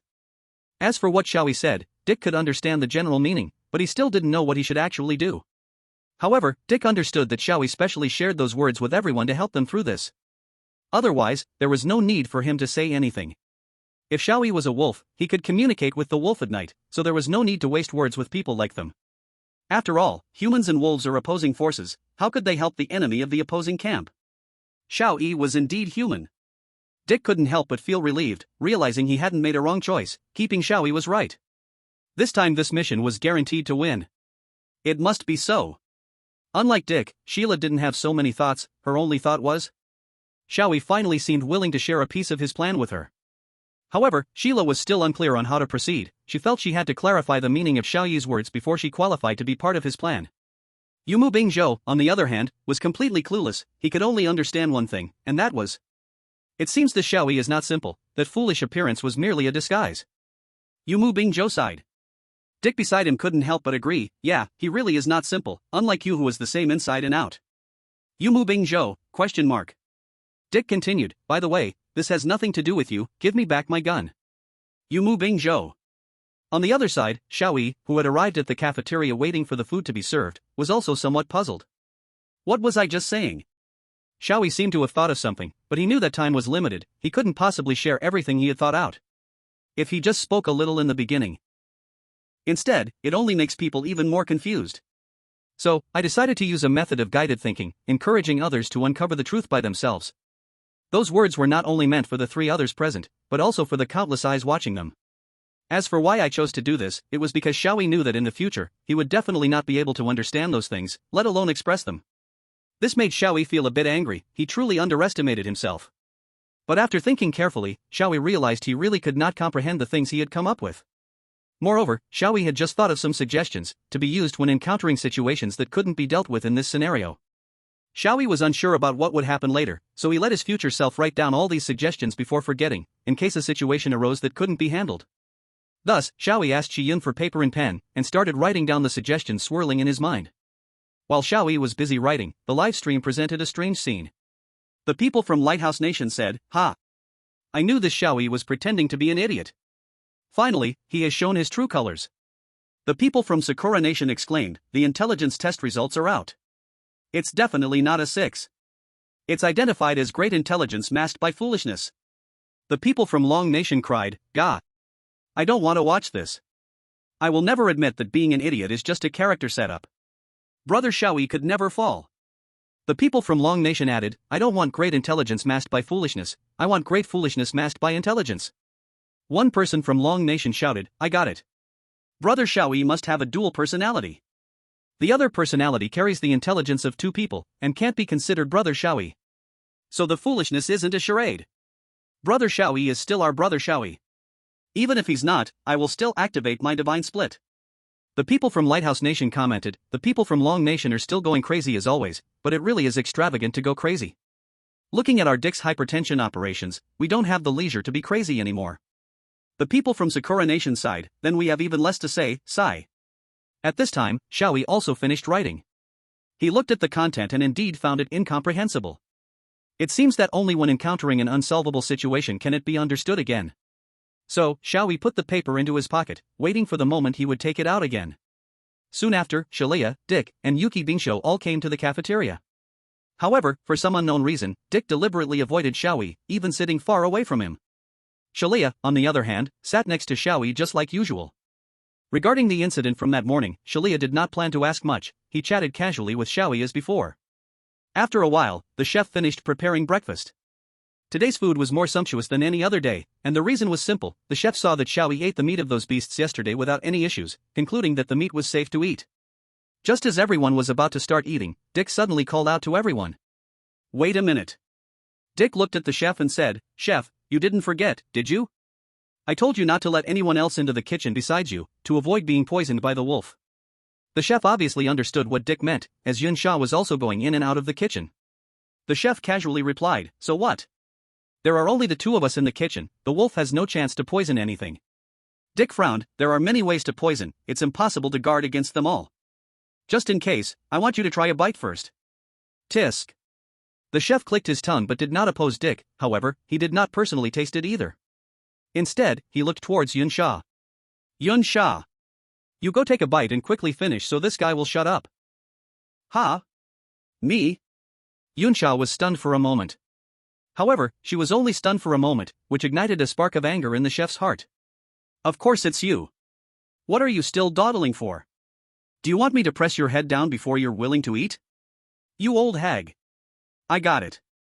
Yunsha nodded and prepared to taste the poison.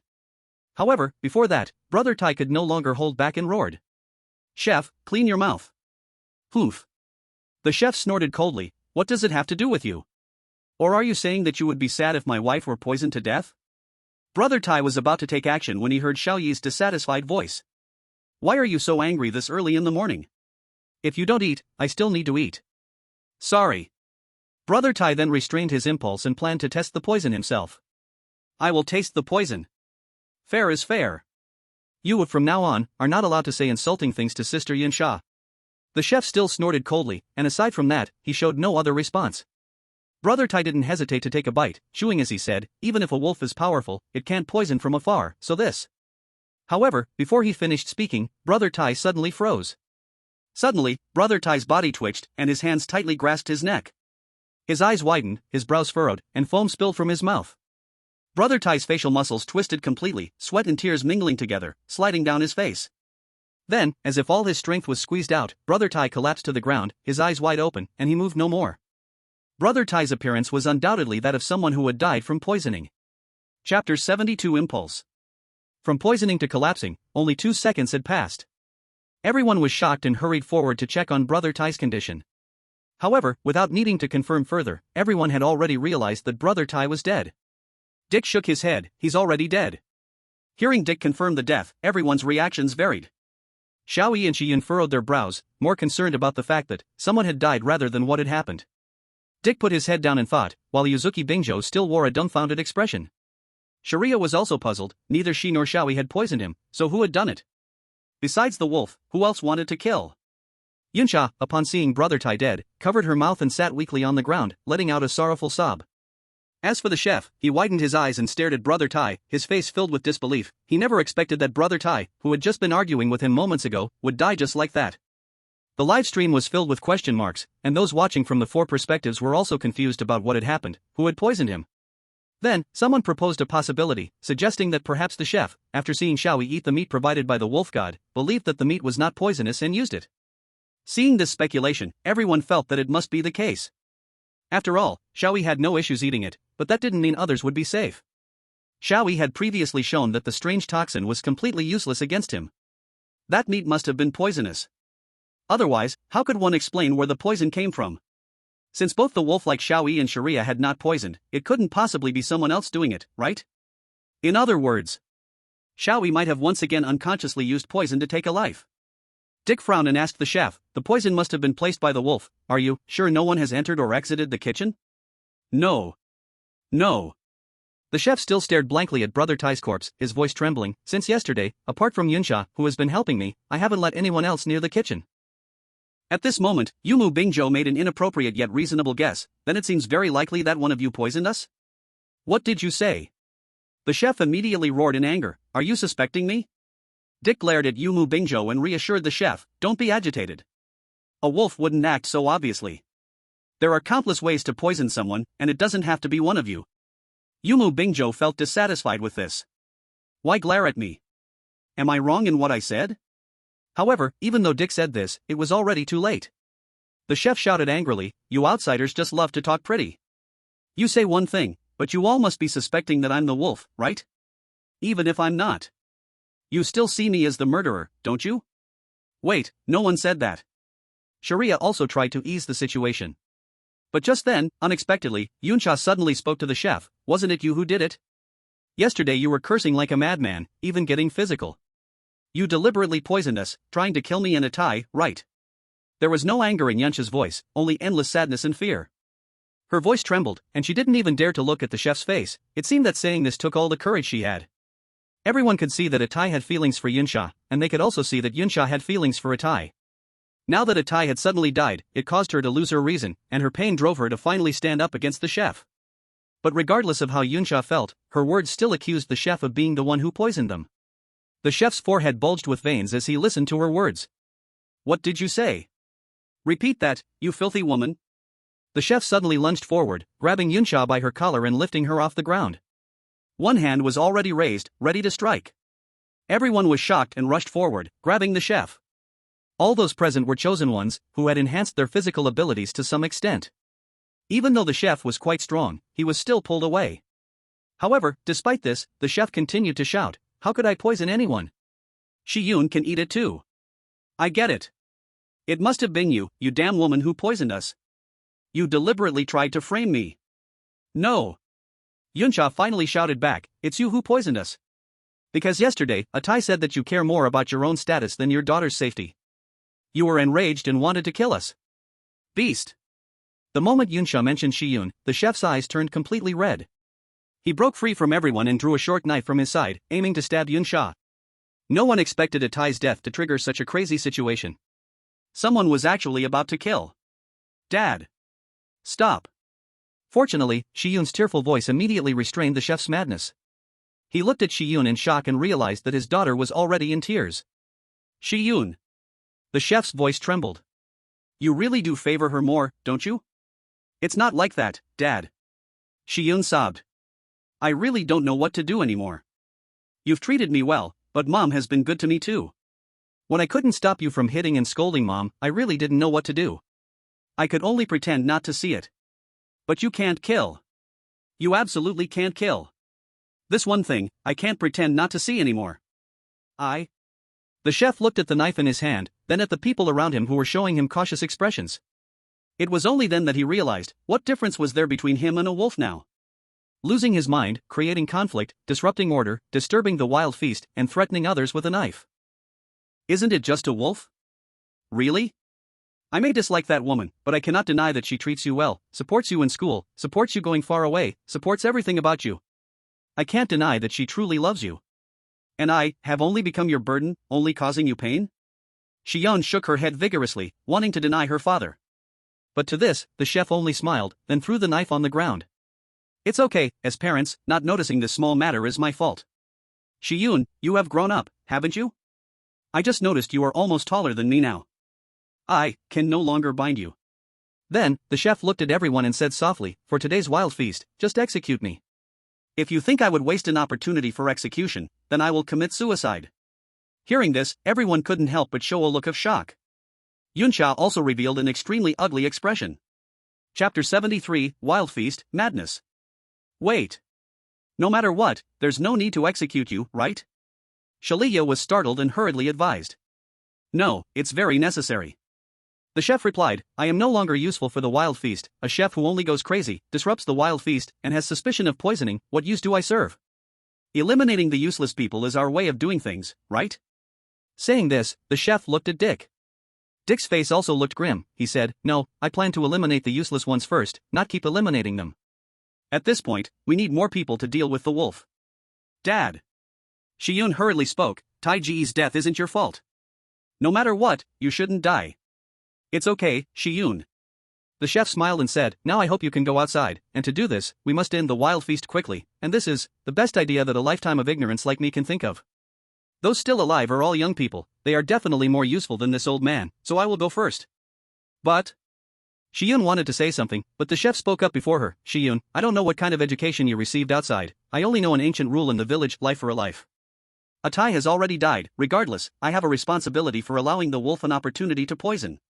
Shiyun saw the determination in her father's eyes. She knew she could no longer persuade him. No one could convince him because he was just that kind of person. Wait. Dick was also anxious now. The chef was clearly not a wolf, and he still had usefulness. At least Dick didn't want him to die now. Are you serious? If you die, it will give the wolf an advantage. Do you want to endanger us all? Then tell me, besides me, who else can be executed right now? The chef asked. Dick began to ponder this question. He remembered that the wild feast didn't have to be held in the ritual hall, so let's start the wild feast ceremony here. Dick immediately looked at Shiyun and asked, who did you guard yesterday? Shiyun hurriedly responded, it was Shalia. The guard cannot continuously guard the same person, so Shiyun chose Shalia. Dick frowned, didn't he guard me? But that's fine, if Shalia really is the prophet, then the likelihood of the wolf attacking him is indeed very high. Last night, the wolf still didn't kill. It seems that Shiyun once again guarded the right person. Dick looked at Shalia again and asked, what was your inspection result yesterday? Shalia just nodded to this, and Dick didn't think much. He naturally believed that Shalia meant confirming that Shiyun was the guard. However, there were still no clues about the wolf, and Dick shouted to everyone, where is the gravekeeper? Who is the gravekeeper? You should show yourself now. But no one came forward to declare they were the gravekeeper. Dick couldn't help but be stunned. Was it the gravekeeper who thought the time wasn't right, or could it be that the gravekeeper was already dead? Maybe the gravekeeper was killed by Dick himself. Seeing Dick in a daze, the chef said again, look, there is no one else left to suspect, right? Hurry up and vote to have me executed. Exclamation point. Dick could no longer hold back. He shouted angrily at the chef, are you insane? Choosing to die yourself. Calm down. What we need to do now is figure out who poisoned us. And who the wolf really is. Your strength is necessary. However, the chef remained unmoved, I am calm. Reducing the number of people is the quickest way to find out everyone's identity, isn't it? And you also suggested this, right? This is wrong. What you are doing is dragging us into a more dangerous situation. Then tell me what we should do, the chef said coldly, if there is no better way, hurry and vote for me. Dick knew the chef was completely insane. Desperately seeking death. But Dick felt helpless, he couldn't convince him at all. Crazy. You madman. Dick started to lose his mind, angrily cursing the chef in his heart. This guy couldn't possibly understand what the frenzy feast really was. He just wanted to die. Did he think his life belonged to him? Dick thought to himself, if only the wolf would kill someone. Someone must be killed by the wolf. These guys had to really feel the threat of the wolf, the fear of death, the hatred towards the wolf. And the importance of the frenzy feast. But soon, Dick couldn't help but be stunned again. How could he have such a crazy thought? Then, Dick seemed to sense something and involuntarily exclaimed, frenzy feast, madness? But Dick felt he was overthinking, and did not pay attention to it. Madness? However, his mumbling was heard by Sharia, who couldn't help but lower her head in thought. At this moment, Xiao Yi also stepped forward and said, do you want to abandon Shiyun? Mentioning Shiyun is useless, this is my choice. The chef looked at Xiao Yi and suddenly asked, can you completely end this frenzy feast? Completely end the frenzy feast? Xiao Yi nodded, I understand. I will do it. Then I can rest easy. Saying this, the chef turned to Yunsha, Shiyun, our daughter, you will take good care of her, right? Yunsha wiped away her tears and replied, yes, of course. Well, then I have nothing else to say. Let's start voting. No one could convince the chef, because he was just that kind of person. Thus, the voting on the third day ended in a rush.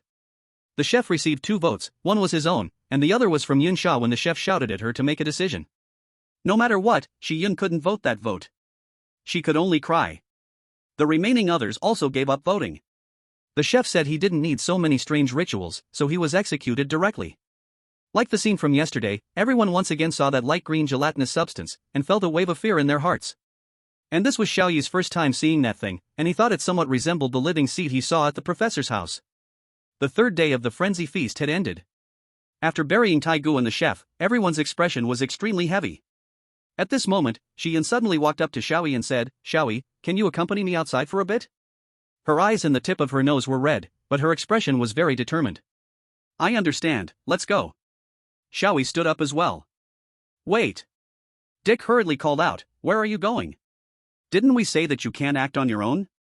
You might be attacked by the wolf. I trust him. Shiyun interrupted Dick and left with Xiao Yi. Following Shiyun, Xiao Yi couldn't help but ask, "Where do you want me to accompany you? To the bathroom? Do I look like someone who needs someone else to dare to go to the bathroom?" Shiyun looked at Xiao Yi, her expression serious, and said, "Xiao Yi, let's go find the ancestral shrine. Maybe there are secrets there that can end the wild feast." Chapter 74, Searching. Dick watched as Shiyun and Xiao Yi walked off on their own, unable to suppress a click of his tongue and tightening his fists. These guys have no intention of seriously advancing the quest. Thinking of what had just happened, Dick's anger grew even more. Today's wild feast was completely ruined, but Dick also had to carefully consider what to do next. After all, the wild feast still had 2 days left. From the looks of it, there were hardly any people in this wild feast with any real strength. The ones worth mentioning were only Sharia, who could always guard the right person, and Xiao Yi, who wasn't pretending to be foolish. The rest of the people were just SOSO. If that suddenly disappeared AE was indeed a wolf, then now there was only one wolf left. That wolf was hiding among the 5 people besides himself. Moreover, based on Dick's conclusion yesterday that there must be at least one wolf among the chosen ones, he could now focus on Xiao Yi, Sharia, and Yuzuki Bingzhou. Dick thought carefully again and found that the likelihood of Xiao Yi and Sharia being the wolf was not high. Could it be that the wolf was the Yuzuki Bingzhou he had always underestimated? Dick suddenly remembered that Yuzuki Bingzhou had said something provocative to the chef this morning. Did he deliberately provoke the chef, hoping to trigger the chef's madness? That would undoubtedly be a behavior of a wolf. As Dick thought this, he couldn't help but glance at Yuzuki Bingzhou, who was completely oblivious to this, his eyes filled with doubt. On the other side, Xiao Yi was stunned by Shiyun's words. Going to find the ancestral shrine? Why do we need to find the ancestral shrine? Let's save time and talk while we walk. Shiyun said as she walked, Xiao Yi, you cared about the ancestral shrine when your grandmother passed away, didn't you? Yeah. Xiao Yi matched her pace and nodded. For someone that age, seeing that it was getting dark and suddenly going to find the ancestral shrine, anyone would find that strange. I thought so too. Shiyun continued, Grandma had experienced 2 wild feasts. She wouldn't make such a reckless decision to go out before nightfall unless there was something that compelled her to go. Something that compelled her to go? That's right, it must be something more important than her own life, otherwise, Grandma wouldn't risk going. Shiyun added, she really wanted to end the wild feast completely but couldn't find a way, so she had to participate reluctantly. I think if there is something worth risking her life for, it likely has to do with secrets related to the wild feast. Yeah, that's true. Xiao Yi paused for a moment before nodding. I believe there must be some secrets in the ancestral shrine that Grandma wanted to go to, which is why I wanted you to come with me to search for it. But... Xiao Yi spread his hands helplessly, we don't even know where the ancestral shrine is. It's okay. Shiyun smiled, although I have never discovered any clues of the ancestral shrine throughout my life, now I feel confident that I can find it. Confident? Exactly. Shiyun explained, we can't leave the village now, that means we cannot leave this mountain, right? So that means the ancestral shrine must be on this mountain, which greatly narrows down the possibilities. Also, since the ancestral shrine is so hard to find, it must be built in a cave. With these 2 premises, I can think of a few possible locations. I see. I roughly understand. Xiao Yi said seriously, if it's a secret that can end the wild feast. I also think it's worth a visit. Xiao Yi, thank you. Thank what? I promised your father, I will definitely let the crazy feast end. Xiao Yi had heard that the crazy feast would end in just 5 days, so he initially planned to just get through these 5 days, but now, it was different. Dad. Shiyun's eyes flashed with a hint of sadness, yes, in order to let Dad rest easy, I must end this boring crazy feast as soon as possible. Then. As she spoke, Shiyun took out something and showed it to Xiao Yi. Xiao Yi, look. This is, your ID card? Yes. After taking out her ID card, Shiyun's expression softened a bit. My mom told me that an ID card is very important. With an ID card, you can go further places, so I applied for one not long ago. Yeah, that's true. I used to only take 2 things when going out, one is my phone, the other is my ID card. Although I didn't bring my ID card today. Shiyun looked at her ID card, and her face couldn't help but reveal some anticipation for the future. She started talking about the past. When I was very little, my mom always told me how beautiful the outside world is, so I always longed to leave the mountains. My mom always supported me, to the point I got a bit scared, but thanks to her, I learned that the world is not just mountains. Xiao Yi, the outside world is beautiful, right? MHM. Xiao Yi nodded, the world is very big. Is it? I thought so. Shiyun made up her mind, alright. I will work even harder. I must get into a good university. Xiao Yi looked at Shiyun and couldn't help but smile softly. But they both knew that all of this must be based on the premise that the crazy feast ends. So, the two quickly searched through several possible locations of the ancestral halls, but they found nothing. Just when Xiao Yi was at a loss, Xiao Yi couldn't help but look in one direction, the direction where the wolf god had escaped yesterday. Xiao Yi, we haven't looked over there yet. Xiao Yi suggested. That way? That's a sheer cliff, there's nothing. No, maybe because of that, the ancestral hall is more likely to be over there. Xiao Yi, let's go take a look. Then, they actually discovered, in the thick weeds that were as tall as a person and seemed messy, there was a path that was hard to find, trampled by feet. Walking to the end of this path, there was actually a hidden small road carved out by humans on the sheer cliff, covered by weeds.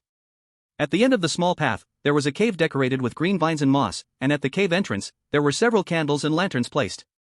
Needless to say, the ancestral hall must be right here. Xiao Yi and Xiao Yi exchanged glances, immediately lit a fire, and took the lanterns into the cave. However, what Xiao Yi did not expect was that the unexpected presence appeared in front of him again. Wolf God? Chapter 75, The Legend of the God. For some reason, the wolf god was lying in the cave, seemingly asleep. But sensing the footsteps of the two, it immediately stood up and got into a fighting stance. Wolf god?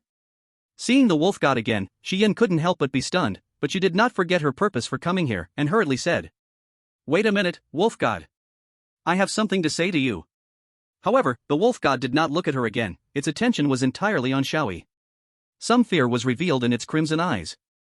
Then, the wolf god moved past the two with a speed difficult for the eye to catch and escaped from the cave. It left. Xiao Yi couldn't help but feel a bit disappointed. With that speed, we surely cannot catch up. But the wolf god appearing here must have a reason. Xiao Yi, let's go. The ancestral hall might be inside. Xiao Yi nodded, and he and Xiao Yi continued to explore inside the cave. After walking down a gentle slope, they then saw the heavy wooden door engraved with ancient patterns, firmly closed within the cave. There was no doubt, that was the main entrance to the ancestral hall. In the center of the hall stood a huge altar, made of rough, uncarved stones, with many memorial tablets placed upon it. The names on these tablets represented those who had died during the wild feasts. Is this the ancestral hall? But, it doesn't seem very special. Xiao Yi searched for anything useful in the dim light. Soon, she found a stack of yellowed papers and books, haphazardly placed on a stone platform. Among them was a thick stack of papers, neatly organized, clearly someone had tidied them up on purpose.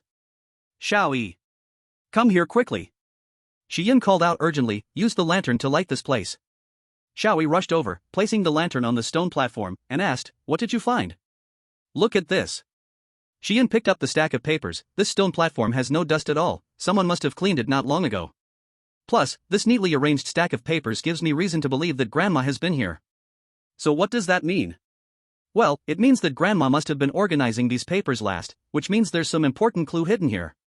Xiao Yi immediately glanced through a few pages and her face lit up. This is a record of every wild feast our village has held since ancient times. This stack of papers might be a few pages or a part of a book with some contents torn out, stacked in a certain order. The first page started from the first wild feast.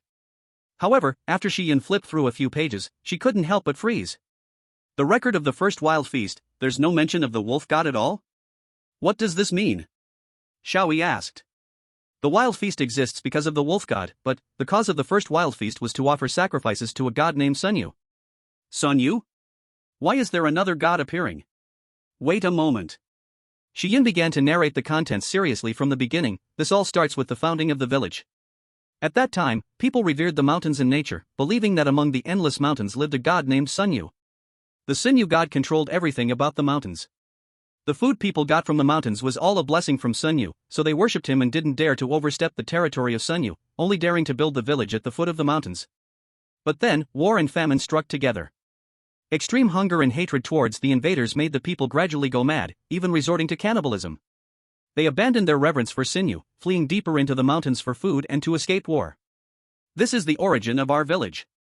But soon, Sun Yu punished the disrespectful people with divine wrath. A blood rain fell, and countless wild animal corpses rained down, killing several people. Yet even so, the people could not leave the deep mountains. So, to appease the anger of Sun Yu, they began the first wild feast. Since there was no wolf god, the first wild feast was completely different from what we know. It was selecting a person as a sacrificial victim to be executed for Sun Yu. The selection process was a fight, beating the other until they could not fight back. Even if they won, regardless of gender or age, if they were determined to be the weakest among the village, they would be executed. Unlike today's wild feast, which involved abandonment of humanity, it was a purely bloody and violent ritual. But curiously enough, They said children under 14 were too naive and unqualified to participate in the wild feast, so they had to be driven out of the village during the feast. After that, the second wild feast. Was it really held just 11 days after the first one? So quick? And the third feast was held just 24 days after the second feast ended. Why the urgency? As if they hurried to hold it again without meeting some expectation. During the third feast, people were already extremely exhausted and thus very passive. And afterward, the feast ceremony finally didn't rush to start again. Not until over half a year later did the fourth feast arrive. However, the fourth feast was quite different from the previous ones because the wolf god appeared. On a day long before the fourth feast began, a child in the village claimed to have seen the god of the wind mountain eaten by a wild beast. At first, the villagers dismissed it, but after that, they saw a huge white wolf shadow several times, showing strange abilities. Moreover, after the god of the wind mountain no longer sent down blood rain, people finally believed that the god was indeed eaten by the beast. Villagers speculated that the god of the wind mountain had become weak due to the loss of faith in people's hearts, combined with the war's destruction of the land, which led to its ambush and consumption by the beast. Thus, the beast gained divinity and was referred to as the wolf god. People believed that the wolf god, as the newborn god, surely needed sacrifices to grow stronger, yet it lacked the power to make everyone submit. Therefore, it would eat someone in the village, disguise itself as that person, and try to gain others' trust to secretly eat more people. Thus, the form of the fourth feast ceremony was to find the wolf god disguised as a human and execute it. The suspicion among people, being questioned, already had some resemblance to our current feast, but there were still significant differences, especially in terms of legends. During the fourth feast, if the wolf god was executed, blood rain would fall from the sky again, indicating that humanity had triumphed. However, the wolf god wouldn't die just like that, it would recuperate and come back again later. Strangely, after the appearance of the wolf god, the frequency of the feasts reduced significantly, happening only every few years or even every 10 years. Then, Xiao Yi began to talk about several subsequent feasts. Each feast and its associated legends were different, as if they shamelessly started altering the legends when they realized that those who knew the past stories had died. As for the god of the wind mountain, the origin of it all, it seemed to have disappeared entirely, as if it had never existed. And the god who once ruled over the mountains had transformed into the wolf god. This made Xiao Yi recall what Xiao Yi had once told him, that the legends of gods and gods always changed to cater to the reigning rulers of the time. But why was the feast and the legend of the wolf god changing so frequently? What was the purpose? Xiao Yi continued, the feast 57 years ago, which was the first feast attended by my grandmother, was already quite similar to our today's feast, except for the absence of guardian spirits. Then, the feast 39 years ago suddenly included the presence and legend of guardian spirits. My grandmother must have felt puzzled about this, which is why she kept collecting records about the feast. Xiao Yi glanced roughly at the remaining content, which consisted mostly of supplemental information about the past and some findings written by her grandmother. There were still many unclear aspects, such as the rules document that logically existed yet had no record in previous feasts. And the previous feasts were timeless, yet this feast, for some reason, had a time limit of 5 days. Though Xiao Yi wanted to continue investigating, she estimated that time was almost up. Xiao Yi then looked at Xiao Yi, Xiao Yi, let's leave it at that for today. After such a long time, I guessed it was getting late, we should go back early, let's talk about the rest tomorrow. Xiao Yi nodded, and Xiao Yi also took the stack of books and walked out of the cave with Xiao Yi, only to find that the sky had indeed begun to darken. Xiao Yi and Xiao Yi quickened their pace, hurriedly heading towards the house. See you tomorrow. After leaving this sentence, Xiao Yi parted ways with Xiao Yi. Then, after some time, the sky completely darkened, and everyone began to fall asleep. That night, Shiraya came as usual, but this time he said very little and just asked. Moving? Xiao Yi answered, sleeping. Understood. Shiraya immediately left. The third night of the crazy feast was very quiet, and to Xiao Yi, nothing seemed to happen. However, it wasn't until the morning of the fourth day of the crazy feast that Xiao Yi learned that last night was not as peaceful as he thought. Last night, Xiao Yi died. Chapter 76 Seeking the Truth. On the morning of the fourth day of the crazy feast, Xiao Yi woke up as usual. Shiraya also came to find him as usual, and on the way, they encountered Dick and Yusu Bingzhou, and the four of them headed to the cafeteria together. Xiao Yi was thinking about what to eat today since the chef was gone. After all, the food from the chef who was confirmed to be poisonous yesterday was all thrown away. Then, under everyone's watch, Yun Sha made a brand new dish, and after repeated confirmations, people hesitated before eating. However, Xiao Yi didn't eat anything except the breakfast this morning, as he had been with Xiao Yi searching for the ancestral hall yesterday, and they had stayed there until it was almost dark, so he had no time to eat. So, Xiao Yi was looking forward to what they would eat this morning. Shiraya was thinking about what Xiao Yi said yesterday, though he was also very concerned about who poisoned the food and where Xiao Yi and Xiao Yi went yesterday, but he really thought this matter was more important. Dick was pondering what to do next. He had been investigating where the poison came from and who poisoned it yesterday, but needless to say, there were no results. Moreover, today was already the 4th day, meaning the wolf had 2 days and 2 nights left to kill everyone. Currently, there were 6 people left in the village, 4 chosen ones, and Yunsha and Shiyun, a mother and son. He did not know who the wolf killed last night, but at least he could confirm it was not one of the 4 chosen ones, so it should be one of the mother and son. Although it was also possible that Shiyun guarded the right person again, but the chances of guarding the right one 3 times in a row were too small, so Dick still believed in the former possibility. The poisoning should have pleased the wolf, so the wolf would probably continue using this method, so everyone had to be more cautious than before today. And also, Dick couldn't help but glance at Yuzu Bingzhou. In his heart, Yuzu Bingzhou was the most suspicious person. Meanwhile, Yuzu Bingzhou appeared to be empty-headed. In fact, he really hadn't thought of anything, and he didn't notice Dick's suspicion of him at all. Everything was the same as before, until everyone heard that familiar sorrowful cry. Everyone was startled and hurried towards the source of the crying. Then, they saw Yunsha crying while holding Shiyun's corpse. Dick instinctively thought that Shiyun had been killed by the wolf, but he quickly noticed that Shiyun's death was exactly the same as his grandmother's. Blood drained, organs flowed out, particles of light emerged from the body. Without a doubt, it was a forced death, meaning Shiyun did not die from being killed by the wolf but, like his grandmother, it is death that comes from breaking the rules. However, before discussing why Shiyun died from breaking the rules, the first thought that came to Dick was, the guard is dead? If the guard is dead, it means he did not protect anyone yesterday. But that also means, the wolf did not kill anyone last night? How could this be?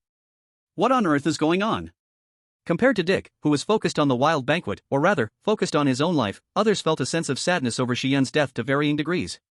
But among them, the one who was undoubtedly the saddest was Shiyun's mother, Yunsha. Everyone in the village is dead, and only she is left. Yesterday, Taiga and the chef had already caused her immense grief, and since then, she hadn't spoken a word. Now, her beloved daughter has suddenly died again, and no one could bear to accept such a reality. At this moment, Yunsha is tightly holding her daughter's lifeless body, her head buried in Shiyun's chest, calling out her name again and again. Her voice was incredibly heavy, pulling at the heartstrings. Watching the deceased Shiyun, Xiao Yi remained silent, clenching his fists. Then, Xiao Yi looked at the crowd and said, "Yesterday, Shiyun and I found that so-called ancestral hall, and then found records about the wild banquet inside the hall, discovering that this wild banquet is not simple, there are hidden truths that we do not know." Hearing Xiao Yi's words, Dick frowned. "What do you want to say? Do you want us to explore the truth behind the wild banquet together?" "Yes. Since there are still truths that have not been revealed, there is a need to seek the truth." Xiao Yi's expression was extremely serious as he continued. "Moreover, the sudden death of Shiyun has already proven that the wild banquet is indeed a murder game under the guise of the name of the god. The real murderer is lurking in the shadows, watching it all. Because Shiyun touched the truth, the murderer could not sit still and acted directly. I must find the real murderer. And make the murderer pay with their life." The work Xiao Yi had seen, where people were trapped in one place for a murder game, all had this kind of unfolding. "I think so too." Shileya, hearing Xiao Yi's words, stood up to show her support. "Grandma and Shiyun both died because they went to the ancestral hall, even the cause of death is the same, this is not a coincidence. I also think that we really cannot continue the wild banquet honestly, we must uncover the truth of this copy." However, looking at Xiao Yi and Shileya, Dick shook his head. "I refuse. What we need most right now is to find a way not to be killed by the wolf, taking sudden actions will only give the wolf an opportunity. I don't care if you want to achieve a better clearance rating, I won't go, there are still 2 days left of the wild banquet, as long as we survive these 2 days, that will be our victory." Dick Shileya squinted her eyes, "Are you serious? Do you really value your life that much?" "Of course." Dick snorted coldly, "If you don't even cherish your own life, then you must be out of your mind. Being timid and afraid will only bring greater disaster. Say whatever you want." Dick remained unmoved and instead asked, "By the way, Shileya, who did you check last night?" "This." Shileya hesitated for a moment, but at that instant, an unexpected voice came from nearby. "He can't answer because he's not a prophet at all. He is a wolf." Everyone was taken aback and collectively turned to the direction of the voice. Then, they saw someone who had already gone missing, standing in front of them. Yi was covered in wounds at this moment, he looked incredibly disheveled, his face smeared with mud and blood, and one of his feet twisted in a strange shape, obviously broken. Seeing Yi, whom they thought was dead, appearing again with a thick wooden stick, everyone couldn't help but gasp in surprise. The audience in the live broadcast room gasped that Professor Nyozi's position might be at stake. Chapter 77 The Final Vote. Yi looked at Shiyun, his brow furrowed. "Shiyun is dead, there's nothing to be done. Dead is dead, it's already useless." However, Yi did not show too much emotional fluctuation. "Yi? You actually didn't die?" Yomu Bingzhou was somewhat surprised. I won't die. Yi glared fiercely at Xiao Yi, at least not before I execute you. I absolutely will not die. Xiao Yi, question mark. Xiao Yi thought to himself that he had saved Yi's life after all. How could this guy repay kindness with enmity? Truly an ungrateful person. Dick asked Yi, where have you been all along? I was pushed off a cliff by Xiao Yi. As soon as Yi finished speaking, Shalia exposed him. Don't tell such a disgusting lie, we all saw your actions. Xiao Yi couldn't have pushed you off the cliff. Really? You all saw it. The ferocity of a beast flashed in Yi's eyes, then he took a deep breath and said in a deep voice, I admit, I wanted to push Xiao Yi off the cliff, then I fell myself. Fortunately, I was caught by the vines while rolling down. Although I broke my leg, I survived. To take revenge on Xiao Yi, who caused me this suffering. I fought hard to survive and crawled back from the bottom of the cliff with all my strength. Yi's eyes were bloodshot, gnashing his teeth. Anyone could sense that he had gone through a painful experience, miraculously surviving to stand here. But no one cared how miserable Yi was. This is quite strange. Dick stared at Yi and asked, you haven't stayed in the room at all, have already violated Rule 3, why are you still alive? How would I know? Yi replied, I only crawled back this morning before dawn. Dick fell silent. He thought to himself, could it be that Rule 3 is a fake rule? That being outside the house doesn't mean you will die? But how to explain the deaths of Grandma and Shiyun? Could it be that it's not just being outside that leads to death, but being discovered outside results in death? But, discovered by what? Dick couldn't understand this point, so he decided to deny this possibility, then thought of another possibility. Wait, wolves can wake up in the middle of the night and move freely at night. That means Yi is indeed a wolf. Dick was almost certain of this, but the problem was, who was the other wolf? Looking at Yi like this, he would probably die by himself soon, no need to worry. The most important thing now is to find out who the other wolf is. Since Yi, being a wolf, accused Xiao Yi and Shalia of being wolves, then the two of them definitely cannot be wolves. Furthermore, if Dick speculated that at least one of the chosen ones is a wolf, then the answer is already very clear. Dick couldn't help but look at Yomu Bingzhou. At this moment, Xiao Yi was too lazy to listen to these people talk nonsense. He said, you all continue chatting, I will leave first, I need to find out the real culprit myself. I'll go with you. Shalia followed Xiao Yi's footsteps. However, Yi's roar made them all stop. Wait. Do you think you can leave? I said, I must execute you. Xiao Yi. What do you mean? Xiao Yi and Shalia looked at Yi, then they saw the thing Yi took out. It was a note with Xiao Yi's name written on it. This is my vote. Yi's bloodshot eyes locked onto Xiao Yi, his gaze already full of madness. Then, Yi threw the paper and pen he brought down on the ground in front of everyone and said, alright, let's start voting. Foolish guy. Shalia didn't care about this, there's no evidence at all, do you think anyone will follow your vote? I've already given up on convincing you. Yi suddenly let out a chilling laugh, want to live? Vote for Xiao Yi, want to die? Suit yourselves. The choice is in your own hands. Everyone could see that Yi's heart was now filled with a crazy desire for revenge, without any rationality left. But, his vote was still a valid one. Okay. Sharia's expression turned serious as he picked up paper and pen from the ground and wrote Yi's name, then this is my vote. Wait, everyone calm down. Dickton felt a headache coming, the frenzy was once again swayed by personal emotions. At this moment, Dick really wanted to shout to the sky, what the hell is this? But the frenzy had already begun, and Dick could only look at Sharia with a helpless expression, asking, who did you verify yesterday? Xiao Yi. Sharia spoke coldly, he is our companion. Don't listen to his lies. Yi immediately interrupted, I am the prophet, those two are the wolves. Of course, Dick would not take Yi's words seriously, so after calm thinking, he came to a conclusion. Dick said, I vote for Yuzuki Bingzhou. What? Yuzuki Bingzhou looked at Dick with a face full of questions, why? In the livestream, the people from the Lighthouse Nation and the Sakura Nation were wailing, while the people from the Dragon Nation were all sending out joy emojis. Dick ignored Yuzuki Bingzhou and explained to everyone. No matter what Yi says, he is the one with the strongest suspicion of being a wolf. The two he accused are unlikely to be wolves, so among the remaining people, Yuzuki Bingzhou is the one with the greatest suspicion. He has never played a role in the frenzy and even deliberately provoked the chef. This is my reason. Yuzuki Bingzhou finally couldn't hold back and stepped forward to ask Dick softly, what do you mean? However, Dick didn't plan to say anything more, he coldly ordered, shut up, vote for yourself, that is an order. Don't think about breaking the contract, otherwise you should know what will happen to your country? Dick's thought was simple, execute the most suspicious Yuzuki Bingzhou, let Yi die, and see if the frenzy could end. He could no longer stand this utterly irrational frenzy, he just wanted everything to end quickly. But Dick didn't expect that the Yuzuki Bingcho he had always underestimated was also a person. Every vote held by anyone was crucial, possessing the power to change the direction of the entire frenzy. Is that so? So, Yuzuki Bingcho gave his choice, writing that name on the paper. Then, I vote for Xiao Yi. What? This time, it was Dick who had the expression of why. The livestream fell silent in astonishment, and the people from the Dragon Nation could no longer find joy in their emojis. The Yuzuki Bingcho who had been ignored previously was now being watched by everyone. Yuzuki Bingcho. What do you mean by this? Dick yelled furiously. And this time, Yuzuki Bingcho didn't even look at him. I have the right to vote, and it is my freedom to vote for whoever I want.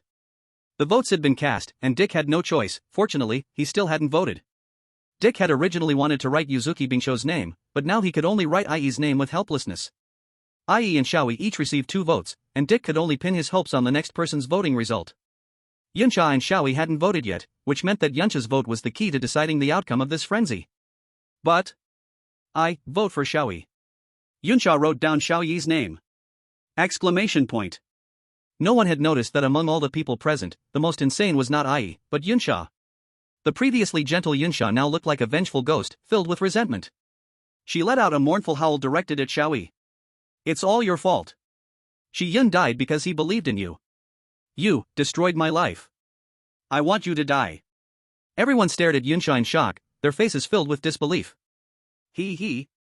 And IE let out an exceptionally ear-splitting mad laugh. Ha ha ha ha ha ha. Xiao Yi. You are destined to die at my hands, ha ha. But Xiao Yi only sighed and shook his head. I won't vote. Finding the real culprit is more important than pointing fingers at someone with no evidence here. What? No one expected that Xiao Yi would actually give up his vote. Even if Xiao Yi voted for AE, it would only tie the votes, but at least he could survive. However, Xiao Yi chose to abstain from voting. At the moment Xiao Yi abstained, his vote count was the highest. The outcome was set. Exclamation point. Shilia quickly thought and realized he had no way to change the voting result immediately, so he decided to act directly. He would forcibly end this wild feast. But it was already too late. For some unknown reason, the light green particles representing forced death had already rushed up from beneath everyone's feet. Chapter 78 Name. Ha ha ha ha. AE was still laughing maniacally, believing he had already won. That damn Xiao Yi was finally dead. But AE suddenly realized that everyone was not looking at the certainly doomed Xiao Yi, but were all staring at him, with astonished expressions on their faces. AE felt confused. What was happening? But soon, AE understood the reason. Those light green particles were not attacking Xiao Yi, but rushing towards him. What? What's going on? What is this thing? Why is it coming for me? AE hurriedly tried to push away the particles that had climbed onto him, but he was unsuccessful. A sharp pain shot through his hand, and then AE saw his blood spreading within those particles. Exclamation point. AE truly felt his life force being rapidly drained away. The excruciating pain, the genuine feeling of death, drove AE into complete despair. No. Why? Why is it me that has to die? Why can you live? I don't want to die. I don't want to die. But AE's screams and struggles were powerless. Then, his consciousness sank like into a dark deep sea, feeling nothing except the heavy pressure. Everyone looked at AE's dying state, falling into silence out of confusion about the situation. They couldn't understand why, even though Xiao Yi had 3 votes, the one who died was AE. Could it be? Dick thought of something and quickly looked at Xiao Yi. Could it be? Xiao Yi is not your name? What nonsense are you talking? Xiao Yi looked at Dick as if he were an idiot. How could Xiao Yi not be my name? Impossible. Dick almost shouted, then why isn't the one executed you? Xiao Yi Shiluya asked, Rule 10, names should be based on the name on the ID from your country. If written incorrectly or stated other names, the vote will be counted as invalid. Xiao Yi, your name on the ID, is it not Xiao Yi? Oh, speaking of which, it actually isn't. Xiao Yi stated the truth that left everyone stunned. When I went to get my ID, my name was messed up. This, huh? Everyone fell silent again. The name on Xiao Yi's ID was not Xiao Yi, but Xiao Shuri. As for why this name, even Xiao Yi himself was unclear. He only remembered that when he went to pick up his ID, it was already Xiao Shuri on it. Though he did not understand how it happened, Xiao Yi believed it was definitely not his fault. How could he make a mistake with his own name? It must have been the problem with the staff who helped him get the ID. Then Xiao Yi thought it was too troublesome and didn't go to change it. Anyway, for Xiao Yi, it was just using the name Xiao Yi when he needed the ID. Normally, he would continue using the name Xiao Yi. Xiao Yi did not think there was any problem with this. He heard that some people even had several names, so it wasn't a big deal. The only issue was that when Xiao Yi introduced himself to others, he would hesitate about which name to use. Also for this reason, when Xiao Yi took the exam, those two teachers who had just watched his livestream saw the name Xiao 11 on the test paper and just thought Xiao Yi was someone who looked very much like him, so they didn't recognize that Xiao Yi was indeed Xiao Yi. The rules in this bizarre story recognized Xiao Yi's name as Xiao Yi, but this copy only acknowledged the name on the ID card, which led to the current situation. This was also what Su Yingguang referred to as Xiao Yi's advantage in this copy. When Su Yingguang first learned about this, he never thought about changing it back. After all, having an extra name was also beneficial for Xiao Yi's actions. However, Su Yingguang did not expect that Xiao Yi would really keep this matter to himself, which resulted in a reversal in a seemingly doomed situation. Impressive!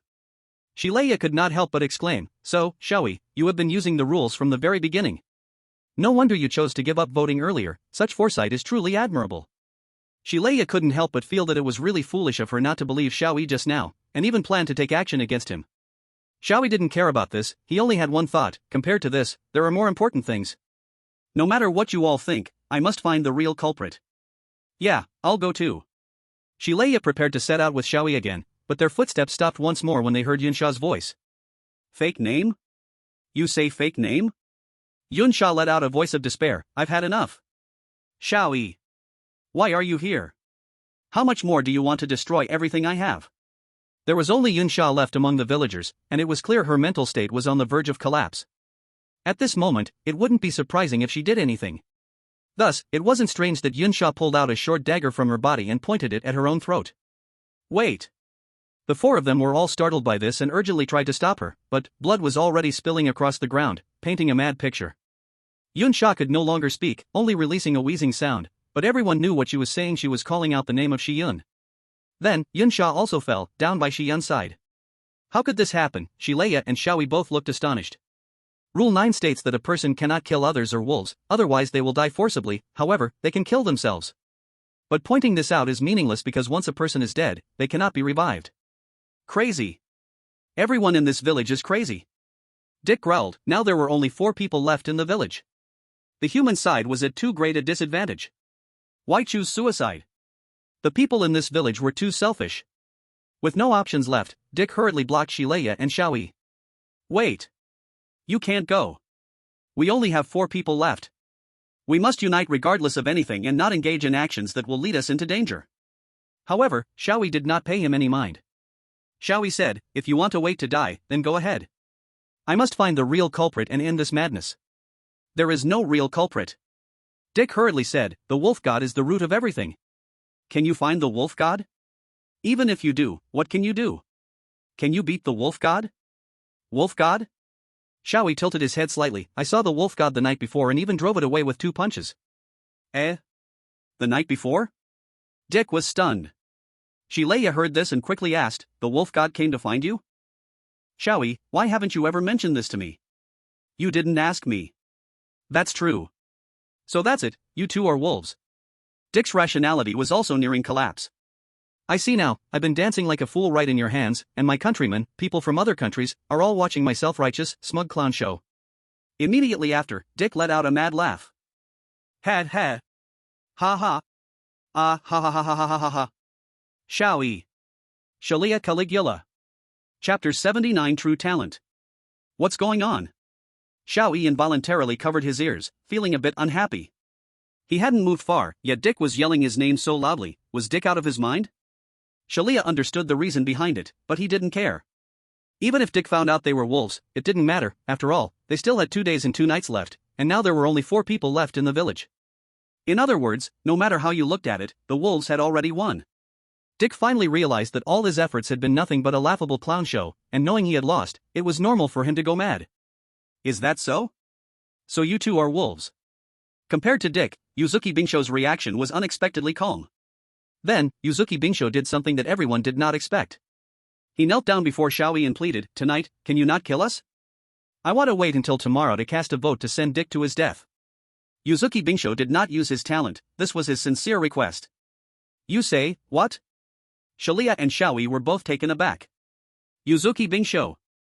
Dick was too busy with other matters now. He rushed over and grabbed Yuzuki Binsho by the collar, shouting, "What do you mean? Don't yell at me like that." Yuzuki Binsho replied coldly, "I am a person too. What right do you have to order me around from a high position? If you want to live another day, then give me the respect I deserve. Kneel before me. Apologize to me." Yuzuki Binsho's voice grew more frantic. He had always genuinely obeyed Dick's orders for the sake of the so-called contract, just hoping that afterward, the Lighthouse Nation represented by Dick would treat himself and his country better. However, when Dick ordered him to die, Yuzuki Binsho understood that always kneeling and obeying others was useless. If Yuzuki Binsho really died, his homeland would face great danger. But Yuzuki Binsho understood that was just an excuse. His real thought was simply to have Dick, who looked down on him and trampled on him, kneel and apologize to him. Overthrowing the superior, this is also the nature embedded in the people of Sakura country. For this, Yuzuki Binsho was willing to do anything. He knew this was a mad thought, but he didn't care. Ah, Dick laughed once more. He trusted two wolves while doubting Yuzuki Binsho, who was also human, leading to Yuzuki Binsho wanting to drag him down even in death. Is there anyone more laughable than himself in this world? Even if he could go back, he was afraid he would be scorned by everyone, living on as a target of ridicule. That was something Dick absolutely could not accept, but he also absolutely did not want to die. So, Dick decided to make himself fear itself, so that no one would dare to disrespect him. At this moment, there was nothing left to consider. He wanted to live. He wanted to become the embodiment of fear. For that, he could sacrifice as many people as needed. So, Dick didn't plan to hide his true talent any longer.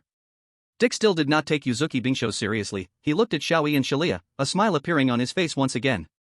"Xiao Yi, Shalia, you don't really think you've won, do you? Before one can be killed by a wolf, the wolf must have the power to kill. Do you two have enough power to defeat me? What did you say?" Shalia seemed to sense something, his brows slightly furrowed. "Isn't your talent about sacrificing others to come back to life? Could it be that your talent isn't just that?" "Exactly." Dick couldn't help but show a victor's expression. "The country has no means to detect our talent, they can only learn it through observation and inquiry.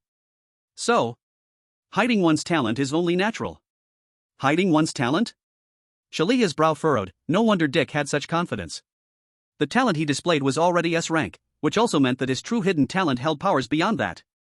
At this point, there's nothing left to hide. "Now, I'll tell the whole world what my true talent is."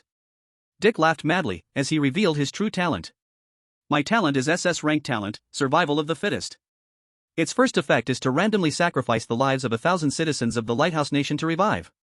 Upon hearing Dick's words, everyone, including all the viewers in the livestream, realized the truth behind Dick's infinite revival talent. Everyone was stunned, but Yuki Binsho wasn't. "Dick! Look at me!" Yuki Binsho rushed towards Dick. At the same time, Dick spoke his talent's second ability. "I sacrifice the lives of the citizens of the Lighthouse Nation to strengthen myself. The strengthening effect is related to the number of people. Right now, I sacrifice the lives of 10 million citizens of the Lighthouse Nation." As Yuki Binsho got closer to Dick, he was immediately swallowed by a sea of meat chunks. Exclamation point. Shalia was shocked and hurriedly pulled Xiao Yi away from Dick. "What's going on?" Xiao Yi looked at the ever-growing mountain of flesh, bewildered. Then, countless meat chunks were destroyed, torn apart, or sliced, floating into the sky and forming a cloud of meat that covered the entire mountain sky. These meat chunks took on various shapes and sizes. Some were bright red muscle, while others were yellowish-white fatty chunks. They drifted slowly in the sky. In the gaps between the meat chunks, some incomplete human body parts could be seen, like arms, legs, or pieces of faces, making one feel extremely nauseous. Xiao Yi looked at the cloud of flesh, frowning deeply. The professors of the Lighthouse Nation, it wouldn't be strange for them to transform themselves with special abilities, but 10 million lives? Xiao Yi questioned the cloud of meat. "You actually sacrificed so many lives?" Dick's voice came from the cloud of meat. "So what? In this world where the rules of bizarre tales have fallen, only the strong can survive. If those citizens want to blame someone, they should blame themselves for not having the ability to become elites, just ordinary citizens." What a standard statement from a social Darwinist. Shalia couldn't help but clench his fists. "No wonder you always talked about getting rid of the useless. This is your true nature." "Are you serious?" Xiao Yi asked again. "A person's life is not just a number. It's just the lives of the useless. Those with abilities should be even freer. They shouldn't be restricted by those mortals. The Lighthouse Nation thrives precisely because of the elite pushing it forward. Moreover, even the incompetent can make such contributions. Those useless people should feel honored." Dick's voice was filled with a sense of inevitability.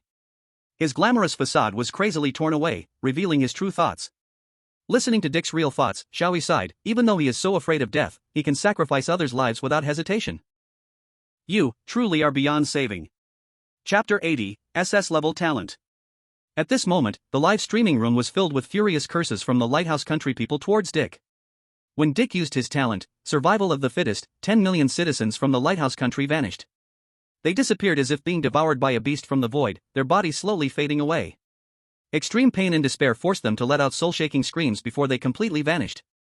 The disappearance of 10 million people, no matter how powerful the measures taken by the leaders of the Lighthouse Country, could not be suppressed. Countless citizens watched helplessly as their loved ones disappeared, unable to do anything.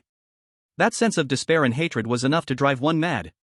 At this moment, the Lighthouse Country was in complete chaos, top to bottom.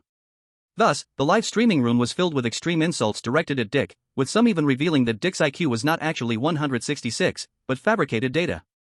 The leaders of the Lighthouse Country were also cursing, saying Dick had truly gone mad. How could he do such a thing? For the first time, people from the Lighthouse Country hoped they would lose. They started wishing for Xiao Yi to defeat Dick. However, everyone knew the gap in strength between Xiao Yi and Dick was simply too great. It was nothing but a wishful thinking.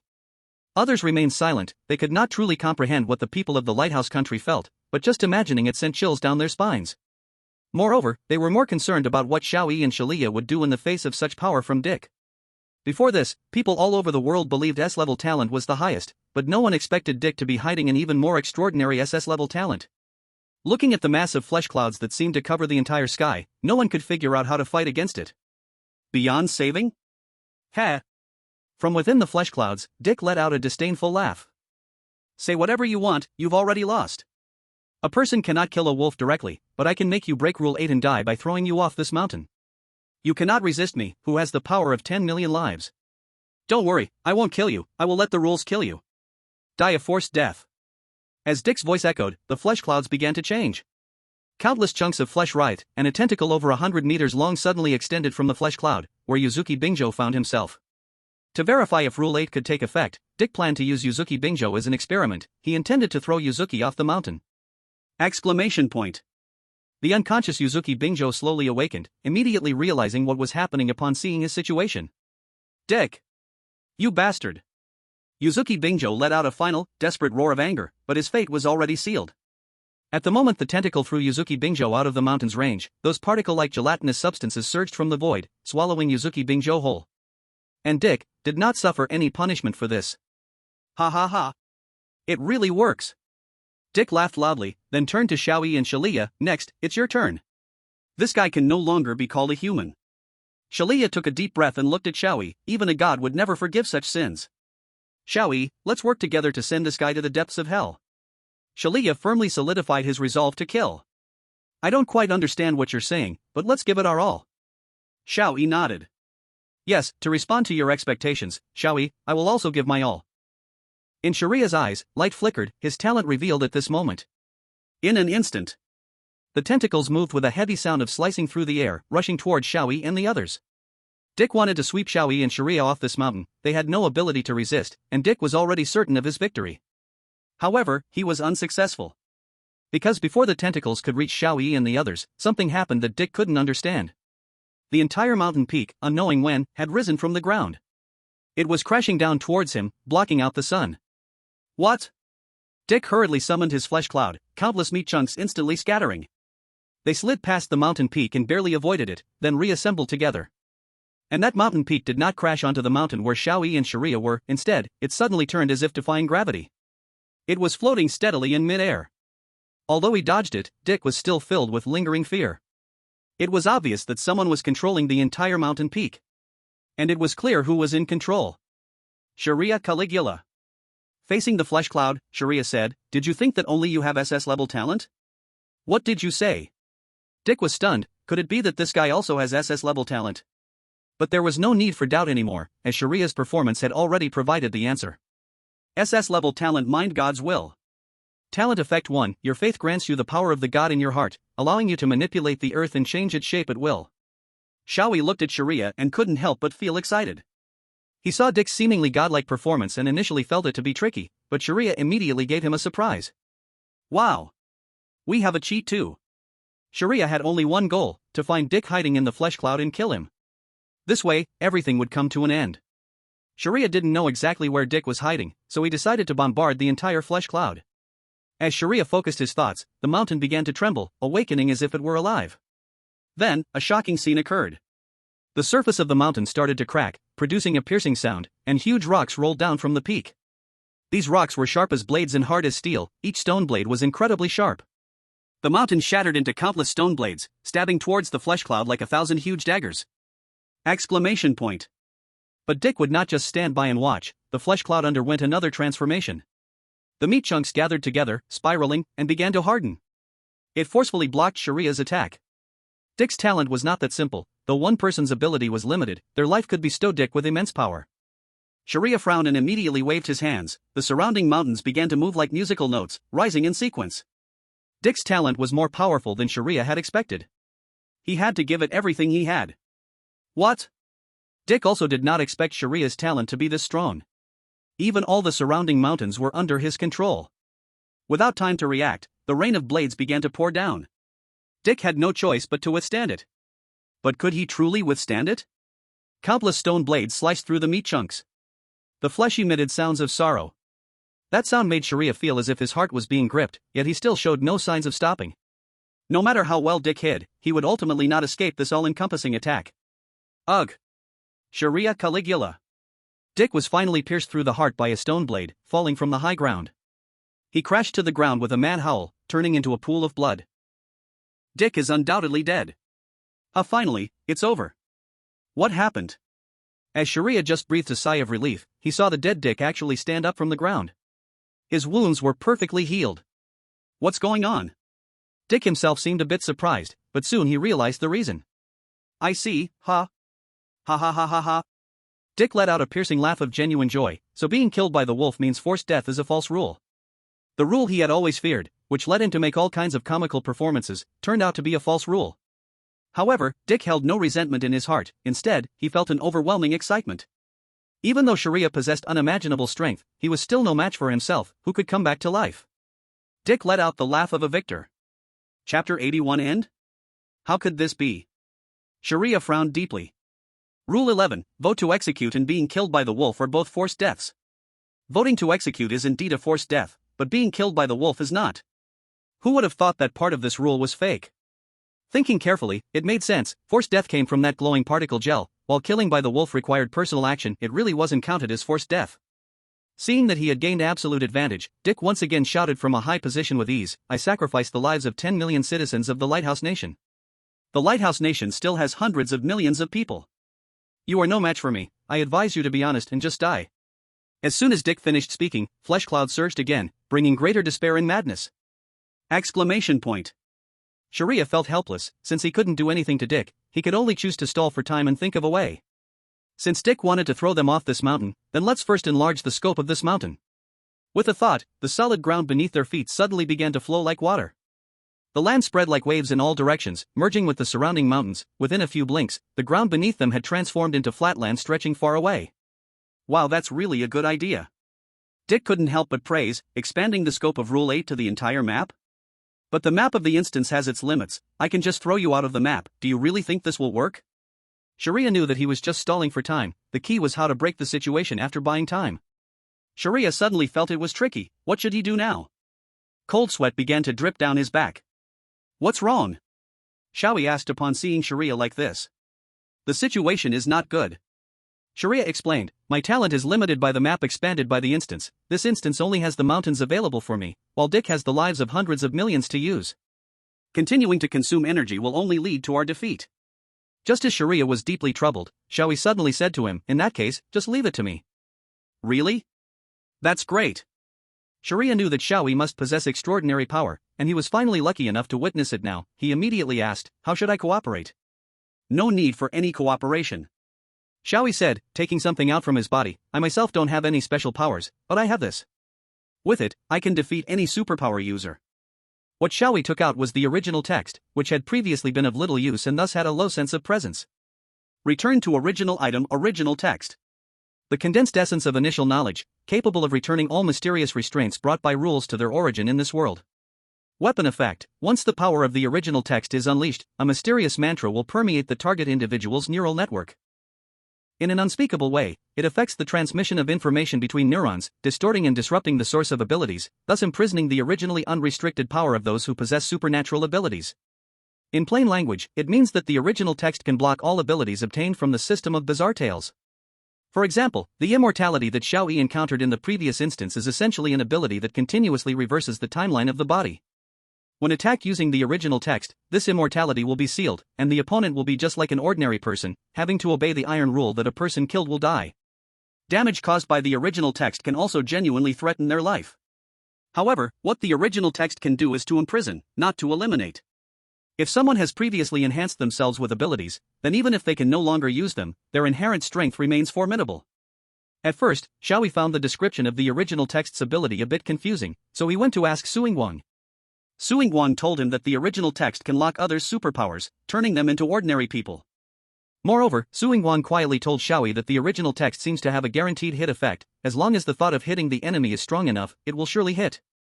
Although it sounded quite mysterious, Xiao Yi believed it.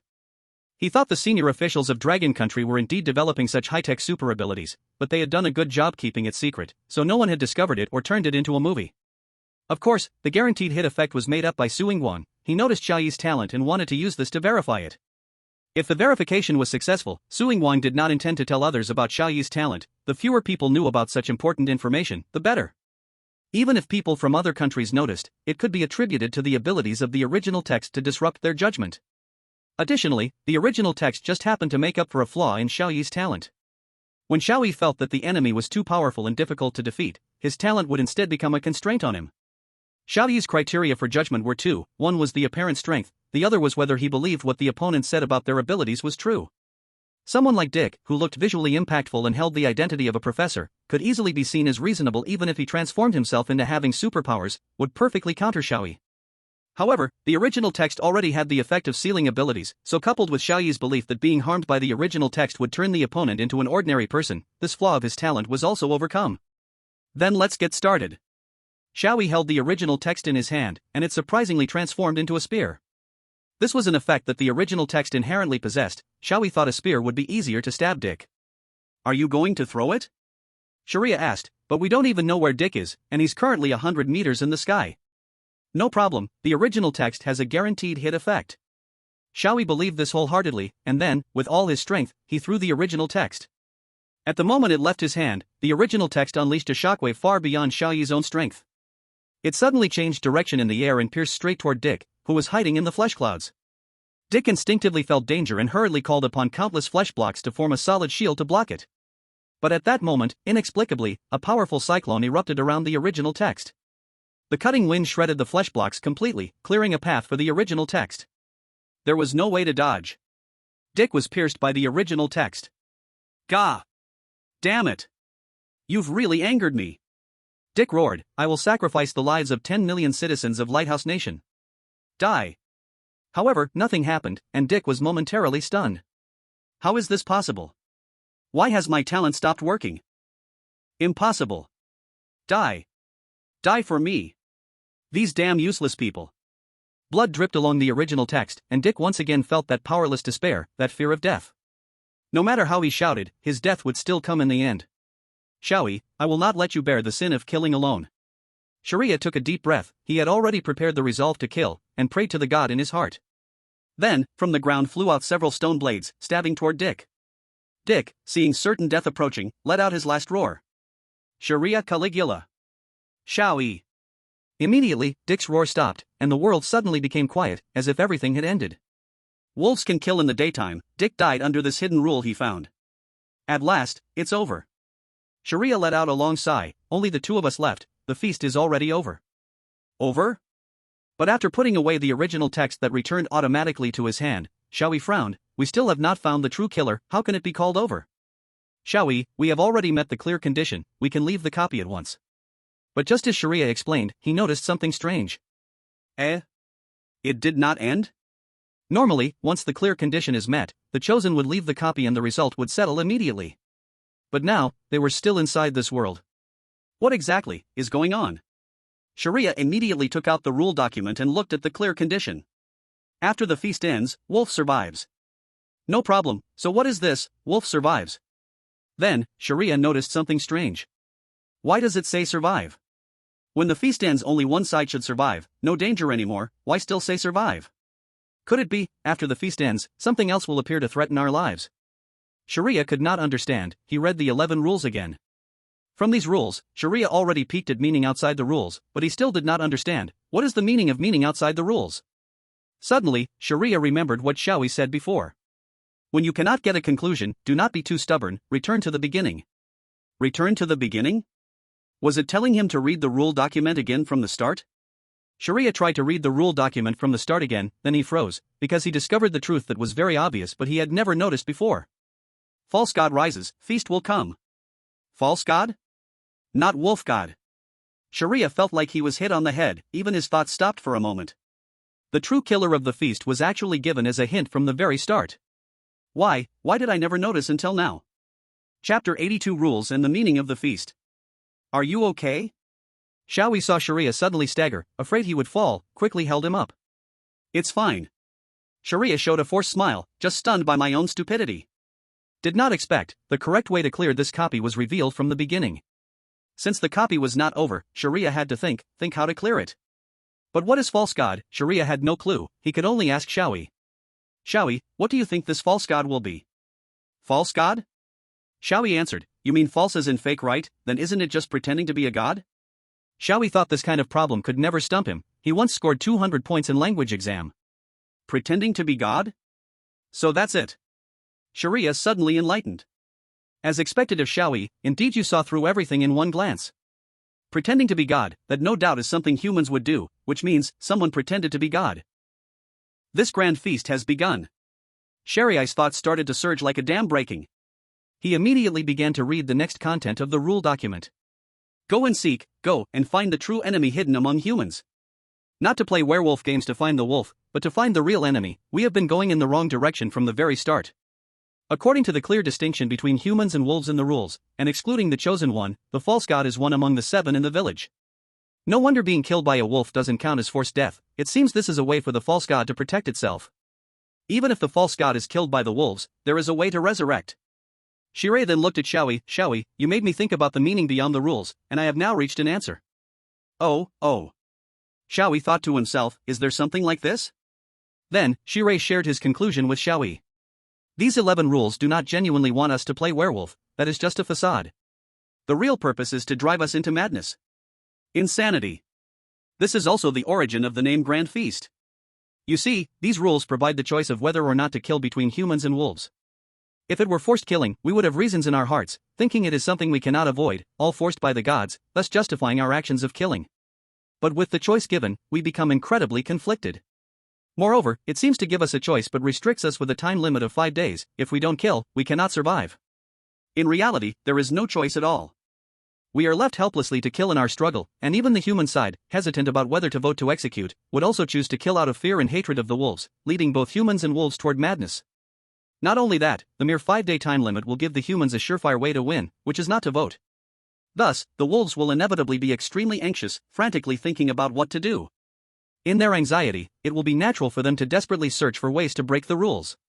Then, the wolves will discover that they can sacrifice teammates and that there are hidden rules about killing during the day. Simple despair is hard to drive one mad, but hope within despair can easily lead to insanity. When the wolves discover the hidden rules, they will surely think of taking risks, gradually stepping into madness. And when humans find that wolves can kill during the day, they will undoubtedly panic, questioning everyone around them out of fear, acting out of madness. Plus, humans indeed have methods to deal with wolves, as the rules offer indirect means. It is normal for people to act madly. Even if humans and wolves do not play werewolf, starting to kill each other is fine because the game of werewolf itself forces everyone to think desperately, to doubt everyone around them, gradually driving them mad in betrayal and regret, just as the rules serve as a means. All these methods serve the purpose of driving everyone into madness. Someone, for some reason, wants to use the grand feast and the rules to make us fall into madness. This is the meaning I have derived beyond the rules. After Shirei finished speaking, Xiao Yi nodded, as if understanding, and said, I see now. Is that so? I roughly understand. Shirei asked again, but even knowing the meaning beyond the rules, I still dare not confirm who the false god is. Xiao Yi, you said you've seen the wolf god, right? Even if the grand feast is not the work of the wolf god should know some truth. Xiao Yi, do you know where the wolf god is? I know, it is right there. Just as he was speaking, Xiao Yi suddenly paused, then changed his words. No need to look for it, it has come by itself. Came by itself? Shirei followed Xiao Yi's gaze and indeed saw a huge white wolf shadow. The battle of Xiao Yi and the others had finally calmed down, and only then did the wolf god dare to show itself. Is that the wolf god? Shilea couldn't help but feel a bit sentimental. The wolf god walked in front of the two and sat down, saying nothing, just staring straight at Shilea. In that moment, Shilea understood the wolf god's meaning. The wolf god did not have the ability to communicate with humans, it hoped that Shilea could grant it that ability. God is created by humans, and naturally, it can also change because of humans. I understand now. Shilea nodded and made a wish in his heart. Wolf god, please tell us the truth about thee. Then, the wolf god truly spoke. Just as I thought, your faith in your heart can rival tens of thousands of devout believers, even surpassing that. Oh. It spoke. Xiao Yi couldn't help but exclaim. The wolf god could see that Xiao Yi did not believe in supernatural things. Seeing Xiao Yi was surprised but not shocked. It was a bit unexpected. Aren't you surprised that I can talk? The wolf god asked. What's so surprising about that? Xiao Yi replied, I often see some particularly smart dogs, which can match human intelligence. Everyone says not to delay the kids from going to college. If dogs can go to college, how strange would it be for a 100-year-old dog to talk? Both the wolf god and Shilea fell silent for a moment. The wolf god did not want to explain about vocal organs, it knew Xiao Yi would not listen. But there was one thing the wolf god had to correct. I am not a dog.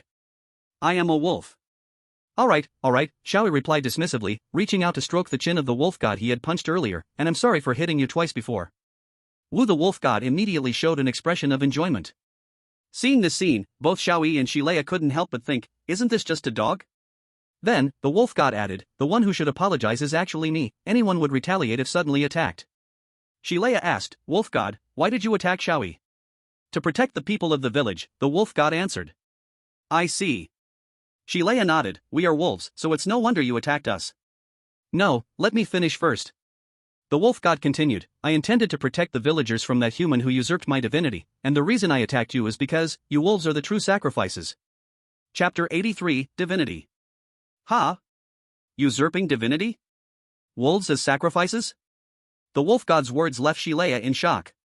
Let's explain one by one, the wolf god said, I am the wolf god, and 100 years ago, people called me Sun Yu God. I was born from people's awe of nature in the mountains. Oh? Xiao Yi was somewhat surprised, you are that Sun whatever god? That's right. The wolf god shook its head. As for why I became the wolf god today, it all started 100 years ago. A world-class war broke out, countless gods participated, and as a mountain god, I could do nothing but endure. At that time, people were also suffering from war and famine. Their will to survive consumed the awe of belief, weakening my power. Then, the destruction of the land by war and attacks from gods of other nations left me battered, unable even to rise. It was then, as if by fate, a human child appeared before me. That child had fled to the deep mountains in search of food, filled with hatred for the invaders. Nearing starvation, their reason had collapsed. Even knowing I am a god, their madness still exceeded their reverence for God.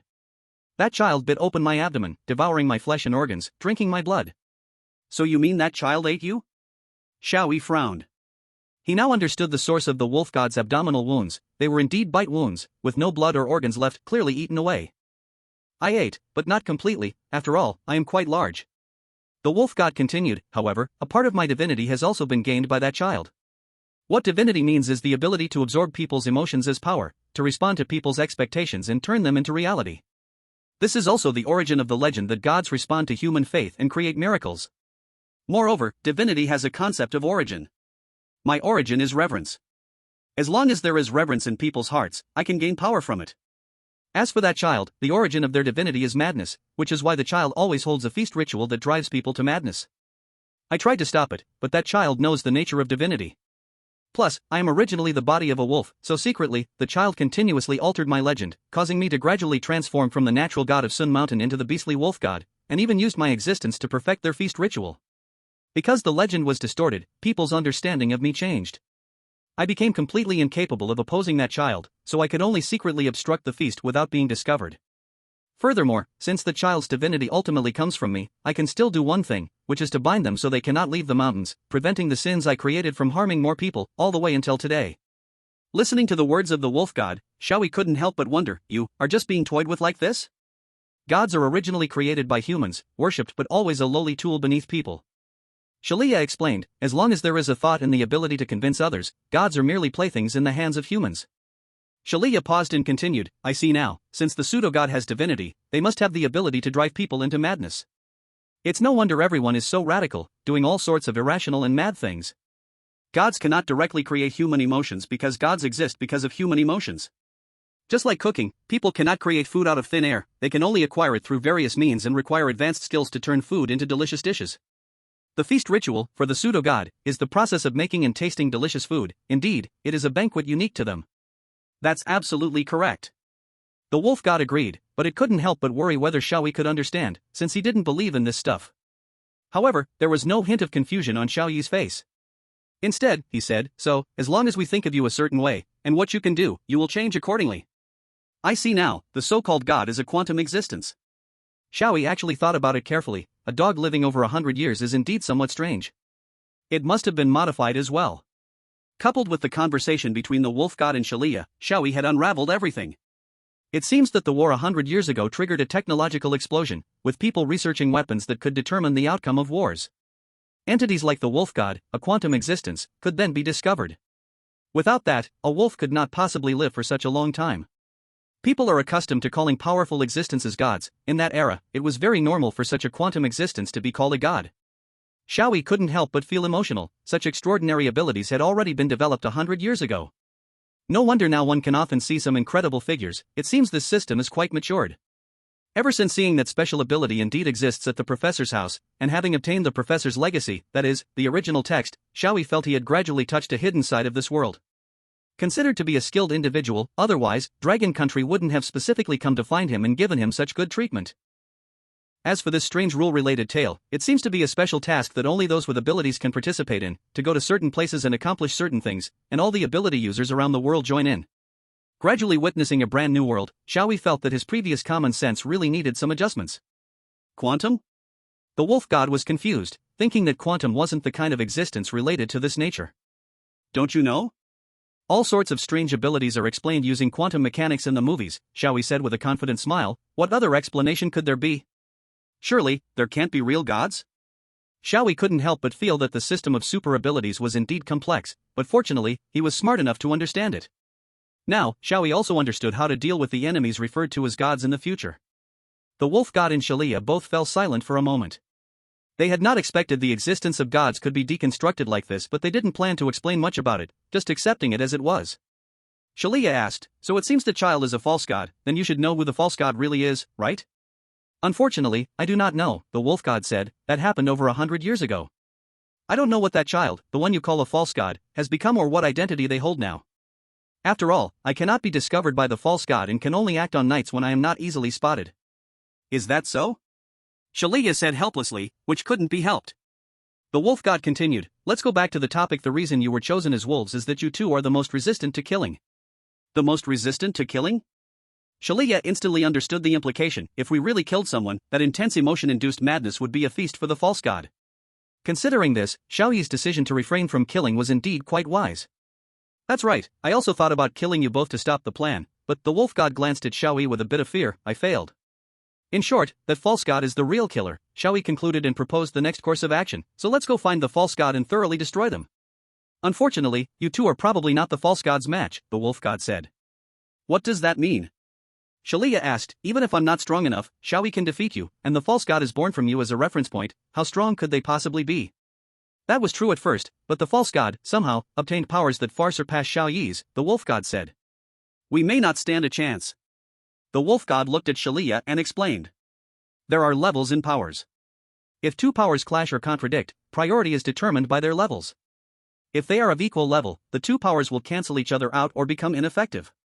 Xiao Yi, although your strength is much greater than mine, your ability and mine are still powers of the same level. If our powers clash, they will both become ineffective, and we will need to use other means to determine the winner. The wolf god then looked at Xiao Yi and continued explaining. Powers of higher levels take precedence, directly overriding lower level ones. Xiao Yi, your power level is above the divine powers, which is why you can defeat me. However, the mysterious power of the false god is still above yours. That's why I said you are not the false god's match. Knowing this, are you still sure you want to challenge the false god? Shalia frowned at this. Is the false god unbeatable?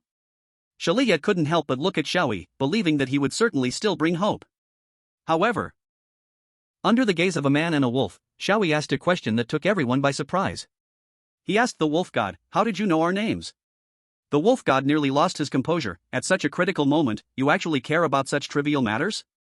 But the wolf god had no choice but to answer. That hawk-nosed man shouted your name so loudly just now, it would be hard not to hear. I see.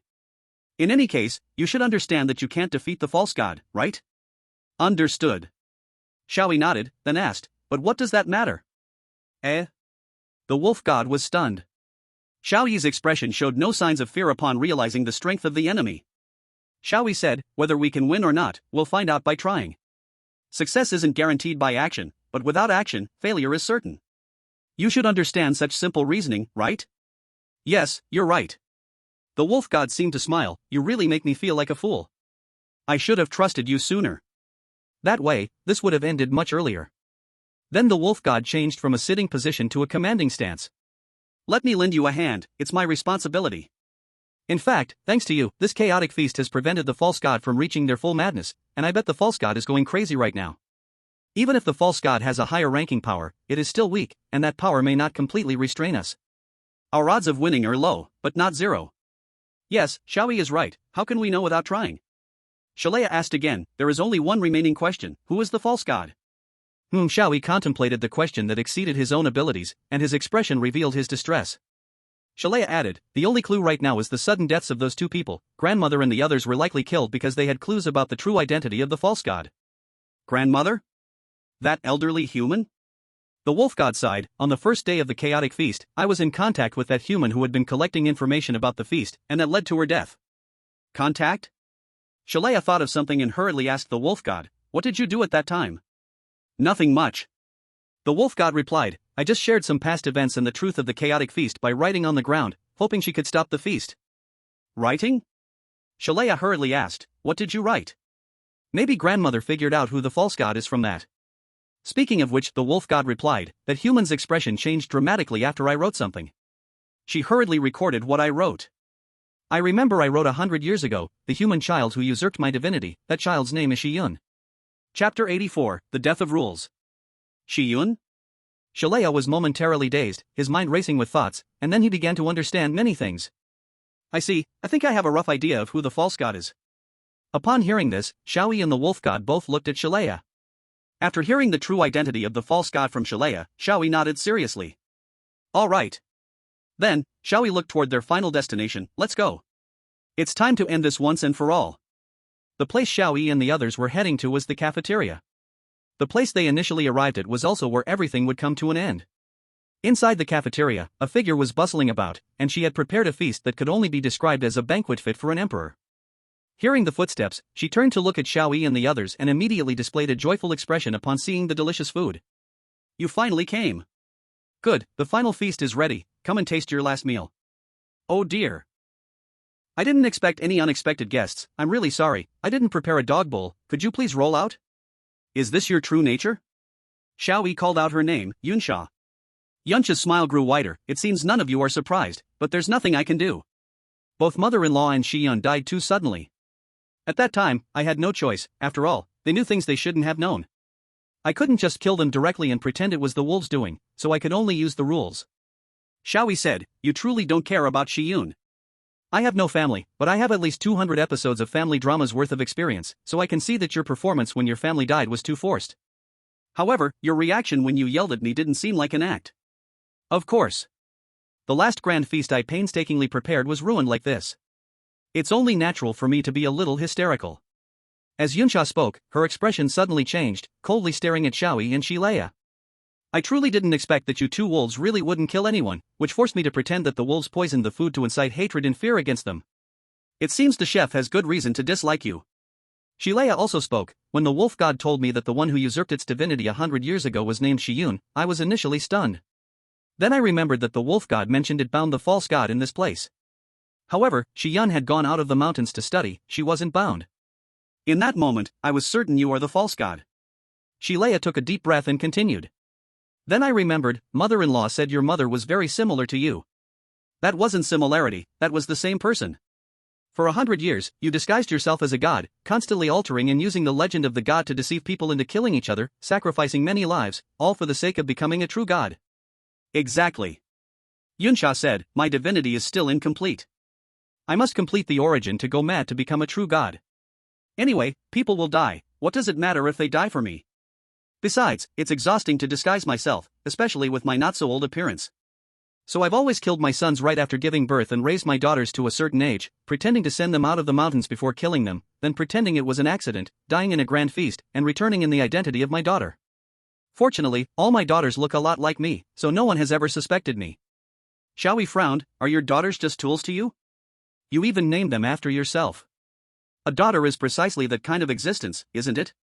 Yunsha replied with a face full of reason, otherwise, why would I give birth to her? Moreover, Shiyun, I can finally use my own name again. This time, once the grand feast collects enough madness to complete my divinity, I will be unbound, completely free.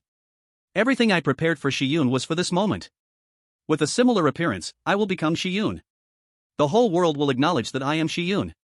Yunsha did not truly love Shiyun, she only loved herself. Everything she did for Shiyun was merely a path for her own benefit. Xiao Yi could not help but recall that hopeful girl filled with dreams, her life was severed for such reasons, rarely feeling anger. Xiao Yi clenched his fists. Children are not mere continuations of one's life, selfishly deciding their lives and deaths truly, are beyond saving. Yunsha looked down on this, how impressive you are. What do you know? My life for 100 years has only been here, staring at the monotonous and boring mountains, enduring the disgusting ignorance of those villagers, forever imagining how beautiful the outside world must be from others' words. It's all your fault. Xuan Yue God. No, Wolf God. The Wolf God remained unmoved. I should have told you long ago, as long as you return your divinity, I will no longer bind you. Don't talk nonsense. How could I give up immortality and supreme divine power? Just right, since you are here, let's perish here. The Wolf God stared at Yunsa, the grand feast has already failed, you are merely bluffing. Well, that was indeed the case, but Yunsa suddenly grinned. Immediately, an incredibly powerful aura swept in. The cafeteria and all the food were blasted into molecules, disappearing in an instant. Sharia and the Wolf God reacted quickly, exerting their power simultaneously to block Yunsa's aura. But just the aura alone had such power, where did Yunsa get such strength? Thanks to that dick. Yunsa revealed the reason, he brought me the madness of 20 million people. Hearing this, everyone in the live broadcast couldn't help but curse Dick. How could he feed the final boss with such a huge economy? Damn it, even in death, he still wants to disgust people. And you probably don't know yet? Yunsa, like a victor, proclaimed her power high above, a tremendously great being has given me the power to set rules. And has required me to hold this final grand feast. That means the 11 rules you follow were all set by me.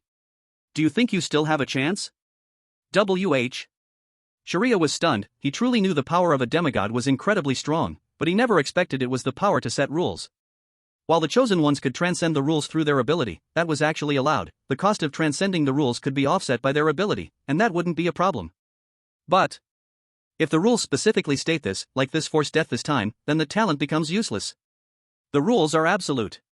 In fact, Xiao Yi's talent, abstract reality, is indeed lower in rank than the rules of the dungeon, and Xiao Yi cannot defy the power of the rules, being forced into sleep is the best evidence.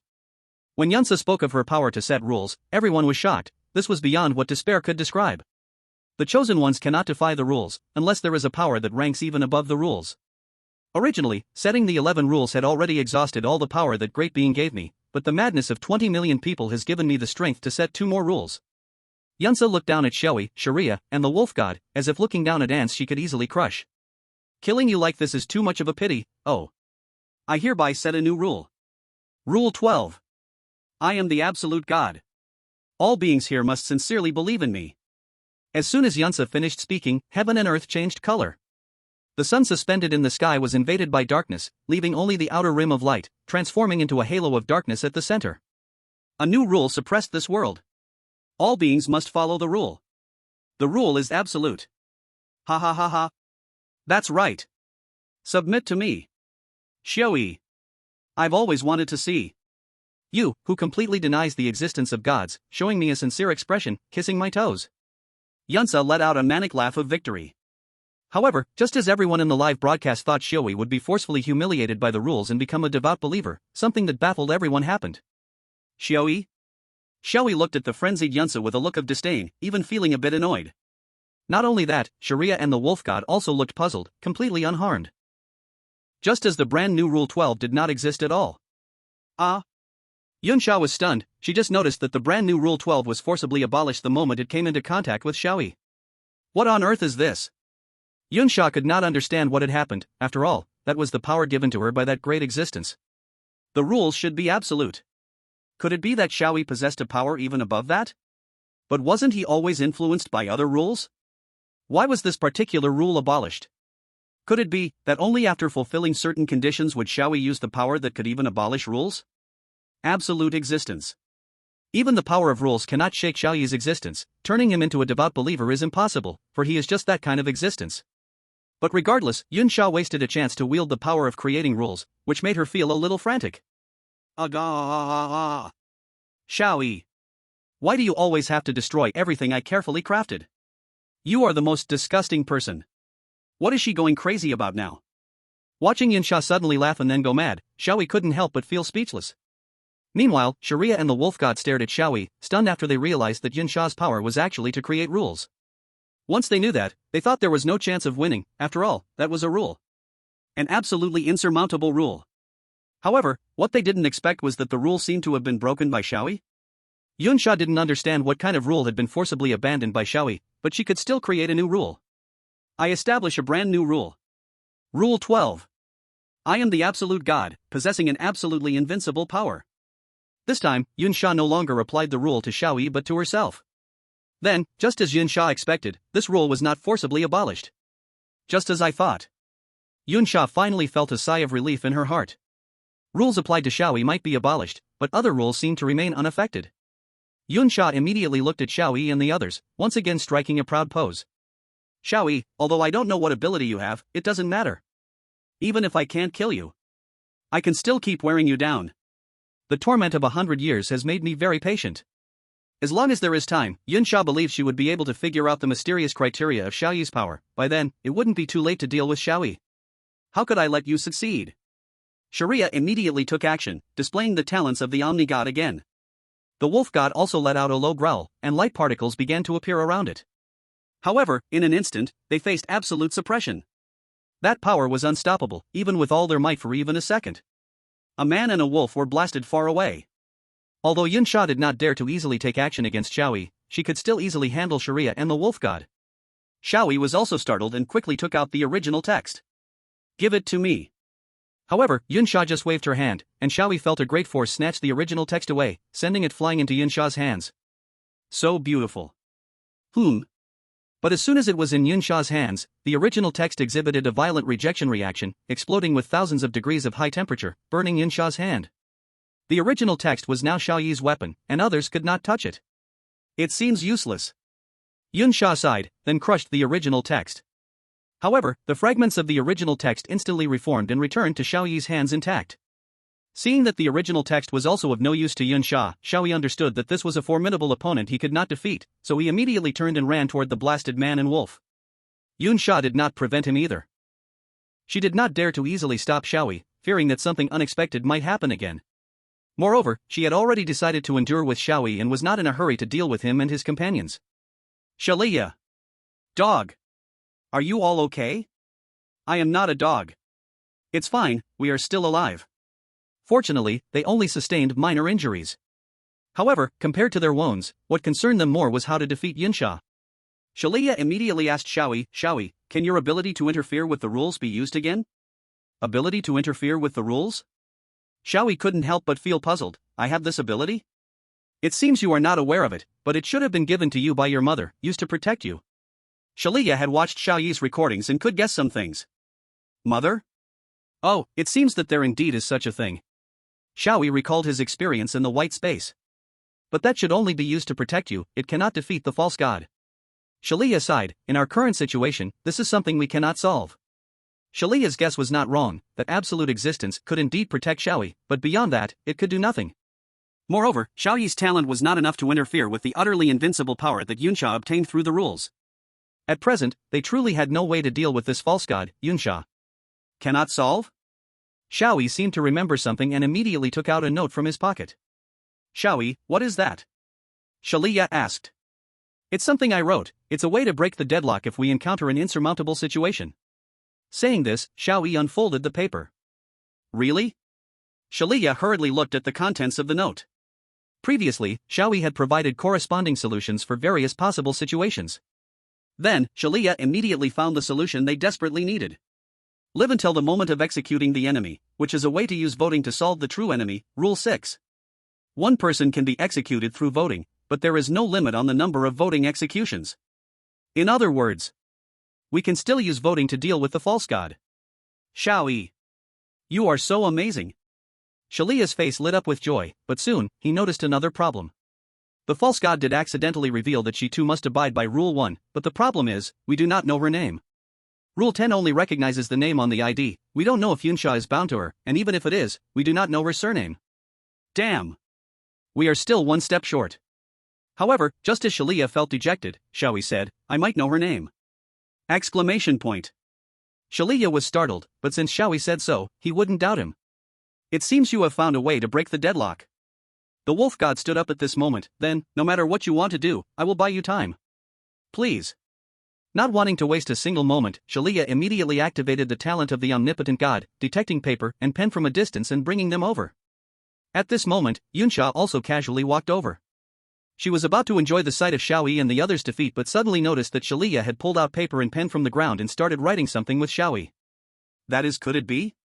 Yunsha immediately sensed their intention. They want to vote? But haven't they already voted today? What are they wait? Yunsha suddenly remembered that when she established Rule 6, it seemed there was no limit on the number of times. Everyone, including this false god, instinctively thought that the grand feast and voting execution could only be carried out once a day. However, if the rules do not clearly prohibit it, then it can be done. Forced death is a rule specially formulated by Yunsha, reminded by that great existence, that the chosen ones have ways to resist death. After all, if someone is not afraid of death, it is hard to drive them mad. The rules are absolute, and this holds true for Yunsha, who formulated them. The power of forced death comes from that great existence, which means Yunsha too will die from forced death. Yunsha hurriedly tried to take action, but the wolf god would not let her succeed. The wolf god is definitely not Yunsha's match, but that doesn't mean the wolf god can't handle Yunsha at all. Yunsha's divinity ultimately comes from the wolf god, no matter how strong her powers become in the future, this fact remains unchanged. Therefore, with a high-pitched wolf howl, the wolf god shook the divinity within Yunsha that originally belonged to it, at the cost of destroying its own divinity. What the wolf god did could only pause Yunsha's movements for a second, but that 1 second was already enough. What? Even though Yunsha held immense power, in this second, she could only helplessly watch Xiao Yi and Shalia write down that name. Done. Xiao Yi and Shalia exchanged a glance and then displayed the ballot in their hands. Yunsha had said before that everything she did for Shiyun was for herself. She planned to gain Shiyun's identity based on her resemblance to Shiyun. However, a daughter's life is not a continuation of her mother's life, thus the mother cannot control what actions the daughter will take. So, she never expected that Shiyun had shown her ID to Xiao Yi. Xiao Yi had remembered that name and wrote it down. We cast a vote for Ling Shiyun. Yunsha would sacrifice everyone for herself, and thus she had no one else by her side. Therefore, she will die from the rule of death. Looking at that name, Yunsha's eyes widened with madness like never before. Xiao Yi. She wanted to struggle further, but the voting result and the ending were already determined. The light particle gel representing forced death emerged, emotionless, simply executing the rule and devouring Yunsha. The pseudo-god who had set 11 rules for the banquet copy died by her own rules. As the darkness dissipated, the sun revealed its brilliance again, and the world returned to calm. Shalia let out a long sigh. This time it's finally all over, right? However, Xiao Yi shook his head. No, we still have things to do. Ha? There's more. Even Shalia couldn't bear such torment. Then, Xiao Yi looked at the slightly swaying wolf god and asked. Wolf god, your quantum superpower is called divinity, right? Since that divinity can respond to people's expectations, can it also grant one of my wishes? No, this is. The wolf god wanted to say that it had no divinity left and would soon dissipate into the world, but at that moment, its divinity actually sprang forth again. The wolf god immediately understood that this was Xiao Yi's ability that granted it divinity. To be able to give divinity, what a terrifying ability indeed. The wolf god smiled helplessly. It seemed that its duty was not yet fulfilled and it could not slack off. So, the wolf god replied, well, as long as your wish is strong enough, I can create even miracles. That's good. Xiao Yi nodded and immediately stated his wish. After hearing Xiao Yi's words, Shalia also spoke up, I wish for this too. Wolf god, you will respond to our wishes, right? To fulfill that wish, indeed only a miracle could work. However, now the wolf god, given wishes by two people, could realize this miracle. Yes, of course. The wolf god nodded. The original God was indeed created from the human desire for miracles, therefore, God does not wish for miracles. God can bring miracles. What is this? Xian looked at the confused expressions of the chef and Taigu, feeling even more puzzled. Dad? Taigu? Didn't we already die? The three looked at each other.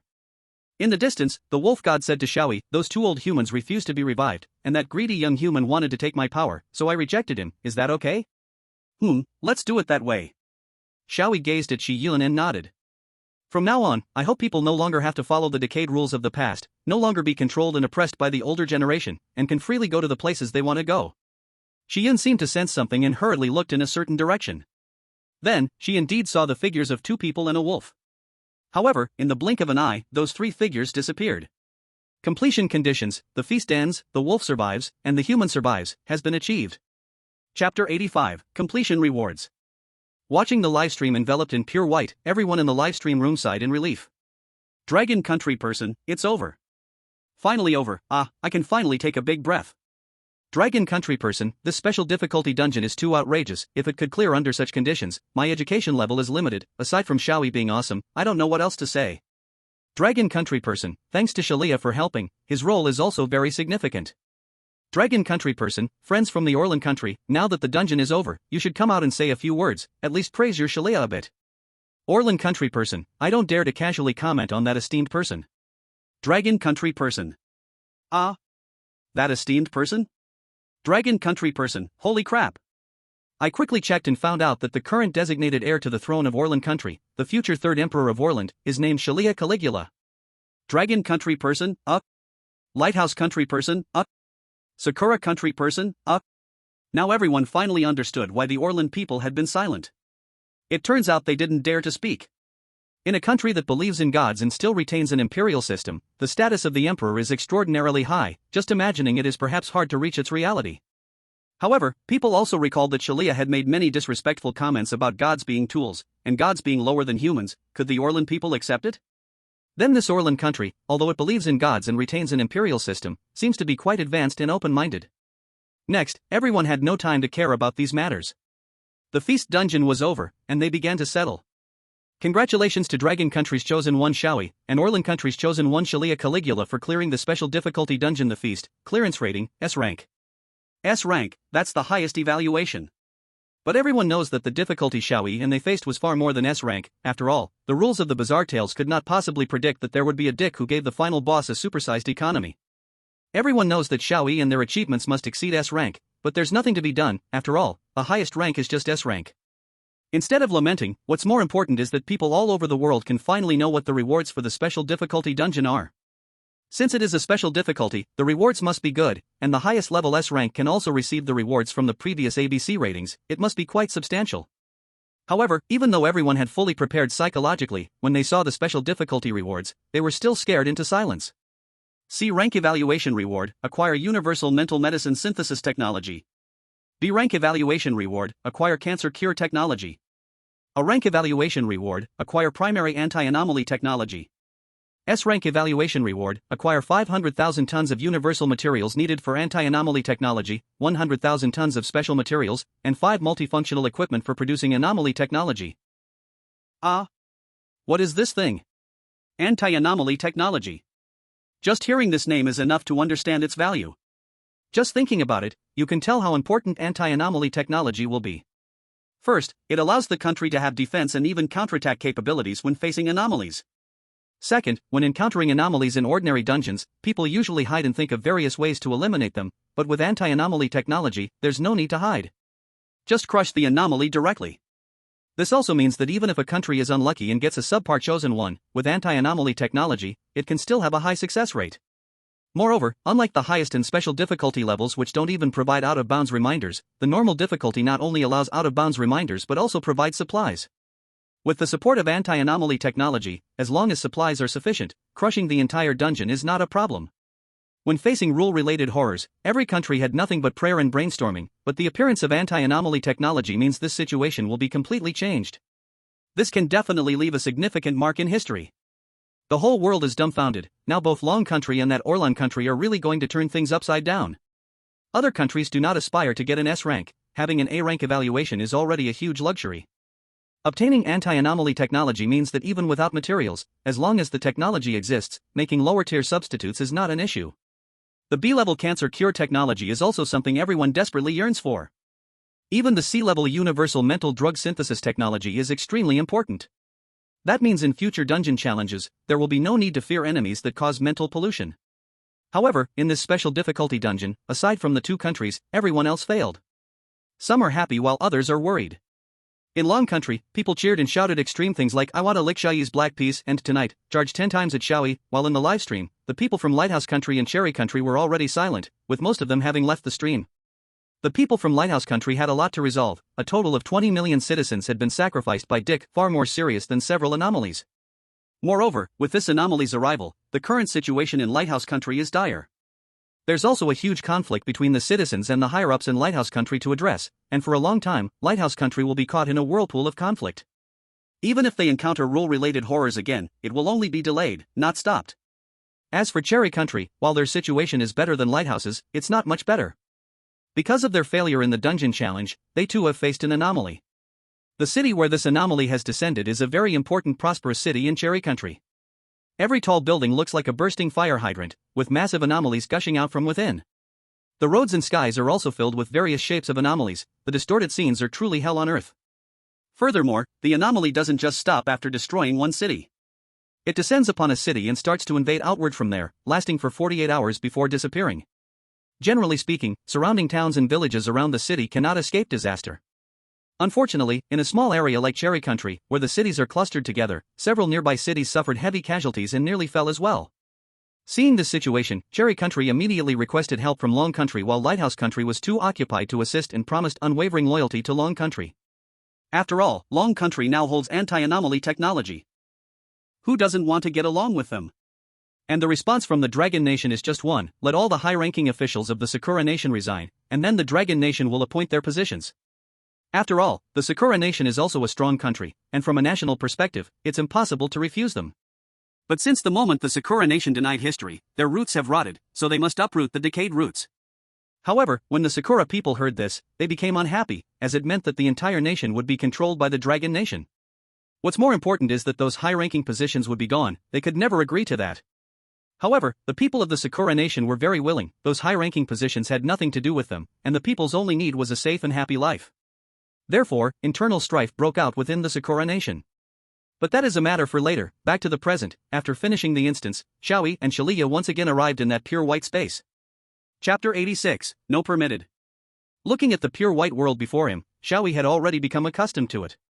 We've come to this white world again. It seems our task is complete, Xiao Yi sighed. Yeah, Xiao Yi also felt some emotion. This was also Xiao Yi's first time coming to this pure white space with someone, but he understood that it wouldn't be long before he had to part with Xiao Yi. He must return to his own country, and so must Xiao Yi. Since the arrival of the rules and strange tales, the whole Blue Star has fallen into crisis, yet the countries are still in constant conflict, not allowing their chosen ones to move freely for fear of being attacked by other nations. Even in their own countries, it's extremely dangerous, let alone going to other countries. When Xiao Yi would see Xiao Yi again, he did not know how long he would have to wait. It's over, so, Xiao Yi looked at Xiao Yi with a gentle smile. Xiao Yi, my experience with you in this instance will become a precious memory for my entire life. I will not forget it. Then, I will look forward to and pray for the day we meet again in another instance, and work side by side once more. Xiao Yi seemed to want to say more, but his figure became ethereal, and his voice grew distant. Xiao Yi noticed this too, so he waved to Xiao Yi and said, goodbye. As soon as the words fell, Xiao Yi disappeared. He had already left.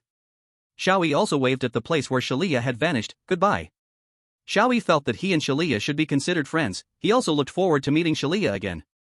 But before that, let's get out of this pure white space first. At that moment, a voice that seemed to come from afar, yet was incredibly clear and resonant, echoed in Xiao Yi's ear again. Congratulations on completing the special difficulty instance, Feast of Madness. Completion rating, S level. C level evaluation reward, your physical fitness is increased by 5 points. B level evaluation reward, your physical fitness is increased by 5 points, and you obtain 3 free attribute points. A level evaluation reward, obtain the S level skill, Divine Might, and gain 7 free attribute points.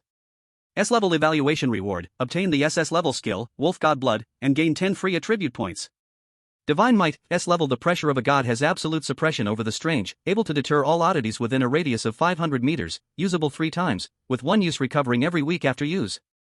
Skill effect, causes absolute deterrence and suppression to A level and below oddities, making them dare not disobey your orders, deals a certain degree of weakening to A level oddities, and causes slight impact on S level oddities. Wolf God Blood, SS level. The divinity of nature and beasts combines, the awe-inspiring origin and the origin of madness turn into divine blood, injecting into your body, granting you extraordinary power. Skill effect 1, ignore the defensive measures of S level and below oddities. It can directly cause real physical harm, increase your concentration attribute by 10 points, and when you kill an individual, you will receive sufficient stamina recovery, damage recovery, mental power recovery, and a slight temporary boost to your physical qualities. When your physical qualities are temporarily boosted by 20 points, 1 point of physical quality will be permanently increased, and you will begin to accumulate temporary physical quality increases again. Skill effect 2, you can share skill effect 1 with others, up to 3 people at a time, with each sharing lasting 30 minutes, after which it needs to be shared again. Again, a lot of chatter, but Xiao Yi was too lazy to listen, he only knew to add attributes and that was it. Regarding adding attributes, the Long Kingdom had also specially reminded him about it. What each attribute is useful for, a lot of chatter, Xiao Yi forgot all of it. No, it should be said he never listened at all. Xiao Yi only remembered Suingguang noticed he wasn't paying attention at all and then gave him advice. That is, except for intelligence, which cannot be increased, look at which attribute has the smallest value, and then fiercely point at it. So simple and easy to understand, even Xiao Yi could grasp it, so he immediately put the additional 20 free attribute points entirely into the technology attribute, which only had 2 points. Xiao Yi instantly and skillfully began to allocate points. Thus, Xiao Yi's attribute panel updated to the following situation. Chosen 1, Xiao Yi. Intelligence, 6. Physical quality, 28. Technology, 22. Concentration, 49. Profession, high school student. Talent, SSS level talent abstract reality, special talent first rules blessing. Skills, absolute existence, rank, SS level skill wolf god blood, S level skill divine might. With 22 points in technology, Xiao Yi instantly understood many skills, among which the most notable were basic firearms skills and basic combat skills. The skills included in the technology attribute are all helpful for clearing the rules of the weird talk. However, Xiao Yi was indifferent to it, and he immediately closed the attribute panel, as the pure white space began to gradually fade away. When Xiao Yi returned to the Long Kingdom, a crowd had already gathered to welcome him back. Welcome back, Mr. Xiao. Suingguang had arranged several exclusive teams for Xiao Yi, each consisting of specially selected bodyguards, maids, chefs, and so on. Each team aimed to provide Xiao Yi with the best service possible. To alleviate Xiao Yi's fatigue from clearing the instance, these people helped him bathe, change clothes, and eat immediately. However, Xiao Yi didn't feel particularly tired, he even missed the life inside the instance, because the sleep there was truly refreshing. Then, Xiao Yi had those people help him send a message to Suingguang, who was busy with reversing the weird technology at that moment. Can you ask Uncle Su for me if I can go abroad to travel? Then, concerning going abroad, Suingguang had already replied actually, it was not allowed. Chapter 87, Traveling. From the very beginning of the Frenzy Feast instance, Xiao Yi had the thought of going to other countries to take a look. Furthermore, he even wanted to go to Orlan country to find Shalia and let him be his guide to experience what kind of country Orlan really was. However, Xiao Yi truly did not expect Suingguang to actually refuse. This was the first time Suingguang had rejected Xiao Yi's request, which puzzled Xiao Yi. He wondered if it was because he didn't have a passport. Of course, Suingguang knew that explaining further to Xiao Yi would not help, as Xiao Yi might not listen to what he said, and even if he did, he might not understand, and even if he understood, he might not heed it. Therefore, Suingguang did not plan to say much. Instead, he directly gave Xiao Yi another option. Although going abroad was not permitted, in the Long Kingdom, Xiao Yi could go wherever he wanted and could depart directly without asking him again, all was permitted. And it would arrange everything for Xiao Yi. Originally a bit annoyed, Xiao Yi suddenly became excited upon hearing this. It seems what the book said about the Dragon Country people's temperament being fond of compromise is indeed correct. I am not allowed to go abroad, but domestic travel is permitted. The beautiful mountains and rivers of the Dragon Country are plenty, so whether or not I go abroad doesn't matter much now. Then, just as Xiao Yi was preparing to go out and explore, a delivery from Suingguang suddenly arrived. Mr. Xiao, Mr. Su asked me to give this to you, he said you must wear it if you want to go out. A man in black delivered a black gift box and presented it to Xiao Yi. What is this? Xiao Yi opened the gift box and saw a pair of glasses inside. Glasses?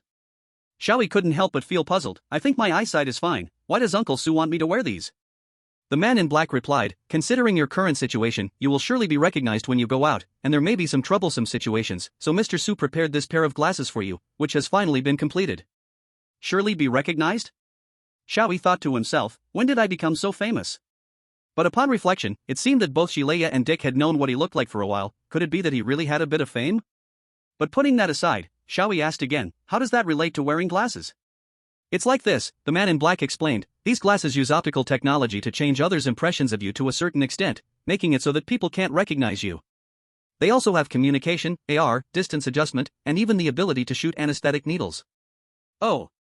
Though I don't understand, it sounds like a high-tech product. Originally uninterested, Xiao Yi immediately became enamored upon hearing this. After fiddling with it for a while, he put on the glasses. How do I look? Xiao Yi asked the man in black. This? The man in black was momentarily stunned. Because just as he looked at Xiao Yi, he suddenly felt that Xiao Yi had become unfamiliar, as if he were someone he had never met before. But when he came back to his senses, shook his head vigorously, and looked carefully at Xiao Yi with strong willpower, he found that Xiao Yi's appearance hadn't changed much. It was just that he felt very strange.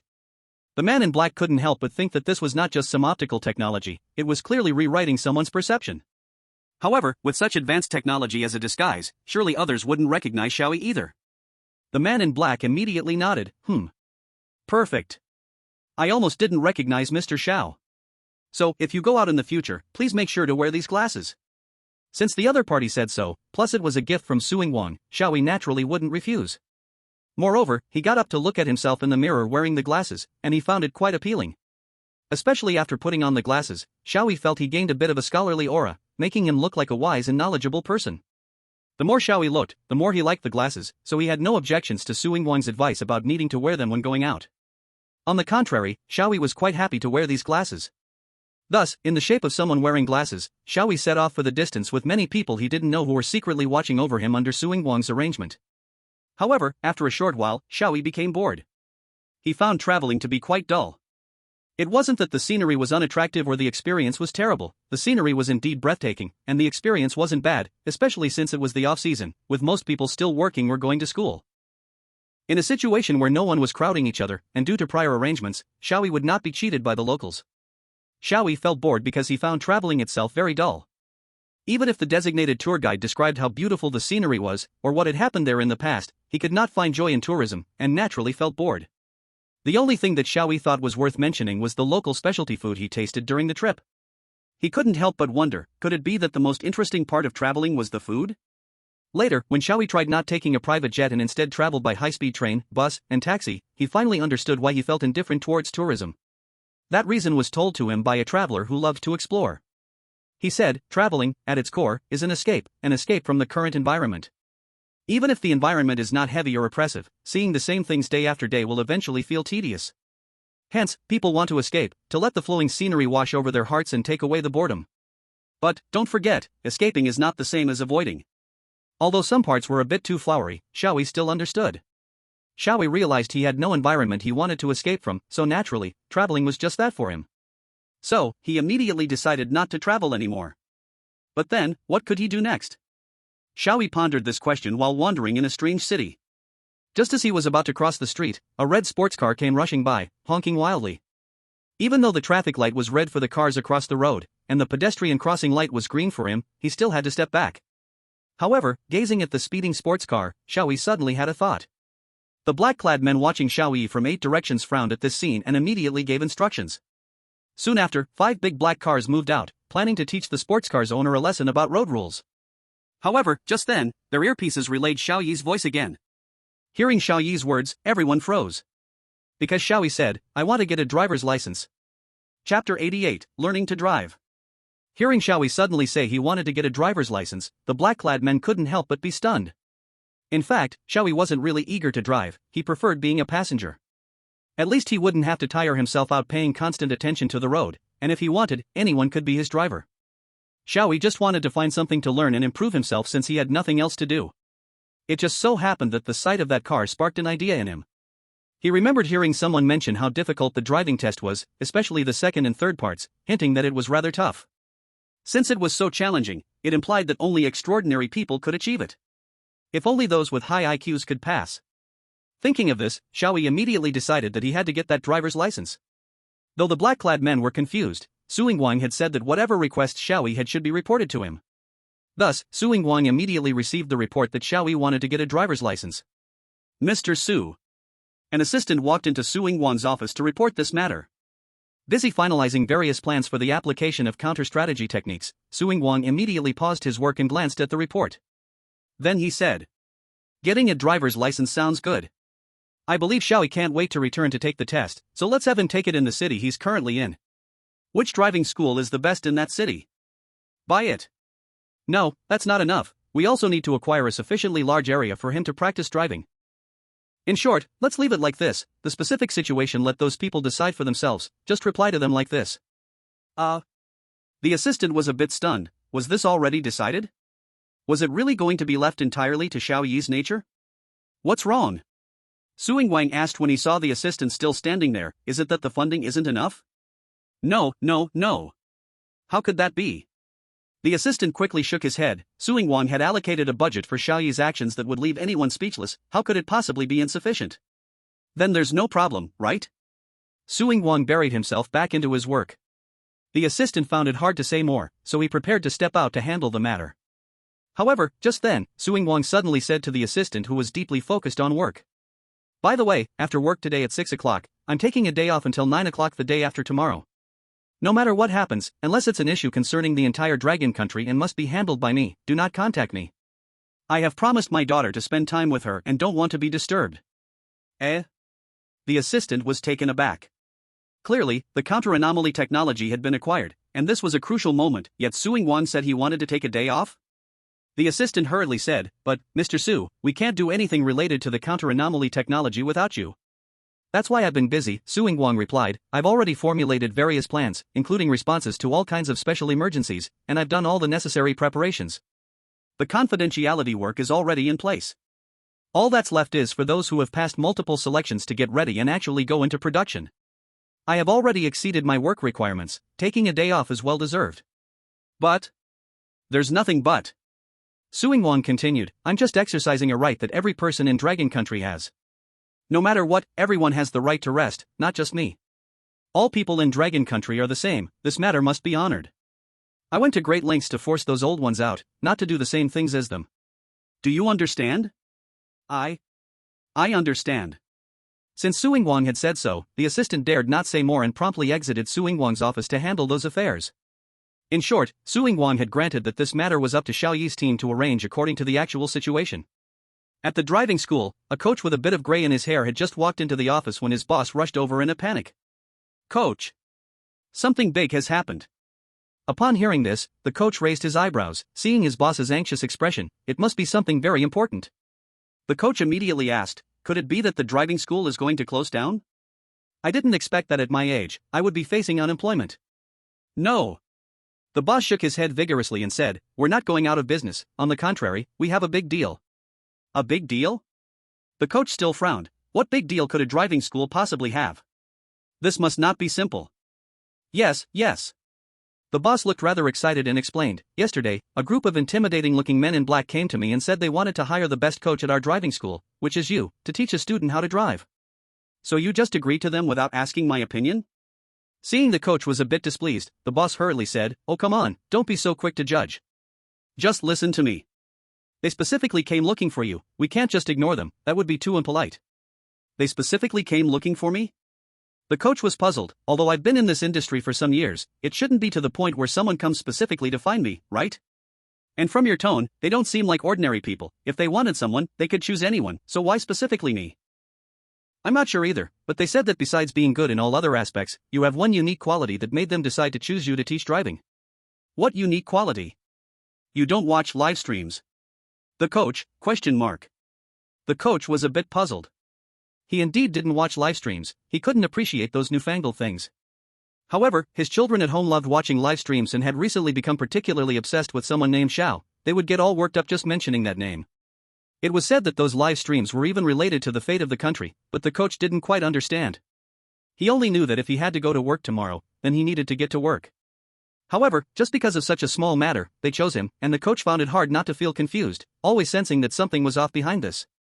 Seeing the coach hesitating, the boss quickly said, "Not to mention anything else, the reward they offer is really shocking. They are offering this amount." Saying this, the boss leaned in close to the coach's ear and carefully whispered that amount. The coach, who had originally maintained a calm expression, suddenly widened his eyes upon hearing what the boss said, and he couldn't help but take a deep breath. This, huh? That's right, I had the same reaction as you at that time, the boss nodded, wearing an understanding expression. After learning the amount of the reward, even the coach couldn't help but hesitate, or rather, feel tempted. There's nothing to hesitate about. The boss advised from the side, just think about it, surely some impressive big shot wants to learn to drive, and you are lucky to be chosen. This is an opportunity. Think about your family, don't hesitate. The coach fell silent for a moment and then asked the boss, so how much will you get? The boss's expression changed, and he quickly smirked, oh, how much will I get? I'm just an intermediary. Speak honestly. Actually, I've already collected quite a bit of reservation fees. The boss finally spoke the truth, and he hurriedly added, but don't worry, that's only a small part. As long as you agree and teach that big shot how to drive, the rest is all yours. I promise. Sigh. The coach sighed, well then, I'll go. Although the coach had a bad premonition in his heart, that reward was just too tempting. Moreover, the coach thought to himself, having taught driving for so many years, what strange things and situations hadn't he seen? Teaching someone to drive, how hard could that be? Chapter 89, I won't step on the brake. The driving lesson wouldn't take place at the driving school, but at a specific location. And the coach didn't know where to go, he was merely told to wait at home, and that a special car would pick him up at noon the next day. As a coach, having a special car pick him up was something he had never experienced before. The next day at noon, a black car indeed stopped at his front door. There were 3 men in black inside the car, one driving, while the other 2 flanked him in the back seat, constantly watching the outside situation, not knowing what they were on guard against. This would have been nothing special, but the coach accidentally noticed that these men in black were all armed. The men in black quickly stated that they needed to carry firearms to protect an important figure, and asked the coach not to be afraid, they were not dangerous people. However, in Longwa, just carrying firearms already indicated that these people were not ordinary. And the person they were protecting must be someone extraordinary. The coach thought to himself that if he was to teach such a big figure to drive, what if he made him unhappy? Could he handle that? The coach couldn't help but feel a bit regretful in his heart. Before long, the car arrived at the destination, and when the coach saw the driving lesson site, he froze for a moment. Is this the airport? The coach was stunned, and this was not an ordinary airport, but a famous local private commercial airport. Big shots in the city would park their private jets here and compare notes with each other, even the coach had heard of it. Indeed, such a vast area at the airport was quite suitable for practicing driving, at least he wouldn't have to worry about crashing into something all the time. But, to practice driving in such a place, that was not something just any powerful person could do, and wouldn't others who needed to use private jets have a problem with this? Suddenly, the coach heard a noisy commotion, he turned his head and indeed saw a crowd of people stuck outside arguing with the staff. These people looked like big shots, the coach had seen a few of them in the newspaper, presidents of international groups and other high-ranking figures, all gathered there. They seemed unhappy that the usually shared airport was being monopolized by one individual, and all their planes were moved to other airports. This was not about money, it was about face, so they were all very excited. However, the staff at the airport outside paid them no mind, ignoring them completely. They were all furious, looking defiant, here, nobody dared to disrespect them. At that moment, the staff quietly said something, mentioning the higher-ups and investigations, the faces of these big shots changed, and then they didn't dare say another word, hastily or shamefully leaving. The coach was completely baffled, not only were those big shots driven away, but he could get in, who exactly were the people inside? Suddenly, the coach remembered a character his children had shown him while watching a movie that said, I don't eat beef. He thought, could the person he was about to meet be of that level? What if that person said, I don't hit the brakes, and wiped him out? The coach instantly regretted it even more, that saying was indeed right, not all money can be earned. But he was already here, the coach couldn't just turn around and run away, could he? He could only comfort himself in his heart, saying that this was not that era, and such things wouldn't happen, while nervously stepping into the airport. Coach, please take this. At this moment, a staff member handed him something. What is this? The coach took it and looked, is this the car key? Yes, the other party explained, we have specially prepared a modified vehicle as the coach's car. This model uses advanced body structure design and high-strength materials to provide excellent impact resistance. The body can effectively reduce the impact force during collisions through reasonable energy dispersion and absorption mechanisms. It has undergone precise engineering calculations and simulation analyses to ensure the body maintains structural integrity in various collision scenarios. In addition, this vehicle is equipped with an advanced safety system including a multi-airbag system, active brake assistance, and vehicle stability control, providing comprehensive protection and safety performance. It is also equipped with specially adjusted artificial intelligence that will respond in a timely manner to various dangerous situations, immediately activating the full defensive mode, so please rest assured. Rest assured? The more the coach listened, the more uneasy he felt. What should I rest assured about? The staff just smiled and didn't say anything more. The coach felt it was inappropriate to ask anything further, but he noticed there was an electronic panel on the car key, which made him furrow his brow. What is this? The coach asked. Ah, that is used to limit the car's speed, the staff member explained, because it was discussed above.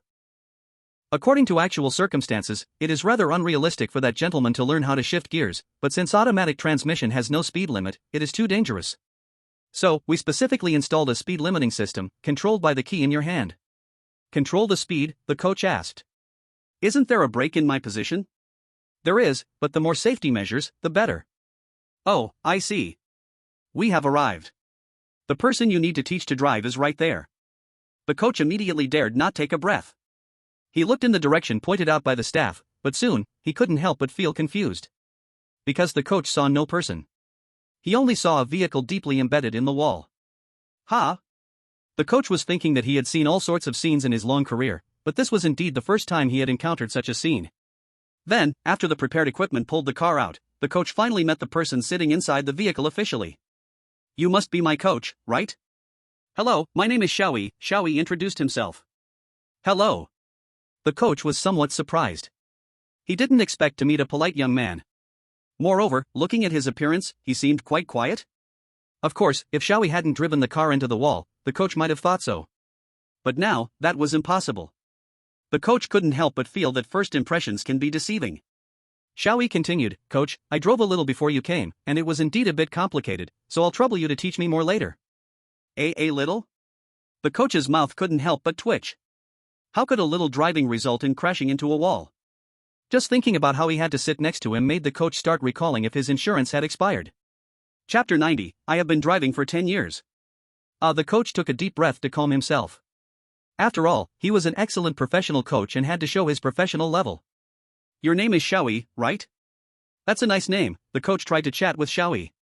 Since the coach's car was still being debugged, and he was used to chatting with the students he was about to teach to break the ice, this way the students wouldn't be too nervous when he guided them later. So, the coach asked, what do you do? What do I do? Oh, you mean my profession.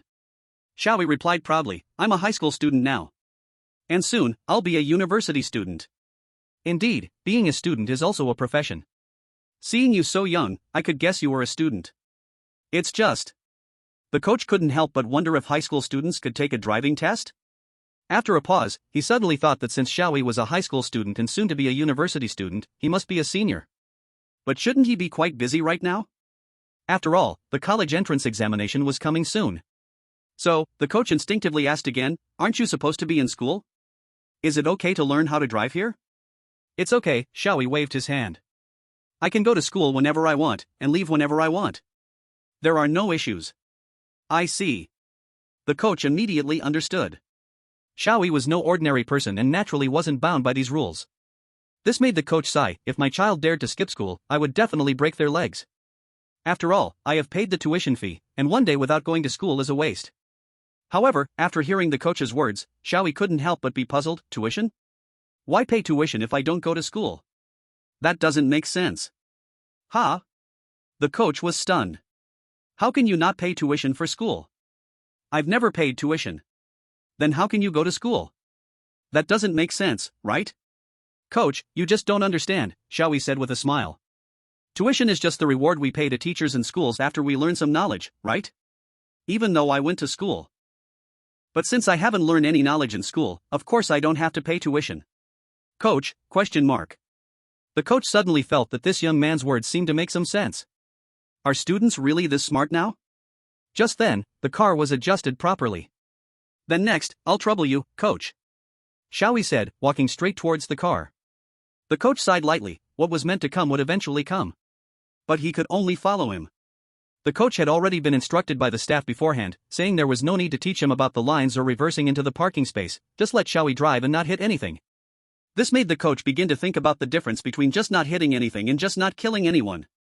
The coach couldn't help but ask the staff, then with such a driving skill, can he go on the road? It will cause trouble for others, right? The staff answered like this.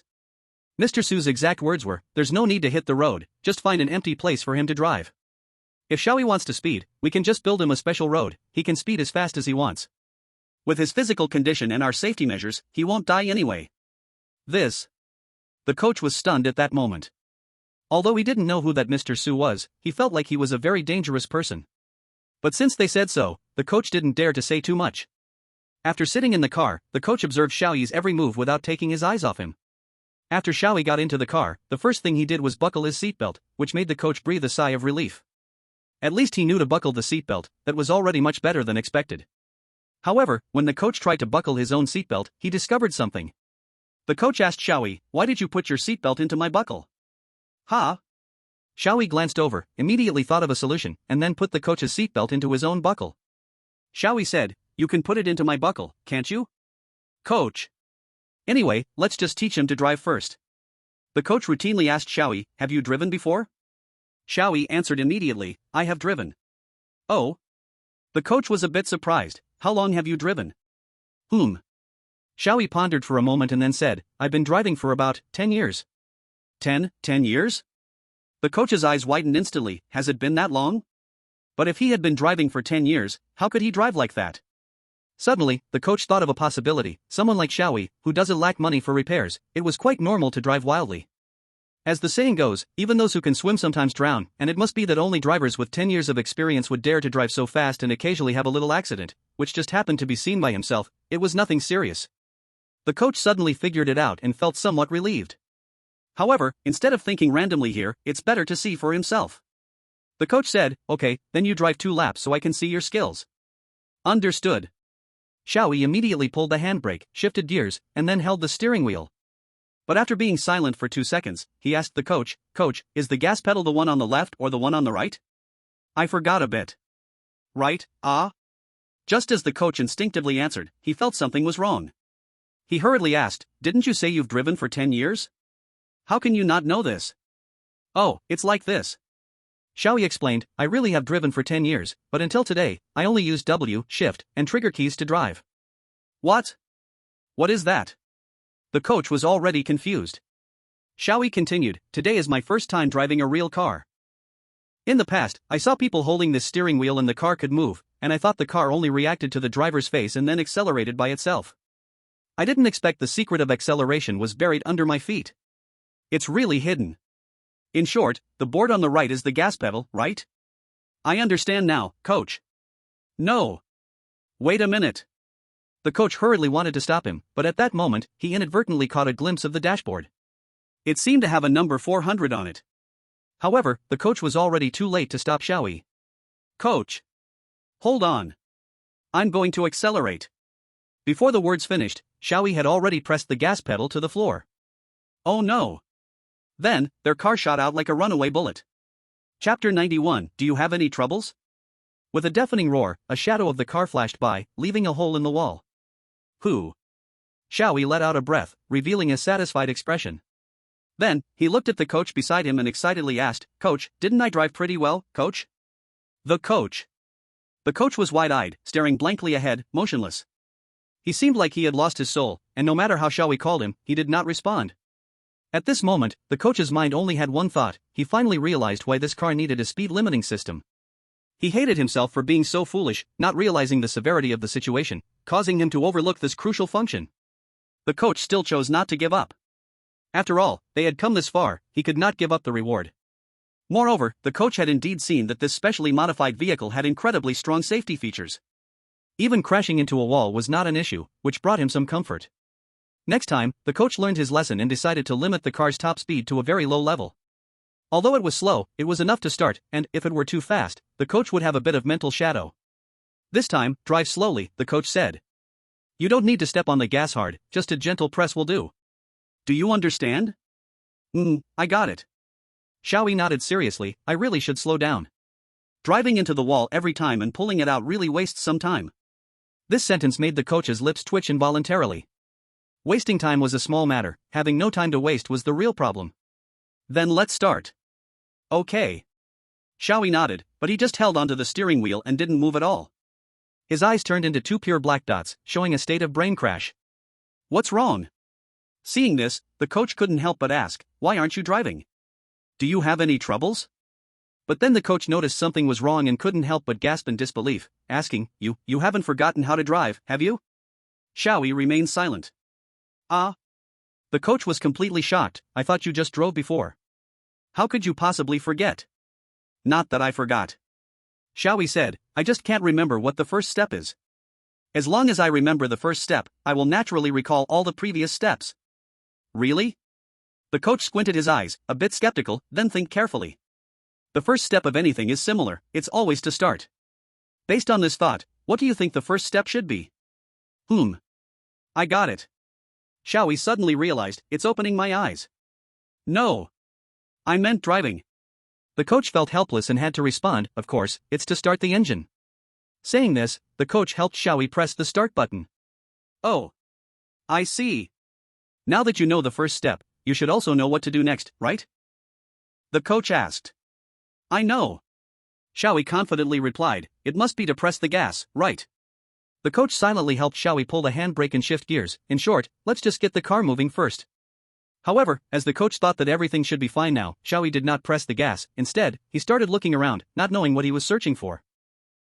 Can't be that you don't know where the gas pedal is, right?" The coach was once again stunned. "How is that possible?" Xiao Yi immediately replied with a serious face, "It's just that there are too many operable parts in the car, I can't tell which one is the gas pedal right now. Just give me a little time." The coach was somewhat helpless and reminded him, "Which direction is the gas pedal in?" "Direction?" For some reason, Xiao Yi suddenly stuck his head out to look at the back seat. "The coach, could you just say you don't know where the gas pedal is?" "Xiao Yi, come out." "The coach, that's not what I meant. And didn't you just press the gas pedal? Why don't you know now?" "Coach, why are you so anxious?" Xiao Yi said, "Learning is endless, this kind of thing takes time. First, adjust your mindset, and then let's try again with a calm heart." "The coach, ? Although the coach felt Xiao Yi's words made sense, he thought, "Am I not the one teaching him? How did it turn into him teaching me?" "How about this, coach?" Xiao Yi suddenly said, "Let me tell you a story to help you calm your mind. By the way, it's the story of the strongest spear and the strongest shield." "The strongest spear and the strongest shield?" The coach knew this story. The ending is simply that the spear and shield unite to defeat everyone. However, as Xiao Yi cleared his throat and spoke, he almost choked the coach. "Once upon a time, there was a person selling baguettes, and another person selling mooncakes." Wait. What on earth?" The coach was dumbfounded. "Is this the story of the strongest contradiction?" "Of course it is." Xiao Yi said confidently, "In the end, the saga of baguettes and mooncakes merging and crushing everyone to pieces, isn't that the story of the strongest spear and the strongest shield?" The coach was left speechless, hearing Xiao Yi's explanation. It seemed to indeed fit the story.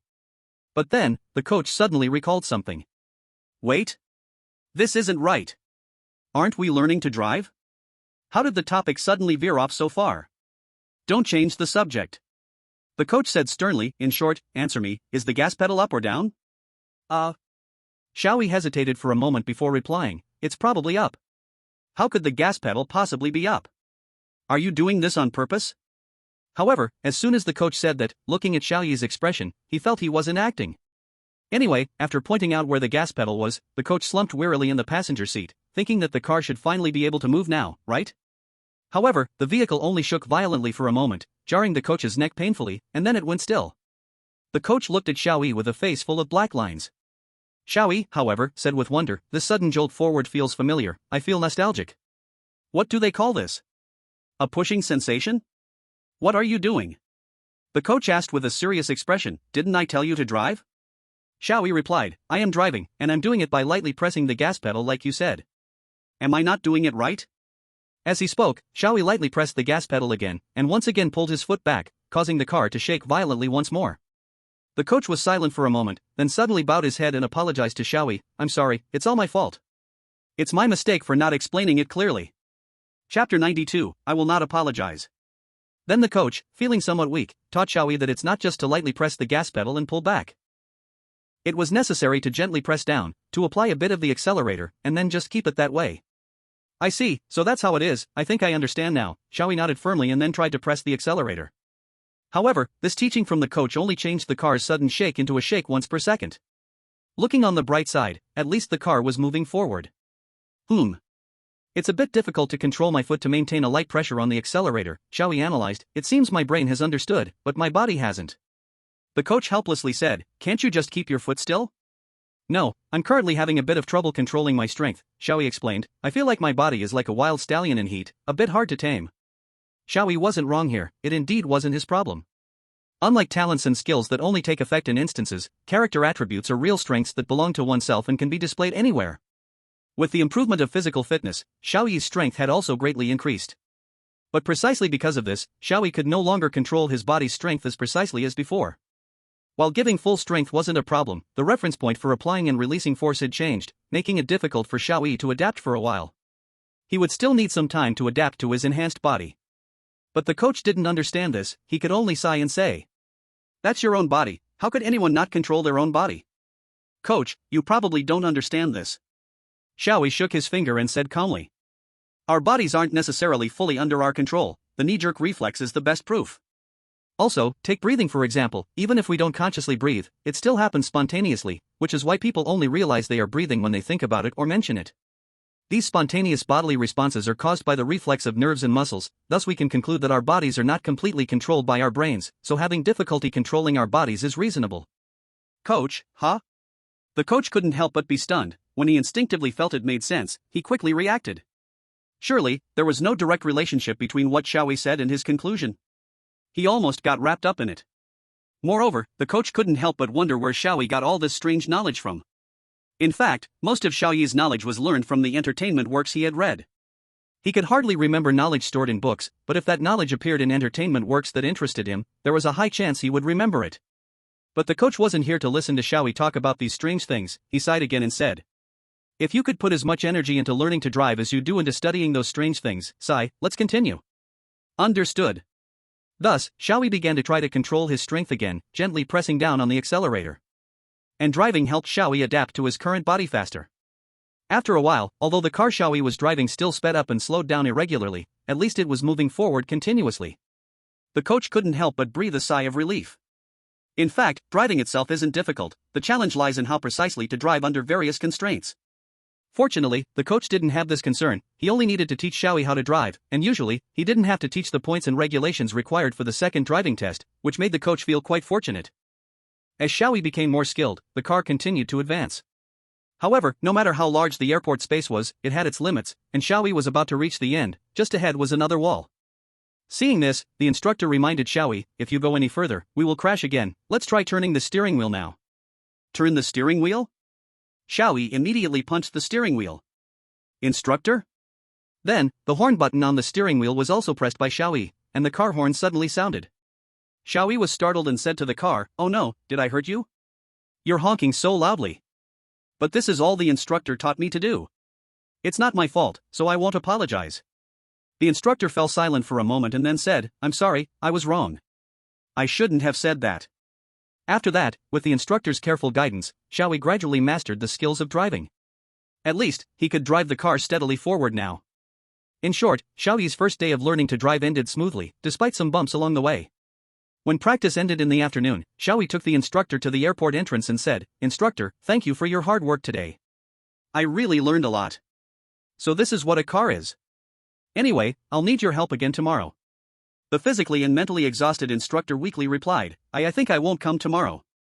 "Huh?" Xiao Yi was taken aback. "Why not?" "There's no reason," the instructor said with a bitter face. "I just realized today that I have huge shortcomings. I am not qualified to teach anyone to drive. I need to learn more. So please seek out someone more capable. I don't need the money either. Please don't come looking for me again." After saying this, the instructor turned to leave, but before he could, Xiao Yi had already pressed down on his shoulder. "Instructor, you can't give up halfway," Xiao Yi said earnestly. "Look, you have already taught me so much, and I can drive well. A few more days of teaching and I will be nearly done learning." The instructor felt like crying. "With your skills, you can choose anyone as your instructor. Besides, you can have anyone as your driver. Why must you learn to drive yourself?" "Because I have nothing to do." Xiao Yi answered honestly. "Ah? Nothing to do?" The instructor suddenly had an idea and said, "If you're bored, you don't necessarily have to learn to drive. There are many other things you can do. For example, you could date someone." "Date someone?" "Right, I could date someone." Speaking of dating, Xiao Yi was quite interested. Just then, a lovely girl walked by on the opposite side of the road. Then I'll go find her to date, said Xiao Yi, and he chased after the girl. Ha?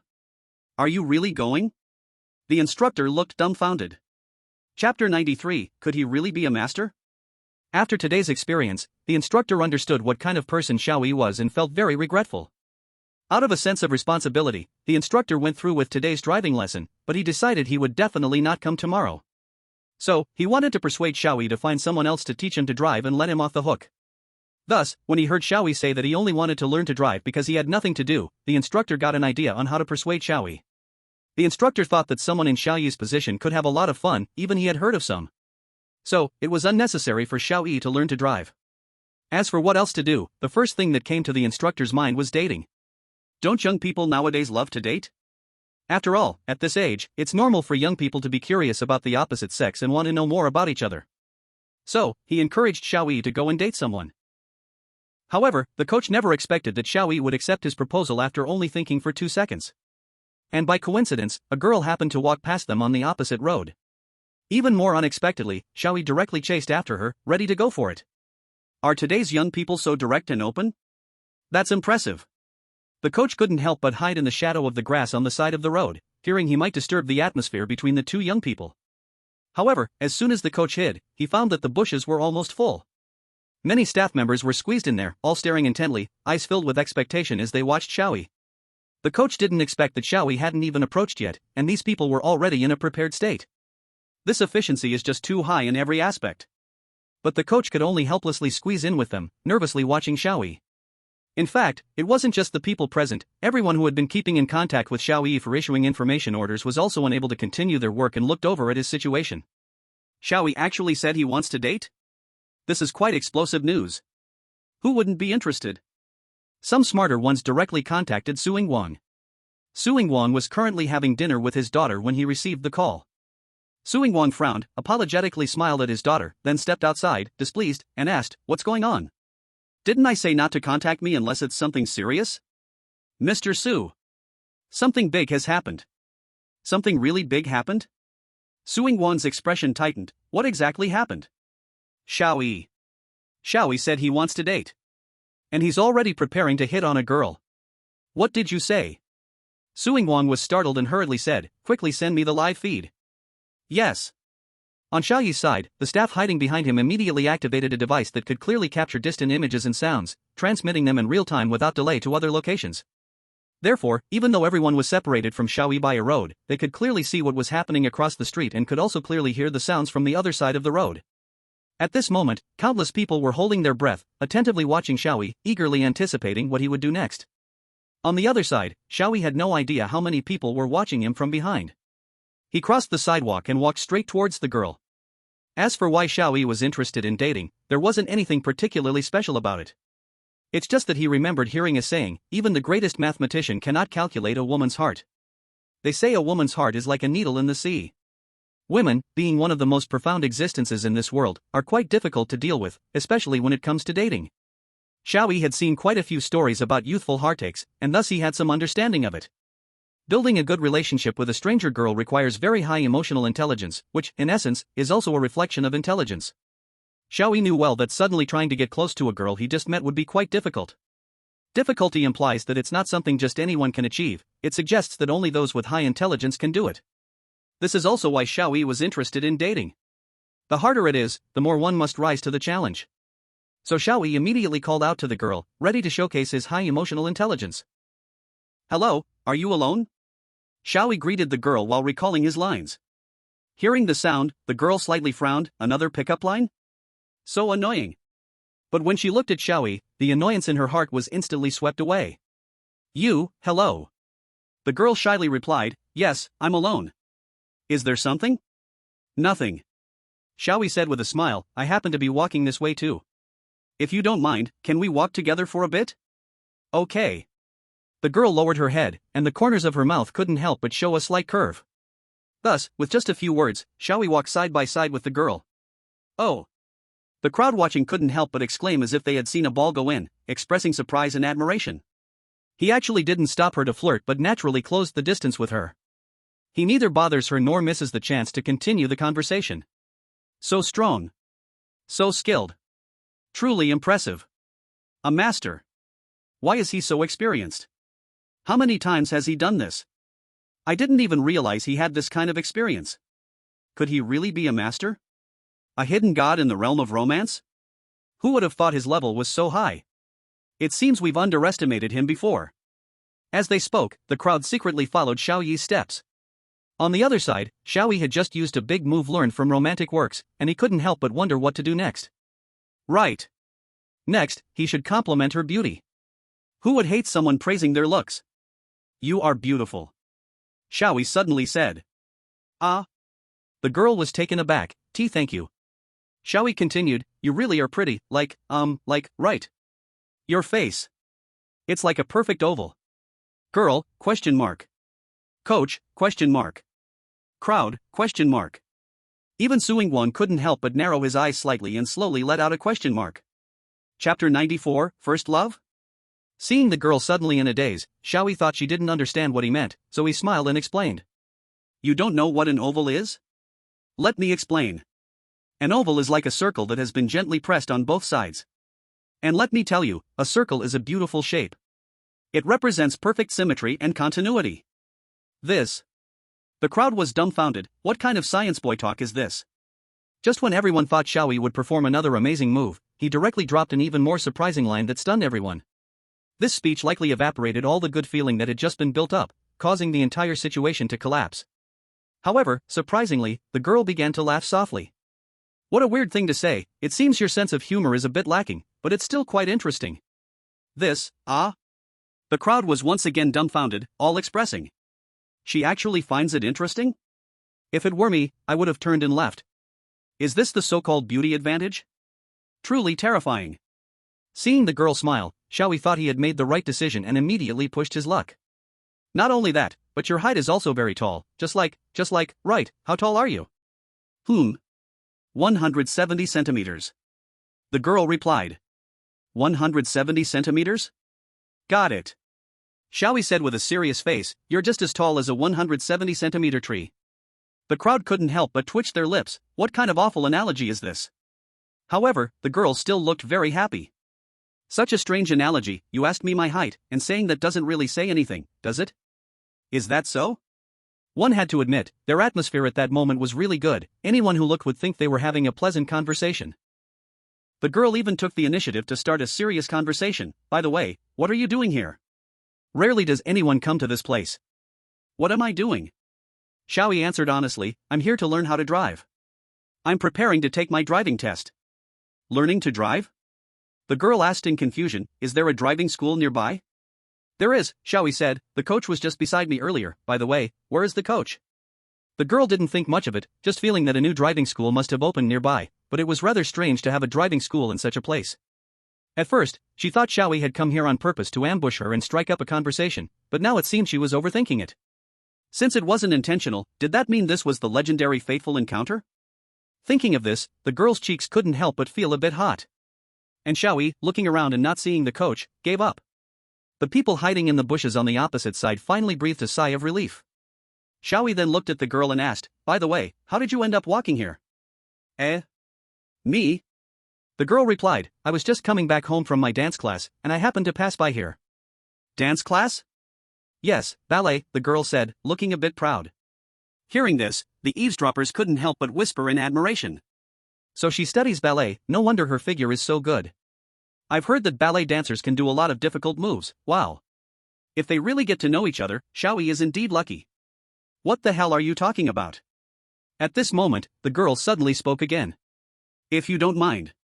The girl lowered her head slightly and shyly said to Xiao Yi, you can come watch me practice dancing. This was the girl's first time inviting someone like this, and her heart couldn't help but race. Watching this scene, the crowd couldn't help but feel their hearts racing. She made a move. She took the initiative. What will Xiao Yi's answer be to the girl's proposal? They just met and she's inviting him to watch her dance practice. What comes next? An invitation to her home? What else might happen? I can't even imagine. However, just as everyone was holding their breath, looking at Xiao Yi in anticipation of his answer, Xiao Yi replied. No, I won't go. Everyone was taken aback, wondering if it was simply a rejection or a high-level tactic of withholding affection. Then, Xiao Yi's words left everyone silent. He said, I'm not interested in ballet, and don't you think the way ballet dancers lift their legs looks just like a dog standing next to a fire hydrant? By the way, I remember now that I need to take this road, so I'll take my leave now. Goodbye, no, farewell forever. The girl's face turned ugly, and she immediately turned and hurried away. Xiao Yi watched her leave, finally realizing, did I just get dumped? Even Suingwang was left speechless by Xiao Yi.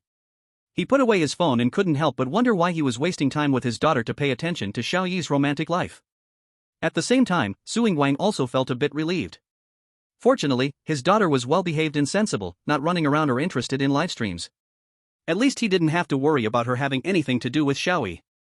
On the other side, the crowd sighed and quietly left, originally thinking they would see some new changes in Xiao Yi. But this outcome, thinking about it carefully, seemed to be quite reasonable and expected. Only the coach remained in place, deep in thought, hesitating for a moment before walking over to Xiao Yi. Sigh, dating really is hard. Xiao Yi couldn't help but sigh, even for me, it's still difficult to understand a girl's thoughts. Well, I've decided that I won't date anymore. Xiao Yi. The coach walked over. Oh, coach, you are here. Xiao Yi looked at the coach and said, my first love ended in failure. No, I don't think that can be called first love. The coach corrected him, don't misuse words. Really? Then it seems my first love still exists. Sigh. The coach sighed and said, alright, I will come back to teach you how to drive tomorrow, that's it. Really?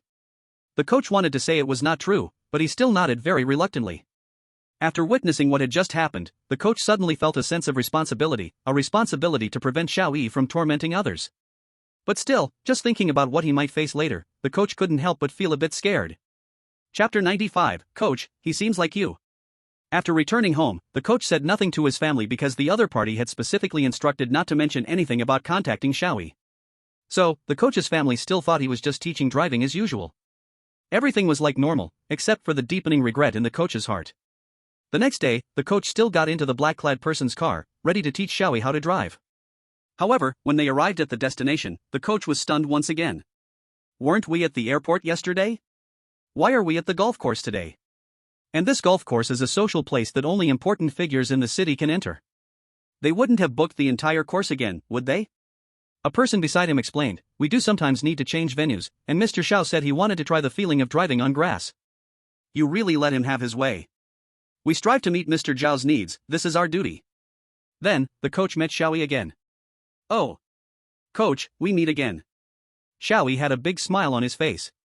And compared to Xiao Yi's bright smile, the coach had a face full of despair. My goal today is not to teach you anything, the coach said, but to survive. Xiao Yi, question mark. In short, today's driving practice began. Xiao Yi's car was still shaking, but looking on the bright side, it was much better than yesterday. The coach didn't want to get too caught up on this issue, he directly instructed Xiao Yi, turn the steering wheel to the left. Okay. You turn too much, it's going in circles. Just turn it gently, and it should come back to straight, don't turn the steering wheel all the way. Got it. After this period of learning, Xiao Yi was gradually driving more smoothly, and the coach discovered two of Xiao Yi's few strengths. One is, as long as he clearly tells him what to do, he will follow it. The second is that he doesn't get nervous. When the coach thought it was about time, he took a deep breath several times, made a strong decision in his heart, and finally tremblingly allowed the car's speed to increase slightly. All right. The coach, with a slightly shaky voice, said to Xiao Yi, now you can accelerate, press the gas a bit more, but don't press too hard. Just raise the speed a little. The speed varies, and the turning performance of the steering wheel also varies. You should feel it well. Then, as the speed increased, the vehicle finally became stable. Oh. Xiao Yi couldn't help but exclaim. He immediately looked at the coach and asked, Coach, am I driving well? Don't look at me, the coach reminded, keep your eyes on the road ahead. No matter what happens, you must keep looking ahead and pay attention to the road, or it could easily lead to an accident. I must look ahead? I see, I understand. Xiao Yi nodded seriously, then focused hard on looking straight ahead. The coach nodded. But not long after, the coach felt that something was off. The coach felt. Is the speed of this car getting faster and faster? The coach immediately looked at the dashboard, and sure enough, the speed was still climbing. Fortunately, there is a speed limit, it can't go too fast, and the coach reminded Xiao Yi. It's getting fast, too fast, slow down a bit. Oh. Xiao Yi directly slammed the brakes, causing the car to slow down instantly. Ah. The coach let out a scream. Don't slam the brakes like that. The coach said helplessly, just ease off the gas a little. I see. Then drive on. Okay. After being taught once, Xiao Yi generally found it hard to make the same mistake again, which was quite admirable. However, the problem was that even if some of Xiao Yi's issues were solved, there were still a tons of problems waiting ahead. Driving more and more smoothly, not bad, Xiao, What's going on? The coach was about to say some encouraging words to Xiao Yi when he was shocked to see something that made his eyes widen and his pupils shrink. That is, the driver's seat was empty, and Xiao Yi was nowhere to be found. Where is he? Outside the car, Xiao Yi looked at the slowly moving vehicle and nodded thoughtfully. It seems that even without someone driving, the car can still move by itself. Truly one of the technological marvels of human civilization. At this moment, the car suddenly stopped, and then the coach got out, walking towards Xiao Yi with a face full of black lines. Why did you get out of the car? The coach asked. Xiao Yi was puzzled. Is there a problem? Of course, there's a problem. Everyone knows you can't get out of the car while driving, right? Really? Xiao Yi was somewhat astonished. I didn't know you couldn't get out while driving. Nobody told me that, and it seems like the traffic rules don't say anything about it either. The coach was once again stunned. Isn't this common sense? Who would specifically explain such common sense? But the coach was helpless. He could only want to cry but had no tears. He told Xiao Yi, anyway, don't do that next time. Let's get back to driving. Understood. Xiao Yi immediately jogged towards the vehicle, and then the coach sighed and followed. However, before the coach could even grab the door handle, the car unexpectedly started moving. The coach was momentarily stunned, and then the car gradually drove away. Wait a minute. I haven't gotten in the car yet. The coach hurriedly ran after it. Meanwhile, Xiao Yi in the car was completely unaware of the situation. Because the coach had taught him that while driving, he must always look ahead and not look elsewhere. So, Xiao Yi could only sneak a glance at the passenger seat, finding that the coach was not in position. Coach, why did you suddenly move to the back seat? That's fine, you can just sit back there and watch me drive. Coach, why aren't you talking? Did I drive poorly? Coach, why have you stopped talking? Did I upset you? But I'm clearly driving well. Coach, say something. Coach, if you don't talk, I'm going to drive into the river. Just then, Xiao Yi spotted in the rearview mirror that someone seemed to be chasing their car. Who is chasing our car? Oh no, Coach, look. That person looks a lot like you. Could he be your brother? Chapter 96, Excellent Driving Skills. Fortunately, the car wasn't going too fast, and the coach quickly caught up to the car, timely calling for Xiao Yi to hit the brakes, preventing him from driving into the lake at the sports field. The coach never expected that his instruction to Xiao Yi to always look ahead and not move recklessly without his command would come back to hit him like a boomerang. Sitting in the car, Xiao Yi looked at the coach outside the car and couldn't help but feel puzzled. Coach, when did you get out? Why didn't you say anything to me? Besides, didn't you say that? Can't you get out of the car when driving? How did you just slap your own face? Coach. The coach fell silent. The coach thought to himself, it's better to just let it go and consider it his own problem. At the same time, he weakly told Xiao Yi, from now on, you don't need to wait for my instructions to move. It's time for you to look at the situation and make your own turns and slow down. Understood. And also Sai, forget it, since we're getting out, I'll go use the restroom. You drive by yourself for now. Saying this, the coach lowered the car's maximum speed. The coach thought, anyway, so many people are watching Xiao Yi from the shadows, plus the safety performance of the car, he didn't need to worry. Got it, then I'll drive by myself. Xiao Yi nodded, then pressed the accelerator, and the car began to sway and move again. At that moment, a golf cart also drove over to take the coach to the restroom. Although the venue was large, it still had some inconvenient places. When the coach returned and looked at the car that Xiao Yi was driving, he couldn't help but be stunned. What's going on? The coach was astonished to see the car moving steadily forward. The coach rubbed his eyes in disbelief. Wow. His driving is so smooth and steady. What's going on? Why has his driving skill suddenly improved so much? The coach couldn't help but think, could it be that when I'm next to Xiao Yi, he gets nervous and thus limits his true ability? So it turned out that he was holding Xiao Yi back. Besides, he had such improvement in such a short time. Could it be that Xiao Yi is a genius at driving? Proper encouragement is also very important. The coach was just about to praise Xiao Yi a little, but as he got a bit closer, he froze again. Because, he saw, the driver's seat of the car was empty. Xiao Yi was nowhere to be found. Where is he? Just when the coach thought it was haunted, he finally caught a glimpse of Xiao Yi. However, Xiao Yi wasn't in the car, but was running alongside the car outside. And he had a grilled sausage in his mouth.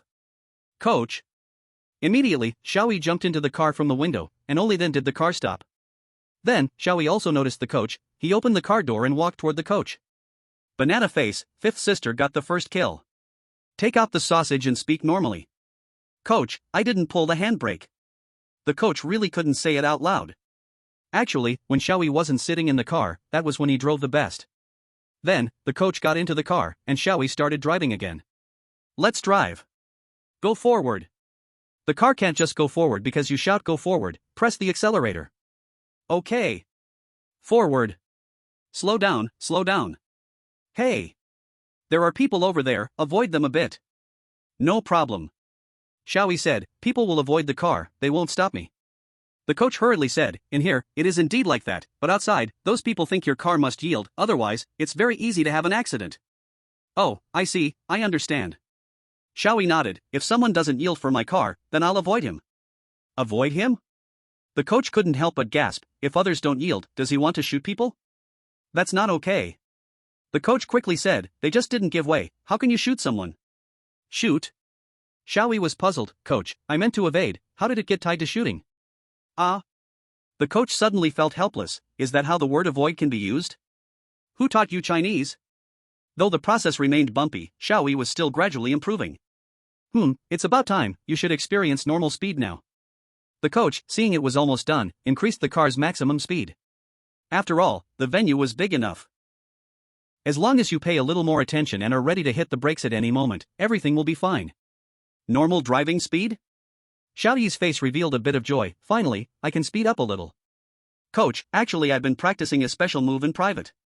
Just watch my performance. Saying that, Xiao Yi stepped on the gas and increased the speed. Ha? Performance? The coach suddenly felt something was wrong and quickly said, wait. What are you trying to do? But it was too late for the coach to regret, because he saw that Xiao Yi had already grabbed the handbrake. Xiao Yi had an excited expression and shouted. Drift. Oh no. So, the car spun into the air and then crashed into the lake.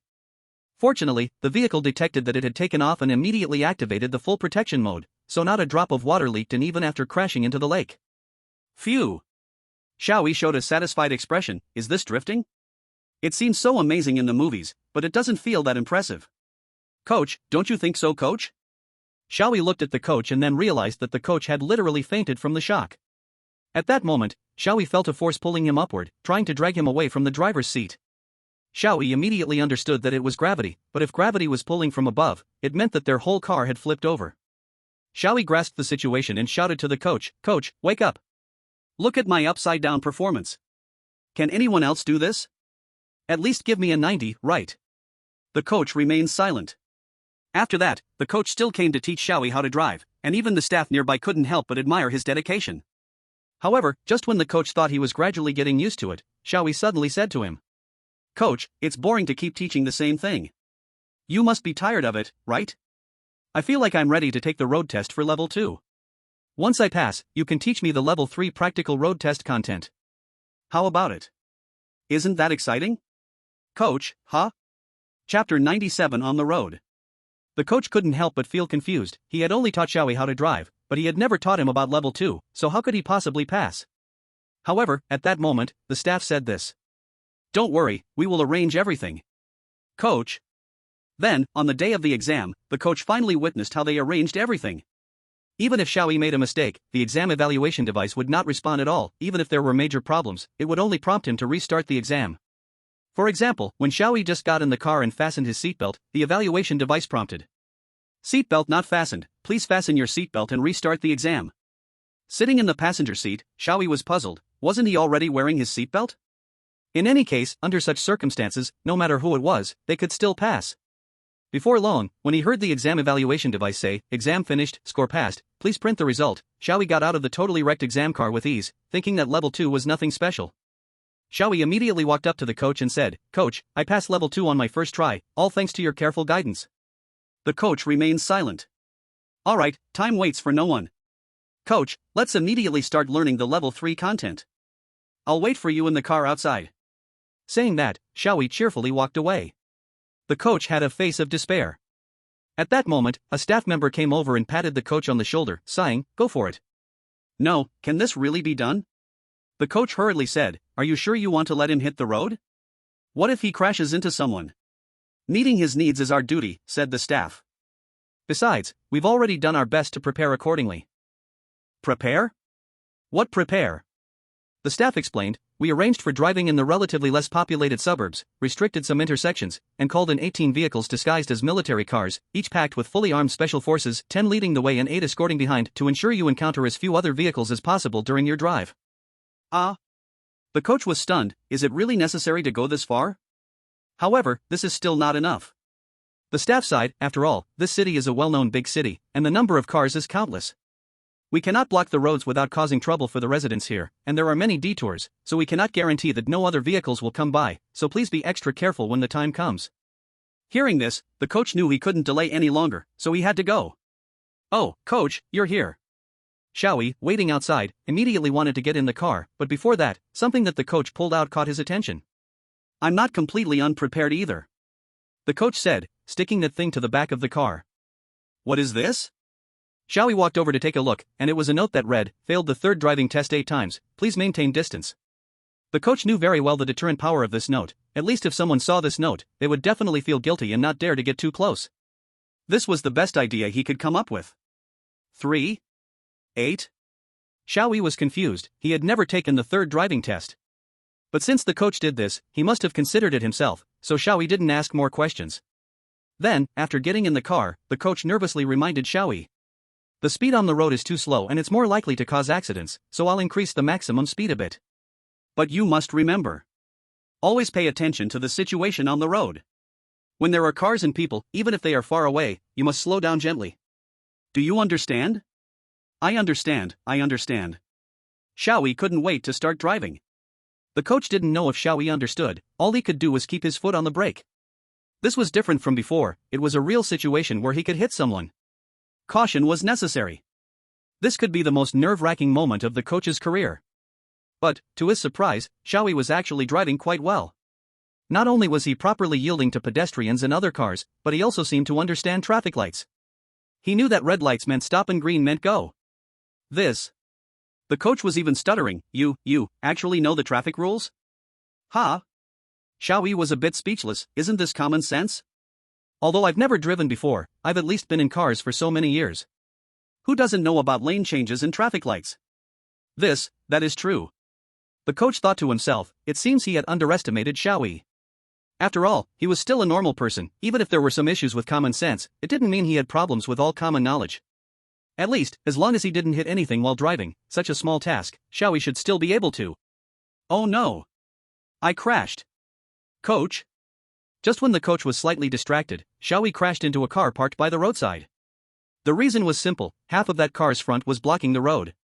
Seeing this, the coach said, "This is indeed the other party's problem, but couldn't you just make a slight detour?" "But," Xiao Yi said, "this is a solid line, I can't cross it." The coach was momentarily at a loss for words. "Anyway, just write a note to apologize." Xiao Yi wrote a note and stuck it to the back of the car, then left. Later, when the car owner came back, he saw the note stuck on the back of his car. The note said, "I'm really sorry. I accidentally scraped your car, I hope you don't mind." The car owner smiled knowingly, thinking that such polite people are rare these days, so he wasn't angry, until he saw the front of his car was nearly dented in half. Car owner, huh? Oh, another traffic light. Xiao Yi stopped his car by the intersection, waiting for the signal. At that moment, a sports car pulled up beside him. Two small girls, heavily made up, began to laugh sharply at Xiao Yi. "Hey, big brother, you failed your driving test 8 times, when we saw that we almost died laughing." Right. "Big brother, you are really useless, I don't know why you are still in this world, what a trash fish waste."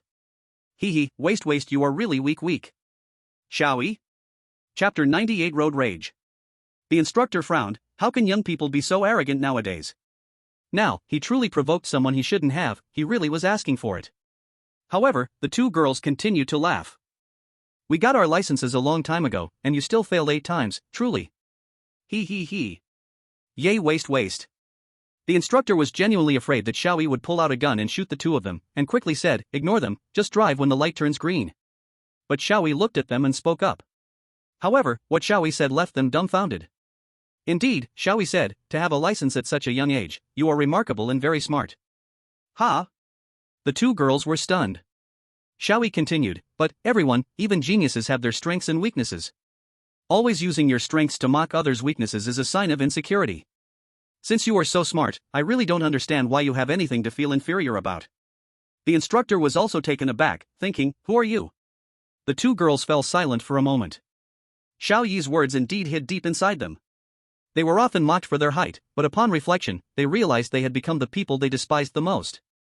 However, too ashamed to admit it, they stubbornly said, Humph.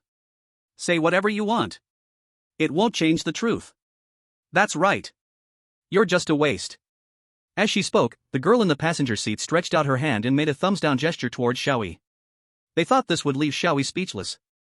However, Xiao Yi looked at that gesture and instantly understood, smiling gently. This? Oh, I got it. Saying this, Xiao Yi also made a thumbs-down gesture, touching the girl's hand and forming a heart shape. This. Looking at Xiao Yi, the two girls' hearts raced, and their cheeks turned red, hastily looking down. I'm sorry. After a while, they finally murmured softly. Xiao Yi nodded, just as the green light turned on. He said goodbye to them and drove away. Afterward, the instructor couldn't help but sigh, what a dangerous man. Me? Xiao Yi questioned, I drive perfectly well, what's dangerous about that? The instructor fell silent. The instructor thought it would end there, but on the road, just following the rules and driving properly was far from enough. Because on the road, the most dangerous things often are reckless drivers, people crossing the street, and those who ignore traffic rules, and... Suddenly, a series of loud honking filled the air behind Xiao Yi, and it wasn't just one, it kept honking frantically. What the heck? Xiao Yi frowned, glancing in the rearview mirror, he found a red sports car behind them, continuously honking. The instructor sighed. Have we met again?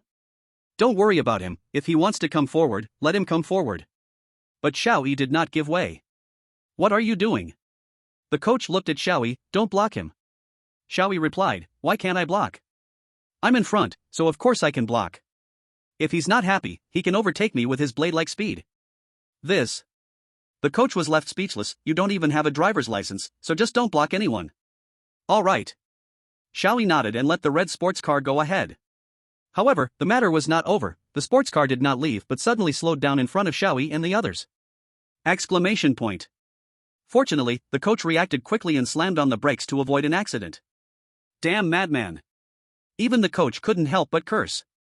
It was obvious that the other party was doing this on purpose, and they even rolled down the window, sticking out their hand with a thumbs-down gesture. Xiao Yi squinted his eyes, this guy is a bit stupid. Don't mind that crazy idiot. We just focus on driving our car. Ha! The coach was about to advise Xiao Yi to stay calm but then noticed that somehow, the car keys were already in Xiao Yi's hand. Moreover, Xiao Yi had just removed the speed limit on the car. Coach? But before the coach could react, Xiao Yi had already thrown the car key out the window and gripped the steering wheel tightly. Coach! I'm going to accelerate. Wait. Don't. Oh no. A flash raced by, and Xiao Yi instantly overtook the sports car in front. The owner of the sports car saw that a coach car had overtaken him and immediately accelerated. Slow down. The coach was nearly scared out of his wits, you don't even have a driver's license, don't drive so fast. It's fine, coach.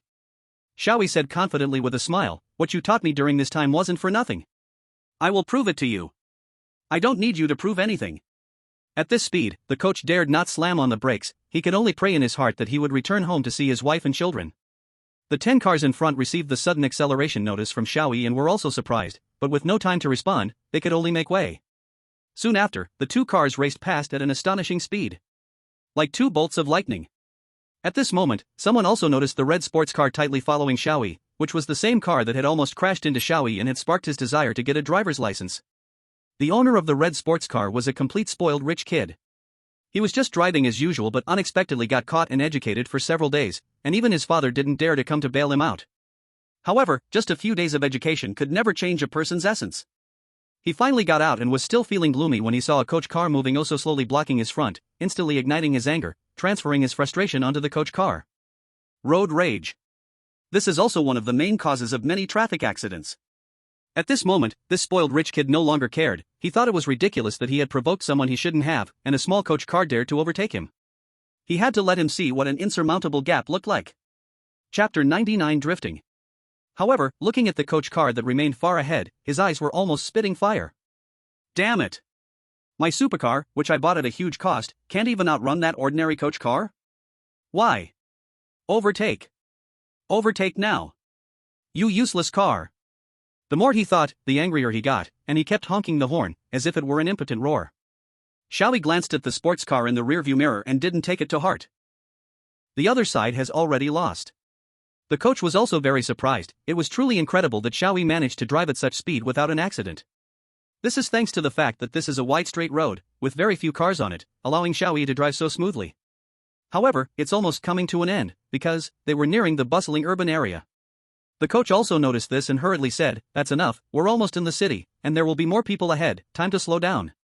Upon hearing this, Xiao Yi began to slow down, and indeed, he saw a group of people about to cross the road up ahead.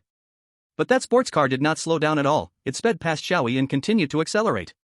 Xiao Yi was shocked. Why isn't he slowing down? Could it be? The coach was also tensed up. Is he not looking straight ahead? And the owner of the sports car was indeed not looking ahead, he was staring fixedly in the rearview mirror at Xiao Yi's car, relishing his impending victory. There was no time to hesitate. Xiao Yi accelerated again and alerted the coach, "Coach, I'm going to drift." Xiao Yi had seen it in the movies. Crashing directly would be hard to flip it over, but drifting could easily do that. He did not understand the specific principle, but whether it was the stability of the axle making it difficult to flip with a direct hit, or the different angles of collision causing a loss of balance, he could not care about those things anymore. At this point, other than crashing that car off the road, Xiao Yi could not think of any other way. However, just as Xiao Yi was about to take the handbrake, he found that the coach had already grabbed it. "I'll control the timing," the coach said, "you just accelerate." Understood. Xiao Yi's car once again sped up to the point of becoming a blur. The group of people about to cross the road also heard the roaring sound approaching. They saw two cars rushing towards them and could not help but be stunned with fear. There was no time to dodge. But now, drift! A sharp sound erupted as the tires left behind a trail of white smoke on the road, the rear end of the coach's car drawing a perfect curve, then it suddenly crashed into that red sports car. With rolling dust, both cars flew off the roadway at the same time. The red sports car lost its balance, completely flipping over. The immense inertia caused it to slide its roof a great distance on the ground, but fortunately, the even greater energy released from the rapidly rotating tires due to the flip dissipated into the air. The coach's car, driven by Xiao Yi, kept rolling, and with loud crashing sounds, it continued to roll over until it finally came to a stop with a thud in the distance. The pedestrians were completely stunned, still standing still in place without moving. Soon, after a difficult stop, the door of the coach's car opened, and the coach crawled out from inside. "I'm still alive? I'm still alive." The coach was somewhat frightened. He truly felt he was crazy, as this could shorten his life even if he didn't die. However, he also witnessed how incredibly safe the car was. After such a collision, even the door hardly dented and could still open normally. Xiao Yi also jumped out of the car, a satisfied look on his face. "I feel like I've done something more exciting than what I saw in the movies." Then, the two walked towards the red sports car, whose owner was just clumsily crawling out of the open window. Upon seeing Xiao Yi, he couldn't help but feel scared, but he still forced himself to point his finger at Xiao Yi and said, "You are really a madman. You actually used your car to crash into me. Don't drag me down with you if you want to throw your life away. In any case, I don't care whether you want to die or not, you damaged my car. You must compensate. And for my mental distress. 10 million. Not a single cent less. Otherwise, your entire family can forget about living." He did not think that a common person taking a driving test would be his own opponent. Even if he couldn't compete with the car, he still had countless methods to make the person in front of him, "Xiao Yi, submit." Xiao Yi did not respond. He was too lazy to waste words with such a person, and also, there were others who would help him to respond. "In that case, we will compensate." The car owner heard the voice and looked back, and then he saw a group of people in black clothes who had educated him for several days, now clearly becoming his nightmare. "It's you again. What did I do to provoke you? Could it be?" The car owner suddenly turned to Xiao Yi. "Could it be that you are?" He instantly felt weak in his legs, kneeling to the ground and nearly fainting, but the black-clothed people had already supported him. No matter what, this person would never be so arrogant again in the future, because he would receive the best transformation and education. Unless he no longer wanted to be human, he would certainly be able to become a person again. Xiao Yi didn't care much about this. He looked at the instructor and asked, "Instructor, did I drive well just now?" This time, the instructor could not deny this. He gently nodded. "Well, I have to admit, you did drive very well." "Great. Since I still have the feel, let's continue driving." "Instructor?" After a few more days, Xiao Yi finally got his driver's license as he wished. Needless to say, he definitely went to share the good news with the instructor right away. "Instructor, I passed." "That's great." The instructor couldn't help but feel a bit excited. After these days of learning, Xiao Yi indeed no longer needed to worry about driving on the road. However, the instructor already knew that Xiao Yi would pass the driving test. After all, the entire system would change for him, so having a driver's license was a piece of cake. The reason for his excitement was that he no longer had to teach him how to drive. The instructor was even so moved that he wanted to cry. "Instructor, thank you for your careful teaching during this time. I succeeded." You did very well." The instructor was nearly in tears. He finally accomplished his mission. He could finally escape the nightmare. But just then, Xiao Yi said, "You are the best instructor I've ever met. If I accidentally get my license revoked in the future, I will still come to find you." "Instructor, come back?" Chapter 100, The Rule's Strange Talk returns again. For the reading experience of all readers, the barrage in the live broadcast room will be represented by, if there are better suggestions, please put them forward. Some time has passed since the last Rule's Strange Talk, and it has been a considerable amount of time. This is only normal, after all, with the highest difficulty and special difficulty hitting all at once, no one can bear it. At least give a bit more time to rest. Those countries that suffered from strange arrivals also needed to recover their losses. After the last instance, the number of remaining countries in the world had ultimately dropped to a two-digit figure, and the entire world situation had undergone tremendous changes. What this world would become next, no one dared to say they could be certain. However, even after a considerable amount of time, even as the world situation changed rapidly, people always kept the Rule's Strange Talk in their hearts, never forgetting it even slightly. No matter how the world changed now, the Rule's Strange Talk would ultimately come again. Therefore, even when that voice suddenly echoed in everyone's mind again, no one would be frightened. The Rule's Strange Talk game is about to descend, selecting the chosen ones. The Rule's Strange Talk had descended once more, and people habitually flocked to the live broadcast room. Looking at the pitch-black screen in the live broadcast room, each person's expression was a bit heavy. The Rule's Strange Talk game, which concerned the fate of the country and individuals, was about to begin again. However, as a country that had continuously cleared the highest and special difficulty instances, the Long Kingdom. The atmosphere in the Dragon Country livestream room was not very relaxed, in fact, it was somewhat tense. After all, the last time they thought the highest difficulty dungeon was already the limit, a special difficulty suddenly appeared. No one knew what new tricks the Rule Horror would pull this time, perhaps it would come up with an ultimate difficulty. Therefore, the people of Dragon Country were cautious this time, not daring to pop the champagne immediately. Like others, they nervously stared at the dark screen of the livestream, praying that this dungeon would be a bit more humane.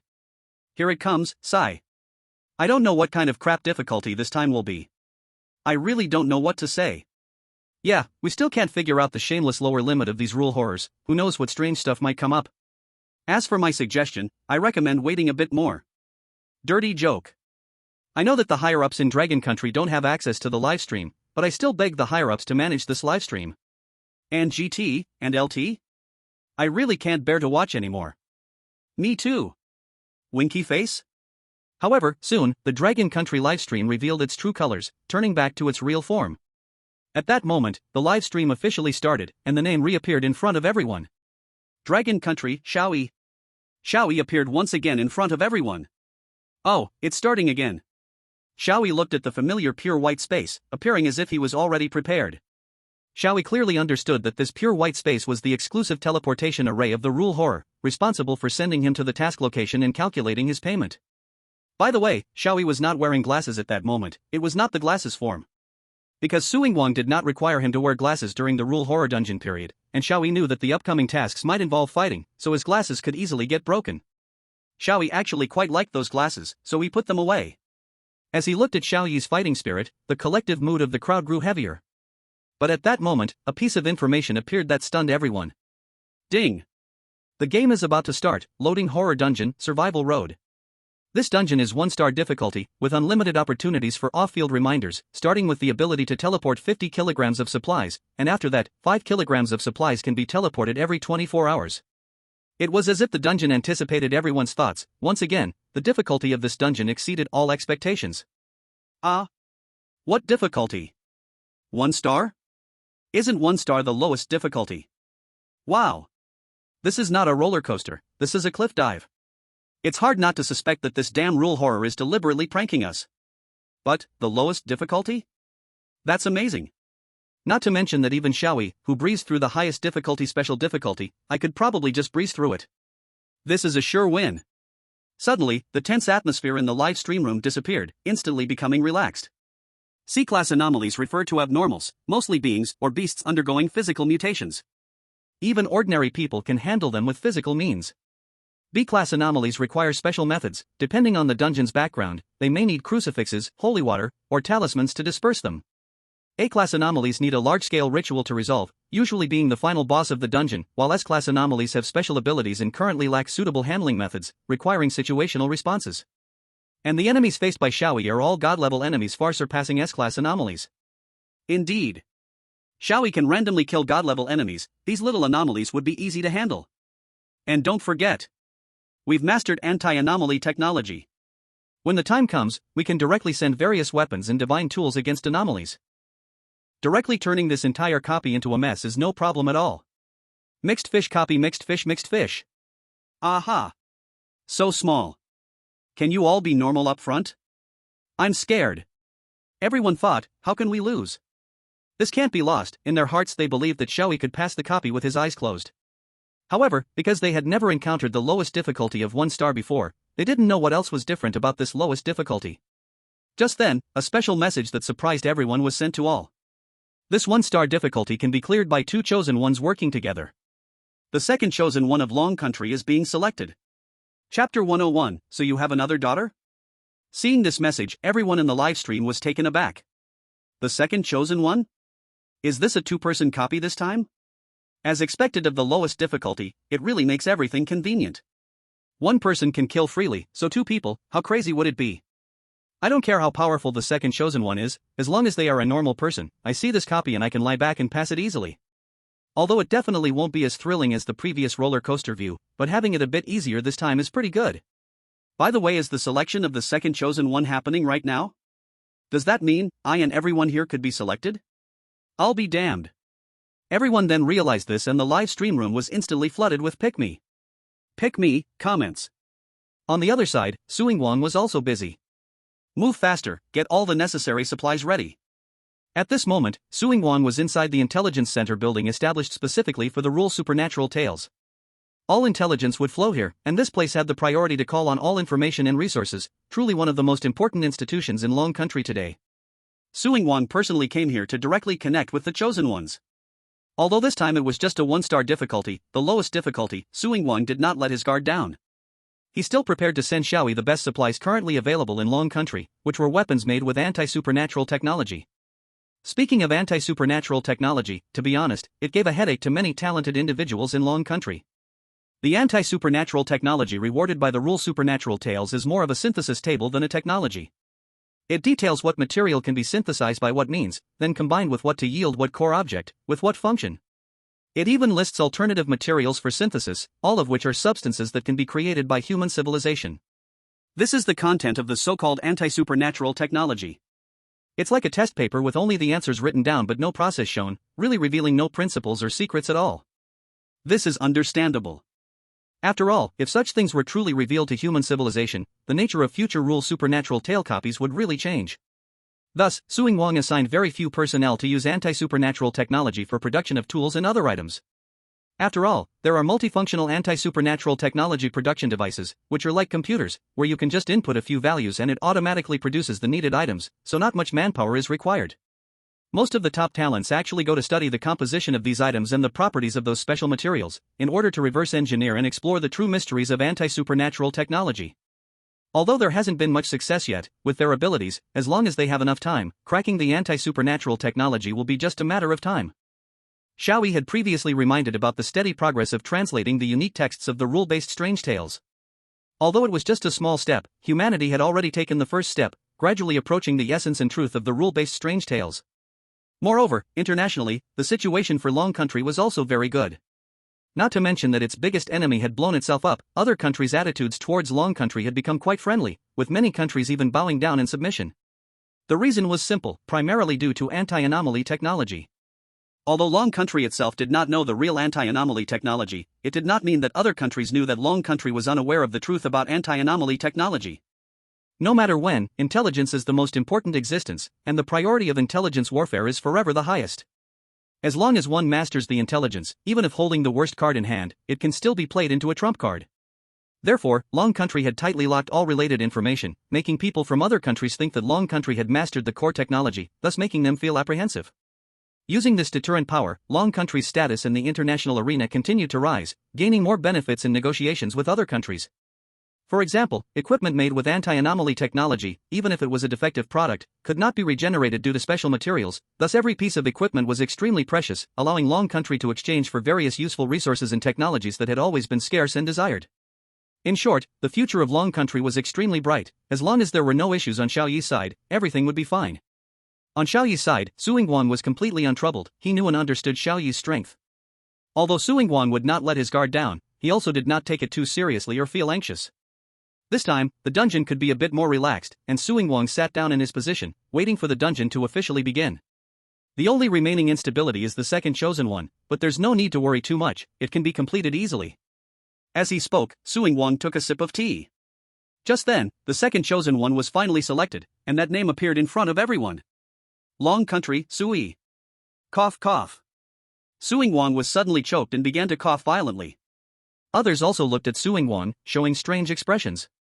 Not because they found his sudden coughing strange, but because of the second chosen one. Quickly check. Su Yingguang didn't have time to cough, urgently ordering those around him.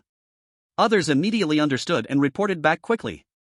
Mr. Su, it has been confirmed that the chosen one is indeed your daughter, Miss Su Yi. She was just enveloped by a beam of white light and has already disappeared. Even though the dungeon had not yet begun, it was still possible to use outside prompts to communicate with the chosen one within, and Su Yingguang immediately seized this opportunity to contact Xiao Yi. Xiao Yi. Uncle Su? Do you have something? Wait. My daughter will be going to your place, please protect her with all your heart. Oh? Xiao Yi was a bit surprised. You have a daughter? I've never heard you mention it before. Su Yingguang actually did not intend to let his daughter have contact with Xiao Yi, he just never expected the two would meet in this way. However, it was meaningless to feel emotional about it now.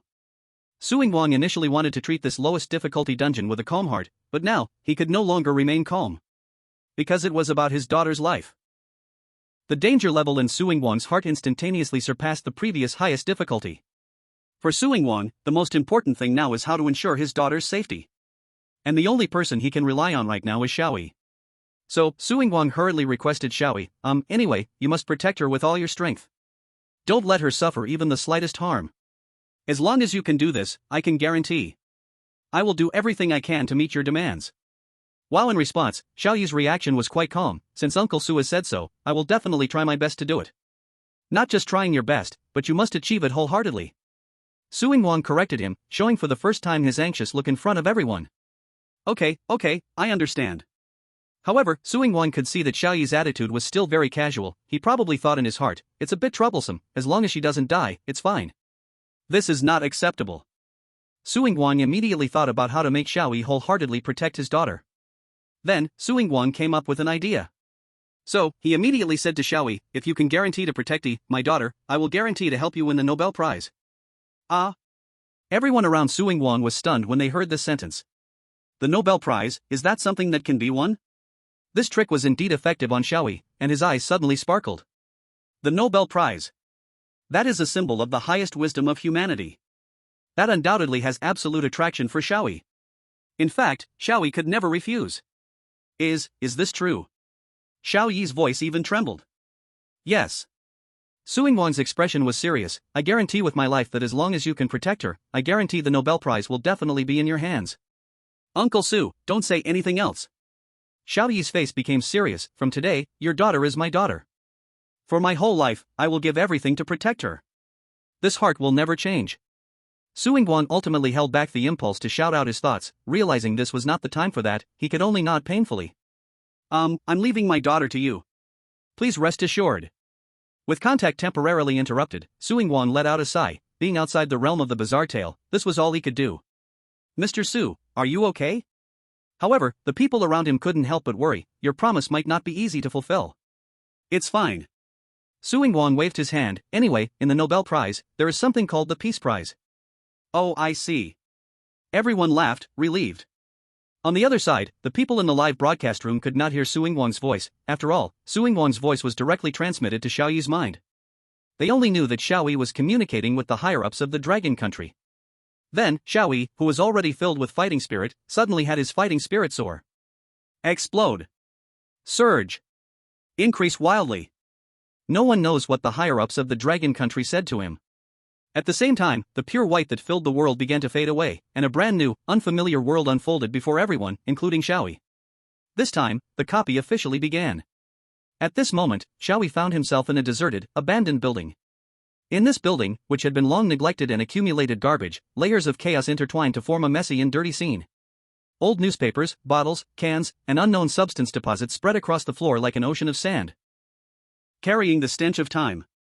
The broken window left gaps that occasionally howled with wind, creating a jarring sound. Where is this? Xiao Yi looked out from the abandoned building, and the desolate city before him presented an unprecedented wasteland. Under the gray and cold sky, countless concrete frames still retained the outlines of past prosperity, even though they were now covered in cracks. The broken wires swayed like vines in the jungle, and the winding, deserted streets were empty. In the shattered houses with bricks and tiles scattered, broken windows faintly revealed spiderweb patterns. The scrolling display screens of billboards had frozen, and the still Ferris wheel and the nearby fallen skyscraper together sketched a desolate scene, leaving only silence in the empty city. Seeing this scene, everyone in the live broadcast couldn't help but feel a little emotional. This scenery, to be honest, perfectly matches my imagination of a ruined world. My rating is so evocative. Wait a minute. I remember this instance seems to be called Survival Road, and combined with the scene, hissing. I seem to understand what this instance is about and what enemies to face. Ah, it's only a 1-star difficulty, just a casual play will be enough. It feels so real, and compared to those trivial little things, I care more about what kind of teammates brother Xiao Yi will have this time. I'm really curious. Hurry, hurry. I remember, another chosen one's name seems to be Sui, which is a woman's name, so this means that brother Xiao Yi is going to carry a girl this time. Wow. That's just too great. If I'm also a cute sister, why wasn't I chosen? Plus, that Sui sounds good, I bet she must look strange. Suddenly, the entire live broadcast room fell silent, no one spoke anymore because everyone saw that person. She made everyone freeze for a moment. Sorry. Xiao Yi heard a voice behind him and turned around. Then, he couldn't help but freeze. In this chaotic environment, a girl wearing a black school uniform stood there. Her presence seemed to cut through the world, the desolate scenery around gradually faded away, and even the gray, cold sunlight became gentle. Her school uniform was a deep brick black, simple and unadorned, while her white shirt was pure and bright, contrasting sharply with the black uniform, highlighting the delicacy of her skin. Her white stockings were so pure, as if her legs were covered in a fresh snowfall, reflecting a faint sheen under the sunlight. Xiao Yi could almost see the snowflakes slowly melting on her long legs, warm and wet. Chapter 103, A Note on Shelf Launch. Tomorrow at noon, around 12 o'clock, the book will be launched. The author doesn't know what to say, thinking that all readers are here because this book is interesting, so let's talk about the book. First of all, this book initially was something the author casually fiddled with and then put out there, unexpectedly getting approved. Since it was approved, then let's start writing. However, the author initially had no idea how to write. After all, the author isn't an idiot, so it has been in a state of writing whatever came to mind. This also caused the first and second instances to be quite rough in many places. For example, the second instance only lasted 5 days, partly because the author was too lazy to think of more plot for more days. As for the main reason, the author hasn't figured it out yet. The story of the first instance is even rougher. The author even had the idea of restarting this instance from a different angle to clarify what wasn't explained. In short, in the future, the author will strive to make the writing less rough. Start working hard from tomorrow. Also, I see some readers are confused about which country Orlan corresponds to. In fact, Orlan is completely fictional and has no real counterpart. This country came into existence only after the character Shalia. If I have to link it to a real-world country, the author can only answer that it is the Roman Empire of 37 AD. Now, let's talk about some ideas for the future of this book. The third copy is based on reality, and the plot doesn't involve any fancy tricks. It's relatively light, and the author is quite relaxed about it. I hope readers enjoy a touch of abstract sweetness. After the third copy ends, the author plans to write about Xiao Yi's live streaming gaming or product pitching content because the author always sees incredible ideas while surfing the internet and feels it would be a waste not to use it. In the fourth copy, Xiao Yi's mother, Eve, will reappear, and the content will probably be a patchwork of various horror stories, though the specific details are not yet decided. After the fourth copy ends, the author plans to write about Eve exploring Xiao Yi's XP system. Then, there's nothing more to say, I'll think about it later. The author hopes every copy has something different, so I dare not make decisions lightly in that regard. However, the ending is already decided. Also, Xiao Yi's 5's talent is, to be honest, his final form. In the future, whenever Xiao Yi upgrades his talent, regardless of what enhanced or berserk forms he obtains, they will ultimately converge towards that talent. The author has also thought of a few abilities for that 5's level talent, but they seem a bit too wild and likely won't appear in the short term. That's all there is to say. Finally, tomorrow around noon, at about 12 o'clock, I will update 5 chapters. I hope readers will subscribe a bit. Please. As long as everyone subscribes more, Xiao Yi is willing to do anything. Chapter 104, the lower the difficulty, the higher the difficulty. The moment she appeared, everyone in the live stream lost their senses. After a while, everyone finally came back to their senses and started typing on the keyboard with trembling hands. Wow, I lost so utterly and completely. How did brother Xiao Yi hold back? If it were me, strange? I actually had no impure thoughts at all? So there really exists someone this pure, enough to touch the world. Her face, clear as crystal, a blend of illusion and reality. Long hair soft as light snow, cascading like a stream, gently brushing against her neck as white as jade. Her eyelashes flickering gently, like the wings of a snow eagle, soft yet full of courage. Her pink lips resemble finely carved pink pearls, subtly glowing with a hint of shyness. Her figure is delicate, dressed in sheer snow-white stockings, exuding an elegant purity, showcasing her innocence. Her posture is upright and filled with a natural rhythm, as if any simple action could be transformed into. Chapter 105, Namo Gatling Bodhisattva. Consciousness rewrites reality. This ability sounds powerful, but it comes with significant limitations. Because no matter how good someone is at deceiving, they can never trick themselves, they can at best persuade themselves. If an ordinary person obtains this ability, the actual effectiveness will likely be quite limited, leading to a result where having this ability is not much different from not having it.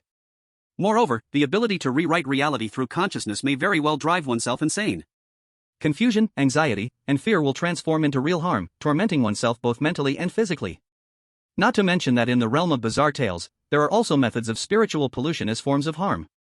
Ordinary people cannot endure such torment, mental breakdown is just a matter of time. This ability, instead of being useful, will turn into one's own nightmare. Only a unique person like Xiao Yi can wield this ability well. Chapter 106 Nobel. Oh no! I bumped into something. Damn, my little toe hit the table leg, and it made me cry. Crap, it really hurt. In the livestream, chaos was still reigning, but on Su Yingwang's side, although the people nearby wanted to cheer, they dared not say a word in front of Su Yingwang's grim face. As for Xiao Yi, after checking Sui's condition, he nodded slightly. It looks fine. It's a bit swollen, but it'll go down after a while. After saying this, Xiao Yi also let go and took a few steps back. Sui was still frozen in place. She gently touched the spot Xiao Yi had just touched, not knowing what she was thinking. What are you doing? Xiao Yi urged, we should get going. Oh, okay. Sui replied. Chapter 107 The Attack. Its skin had lost its previous vitality, replaced by a sickly blue-white, lifeless and ghastly like a corpse. Its eyes were hollow and cold, filled with endless hunger and madness. Suddenly, the creature twisted its body and charged directly at Xiao Yi, who was hiding behind a concrete pillar. It seemed that the creature did not rely solely on sound to seek out its enemy, but Xiao Yi didn't have the luxury to ponder that now. The creature moved quickly, like a mad dog, and in the blink of an eye, it was upon him. Xiao Yi took out the original text, which transformed into a long blade. Xiao Yi dodged the creature's clawing hands, and the original text pierced into its neck. However, the creature felt no pain. Even with its neck pierced by the long blade, it still opened its bloodied mouth with all its might, trying to bite Xiao Yi.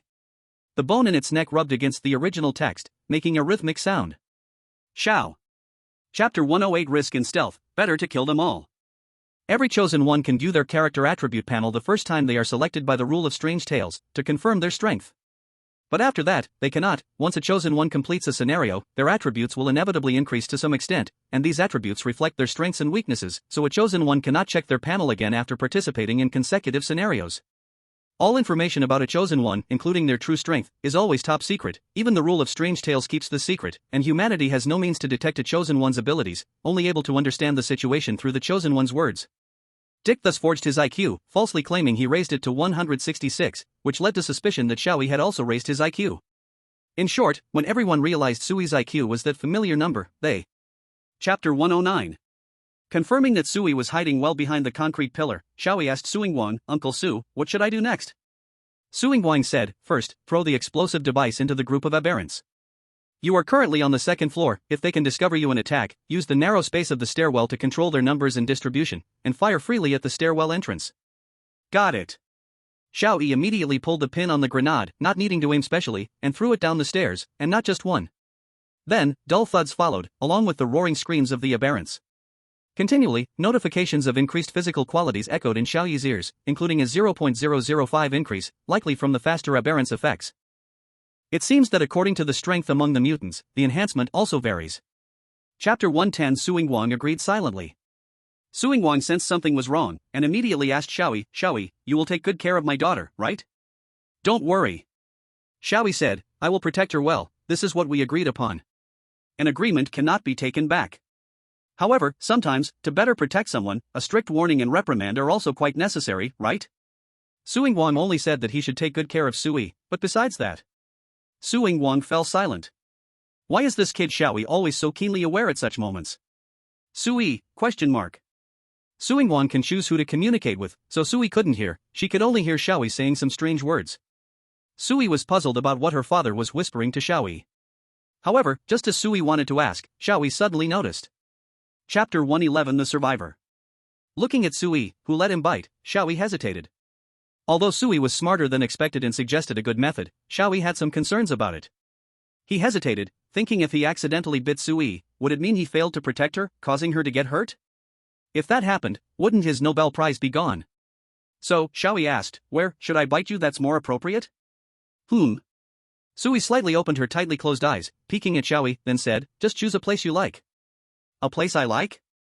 Xiao Yi fell into deep thought. Which part of the body did he like to bite? Speaking of biting, it simply means biting into flesh, right? So which part of the flesh did he prefer to bite? Then, Xiao Yi. Chapter 112. The Advanced Mutant. Jade had already figured it out. Although he still didn't know the true identities of Xiao Yi and Sui, looking at their clear eyes, they didn't seem to be bad people.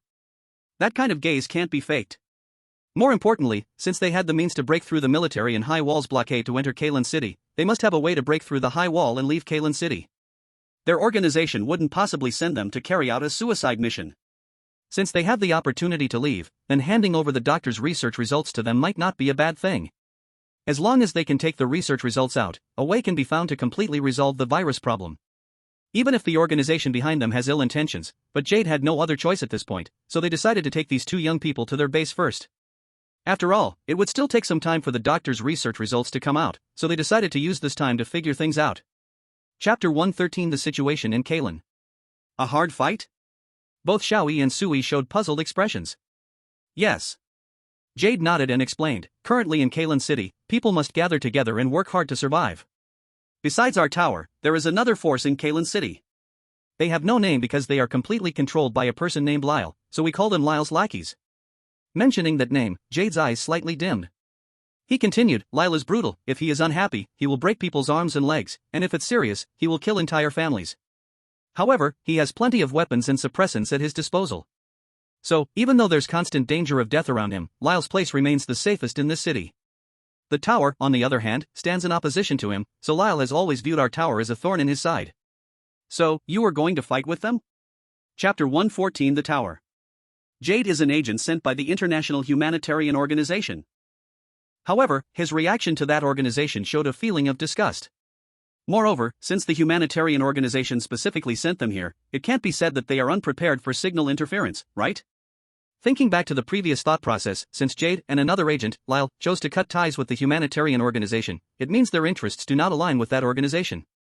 Jade clearly wants to save more people. From this perspective, the humanitarian organization should not aim to save many people. Additionally, the regulations document states to retrieve the original virus strain and vaccine. If they want to save people, then why are they also retrieving the virus strain? Since the humanitarian organization took the initiative to get involved in this mess, it shows there are benefits to gain. For example, this special virus allows the infected to maintain a certain level of intelligence, and their actions are quite coordinated, indicating that these individuals. Chapter 115. Old Friends. What did you say? Hearing these words, the doctor's actions paused involuntarily. The other injured around also showed sad expressions, all of them had survived the earlier struggle for supplies. Kareem, none of them could forget how they survived that hell. At that time, they had already obtained the airdropped supplies and were preparing to load them onto the vehicle when countless bullets suddenly rained down. Jade immediately realized they were ambushed. Lyle's people had laid an ambush here just for this moment. They were all heavily surrounded. How did Lyle know that the airdropped supplies would appear here? No one had the leisure to ponder this as many comrades died in that instant. Faced with the hail of bullets, the remaining people barely survived under Jade's leadership and fought against Lyle's men. Chapter 116, Extracting New Skills. All right. Xiao Yi replied, but on the contrary, after completing that task, I want to meet the doctor. Doctor? Kareem indeed heard Jade mention a doctor secretly researching the vaccine. Jade had also told Kareem the location of the doctor's secret research facility. Of course. So, Kareem nodded. The negotiation was thus reached, and Xiao Yi did not say anything more, returning to his room to prepare for the next day. The next morning, Kareem prepared a car and a map for Xiao Yi in them. A car is essential for moving in the city, and coincidentally, Xiao Yi had obtained his driver's license earlier, so he could still drive. Along with Xiao Yi was Sui. Only with Sui by his side could Xiao Yi feel at ease. Besides, if there were too many mutants, Xiao Yi was not confident he could handle them all. The two got into the car. Chapter 117, The Bull Charged. The talent effect of abstract reality had activated once again after a long hiatus. However, it was still just a random skill draw. Drawing what is unexpected is not strange. Xiao Yi could not expect to draw something particularly powerful every time.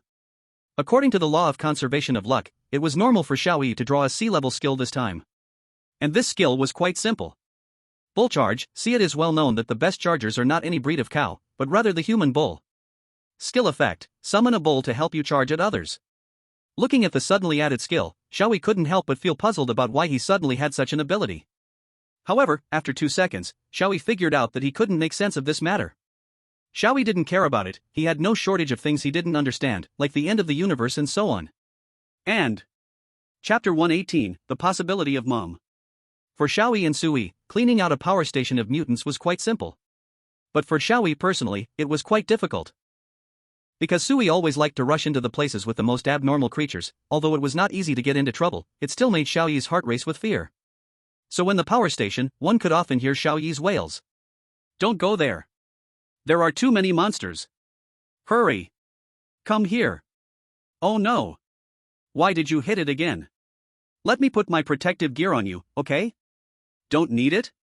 You can't not need it. Be obedient. Hurry and wear it, wear more. However, what worried Xiao Yi the most was not the abnormal creatures, because those creatures couldn't hurt Sui at all. What really worried Xiao Yi was Sui herself. Sui was very good at hurting herself. Just when Xiao Yi was protecting her closely behind him, Sui stepped on something.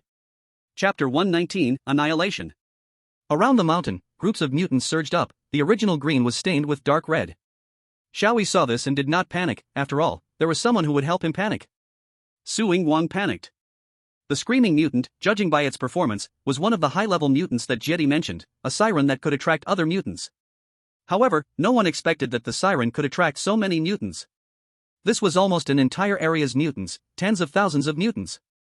Facing such a massive number, even with anti-anomaly technology, it was hard to deal with. Moreover, among the skills Xiao Yi had previously told him, none could effectively target this situation. Su Yingguang began to think about how to deal with this crisis. First, it was definitely not good to try to fight back, they could only escape. At that moment, the mutants were encircling them in a circular formation, approaching the half they occupied. Chapter 120, Confession. The tidal wave of mutants closed in on Xiao Yi and Sui, instantly becoming a storm, rushing toward them. Yet, Xiao Yi and Sui merely pulled the triggers with calm expressions. The flames spewing from the gun barrels were bright as the sun, and the dense gunfire sounded like a torrential rain. The pauses in shooting were so brief they were almost non-existent. They quickly exchanged magazines. Their skilled movements took almost no time at all. In that fleeting moment, thousands of mutants charging at the front had been shot down, bursting open brutally. Flesh, bones, brain matter, and blood splashed freely into the air. The air, carrying a smell of rotten meat, was somewhat acrid. However, the next moment, this air was blown away by the surging wind. Xiao Yi pulled the pin from a grenade and threw it into the densest area of the mutant crowd. Fire, smoke, and the sound of explosions worked together, and those starving mutants turned into floating remains. Chapter 121, Humans Are Truly Hopeless. Xiao Yi often saw people online saying things like, I once punched through a 50mm steel plate in extreme anger, or I was extremely angry in extremely angry situations. Although those are examples of trying to show off and just making fools of themselves, it cannot be denied that people, in extreme anger, can indeed unleash astonishing power. So, Xiao Yi felt that in a fit of rage, knocking a monster that was 3 to 4 stories tall 100 meters away was reasonable. Moreover, he had some abilities that ordinary people did not possess. After releasing his anger as power, Xiao Yi felt much calmer. Once calm, he finally could clearly examine himself, and at that moment, Xiao Yi came to understand many things. He had an epiphany.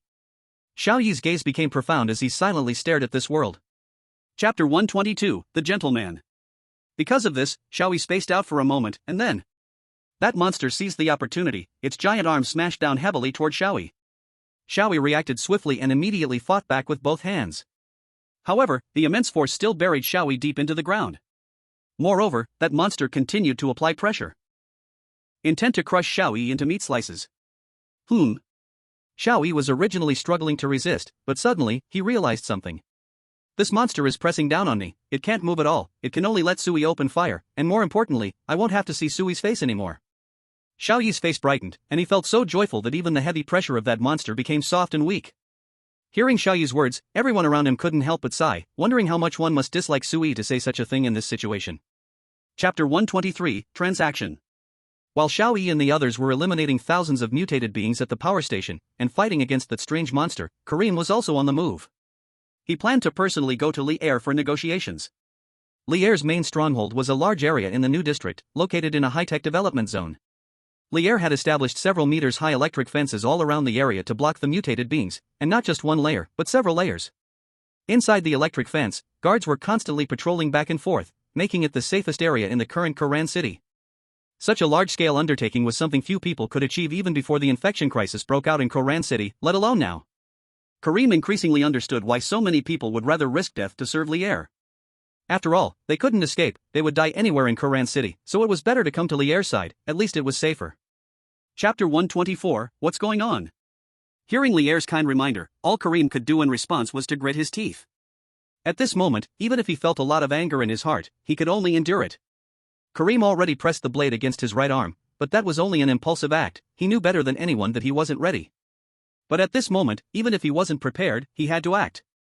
This was for everyone to survive. It was just an arm. However, as soon as Kareem thought of using force, he suffered intense resistance. As his arm bent, one could notice a hard strip inside the joint of his arm, that was the tendon. Kareem's tendon was resisting him, protecting him. Kareem suddenly froze, he finally reacted from the momentary excitement and clearly understood that he was planning to slow his hand down. Chapter 125, Traitor. Such incredibly bizarre things left Kareem momentarily stunned, he found it hard to believe. The doctor also took a while to lift her but from the ground back to the chair, looking at Xiao Yi and the others with eyes as if she were seeing a monster. Xiao Yi and Sui were still in a state of confusion. You guys. Kareem cautiously moved a few steps closer to the two, his voice trembling as he asked. Did you clean out all the mutated beings in that entire area? Yes. Xiao Yi replied calmly, didn't I say we cleared out all the mutated beings? Cough cough. Upon hearing this, Kareem couldn't help but cough violently. Goodness. So what you meant by all is that hole? Chapter 126, Everything She Knew. Kareem stepped forward and kicked the walkie-talkie away, then he forcefully knocked that person to the ground. You guys, hurry to D area, 2nd Street, number 194. Ensure the safety of the people inside before Li'er and the others get there. Immediately, Kareem gave orders to several people around him.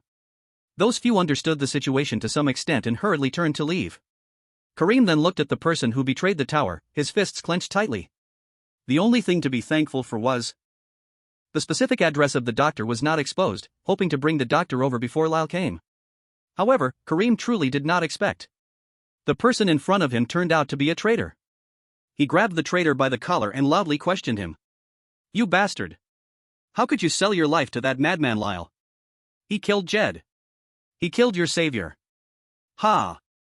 Chapter 127, Infiltration Plan. The original virus strain, is it with that person named Lyle? Xiao Yi asked. Yes. The doctor nodded.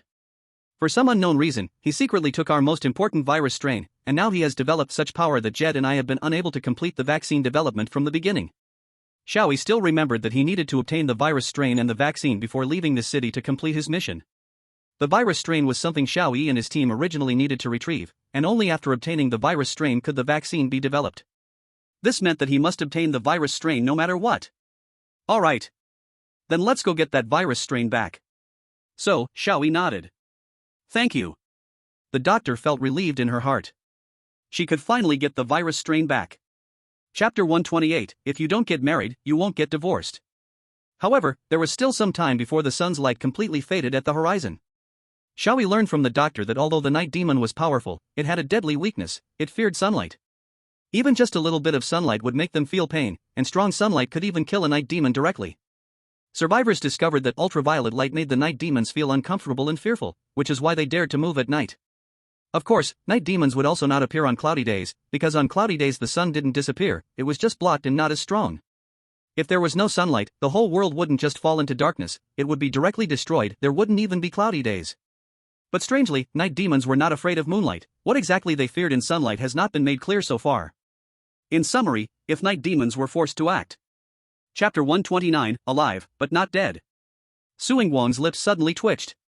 Although it seemed like his daughter didn't care much about the past event, which was indeed a good thing, however, she seemed to have an even bigger problem.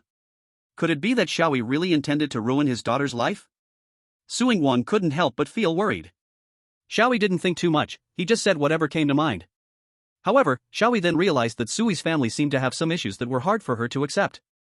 This made Xiao Yi sigh. He had suffered a lot because he had no parents, and he thought that those with both parents would be very happy. However, after going through this time, Xiao Yi recognized that it seemed those with parents also had their own troubles, and it was not necessarily true happiness. No matter how life turned out, pain and troubles would always stick around. Xiao Yi. Chapter 130, Harmony. Then, from the darkness, a 2-meter-tall, glowing humanoid monster emerged from the shadows.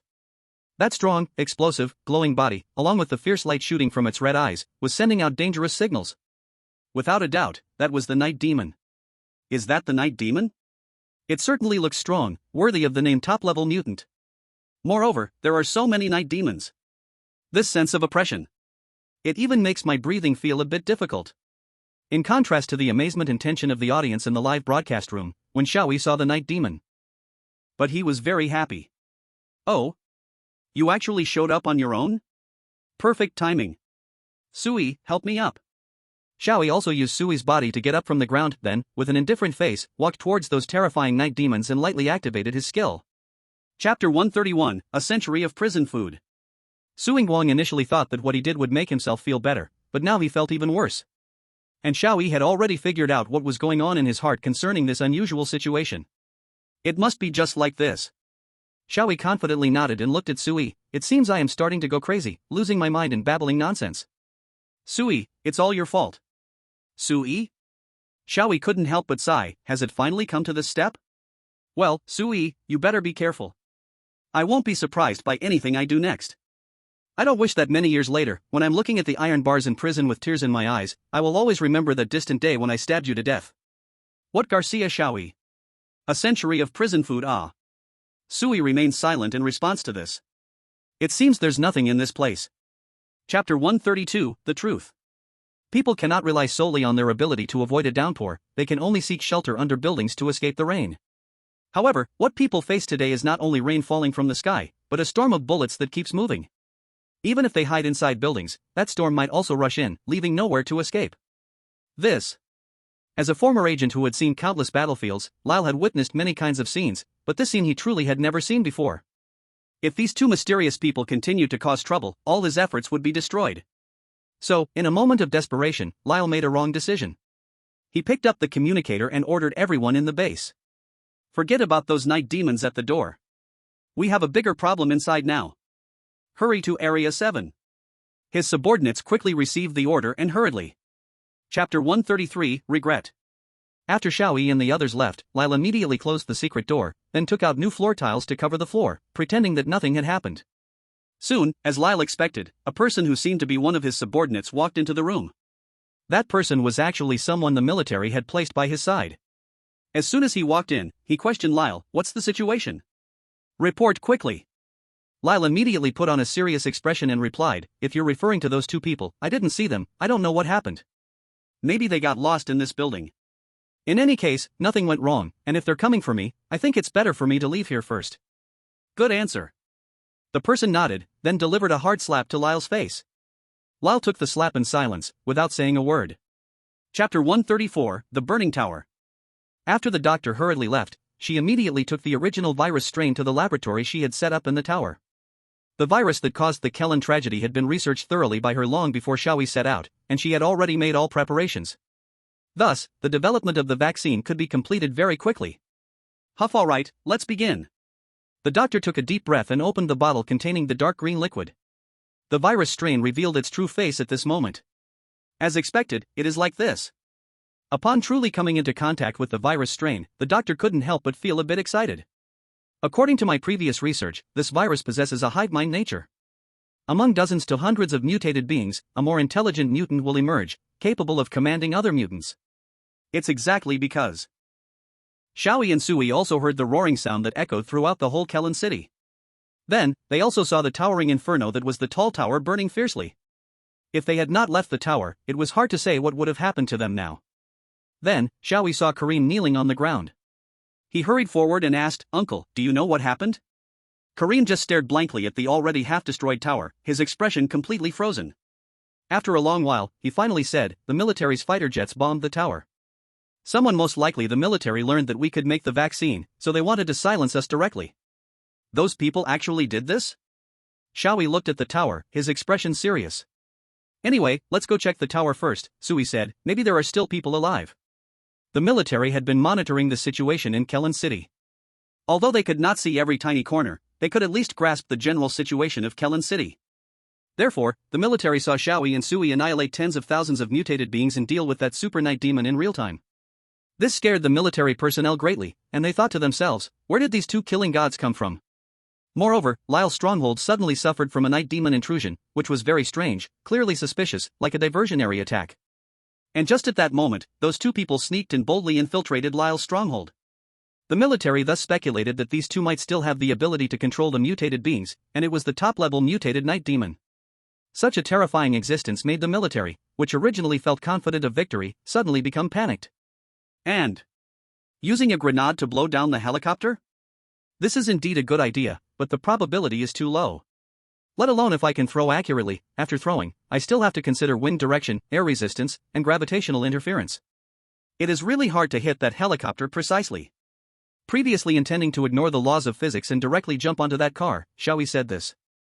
Sui looked at the armed helicopter in the distance and couldn't help but worry, "I don't have enough strength to throw that high." Sui then lowered her head and thought for a moment. Soon after, she came up with an idea.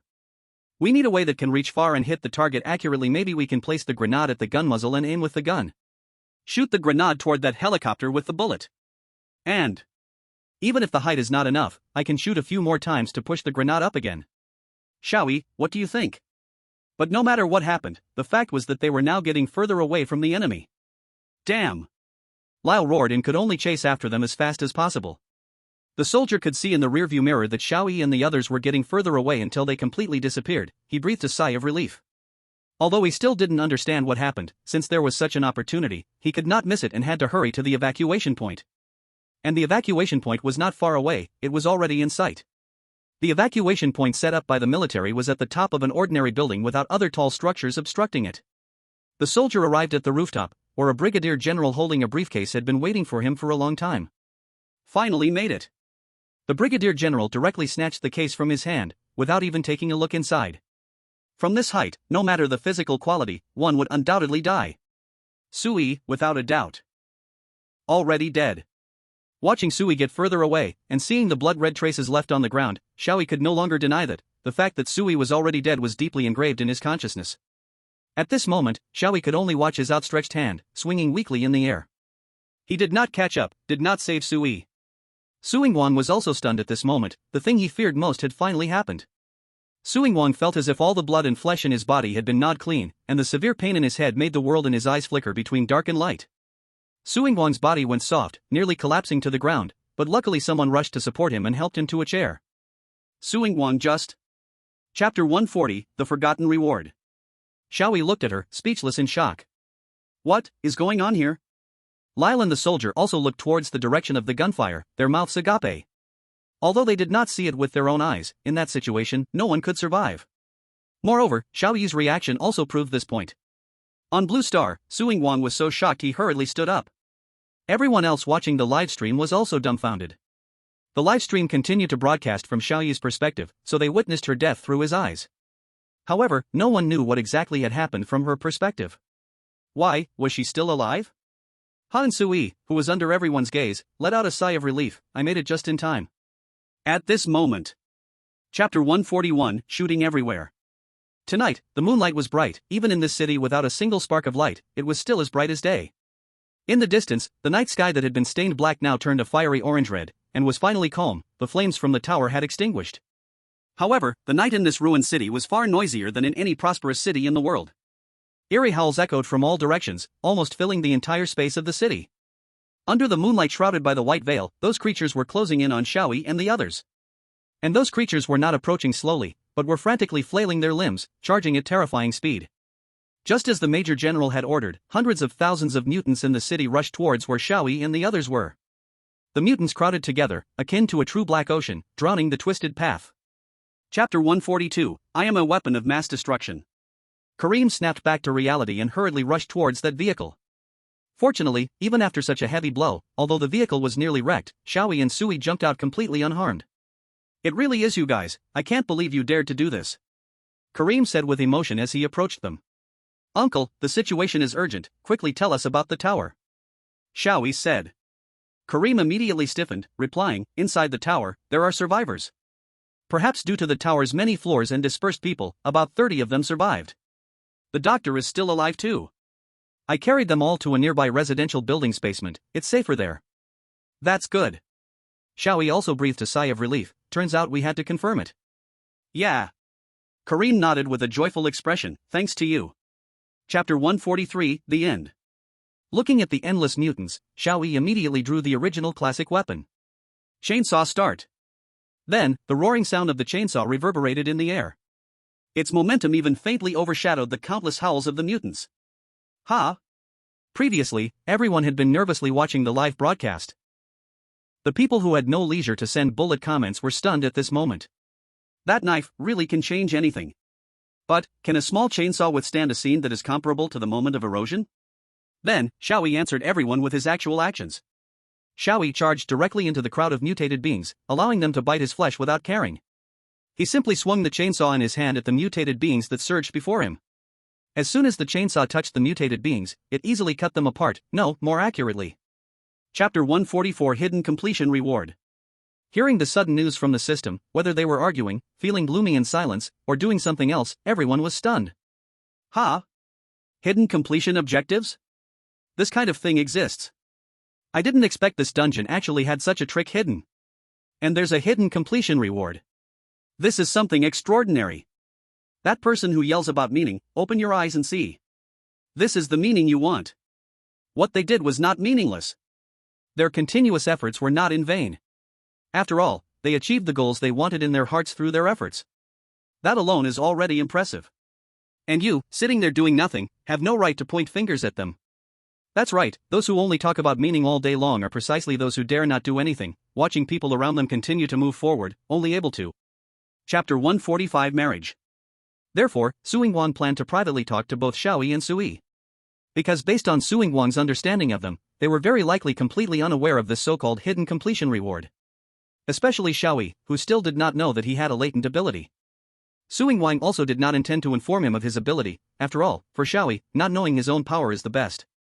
Wanting Xiao Yi to use his ability while being unaware of it. Suing Wang had to carefully consider his words. The remaining question was, how were they planning to use their latent abilities? His daughter Suing Wang was not worried at all, but Xiao Yi was a little dangerous. It was not because of who Xiao Yi was, but because his power was simply too strong, which made it overly dangerous. In short, whatever Xiao Yi wanted to do, as long as it didn't endanger others. Chapter 146 Ultimate Cooking Skills. Cooking with a rice cooker is something anyone can easily understand and do with just a few words. Plug it in, put rice and water in the pot, cover it, and press the button. Even if there are other functions, it shouldn't be too complicated. Therefore, Suing Wang thought that even for Xiao Yi, cooking rice in a rice cooker should not be a problem. However, Suing Wang ultimately underestimated, or rather overestimated Xiao Yi. He could never have imagined that someone would not plug in the rice cooker but would instead place it directly on the gas stove and use fire to heat it. Fortunately, Suing Wang arrived in time, otherwise, it was hard to say what would have happened. I see. Afterward, Xiao Yi nodded thoughtfully, so the rice cooker shouldn't be heated with fire but needs to be plugged in, no wonder it is called a rice cooker, with electric in front. I saw the word fire in the name and thought it was supposed to be heated, but it turns out electricity is the main. Chapter 147 Change of Nationality. Someone I like? Xiao Yi immediately showed an expression of surprise, he didn't expect Suing Wang to come and ask him this question. Yes. Suing Wang nodded solemnly, I want to know if you have someone you like. Yes. Xiao Yi answered immediately, and quite a few. Suing Wang, huh? Quite a few. What does that mean? Suing Wang hurriedly asked, then, the person you like? How many people are there, and who are they? Xiao Yi thought for a moment, then said, one of those people, Uncle Su, you know very well. I know very well. Suing Wang immediately tensed up. In his memory, he only had one acquaintance with Xiao Yi that he was close with. As a result, Suing Wang could not help but become nervous. His voice trembled a bit as he asked, that person, could it be? Chapter 148, I Want to Live Stream. Suing Wang listened to Xiao Yi's words and fell silent. From what he understood, Xiao Yi's point did make sense.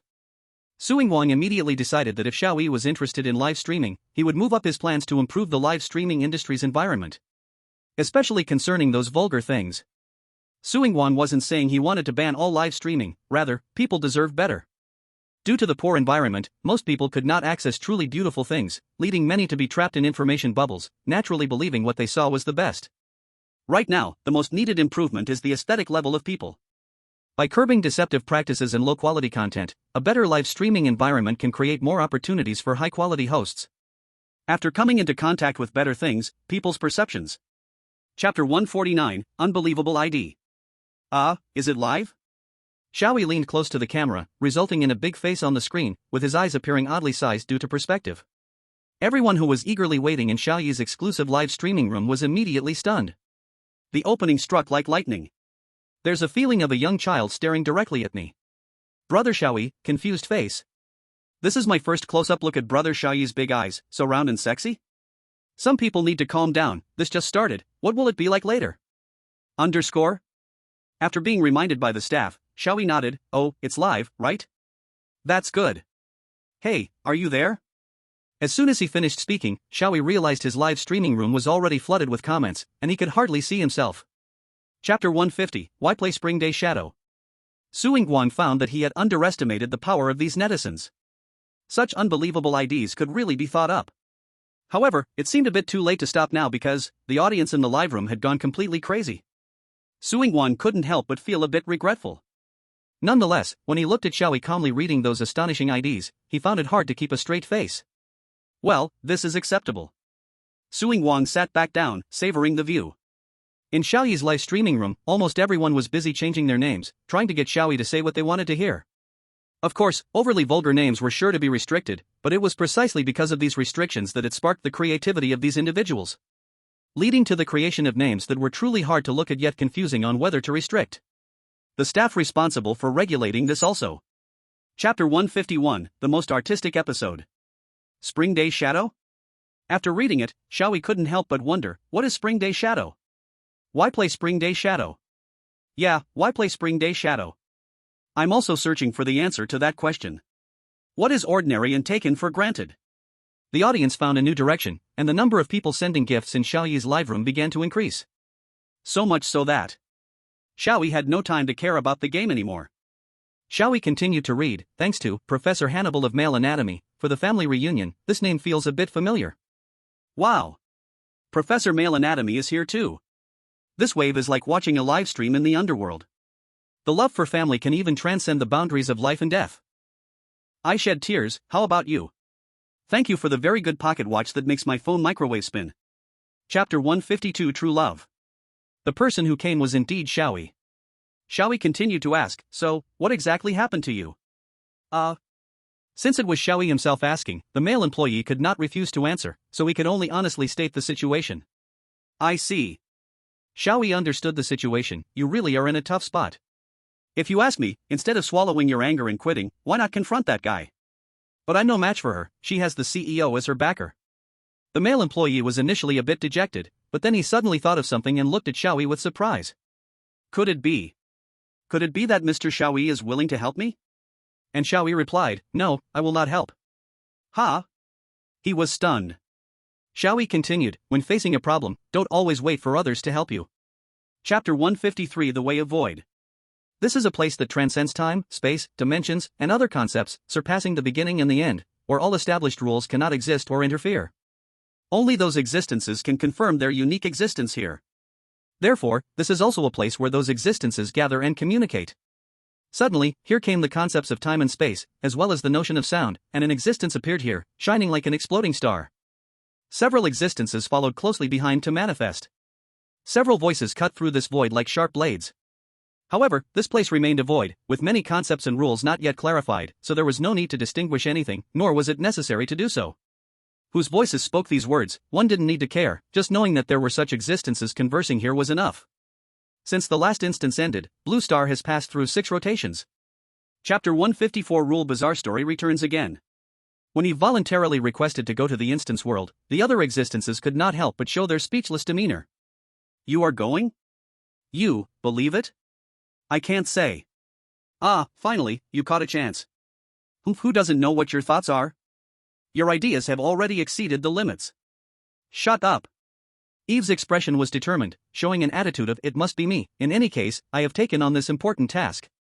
Who's in favor? Who's against? I oppose. The 7th rule immediately stood up. Who doesn't know you have selfish motives? I don't believe you will act with duty and seriousness, so I think I am the best candidate to handle this matter. Ha!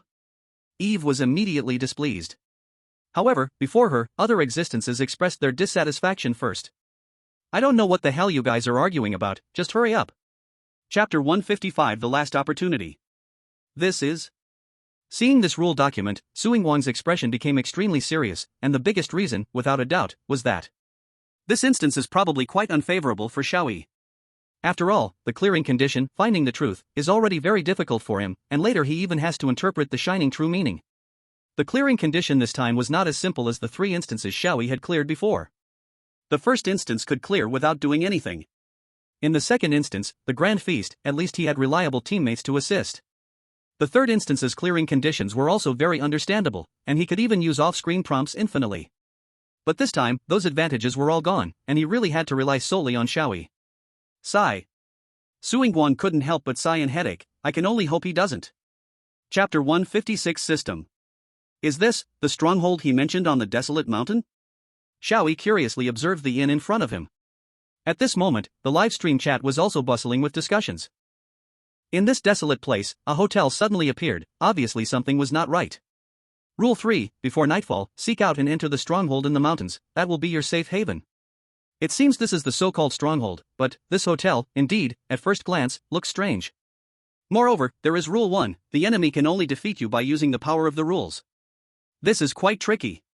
And the enemy mentioned in the rules likely resides within this hotel. Xiao Yi didn't think too much, he just nodded slightly. I understand, this must be the so-called hotel for enjoying the peace of nature, which is why it is set in such a remote place. Chapter 157, Xiao Yi's topology knowledge. That shadow, whose gender was indiscernible, always disappeared just as Xiao Yi turned the corner in pursuit. It was as if it was intentional. In a hurry to relieve yourself?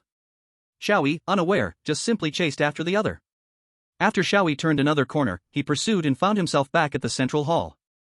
The central hall was very spacious, with round tables and chairs neatly arranged, exuding a luxurious atmosphere. However, there was nowhere to hide in the central hall, and the figure Xiao Yi was chasing had vanished. Could it be that they couldn't hold it in and just squatted beside some table?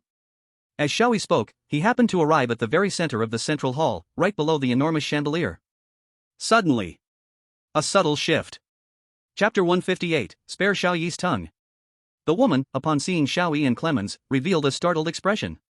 She immediately tightened her grip on a slightly oversized backpack and quickly took 2 steps back. Who are you? She shouted sternly. Oh. Another guest has arrived. This hotel truly has a booming business, Xiao Yi could not help but express. Clemens, with a blank expression, stepped forward and said, Don't be nervous, we just happened to arrive here. Happened to? The woman frowned. How could such a coincidence happen? You must be people from this hotel, having set something up on the road that caused my car to break down. I had no choice but to stay here. Oh. Upon hearing this, Xiao Yi's gaze towards the woman immediately changed, his eyes shining with the light of encountering a kindred spirit. No, that's not the case. Clemens. Chapter 159, Nonsense Literature. Without feeling any sadness about not being able to pronounce others' names, Xiao Yi immediately chose to give up. Anna, right? I've remembered your name. Ah, yes, thank you. Perhaps because Xiao Yi did not react much to his parents' death, Lily and Anna seemed to feel a bit closer to him. Clemens and Nania then realized it was better not to delve too much into this little girl's past. After all, no one wishes to have their scars revealed, exposing their wounds once more. However, there was one thing Clemens still cared about, so he asked next. So, can you tell us how you ended up here? Lillian Anna was silent for a moment, but Clemens' gaze remained fixed on her, forcing her to respond. Only then did Lillian Anna slowly begin to speak, with a hint of hesitation. Chapter 160, Each Person's Thoughts. Clemens quickly returned to the hall holding a sizable piece of flatbread. Inside the hall, there were many tables and chairs. Clemens casually found a table and set it down. Looking at the flatbread, Xiao Yi immediately picked up a knife-like tool and, with utmost seriousness, said to the others. Perfect, let me show you how to slice it into 4 pieces with 3 cuts. With that, Xiao Yi immediately started to demonstrate in practice. First, make a vertical cut in the middle to evenly divide the dough into 2 halves. Then, find the midpoint of the cut line and make a horizontal cut to the left at a 90-degree angle. Next, turn the dough 90 degrees to the left and make another downward cut along the top line. And just like that, it's cut into 4 pieces. So, did you learn? Though Xiao Yi spoke seriously, his actions left everyone momentarily stunned. Clemens, ? Chapter 161 Save Me. What is this? The lock opened by itself? Watching the suitcase that had bewilderingly been in his hands since the beginning suddenly unlock itself, Xiao Yi couldn't help but feel curious. Is this some kind of remote unlocking technology or maybe a timed lock? It's pretty high-tech. Xiao Yi thought since Su Yingwang specifically asked him to bring the suitcase, there must be something quite important inside. So, Xiao Yi placed the suitcase on the table and opened it on the chair. Inside the suitcase, there was nothing special, no book pages, just a stack of not very thick documents. What is this? Xiao Yi picked up the stack of documents and just glanced at it before being taken aback. Because he saw familiar names on it. Why, are there names on here? That stack of documents. Chapter 162 Who are you? Someone is calling for help at his door. Xiao Yi quickly turned on the light and rushed to the door. He passed through the long and dim hallway, using the little dark light shining from the room to see the lock on the door clearly. Knock, knock, knock. The sound intensified as Xiao Yi approached the door, confirming it was a knocking sound, but he didn't care about those details. He directly unlocked the door and opened it. Immediately, a pair of pale hands eagerly squeezed through the crack of the just-opened door. Those waving hands were stained with still warm, wet blood, and the nails were sharp, as if trying to tear something apart. That chilling scene startled the live-stream viewers as well. Yet, Xiao Yi had no reaction. He knew those hands wouldn't reach him. The hands couldn't advance further into Xiao Yi's room because Xiao Yi. Chapter 163 Why do some people always think they are smart? Are you asking who I am? Clemens remained expressionless, but he was also puzzled by Xiao Yi's question. I am Clemens. He answered, besides that, I cannot be anyone else. Xiao Yi, why do you ask me this question? Facing Clemens' question, Xiao Yi fell silent for a moment. Xiao Yi himself didn't know why such a thought suddenly came to him. He just felt the Clemens in front of him was somewhat unfamiliar, a bit different from the Clemens he had seen before. Before, the Clemens Xiao Yi had seen was always expressionless, but he was still a person with feelings. However, the Clemens before Xiao Yi at this moment had nothing. He was merely a lifeless puppet with a blank expression. Xiao Yi didn't understand what was going on, he just had this feeling. It was merely a. Chapter 164 Danger. There was actually nothing remarkable about what those 5 people were doing. They simply gathered wood, started a bonfire, and then gathered around the fire to play and frolic. Xiaoling took out a bag of snacks, then the hat guy suddenly exclaimed, and the two began to perform a bizarre dance, like the kind done in snack commercials. They were enjoying themselves, while Xiao Yi, leaning against a tree not far away, couldn't help but twitch his lips. He couldn't help but start to feel that the woman with the surname Su wasn't so bad after all. Maybe this was beauty born from contrast. Then, the group began to gather around the campfire to tell ghost stories, but the tales were so boring that Xiao Yi couldn't help but yawn. They realized the problem themselves and started to play truth or dare instead. At first, they only asked simple questions, but as time went on, the questions became more and more probing. Chapter 165, The Monster. At this moment, the blonde girl finally felt fear within her heart. She just wanted to find some excitement and show off in front of others, but how could she handle such a thrill? To her surprise, there was indeed danger lurking in this basement. Are you okay? The blonde girl knelt beside the man in the hat, helpless and panic-stricken. You can't be hurt. What should I do? What can I do? I don't want to die. However, the blonde girl only shouted like this. Apart from that, she did nothing, not even trying to stop the bleeding from the man's wound. Ah! The man in the hat, seemingly on his last breath, spoke to her in a trembling, faint voice. Save me, let's get out of here together. Get out of here? Right. Let's get out of here. The blonde girl suddenly realized and immediately grabbed the man in the hat. Chapter 166, I'm here to get paid, not to work. No. Clemens shook his head, the most important thing right now is to deal with that monster. We can't let it harm more people. What did you say? The blonde girl was furious, are you going to just watch him die? The comments in the livestream were also filled with anger watching this scene. Damn, this is making my blood pressure rise, when will this woman die? I'm so anxious. When will the feast begin? I think we might as well have another wild party right here. Yay. Kill. Must kill the woman. Stop talking nonsense. Xiao Yi couldn't help but speak out, or else we'll just lock you in the basement, and you can go ahead and save that man in the hat. You. The blonde girl was instantly left speechless. The comments cheered again at this. At this moment, the man in the hat's parents, the aunt and uncle, heard the howling and gunshots and hurried over. Chapter 167, Weakness. However, despite the complaints, Xiao Yi still had to find a way to deal with the werewolf in front of him. Even if he couldn't kill it completely, he must at least restrict its movement. However, because of the previous confrontation, the werewolf knew it wouldn't die but was certainly not a match for Xiao Yi. It possessed the beastly nature of a wolf, but also had some human intelligence, so the werewolf immediately chose to flee. Since it couldn't win, why stay and wait? The werewolf quickly dashed back to the inn. The dark-haired girl and the burning woman were dressing wounds in the lobby. Upon seeing that the werewolf had chased after them again, they were scared to roll on the ground, hurriedly running into the inn to escape the werewolf. The werewolf also rushed into the inn, as it was also trying to avoid Xiao Yi. Tables and chairs in the lobby were directly knocked aside by the werewolf, some even flying into the ceiling, crashing down. Chapter 168, The Death of the Blonde Girl. At this moment, the man in the hat was completely naked, with even his private parts exposed, panting heavily and covered in blood. Just as the group was about to leave the basement, they were all startled, with the most shocked being the blonde girl. She never expected that the man in the hat, despite such severe injuries, was still alive. She had meant to just pretend to be anxious, so that she wouldn't be blamed by the man's friends and family, actually believing that the man in the hat was already dead. Without time to think further, the blonde girl cried with tears streaming down and ran towards the man in the hat.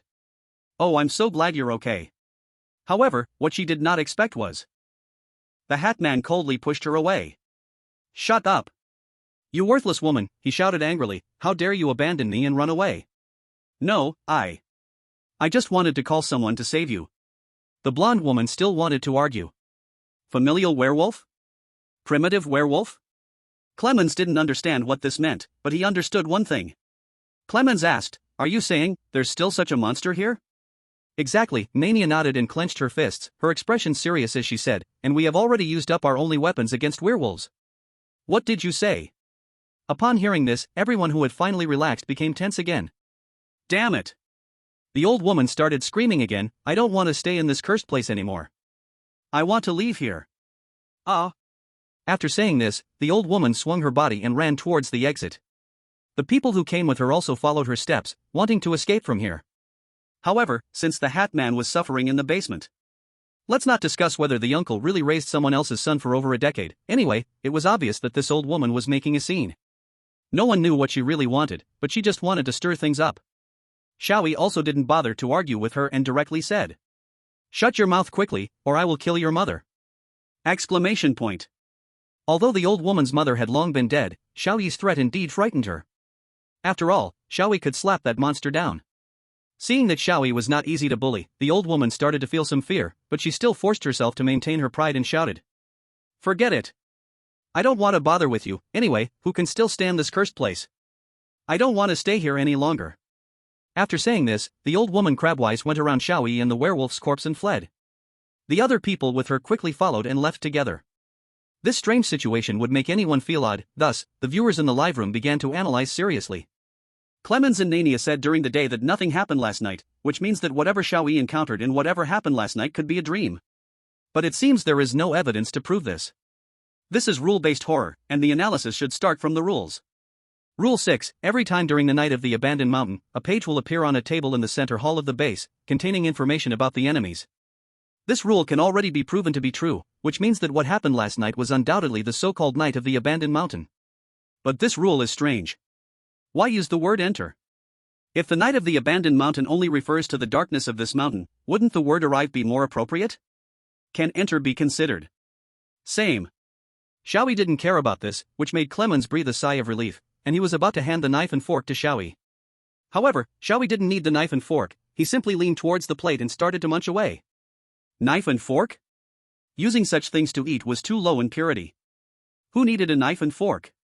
Damn it, just eat, eat, eat.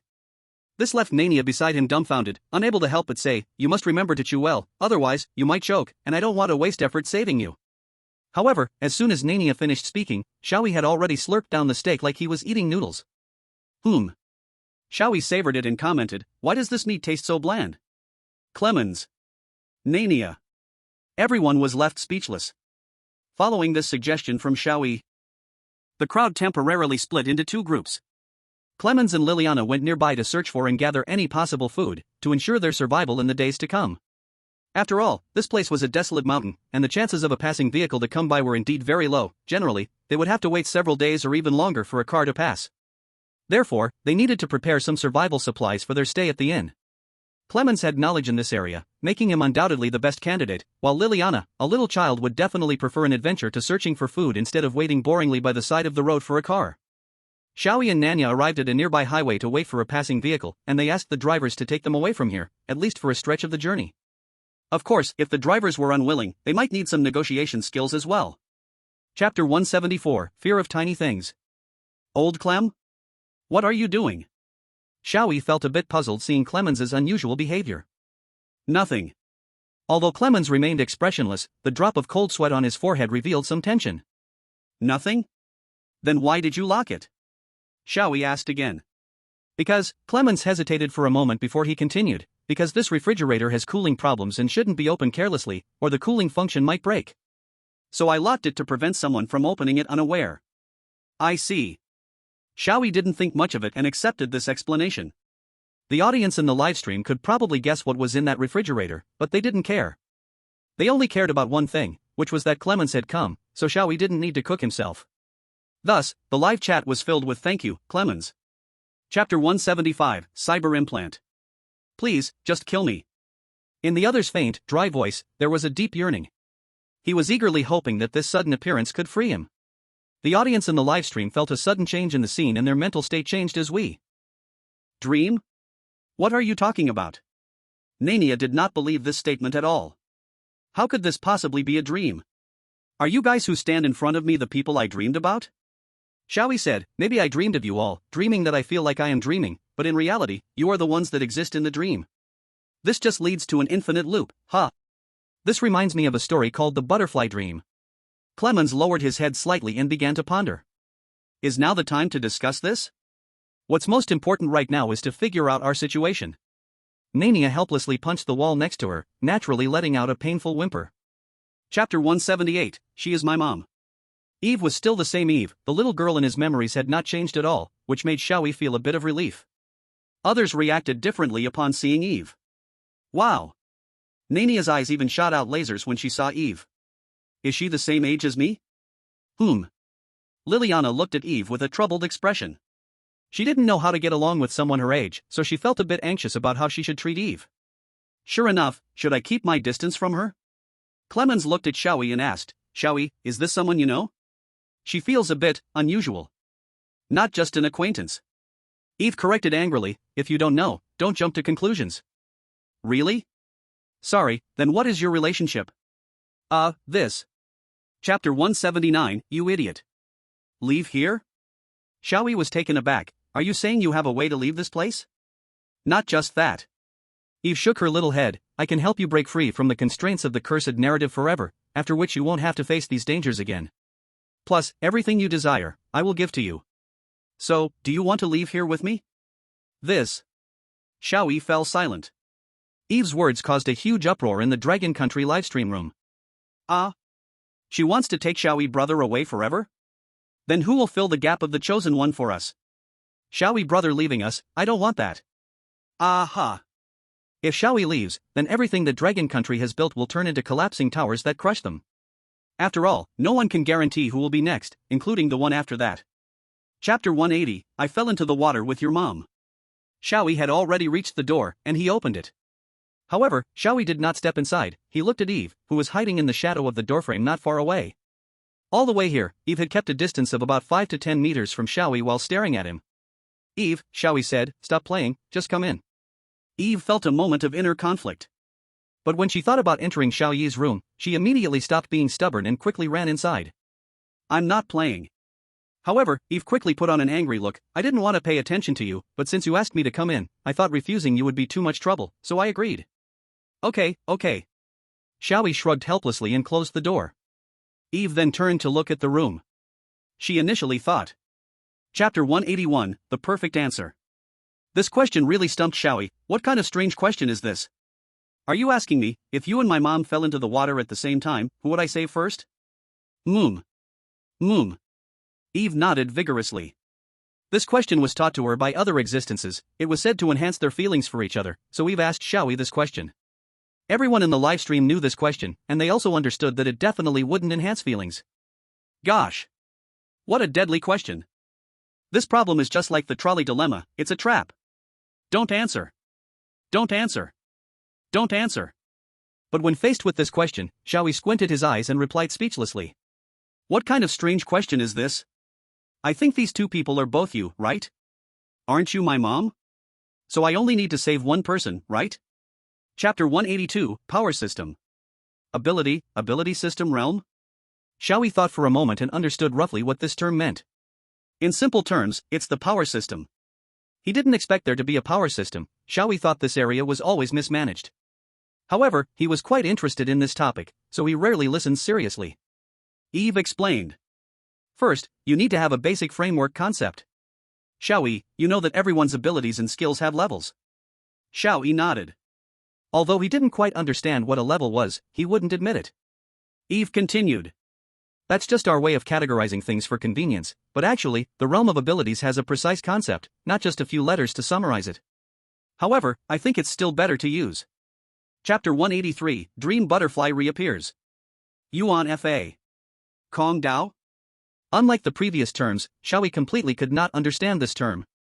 It felt like four unrelated characters were forced together. So, Xiao Yi asked, Yuan Fa Kong Dao? What does that mean? That's a slightly complex concept, Eve said. You just need to know that it is everywhere, and even exists beyond infinity. It forcibly enforces absolute rules, like the laws you must follow every day. Oh. Xiao Yi still didn't understand. But one thing Xiao Yi could understand was that. You said that Yuan Fa Kong Dao is even more powerful than that pseudo-god I met before? Xiao Yi asked. Yes, that's right. Eve answered. Chapter 184, Maternal Love. The ring was made of some dark silver metal, and it looked like it was composed of 3 rings, with the middle one seeming to rotate. Feeling the weight and temperature of the ring in his hand, Xiao Yi felt an immense warmth in his heart, and he couldn't help but smile. Then, Xiao Yi said, I have deeply felt this maternal love. Thank you, Mom. I already said don't call me Mom, you idiot. Eve suddenly felt a headache. I thought the atmosphere was nice, but you ruined it in an instant. What an idiot. Alright, anyway, I gratefully accept this ring. The next moment, Eve's attention was fully on Xiao Yi, to be precise, on his hand. Which finger to wear the ring seemed to have special meaning, with the ring finger being the most special. Eve felt a little nervous, staring straight at Xiao. Chapter 185, Night. Xiao Yi couldn't help but squint his eyes. Last night's dream connected to today, what is this hotel? The folks in the live stream also felt confused about it. I see those people again. This dungeon has been going on for a while, but I still can't grasp it. To be honest, I feel that the idea of dreams is becoming less believable. I originally thought this dungeon was 2 worlds inside and outside, with only Brother Xiao Yi able to switch through dreams. Both worlds are real, with certain similarities and differences. But previously, when Brother Xiao Yi and all of them suddenly entered the prison, it made me dazzled, and I suddenly thought that giving up thinking isn't so bad. Just when Xiao Yi was puzzled, the couple had already finished their quarrel. To be more precise, that aunt was unilaterally insulting that uncle and had locked him outside. Chapter 186, Since it's a dream, we should act however we want. As they watched the long-haired woman step out of the television screen and gradually become real, everyone else was shocked and no longer cared about the fact that someone had just died. The viewers in the live broadcast room couldn't help but express their emotions upon seeing this scene. Wow. So real. This scene is so classic that it doesn't even feel scary, it even seems a bit cheesy. Although the people in the live broadcast room didn't feel much, Xiao Yi couldn't help but yawn, but others seemed very afraid. It must be that guy who broke the rules and triggered the curse, the black-haired girl shouted, now we are all doomed. The curse has already begun. That woman appearing in front of us is the best proof, it's all real. All thanks to that guy. Is it? Clemens asked expressionlessly. Shouldn't we escape from this woman? Chapter 187, Abstract Reality. Then, everyone really looked dumbfounded as they watched the battle between the giant of light and the dark monster. Clemens looked at Xiao Yi and asked, Xiao Yi, what's going on here? Don't think too much. Xiao Yi replied while watching the battle with interest, just enjoy this moment, there aren't many chances to see a giant battle live. Clemens. With the strange battle cries of sister, and who, coming one after another, the giant of light gradually fell into a disadvantage. Hey! It looks like it's about to lose. Nania said anxiously. Don't worry. Xiao Yi was not in a hurry, this is all normal. Clemens still didn't give up and continued, but is this really normal? Moreover, the pages said that the dark monster needs sunlight to be dispelled. Sunlight, huh? Xiao Yi nodded. Chapter 188, Intelligence from Other Countries. Before, the people in the live broadcast room were stunned and confused, simply because their brains hadn't caught up or it was too unexpected. But this time, they felt like their brains had been thoroughly messed up, as if they had just taken a hit of strong weed. The overly abstract scene left them unable to understand, yet they instinctively felt it was strange and absurd. Is this what Brother Xiao Yi really thinks? This is too abstract. Wow. What an intense scene. The weird feeling gives me chills, no wonder Brother Xiao Yi is never scared of those strange things, it turns out it's not intense enough. To be honest, this scene is much more thrilling than anything I've seen before. Although I have seen Brother Xiao Yi's true inner side, this is still too abstract. It seems Brother Xiao Yi's thoughts have reached a realm we cannot understand. Meanwhile, in the instance, all. Chapter 189, Opening the Door. No matter what, killing these three people is not going to work. It seems like Brother Xiao Yi's current thinking is right, even if he doesn't kill them, he can still get the pages. But the documents specifically remind us that these three are actually very dangerous people. What does that mean? Moreover, they will turn into monsters.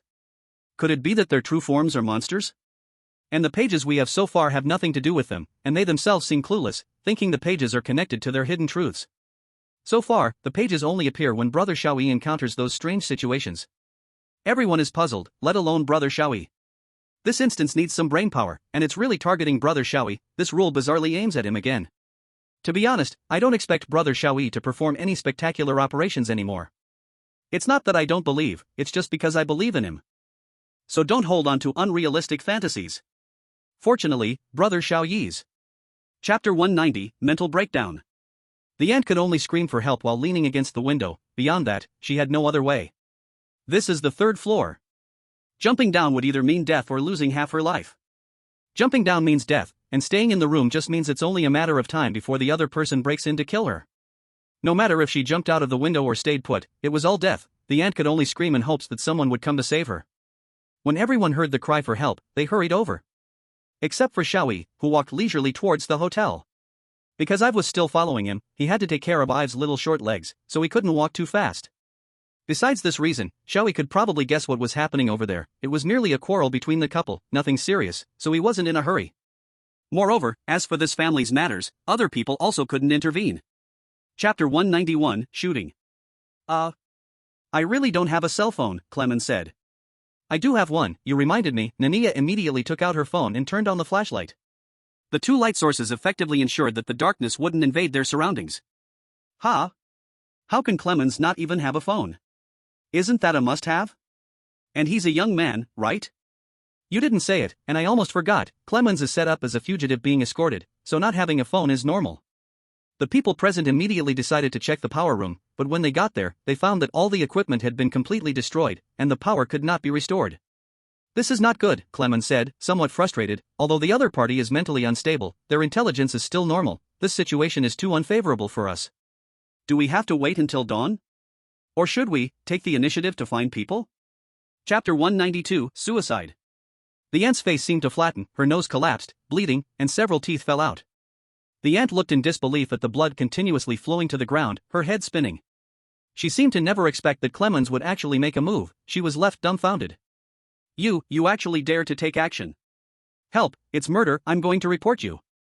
Then, after coming back to her senses, the ant indeed started to scream loudly again, showing a fierce expression towards Clemens. However, although Clemens said nothing and made no move, just a glance made the ant completely shut her mouth. For those who can't be reasoned with, it's best to use physical means to persuade them. It turned out this set of measures was indeed very effective. Seeing that this woman finally calmed down, Clemens said, I will untie you, and then it's up to you. Chapter 193, Two Worlds. Again, it was a page of content with an unclear meaning. The content was written in the first person, seemingly narrating someone's view on a certain matter, but what exactly that matter wasn't stated, and it had no connection at all to Xiao Yi's current situation. It was like someone's complaint buried deep within. Thus, it's natural not to understand what this page of writing meant. Xiao Yi, what's going on? Clemens and Nania rushed over to check the situation. I've walked over calmly and said nothing. Who knows? Xiao Yi could only respond like this. Nania looked at the aunt's corpse. It seems this woman suddenly went insane and committed suicide, although it's unclear why this happened. Anyhow, it's good that we are safe. Xiao Yi. Again, he was called a fool. Xiao Yi yawned, it's making me feel like I'm a person named by Qi. Pages have disappeared before, too, this is not the first time. Therefore, even though Xiao Yi was very anxious, he wasn't extremely anxious. Then, Xiao Yi asked again, so, did you eat the pages? I think it's better not to eat everything. If it's not clean, it can lead to a stomach ache. I didn't eat. Eve was almost furious to the point of losing her temper. Why do you always think it's me? And in such a strange way, what kind of image do you have of me in your mind? Well. Xiao Yi looked again at the empty table, then where could the pages go? Eve, you should have seen it, right? I know, I've known since the beginning. After entering this world, everything about this world, including the rules, structure, past, present, future, everything has been instantly recognized by me. Chapter 195, The Ogre. Your secret? Xiao Yi looked at the key in his hand and then at Clemens. To be precise, it's one of the secrets. Clemens said, but I really feel that I can't hide it anymore, so I gave the key to you. I see. Xiao Yi asked, so why give the key to me? Can't you just open it and let me see? This. Clemens hesitated and said, I can't, I don't have the courage to open it. Although I was the one who put it in the fridge, but I subconsciously put it in, and when I realized, memories came flooding back, and I couldn't bear to open it again. So, I can only ask you, Xiao Yi, to open it. I'm really sorry. No courage to open it, huh? Xiao Yi helplessly started unlocking it with the key. What exactly did you hide inside? Watching Xiao Yi unlock the door. Chapter 196, His Truth. When it comes to that past, Clemens still couldn't control his emotions, and his fists trembled. I hurried to open the door and saw that girl, weakly leaning at my door. Just one glance, and I knew they were using their daughter to vent their anger, making her run to my door for help. And she was beaten like that. I felt angry. A thought arose in my heart to help her, so I picked up a knife and walked into the neighboring room. But looking back now, I really regret it because that impulsive decision was the beginning of all tragedies. What would happen next can basically be guessed. This might be the origin of the ogre. However, Xiao Yi didn't think in that direction at all, he was concerned about other things. Clemens was about to continue speaking when Xiao Yi suddenly remembered something, and he. Chapter 197, The Sin of Goodness. Even though he had already experienced it, the dizziness, nausea, and sense of guilt still made Clemens want to vomit. He almost retched up bile. Encountering such a thing, Xiao Yi thought such a reaction was very normal. At the same time, he also understood why Clemens had such a reaction to opening the fridge. Then, the things in front of Xiao Yi began to change rapidly. Clemens' past memories started playing out quickly in front of him. Xiao Yi saw. After that, Clemens chose not to escape again. Instead, after thinking it through, he decided to flee with the girl who no longer had parents. However, Clemens also knew that such actions were meaningless. The disappearance of that couple would only be discovered in due time, and their arrest was just a matter of time, so he never intended to really escape from the beginning. It seemed Clemens believed. Chapter 198, Do you dare to spar with me? Oh? Did you find out the truth of this hotel? Upon hearing this, Xiao Yi became excited all at once. He immediately refolded the pages and put them back in his pocket, then looked at Clemens. To say it's the truth, but it's actually just my speculation. Clemens said, however, I think the possibility is quite high. It is definitely worth a try, even if the truth is not like this, it won't waste much of our time. Xiao Yi, alright, then just say it, what do you think is the truth? Firstly, it is those strange scenes we saw before. Clemens explained, those are simply the results of what we think materializing in our hearts. Xiao Yi, what you saw before is my past memory, presented in my heart as a terrifying nightmare impression. I have already tried it, as long as I strongly think about something in my heart, that thing will appear in reality. Chapter 199, Are you sick? That is my phone. Xiao Yi helplessly had no choice but to follow along, and Clemens naturally followed closely behind. When they reached the hall, they only saw Nanya holding a phone, speaking to the air. Xiao Yi, what is going on? Clemens asked, why are there two Nanyas? This. Xiao Yi started to think from this point. Then, he surprisingly came to an answer quickly. I got it. It turns out there are 2 hotels. I've been moving between 2 hotels.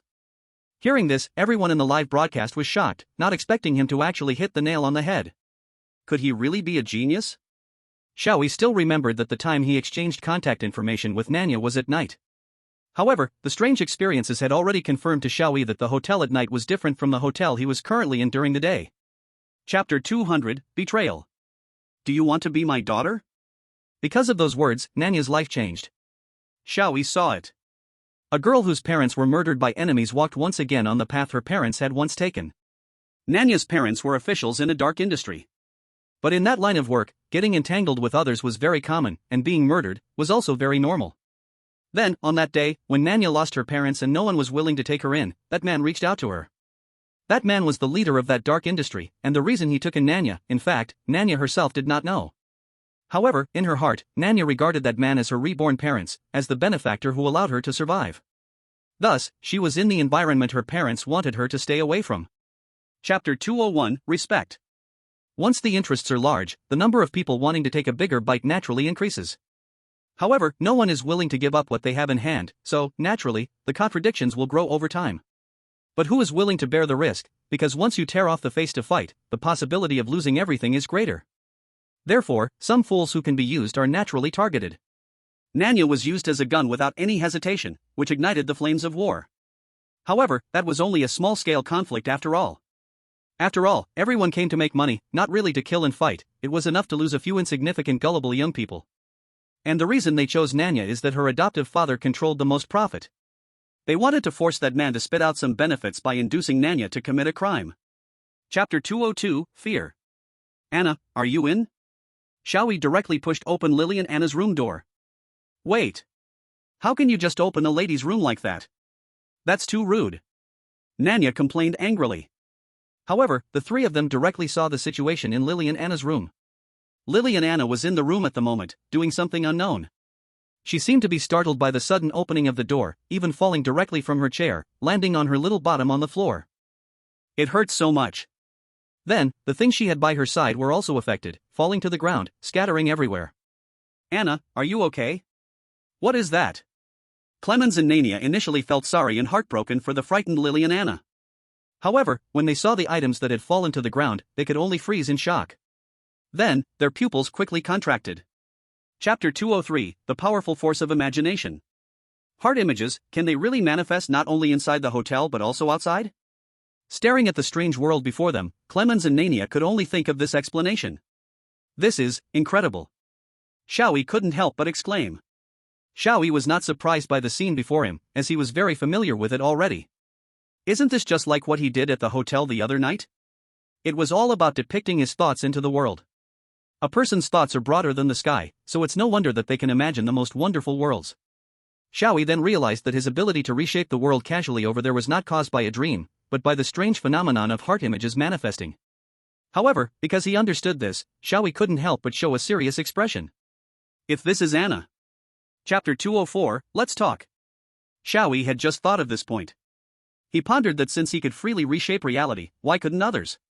Therefore, Clemens and Nanya beside him also had the same ability as him. In any case, Clemens and Nanya nodded in agreement right away. Then, they began to showcase their heart images. Although it feels a bit shameful and embarrassing to reveal what's hidden in our hearts, this opportunity may not come again. So, here we go. Clemens took a deep breath and then condensed his heart image in his mind. Suddenly, a powerful music echoed. It sounded like the strong voice of an electric guitar. Colorful lights quickly intertwined and flickered, dazzling to the eyes. It was as if it was the scene of a concert. Chapter 205, There is no God in this world. Life is inherently sinful. Therefore, one must atone for their sins before death to embrace God and go to eternal happiness in paradise. This is the most common phrase Lily and Anna has heard since birth. However, she never took it seriously. When Lily and Anna listened to the painful cries of those burned by the flames, saw others looking at the burning person with expressions of happiness, and watched the smoke rising to the sky as if heading to heaven, she understood. There is no God in this world. If there were, that God would be the most base and vile creature. No one can decide their own fate. By the same token, no one can decide their birth or who their parents are. Lillian Anna was very lucky because she was born into a family with both parents and her parents. Chapter 206, Redemption. At first, when Lillian Anna settled in this village, she was very happy. Because she could finally live. Moreover, at that time, she found a friend. It was a little girl around her age, who, unlike the other children who feared Lillian Anna because she was always worshipped by those believers, didn't care about this at all. No, the truth was, for some reason, she was not welcomed, so she was always alone, which made her yearn for a friend, even if that friend was somewhat different. Thus, like two people licking each other's wounds, they became friends. However, no matter the reason, the friendship of children has fewer impurities. They quickly played together and felt genuine happiness from their hearts. They talked about everything, which made Liliana understand why the girl was not liked by others. Chapter 207, Sin. 1 + 1 = 2. This is a truth in mathematics. And there are truths between people as well. The majority always outweighs the minority, and this is the truth of the human species. Therefore, when most people decide to execute judgment, others simply cannot stop it. In fact, to save themselves, they must comply with the thoughts of the majority. It has nothing to do with reality, nothing to do with right or wrong. Even if that girl did nothing, she was still dragged to the place of judgment by those who yelled in anger and pulled her hair. A circle of adults surrounded her, screaming at her in anger and crying sadly, accusing her of being a demon. Others remained silent, turning their faces away, not daring to look at her. The girl did not understand what was happening, she could only stare in shock at everything around her. People did not directly kill the girl because they did not do so. Chapter 208, Disgust. That fire not only ignited a hurried life but also lit up the truth in people's hearts. For humans, some things have only 0 times and countless times. They happily discovered that as long as they borrowed the name of God, they could easily achieve their goals, doing things they had never dared to do before. God is truly great. Then, a massive fire that burned everything spread out. At first, it was a middle-aged man who had no one willing to associate with him for years. After he was rejected in his attempt to start a relationship with another woman, he became furious and accused her of being a demon, demanding judgment on her. At the same time, some other women, jealous of that woman's beauty, also accused her of being a demon. Under the accusations of many, another person was redeemed under the divine revelation given by the saint. Afterwards, that middle-aged man began to threaten other women to be with him. Chapter 209, Kiss. Death? Xiao Yi frowned. Are you saying, you want to die? Yes. Liliana nodded gently. The dead feel nothing, so whatever the living do is just self-satisfaction. There is no God in this world, so there is no redemption. And the only way to compensate the dead is to die. I am equal to her, I must repay with death. As she spoke, Liliana tightly grasped Xiao Yi's fingers with both of her small hands. Brother Xiao, can you help me? Liliana pleaded. I am truly too weak and despicable. I have no courage to end my own life, so can you help me? Xiao Yi fell silent. Everyone knew that the answer at this moment was extremely important. It must not be a mere formality, it needed careful thought. Everyone held their breath, staring at Xiao Yi, hoping he would provide a breakthrough to this dilemma. Chapter 210, Becoming Married. What is this? Liliana looked at the page with confusion, the content on it was beyond her understanding. However, even though she couldn't understand it, something stirred within her heart. Another page of a book? Then, Clemens also noticed the page in her hand. Brother Clemens, do you know what this is? Liliana asked. I don't know. Clemens shook his head. Liliana looked at Nania with a puzzled expression again. Don't look at me. Nania also shook her head. I don't know what it is either. Clemens then added, but Xiao Yi should know what it is, and it seems to be something he needs. Why don't you hand it to him yourself? Huh? Me, personally? I got it. Though still a bit shy, once she heard it might be something Xiao Yi needed, Liliana nodded. Chapter 211, let's start reasoning. Ahem, it seems that, little sister Eve indeed does not have the same problems as we do. Clemens reached a conclusion. This makes sense. Unlike us who were trapped here from the beginning, she came here of her own will. So, the final step is indeed you. After saying this, Clemens looked at Xiao Yi. The others understood Clemens's meaning too and turned to look at Xiao Yi. What are you looking at me for? Xiao Yi asked in confusion. Do you mean to say that I also have a problem? Exactly. Clemens nodded. Now it seems that this hotel is calling those of us with similar traits, which is why fate led us here. And Xiao Yi, you are one of them, you surely have the same problem as us. Is that so? Xiao Yi still looked puzzled, but I don't feel like I have any problems in my heart. Chapter 212, Surprise. Watching Xiao Yi begin to think, the people in the livestream all sighed. After all, it has come to this step. To be honest, it is already impressive that Brother Xiao Yi has come this far, but even miracles must follow basic rules. That's right, there is no need to force him, he doesn't need to solve a problem he can't solve. It would be a victory just for him not to blurt out that the mastermind is actually a cow. We should wait for the players from other copies to solve it, deduce the truth, and then remind him from outside. This time there are at least 2 reminders for this copy, they surely can't be used up all at once. Few believed that Xiao Yi could deduce the truth on his own, this was not because they did not trust him, but precisely because they believed in him that they made such a judgment. Then, Xiao Yi, who was not expected by anyone, began to think. Xiao Yi. Chapter 213, The Truth of the World. This was no longer a matter of surprise, it was a shock. What did you say? Clemens and the others were stunned. Ahem. Xiao Yi cleared his throat and said slowly, actually, the world we are in is a story, and we are the characters appearing in that story. No, I am different, in fact, I was supposed to play a role called Physight in this story. The 3 listened to this and wanted to say more, but Xiao Yi spoke before them. I know what you want to say, and I know you are anxious, but don't rush. Think carefully, does the content on these pages reveal the essence of your lives? This. Clemens thought for a moment and nodded slightly, it does seem to be the case. But. Nania furrowed her brows, just based on this, it doesn't mean our world. Chapter 214, Dog Author, Face Me. Xiao Yi already had an idea in his heart, so the next question was how to get out of here? And then beat that dog author? However, before thinking about the next issue, Xiao Yi had to resolve the current problem. Xiao Yi then looked at Clemens, Nania, and Liliana. For them, this truth must be very difficult to accept. At least Xiao Yi found it hard to accept this situation himself. The idea that he was just a character in a story was something anyone would find hard to accept. Moreover, Xiao Yi did not want to treat them dismissively just because they were characters in a story, he didn't want to ignore them altogether. After all, his experiences in this story were real, and their existence did indeed matter to him. So, Xiao Yi couldn't help but feel a bit nervous. Chapter 215, The Truth of the Night on the Wild Mountain. When Xiao Yi shouted this sentence, pure white suddenly filled the entire world. No, more accurately. The whole world is leaving Xiao Yi behind. Clemens, Nania, and Liliana's world quickly drifted away from him, instantly turning into a tiny then, completely vanished. Xiao Yi then entered a world made entirely of pure white. This world felt like the blank space after a story ends, pure and white. Xiao Yi realized he was leaving this story. Then, his consciousness suddenly sank, and he involuntarily fell into a coma. However, soon, Xiao Yi's consciousness became clear, and he slightly opened his eyes. Where is this? Xiao Yi shook his head and felt no heaviness, only a sense of satisfaction. It felt like awakening from a long, deep sleep. Chapter 216, The Night of the Wilderness, Part 1. For Lucio, his life was wandering and lost among the desolate mountains. There was no sun here, so none of the beauty brought by the sun ever appeared, apart from desolation, it was just people and more people. The barren mountains overlapped endlessly, never to be seen at an end. Or perhaps, one could say the end could be seen at a glance. Because he knew that no matter how far he walked, beyond the barren mountain was still barren mountain, only a stretch of desolation.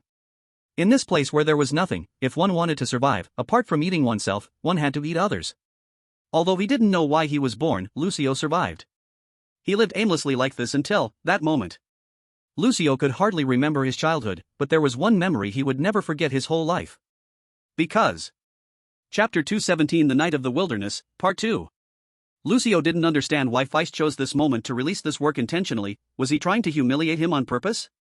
Was he deliberately showing off his talent? Or was it just an unintentional act? Just like people don't care about ants on the road, even if they crush them, they would be unaware. Ha, ha. Lucio felt suffocated. He finally realized the truth he had been avoiding all along, that his hard-fought life held no meaning. He would leave nothing behind, he was not the main character, just like those minor roles in fantasy novels that only talk trash, born only to be stepping stones for the main character, even lacking names, whether they exist or not is irrelevant. Lucio felt that being alive seemed no different than being dead, yet the thought of his own death filled him with immense fear. Chapter 218, The Flash. Is this the truth of the night of the wilderness? After witnessing the stories of the past, Xiao Yi appeared distressed. He still didn't quite understand what kind of person Feist was. As Lucio said, there was only a small part of Feist in this story, and all of it was subjective views. Even someone as wise as Xiao Yi found it difficult to grasp. After uncovering the truth of the night of the wilderness, he attempted to interpret the true meaning of the Flash. However, Xiao Yi remained clueless. It seemed this final goal would still not be easy to achieve. How is it? Lucio asked, do you understand anything? This, Xiao Yi said solemnly, at least I know you are a filial son. Who asked you to focus on my matters? Lucio was somewhat speechless. Shouldn't the point be about Feist? Chapter 219 Completion Reward in Change. Completion condition. After investigating the truth of the Night of the Wilderness and interpreting the true meaning of the Flash, the completion condition has been met. Watching the live stream enveloped in pure white and hearing the system's prompt, everyone in the live stream let out a long sigh of relief. Once again, the completion has been achieved, and this time, Brother Xiao Yi was the first to deduce the truth of the Night of the Wilderness and interpret the true meaning of the Flash, the Chosen One. That was indeed the first kill in the world. Truly the best of the best. Shouldn't we give it the highest rating? It must be the highest rating without a doubt. I just didn't expect that while other countries' chosen ones were still thinking hard, Brother Xiao Yi had already figured it out himself. Although he successfully cleared the level, I still can't let go of this one thing. What exactly is going on? It must be Brother Xiao Yi's second personality. It has taken over Brother Xiao Yi. Damn, why are we still talking about personalities? Chapter 220, a brand new ability. I must change? Xiao Yi repeated this again, but he still didn't quite understand Eve's meaning. So, Xiao Yi asked, Eve, you said I must change. What does that mean? It means exactly what it says. Eve explained, Xiao Yi, while you currently can clear the instance without a problem, the situation has already changed. Given your current state, you aren't prepared for this new situation, so you must make a change, advance beyond where you are now. Then, the ritual path will respond to your change and transform it into your power. Listening to Eve's words, Xiao Yi looked at the small orb of light in his hand. To be honest, the so-called talent ability is not something given by anyone. Eve continued, it is actually an extension of one's own mind and thoughts. And the ritual path essentially. Chapter 221, Xiao Yi's XP System. But speaking of which, it really is surprising that artificial intelligence is willing to keep playing with that kid Xiao Yi. Watching Xiao Yi happily messing around with the tower, Su Yingguang couldn't help but feel emotional. Su Yingguang recalled the time when he first started using the tower. To test its level, Su Yingguang had a highly respected researcher input a challenging question about controllable fusion technology, and the tower's response was completely different from now. It responded, Idiot, how dare you bring out such rubbish? Aren't you ashamed to show your foolish side? This reaction nearly drove the researcher to anger. However, the complete theoretical system that the tower provided immediately dissipated everyone's dissatisfaction. Not only that, the tower also deduced a complete model, causing the researchers to even be. Chapter 222, Insulator. Xiao Yi was still unaware that there were malicious intentions following him. He also didn't know what events lay ahead in his brief school life. As Xiao Yi approached the school gate, he happened to hear the school bell ring, and the gate closed, announcing that he was late. Looking at the somewhat distant school gate, Xiao Yi thought since he was already late, there was no need to rush. Several students rushed through the gate in the final seconds, barely making it without being late, and they all breathed a sigh of relief. However, behind them was a girl who was not as fit. She was panting and running but ultimately couldn't catch up. The school gate closed, leaving only a small gap for one or two people to pass through, and a stern-looking teacher stood guard, glaring fiercely at the girl. You are late, the teacher shouted. Chapter 223, The Return of the Rule Weird Tale. The state of being and not being had reversed, and everything existed and continued from there. Then, in the dimension of time, two existences appeared here. One of these existences was the seventh rule. And the presence following him asked, Seventh rule, you called me here for something? The man named the seventh rule turned to the presence behind him and took a deep breath. The fifth rule spoke first. The fifth rule. I have something private to discuss with you. Is it still serious if we meet privately? The fifth rule smiled wryly, you don't have to be too serious, just be casual like before. Casual? The seventh rule shook his head, I bear a heavy responsibility at this moment, and I cannot afford to be casual anymore. The fifth rule shook his head helplessly, better not put yourself in such a position. Chapter 224, Illusion. What is this thing? Xiao Yi picked up the rule document and glanced at it. The densely packed content made him frown and he immediately threw it back. What kind of nonsense is this? Such an important rule document was something others would almost immediately revere. But Xiao Yi didn't even glance at it, showing no concern whatsoever. The audience in the livestream watched the scene and had already grown accustomed, showing little reaction. After all, Xiao Yi rarely looked at the rule documents and still managed to clear the levels, so why bother with it? By now, there was no one who would shout and make a fuss like before. However, the contents of the rule document were still quite important, so they continued preparing and learned about its content through other countries' live streams. The content is as follows. Chapter 225, Terminal Illness. Ha! Listening to the gentleman's words, Xiao Yi couldn't help but slightly narrow his eyes. Seeing Xiao Yi's reaction, the gentleman smiled faintly and shrugged helplessly. I know. A stranger, an untrustworthy outsider, suddenly slandering a longtime friend must naturally feel unbelievable, right? I understand completely because if I were in that situation, I would have a similar reaction. No, I believe it. Xiao Yi suddenly said. Ah. The gentleman was taken aback by this response. Generally speaking, isn't it untrustworthy for people? What's so strange about it? Xiao Yi rolled his eyes at him. I don't know this Cardi doctor, why would I trust that kind of stranger? Don't assume I'm someone who easily believes other people, of course, you are also not trustworthy. This. Chapter 226, Mother and Daughter. Prohibition of alcohol decree? Everyone felt puzzled by this statement. In history, there indeed was a massive prohibition movement, but that was something that happened long ago, and it is now very far from today. Yet this world within the game still had such a decree. Upon closer inspection, they noticed the decor of the bar, the clothing and behavior of the people here leaned towards an earlier style. Apparently, the setting of this game story takes place in a time somewhat distant from modern times. This is the first time a game story background is not set in the modern era, which is why everyone felt it was strange, but it ended there. Soon, no one cared anymore. Xiao Yi continued to ask. Prohibition of alcohol? Why prohibit alcohol? Although I know alcohol is a top carcinogen and also tastes terrible, it's not worth. Chapter 227, Humans need no protective gear for diving. In the livestream, not many people noticed the gentleman's somewhat unnatural reaction. Instead, they felt a bit joyful. Phew. At last, Brother Xiao Yi understands his current situation and knows he is having an illusion. So at this point, this gentleman really is a good person. He gave Brother Xiao Yi such important advice. I initially thought he had ill intentions or was a riddle master who should be dealt with. Alright, at this time, Diana spoke, since it's all alright now, I'll be leaving. Once again, thank you. Taya, let's go. Mom. Taya nodded and held her mother's hand as she prepared to leave this place with her. The bar owner watched their departing figures, opening his mouth slightly, as if wanting to say something, but ultimately could not get the words out. He just stood there, watching them leave. Chapter 228, Special Attack on the Little Girl.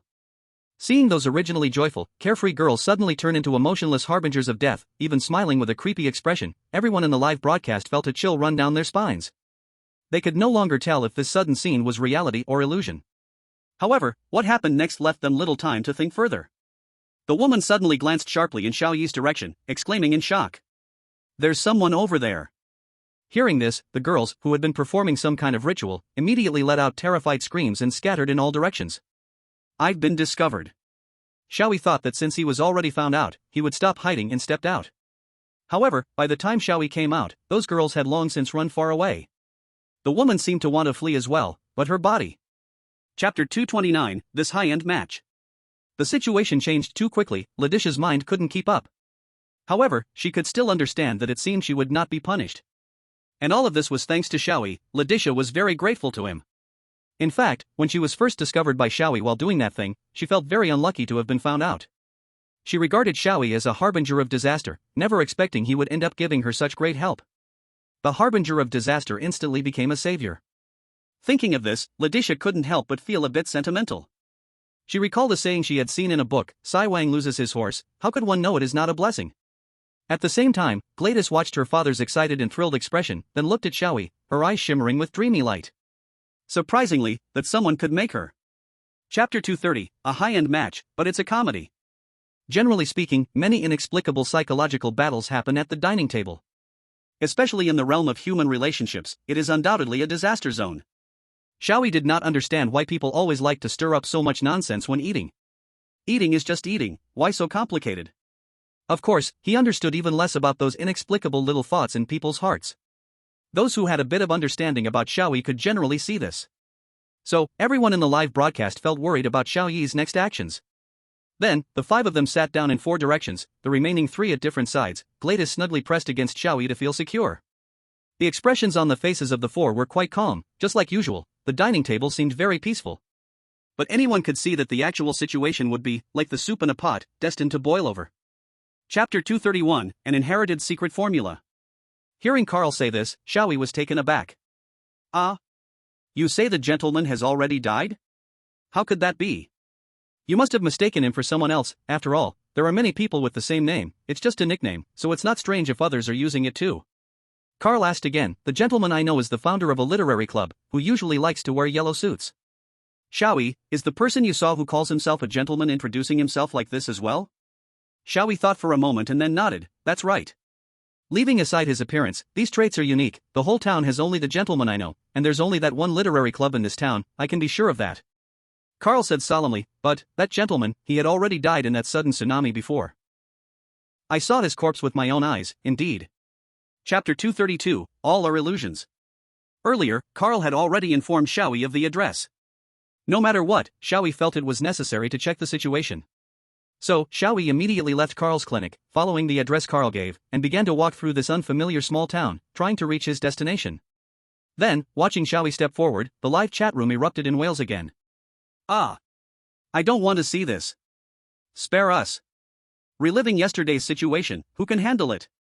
Xiao Yi could not hear those wails, he only followed his intuition, moving forward without hesitation toward what he thought was the destination. At the same time, Xiao Yi also recalled something. Speaking of which, it seems that mother and daughter went to work there, right? According to Carl, that so-called club had been abandoned because the real gentleman had died. Chapter 233, Evil God. Is that something edible? Sigh, never mind, let's just call the chef over. The gentleman sighed helplessly, he regretted believing in Xiao Yi's cooking skills. What's wrong? Xiao Yi asked, confused, isn't it just that it looks a bit bad? Why such resistance? It's not just that it looks awful, the gentleman said helplessly, it's bad in every way. I clearly did a great job. Xiao Yi mumbled under his breath, being rejected like this after putting in so much effort made him a bit unwilling. So, Xiao Yi said again, I can't help you, then I'll just make a simpler dish. A simple dish? Yes, deep-fried food. Xiao Yi said, as long as it's food, cover it in egg wash, coat it in breadcrumbs, then fry it in oil, the taste won't be too bad. Chapter 234, The Locked Room Murder Case, but Xiao Yi. The police did not understand where Xiao Yi found the courage to speak so disrespectfully to that esteemed person, but they knew this guy would definitely suffer. And more importantly, he openly expressed his views that God is just fooling children in front of that cold-faced, ruthless pastor, who had an unwavering faith in God. In this town where faith in God was overwhelming, he dared to say such disrespectful words in front of the great pastor.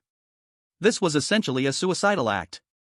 However, to their surprise, Heller's reaction was completely different from what they had imagined. Listening to Xiao Yi's words, Heller slightly nodded and said, indeed, professional matters should be left to professionals, this statement is quite reasonable. Ah? Everyone else was stunned. Is that it? Such a flat reaction? Chapter 235, Unexpected Reasoning. Upon hearing Xiao Yi's reasoning, everyone couldn't help but look at each other. Carl said helplessly, Xiao Yi, although there is indeed a secret passage leading outside there, but it's impossible for anyone to climb down the chimney. Why is it impossible? Xiao Yi retorted, have you all never heard of the tale of a burglar who climbs down the chimney in red clothes on certain days? Is what brother Xiao Yi said that? So, that was a burglar. Luckily, when I saw someone in red appear in my room when I was young, I smartly pretended to sleep, or else I might not even be here to send messages now. Someone's childhood memory turned instantly into a childhood nightmare. That's not what I meant. Carl helplessly continued, what I mean is, the size of that chimney is completely too small. Chapter 236, I Can No Longer Tell. Xiao Yi suddenly felt a strange sense of detachment. It was as if he suddenly realized that his life was just a stage play, and he had woken up from the state of being in character. Feeling strange about everything that should be familiar. An uncomfortable sensation, stripped away and mismatched with the surroundings, struck Xiao Yi. Not only the actions and behaviors of others, but even what he himself had done and said, Xiao Yi could not be sure if it was just an illusion. In his memory, things he was incredibly certain he had done and said, in reality, did not exist, they were merely his own illusions. It was as if to prove that he, in fact, did not exist. Xiao Yi suddenly felt a headache, and then, he returned to his original state. Forget it, since it has turned out like this, then so be it, I am too lazy to think about it. Xiao Yi was very good at adapting to changing environments because he felt. Chapter 237, Xiao Yi Prays to the Gods. Recently, because of the invasion of disasters, many people's hearts are weighed down by a lot of negative emotions. Carrying despair and sadness, it is perfectly normal for them to lose their minds, and it is unavoidable. However, I didn't expect that such a person who has lost their mind would sneak into my house. It seems I need to strengthen my home defenses. Not long after that, Carl returned. With just one glance, he immediately understood the situation at home. So, he promptly called the police to have the intruder, who nearly harmed his family, escorted away. Huff, Carl let out a long breath, then looked at Xiao Yi and said, "Thank you, Xiao Yi. If you hadn't been here, I dare not imagine what would have happened to Tiz. She is just a child, completely powerless to resist. I might have almost lost her, thanks to you being here." Chapter 238, Forbidden Knowledge. Me? Is it to arrest me? Like everyone else, Letitia was also stunned. However, at this moment, there was no time for anyone to clarify the situation. At the command of Ral, the police behind him surged into the room, intending to arrest without argument. The already small house was packed with people, and these uninvited guests did not understand what politeness meant. They came to arrest, so any obstacles in their way would be ruthlessly kicked aside, including the tables and chairs in the house. Tables and chairs were overturned, and Gladys and Tia were frightened into exclamations. The originally peaceful moment instantly became chaotic. Wait! Seeing this, Carl rushed to stand in front of everyone and even pulled out a gun. Looking at the shiny black handgun, the police could not help but. Chapter 239, The Monster. As Xiao Yi and the others prepared to visit Letitia in prison, they received news that left them utterly astonished. Letitia had escaped from prison. Letitia's arrest was immediately handled by Carl. The gentleman offered to help in any way he could, and then left with Tia. Carl initially planned to keep Gladys at home. If she went along to see Letitia in confinement, it might make her uneasy. However, Carl noticed that the townsfolk outside had a very strange attitude toward their family. It was neither anger nor blame, but rather, a voyeuristic curiosity driven by intrigue. Carl felt uneasy about leaving Gladys home alone, and reluctantly took her along with Xiao Yi to the location of the church, the only church in town. Chapter 240, Burning. Monster. Another monster. The sharp screams and the heavily armed judges, seemingly ready to strike at any moment, seemed to prove that the Letitia Xiao Yi saw was not an illusion. How is this possible? People can actually turn into monsters? That was absolutely impossible. But Xiao Yi could not distinguish what was happening in front of him. Could it be that the monsters he saw, and these people facing the monsters as if facing a great enemy, were all just his hallucinations? Xiao Yi could not tell, so he could only stand there in confusion, lost and at a loss for what to do. However, while Xiao Yi was confused, those from the church would not just stand there and watch. Take action, arrest her. Hegel immediately issued the command. The others also promptly closed in on Letitia, gripping their hands tightly. Chapter 241, Conflict. As soon as the words fell, Xiao Yi quickly walked towards Hegel. Hegel had naturally noticed Xiao Yi's movement, but he only looked at Xiao Yi coldly, without showing any sign of emotion. Xiao Yi. Don't be impulsive. Carl saw Xiao Yi's action and quickly stepped forward to block him. Calm down. Carl advised, there are more people from the church here, and the crowd is standing with them. We are simply no match for them. Acting impulsively will yield no results, and instead make it even harder for us. Meanwhile, others also noticed the situation here. Guards and judges all gathered around Hegel. Xiao Yi was silent for a moment, then glared at Hegel again and said, "You plotted against me. You never intended to conduct a formal trial from the very beginning. In order to carry out the execution without being hindered." Chapter 242, Losing Control. Having endured disasters, they must also live a life of abstinence. The depression and despair had nowhere to vent, and only faith could barely support people to continue on. But now, horrifying monsters had appeared in the town, and those monsters were turned from humans. This meant that someone next to them could suddenly turn into a monster, then attack them, devouring their innards and brains. In such circumstances, how much reasoning could people still possess to discern right from wrong, handle the current situation rationally, and think about how to respond and resolve it? Even the most steadfast of people would see their faith crack, show signs of breaking. They no longer believed that God could fully protect them. Too many people had already died. Thus, to protect themselves, they needed more power to defend themselves and their loved ones, so many people held tightly to that mysterious. Chapter 243, The Right Thing. So, that girl indeed began to accuse other girls as well.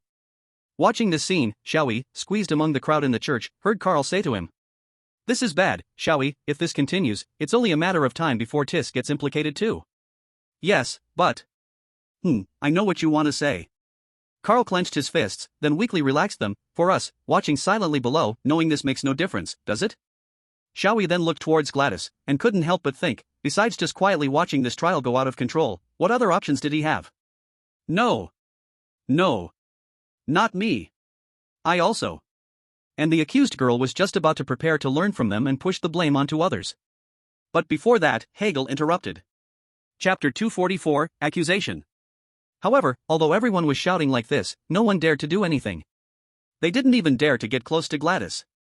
Let alone the monster's corpse still lying in front of Gladys. If she truly had the ability to kill that monster, naturally no one would dare to approach her. After all, no one wanted to die. They merely hoped that others would resolve this problem. Hegel also realized that under the current circumstances, those townsfolk would not accept any other possibilities and had already confirmed their identity as followers of the evil god. So, the one they were hoping for, Hegel, finally spoke up. "Wait. Hellel said, "Don't rush to conclusions, first, let's carry that monster out and burn it." Then, under Hellel's command, people reluctantly and tremblingly handled the monster. At that moment, because of that monster. Chapter 245. Using the trial to gain power and wealth? Hearing this, Xiao Yi couldn't help but be stunned, and he looked at Hellel, asking, "Is this true?" Hellel still wore his cold expression, remaining silent, making it hard to tell what he was thinking now. "Of course, it's true, I specially sent someone to investigate." The gentleman still had that inscrutable smile, his eyes sparkling with interest. "So, this is not the first time you used the name of the evil god for judgment, right? Using people's fear of the evil god, you gathered a lot of wealth and gained dictator-like power, didn't you? That incident was quite a big deal, even the Pope was scared, and you were punished because of it, leading you to this small town, right? But, unexpectedly, the evil god has descended again, as if the evil god was brought by you." The gentleman's words. Chapter 246, All Die. In the dim basement, two figures huddled together. The two were Biana and Tia. There was no light source in the basement, only a few candles and matches serving as temporary illumination, and some scattered wooden materials, suggesting that this basement was originally used for storing clutter. However, it was precisely because of these light sources that they had to use them sparingly. Thus, this mother and daughter duo spent nearly all their time in darkness. Furthermore, the basement door wouldn't open, at least they didn't know how to open it. If they made too much noise, the people outside might hear. They could only hold tightly to each other, feeling each other's warmth, finding a bit of comfort in this dim environment. But it was just a bit. Besides pure darkness, there was the unknown. They didn't know when this basement would be discovered, then they. Chapter 247, The Crazy Ritual. Ah! Such a sudden turn of events left the judges unable to react. No one expected that a frail little girl would easily kill someone. Moreover, she killed that great priest. Great priest! At this moment, these judges were no longer concerned about Gladys, hurriedly gathered around Hellel's body. However, experienced as they were, they only needed one glance to determine. Hellel was definitely dead. Everyone stood there in disbelief, speechless. That powerful great priest died so easily? Then, who would lead them to solve the ensuing chaos of the evil god? They stared blankly at the corpse, all silent. And they, who were unconcerned. Chapter 248, Descended from the Starry Sky. Finally, did it succeed? Xiao Yi had been waiting for this news. If he could resolve the hallucinations, at least it would lessen his suffering a little. Yes. The nurse nodded and continued, "Dr. Carl said so, he is waiting for you at the clinic." Good. Xiao Yi wasn't interested in asking more, didn't care about the nurse, and immediately rushed out the door toward Carl's location. "Ah, you are one of the survivors from that accident, right?" However, just as Xiao Yi was on his way to the clinic, a stranger called out to him. He blocked Xiao Yi's path and stared at him, nodding thoughtfully. "It's true. You are indeed the survivor of that accident. Not long ago, I noticed you during the confrontation with the great priest. I initially thought it was just a coincidence. Unexpectedly, it's really true. Chapter 249, You found out I am the mastermind." Carl took a deep breath, then said with a serious expression. "I still remember your description like this. You and a group of people were on a lifeboat, looking at the huge storm clouds that extended to the skyline, bringing wild winds, heavy rain, raging waves, and lightning, feeling deep despair. Then, at that moment, you encountered a strange existence, an eye." "Eye?" Xiao Yi asked with confusion. "Are you talking about an eye, like a human eye? But that's nameless and formless, right? How did it turn into an eye?" "Your description back then was more detailed," Carl explained. "Moreover, that existence truly defied common sense and could not be compared to any known object in our civilization. However, there was one thing that could be understood, and that was the eye." "I see," Xiao Yi tried to envision it in his mind, about that. Chapter 250, Rule Level Talent Ability. Just as the people in the town were preparing for the fire trial, they suddenly noticed the sunlight was fading. They thought it was clouds covering the sun. If it rained, it might disrupt the trial. However, when they looked up, they were shocked beyond measure. The sky was cloudless, and the sun was being torn apart. Several points of light were scattering in different directions, without a doubt. That was the sun. But the sun did not explode, instead, it gradually extinguished, as if the sun was like a dying life. As the sun extinguished, the sky turned into a starry night, and at that moment, people noticed that the brilliant starry sky was swirling in a spiral shape. In the center of that spiral, like a black hole, twisted the center of light, and I was staring at the people. As they stared at that eye, the rationality on people's faces. Chapter 251, Talent Ability, The Spear of Divine Descent. What is going on with this guy? Carl felt a bad premonition rise in his heart. Even though the unknown god he had always been seeking was about to come here, he he still felt uneasy. Oh? The gentleman looked at this situation with great interest. I thought the end was decided. Could it be, there is still a chance? Not only them, but the viewers in the live broadcast were also confused by Xiao Yi's words, but they felt hope rekindled because Xiao Yi had not given up. Brother Xiao Yi has not given up. He hasn't fallen. He is still fighting. Rationality is lost, yet he still thinks seriously. Damn. This is so like Brother Xiao Yi. But, this is the way to do it. Humph. What can you do now? Carl tried to suppress his emotional turmoil and forced himself to calm down, looking down. Chapter 252, the reward for clearing the level is your death. Correct, the cognizant God and the unnameable? Carl and the gentleman had looked down on Xiao Yi's words just a few minutes ago, sneering and disregarding them completely. But now, hearing those words again, they couldn't help but feel an immense, unprecedented bad premonition grow in their hearts. However, they could not stop Xiao Yi's action, as they could not approach him. In every sense of the word. At this moment, the Spear of Divine Descent had been activated, and Xiao Yi could cross the boundaries of time, space, and causality, weaving everything in the story into foreshadowing. Time, space, causality, everything swirled together like a spiral, revolving around Xiao Yi, allowing him to manipulate it, forming the reality of this moment according to his thoughts. In such a situation, Carl, with his mere human power, could not even approach Xiao Yi by an inch. He could only maintain his own existence. Chapter 253, Absolute Death. Watching the live broadcast enveloped in pure white, everyone understood that this was a symbol of completing the copy. They finally felt completely at ease. Great. Brother Xiao Yi has passed the level again, I can finally feel relieved. Alas, even though the level is cleared, just thinking about the previous situation still makes me breathless. Seeing Brother Xiao Yi tortured like that, I really thought he was going to go insane. I felt like our world was already doomed. Yeah, that oppressive atmosphere scared me so much I nearly wanted to vomit. Everyone who was nervous before didn't even send a single bullet comment, even causing a momentary black screen in the livestream. Now that it's over, are they starting to show their amazing sides again? It's fortunate that it was dangerous but not fatal. I was thinking, if Brother Xiao Yi really went insane, I would take the entire world down with him. Wipe out the whole world. No one can survive. If even Brother Xiao Yi dies, who else could still live?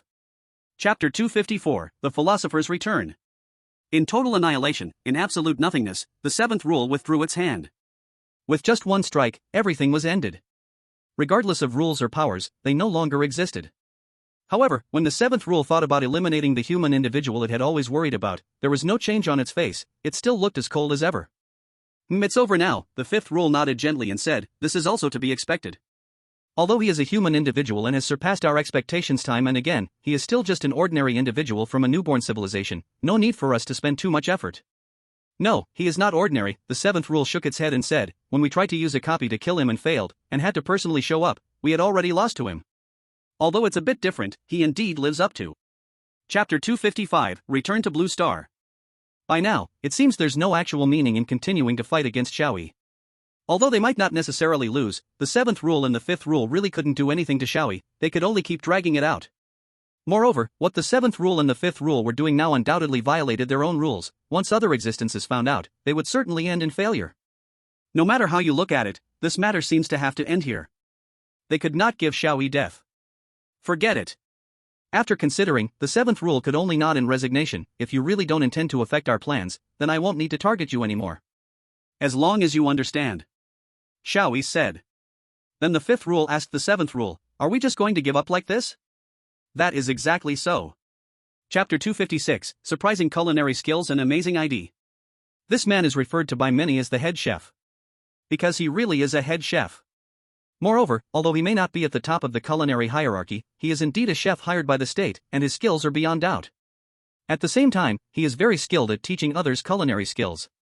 Not only those who are apprentices in this area, but even complete beginners who would normally drive others to frustration, he can calmly teach them how to cook. On this point alone, he is deserving of respect. Most of today's famous chefs were personally trained by him. Therefore, the status of the head chef is not inferior to those at the top level. And this head chef received a commission from his superiors, which is to teach a person named Xiao Yi some basic culinary skills. Moreover, this commission is also. Chapter 257, The Return of Rule Horror Stories. Mr. Su. At this moment, it was late at night, not far from the arrival of midnight. However, Su Yingwang was still busy at his desk. Just then, a person walked into Su Yingwang's private office and handed a document to Su Yingwang. Please take a look, this is information about the lighthouse. Soon, they are preparing to sign relevant documents internally, just as you expected. Suing Wang took the document, and a particularly glaring piece of information immediately caught his attention. The lighthouse has confirmed it will split into 2 countries. Has it finally come to this? Suing Wang was not surprised. During this time, every strange rule from the lighthouse had ended in failure. Repeated failures had weakened this country, which had once been strong and unrestrained. Chapter 258, Special Difficulty, Survival War of 100. Ha!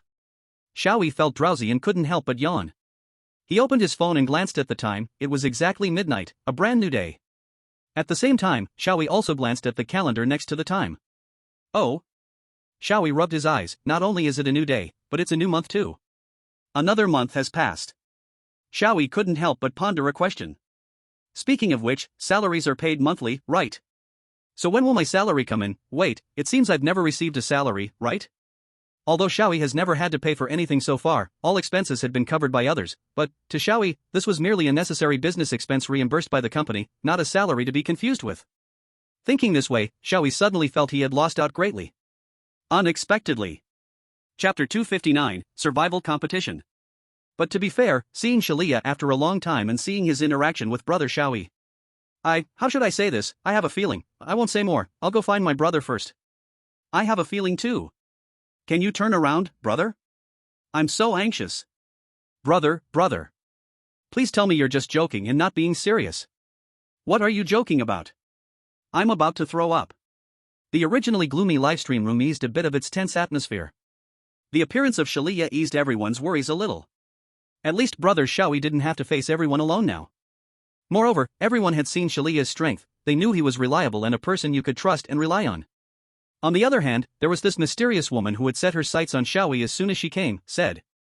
Chapter 260, there are loopholes in this rule.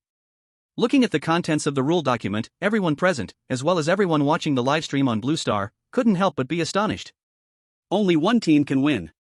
That means among us, at most, only 3 people can survive? After understanding this, it was hard for anyone to show a relaxed expression. This time, only 3 people in 3 countries could win, unaffected by the strange rules. This was rather cruel. However, while everyone felt heavy-hearted, some were calmly thinking and posed a question to Mr. Ku. Mr. Ku, you say you are the host of this game, can we regard you as the spokesperson of the strange rules, knowing more information? A young man wearing a hood asked in the crowd. At this moment, a bullet screen floated by. Ask. Chapter 261, there are traps in the rules. Mr. Ku answered everyone's questions one after another. Finally, the scene fell silent, and no one spoke again. Actually, everyone present was also encountering such a thing for the first time. They didn't expect someone would specifically explain the rules and relevant matters in a strange rules game. This had never happened in previous strange rule games. In the past, people merely explored the rules through interpretation, experiments, etc., and this approach was extremely dangerous. A slight misstep could lead to death. And now, there was actually someone who came specially to answer their doubts about the rules. This was something they never even dared to imagine before. Mr. Ku saw no one speaking again, then announced. Since no one has any more questions, then, start forming teams, go find and choose each of your own trustworthy teammates to entrust. Remember, you must choose carefully. If the match is not good, the teammate instead will. Chapter 262 Die without closing eyes. When Huan just fortunately did not raise the matter, that is, their conversation, was not only heard by them. Everyone watching them in the livestream could clearly hear every single word they said. Therefore, this North Korean soldier's gifted ability was already exposed to the people of Blue Star outside. In other words, after this copy ended, the whole world would know his gifted ability. If later there are still such copies, then with his ability already exposed, he undoubtedly will be at a huge disadvantage. But that was nothing when Huan cared about. What he needed was only the value of this one copy. As for later? That can be left for later. Besides, whether this North Korean soldier could even survive this one copy was a problem, so there was no need to think far. First protect one's own present situation. This North Korean soldier indeed was very cautious, still. Chapter 263 Today is Xiao Yi's death day. Anyway, it was thanks to you Xiao Yi scaring him away that we picked up a bargain. Fei Yi suddenly said. Picked up a bargain? Xiao Yi looked around, confused. Where is having a promotion? Not that meaning. Fei Yi corrected. I am speaking with you in Dragon Country language at least, right? Forget it, anyway, the bargain I meant is this. Fei Yi said as he searched from that corpse, and pulled out a blue rhombus crystal the size of 2 fingers together, but maybe because of the explosion, this crystal had some blackened marks, looking very dirty. Could this be? Sharia asked, could this be the so-called core? Correct. Fei Yi nodded, that guy who alone wiped out a whole team, because he was scared away by Xiao Yi, he didn't have time to recover the core. Though that suited non-human in the suit. Chapter 264 The Battle of Gifted Abilities. Meanwhile, Xiao Yi and them were still leisurely sweeping goods in the supermarket. After a while, the three gathered again at the door. And each of them was pushing a big cart full of things. This looks like for a short time we don't need to come replenish supplies again. Fei Yi looked at the pile of supplies that almost stacked into a hill, and sighed. I plan to take more, to ensure we don't risk going out many times, to ensure long-term stable survival, only. Sharia said a little embarrassed, I probably took many things not convenient to store long-term. Oh, I thought it was something serious. Fei Yi said carelessly, who here didn't do the same? Sharia carefully looked at the things the three took, then fell into silence. Some things, even if he didn't agree, he could understand, but more things, he totally could not understand. Chapter 265 Did you discover his weakness? After triggering his own ability, Explosion Man did not hurry to leave, but tried hard to confuse Xiao Yi and them, silently counting and waiting 2 seconds in his heart, then urgently rolled sideways on the ground, trying to get as far away from the explosion point as possible. This explosion's power was not as huge as before, and Explosion Man's side of the ground had little blood, very favorable for dodging. But under Xiao Yi and their feet, there was blood everywhere, covering extremely wide, they could not dodge. Nor could they react in time. Boom! Right after, the sound of explosion rang out, and Explosion Man's mouth also showed a smile. Ah, this time, I truly won. Then, he looked at the thick smoke created by the explosion, and in that smoke, he saw the figure of a person, a figure that was still standing. What? The Explosion Man was also startled, quickly retreating 10 meters away, but after the smoke dispersed, he relaxed again. Chapter 266 Safe Area. The breath of the Explosion Man grew weaker and weaker, and finally, there was no sound at all. Without a doubt, he is dead. Shalia's expression was somewhat heavy, he still couldn't get used to the act of killing. However, this was a rule of life and death in the world of odd tales, and Shalia understood that he had no leisure for sorrow or refusal, so he quickly suppressed the emotions in his heart. Let's put him down. Fei Yi said. I understand. Shalia immediately released his ability, and the long rope hanging in the air lost control, letting the body of the Explosion Man fall to the ground. Speaking of which, Xiao Yi looked at Shalia, curiously asking, Shalia, why do I feel like you can control everything now? And you can even heal, it feels like you can do anything. What exactly is your ability? Chapter 267 What is your relationship with the odd tale of rules? Oh, welcome. Upon seeing Xiao Yi and the others, Mr. Ku immediately stepped forward to greet them, seriously introducing, welcome to Golden Moment. Golden Moment? Xiao Yi questioned, I've heard of the golden ratio, what does this golden moment mean? Is there a golden ratio concept with time as well? Upon hearing this, Mr. Ku was also taken aback. That's quite an interesting question. Generally speaking, when people hear my explanation, they tend to think about the name. But you connected it to the golden ratio, now that's something I didn't expect. Mr. Ku cleared his throat again and introduced, Golden Moment is the name of this casino, and it is also the official name of the safe area set up by us, the organizers. As for why it's called that, I believe you'll understand after experiencing it yourself. Oh, Xiao Yi didn't know if he really understood or if he was still confused. Chapter 268 Methods to End the Rule of Odd Tales. In the Starry Sky. The others, including audiences from various countries, were stunned upon hearing Fei Ye's words, except for Xiao Yi. When Xiao Yi found out he didn't understand what these people were discussing, he simply buried his head in his food and ignored what they were talking about. Are you saying, the arrival of the odd tale of rules has something to do with something in the starry sky? Aurelia asked. It's not related to something in the starry sky. Fei Yi corrected, it's about the starry sky itself, or rather, the entire starry sky. What does this mean? Shalia immediately asked as well, I'm very interested in this topic, please explain in detail. Did you notice? Then, Fei Yi suddenly said, last night, the appearance of the starry sky. Last night? Are you saying the starry sky we saw here, in this ruined city? Aurelia shook his head. Chapter 269 Ability Lockdown. Look. Fei Yi also said, Asia, that is not one of the 7 continents of Blue Star, so it seems to be a continent that exists in the worldview of this instance, different from our Blue Star. Similarly, countries like Dragon Nation and Lighthouse do not exist in this worldview, or perhaps, they exist but are different in some way, like countries with different names. Shalia couldn't help but lower his head to think, and said, a planet in a parallel universe similar to our Blue Star? Based on these arguments, I am starting to believe in this viewpoint, but it's a shame that the guy named Mr. K said there's some kind of confidentiality agreement. I probably can't get more information out of him. No. I should try to use conversation to extract information from him. I advise you not to do that. Fei Yi shook his head. That guy is not so easy to fool, doing this will only waste time and make him suspicious. Chapter 270, The Locked Room Murder Incident. The other side must think the same way, right? Fei Yi continued, for them, our Xiao Yi is also a strong enemy that must be dealt with first, so they have sealed Xiao Yi's abilities from the very beginning. That's indeed true, Leia asked next, but the problem is, do we have the ability to deal with them? Since their team has such a configuration, it can no longer be described as just troublesome. No. Fei Yi shook her head and said, perhaps it's just the opposite, they might actually be easier to handle now. What does this mean? Think about it, since the other side has sealed Xiao Yi's abilities, why not take action themselves? Instead, they are wasting time and effort informing others and using others' powers against us? Leia immediately thought of something. Chapter 271, Talent Ability, Absolute Rejection. The blonde girl actually didn't suffer serious injuries, so Xiao Yi and the others casually treated her a little and sent her on her way.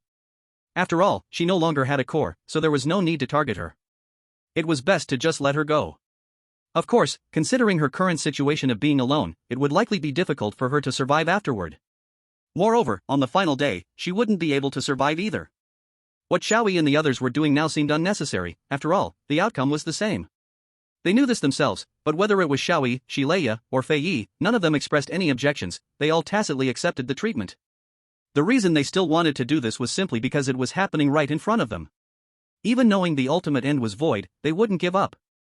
Maybe the meaning of life lies in this. Chapter 272, The Limits of Talent Ability. So, is it such a high-level ability? After witnessing Oriel's performance earlier, Leia had a certain understanding of his ability and roughly guessed what kind of ability it was, but he never expected it to be of this level. It was not boastful, just by looking at the other person's expression, it was easy to see he was serious. This could not just be described as troublesome but was fundamentally unsolvable. Now, you have no way out. Oriel said so, this is not just for myself, but for the battle of the country. Your purpose is the same as ours, you're all acting for the core. I will not lose. Moreover, I will seize all of your cores for myself. It's already too late to think of running now. After saying that, Oriel stepped forward without any hesitation. Towards Xiao Yi. Chapter 273, He Can See Us. Listening to Fei Yi's words, everyone fell into silence. Leia showed a slightly disdainful expression, and Fei Yi didn't care, but she didn't expect that Xiao Yi also revealed the same expression towards her. What? Fei Yi was shocked and hurriedly said, what kind of look is that? I'm not talking nonsense, I really noticed it a long time ago. I paid attention to it right after seeing that guy's ability for the first time. No. Xiao Yi said somewhat speechlessly, if you noticed it long ago, you should have said it sooner. Saying it now, everyone will think it's just hindsight. Moreover, even if you're uncertain, you should speak up when you discover something. It's better to think together than to leave someone in doubt, right? You should reflect on yourself. How should I say this? I'm sorry. Fei Yi lowered her head, feeling a bit gloomy and helpless. Chapter 274, The Core is Taken Away. Light. The ultimate light, almost enveloping Oral's entire world. Oral's ability indeed requires perception to activate, and the most frequently used and practical perception for him is vision. It was only when Oral entered the dim theater and stood on the stage that he finally realized this. Without noticing in advance, naturally, he could not make countermeasures early. In fact, he did not consider this point and randomly found a teammate, who also randomly died before. He now realizes that he completely wasted an important teammate position. How crucial a complementary helper is, he actually knows very well. He just failed to pay attention to it. If he had noticed this, then the current situation would not exist. Oral instinctively and naturally assumed that being able to see everything around him was a matter of course. Chapter 275, Speculation and Preparation. You said, you know what his ability is? Leia was a bit surprised, it's only been a few seconds since we met, not even a proper fight, and you can see it? Just through observation, I made a little inference. Fei Yi said, it may not be accurate, but I think the credibility is very high. So, what exactly is that person's ability? Xiao Yi asked. That's for sure. Fei Yi said, suddenly pausing and then looking at Leia, saying, Leia, just in case, let's set up a soundproof barrier, this little thing, you should be able to do, right? Soundproofing? I understand. Leia nodded and immediately opened a soundproof barrier. Although there were no other people around, according to the rules, generally, as long as it is not a harmful ability, its range is unlimited. That means, it is very likely that there is. Chapter 276, Thoughts. What did you say? Upon hearing this, Huan was a bit stunned. They know? The North Korean soldier was also a little surprised. Although we were prepared for some information to be exposed, we didn't expect your ability to be exposed too. Clearly, you didn't show much? Huan looked somewhat grim as he asked that teammate, what's their situation? How did they figure it out? No, it's not that they know for sure.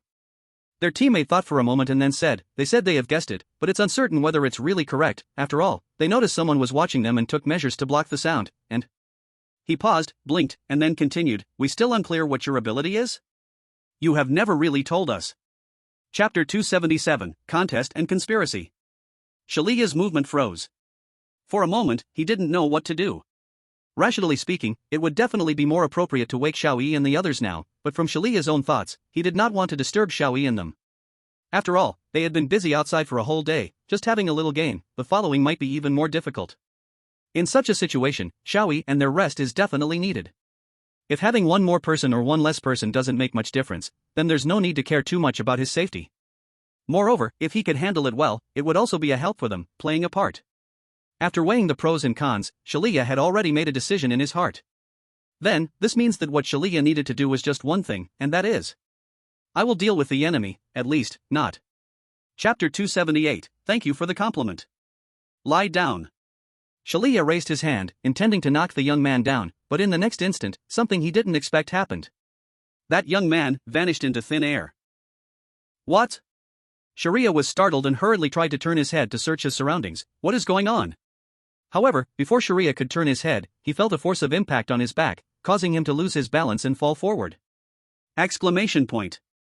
Nevertheless, Sharia quickly adjusted his posture and hurriedly stood up from the ground. Then, he saw a young man standing there with a faint smile on his face. You? Sharia dared not be careless, and he asked, how did you get behind me? Who knows? The young man shrugged, this is my most important secret. If I tell you so easily, then this match. Chapter 279, The Final Battle Begins. Sigh, what am I doing? The young man who left Sharia constantly sighed.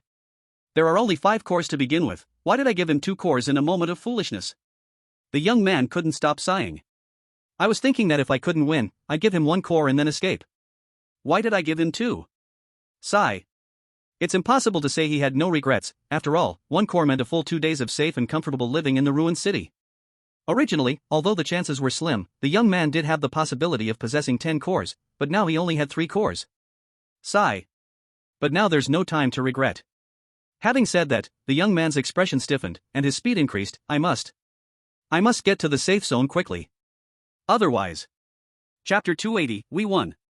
Seeing Huan's gaze, Xiao Yi and the others naturally tensed up and focused their minds. Soon, Huan jumped over and arrived not far from them. Oh. This is quite a rare visitor. Fei Yi said with a smile, after stealing our cores with a sneak attack last time, are you planning to rob us openly this time? Huan replied, haven't you guys been going down to the sewers to retrieve cores for a while now? You've probably recovered some cores, right? Upon hearing this, Xiao Yi and the others fell silent for a moment, then exchanged glances. Then, Fei Yi continued, it seems that our movements have been completely in your sight. Not even the smallest actions could escape your eyes. But now that this point has been exposed, does that mean you are sure you have already won? Exactly. Huan. Chapter 281, Maximizing the Use of Rules. Rule 7? Upon hearing Fei Yi's words, Huan began to recall the content of Rule 7. Rule 7, survive for a month in the ruined city, starting from the entry into the ruined city based on each team's captain. Huan had all the rules memorized, so when Fei Yi mentioned this matter, he quickly recalled the content related to the rules. However, Huan did not notice anything unusual, let alone any traps. Moreover, he specially asked Mr. Ku about Rule 7 before, and there were no issues whatsoever. You? This made Huan look at Fei Yi, are you trying to fool me? Or are you trying to buy time? Is there something wrong with Rule 7? If you're referring to the captain-based starting calculation, then Mr. Ku. Chapter 282, The Last Enemy. Tian Hai. Lian Jie? Seeing the suddenly appearing Tian Hai Lian Jie, Xiao Yi and the others also changed their expressions. Tian Hai Lian Jie also looked at Xiao Yi and the others, saying, sorry, this time the rule horror story, I have one. Although I don't like killing each other, even so, I must survive, and this is the way I came up with to win. The way to win? Sharia frowned, looking at the mysterious annihilation power. Only the head and the feet remained. The North Korean soldier was already dead. His middle body and the 2 bags filled with cores had completely vanished, undoubtedly obliterated into nothingness. Is this what you call the way to win? Sharia looked at Amamiya Renjia again and asked, you actually destroyed all the cores? That's right. Amamiya Renjia nodded, then looked at Faye.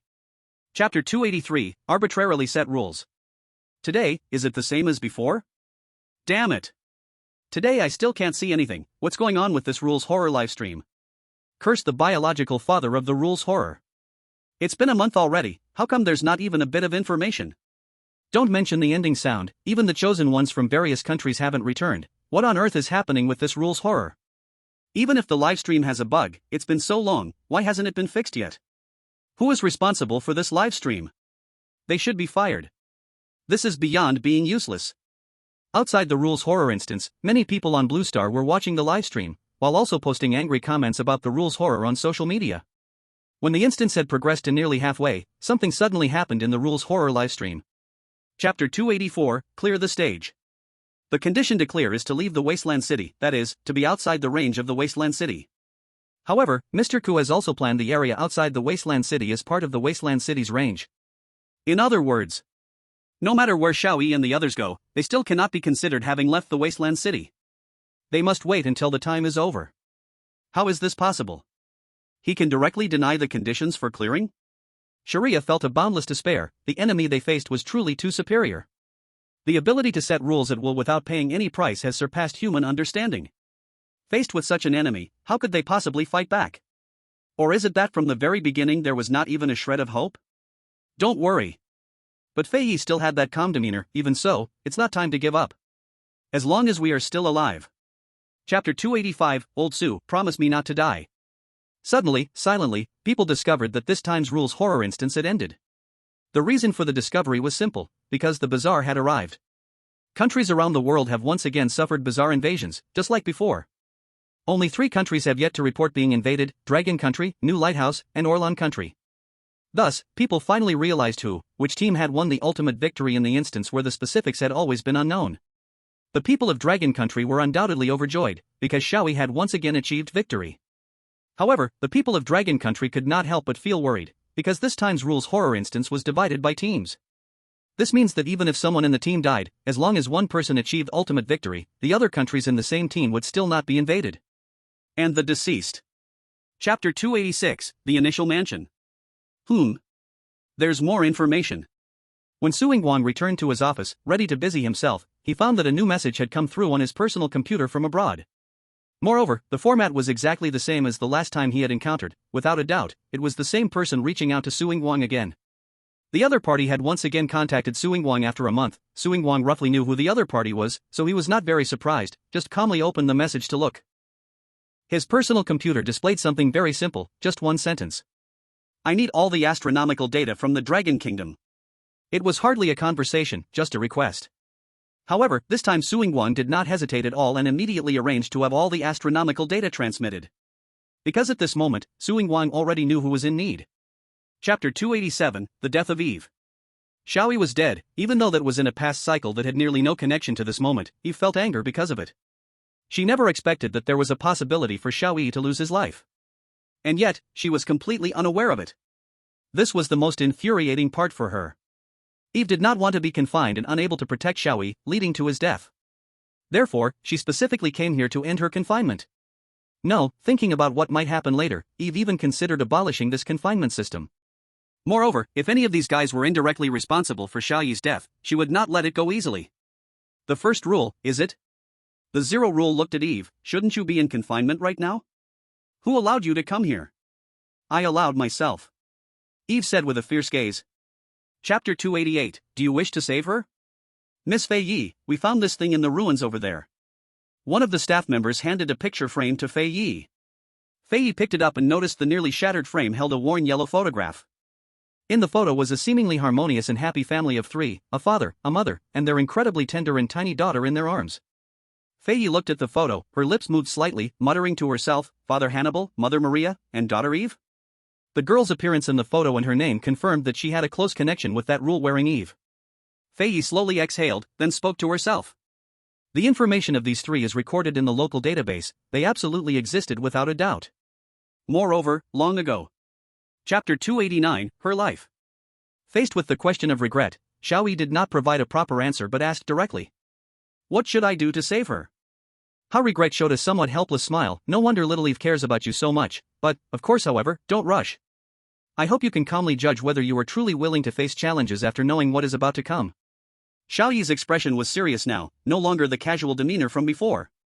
He silently awaited Regret's words.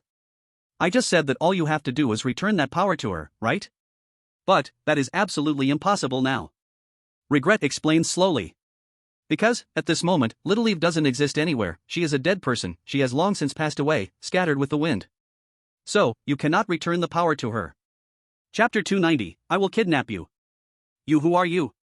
Eve gently asked someone behind the door, but the other person remained silent, saying nothing, just standing there quietly in front of the door. Eve didn't know who was behind the door, why they came to her home, or what they wanted at her door. But these things did not really matter to her. What Eve cared about more was that someone had finally come before her. Even though there was a door between them, Eve still felt that the uncomfortable feeling in her heart, maybe called loneliness, had been somewhat eased. Please. So, no matter who the other person was, is it necessary to harm oneself? Eve still pleaded with the other person. Can you stay here and listen to me for a moment?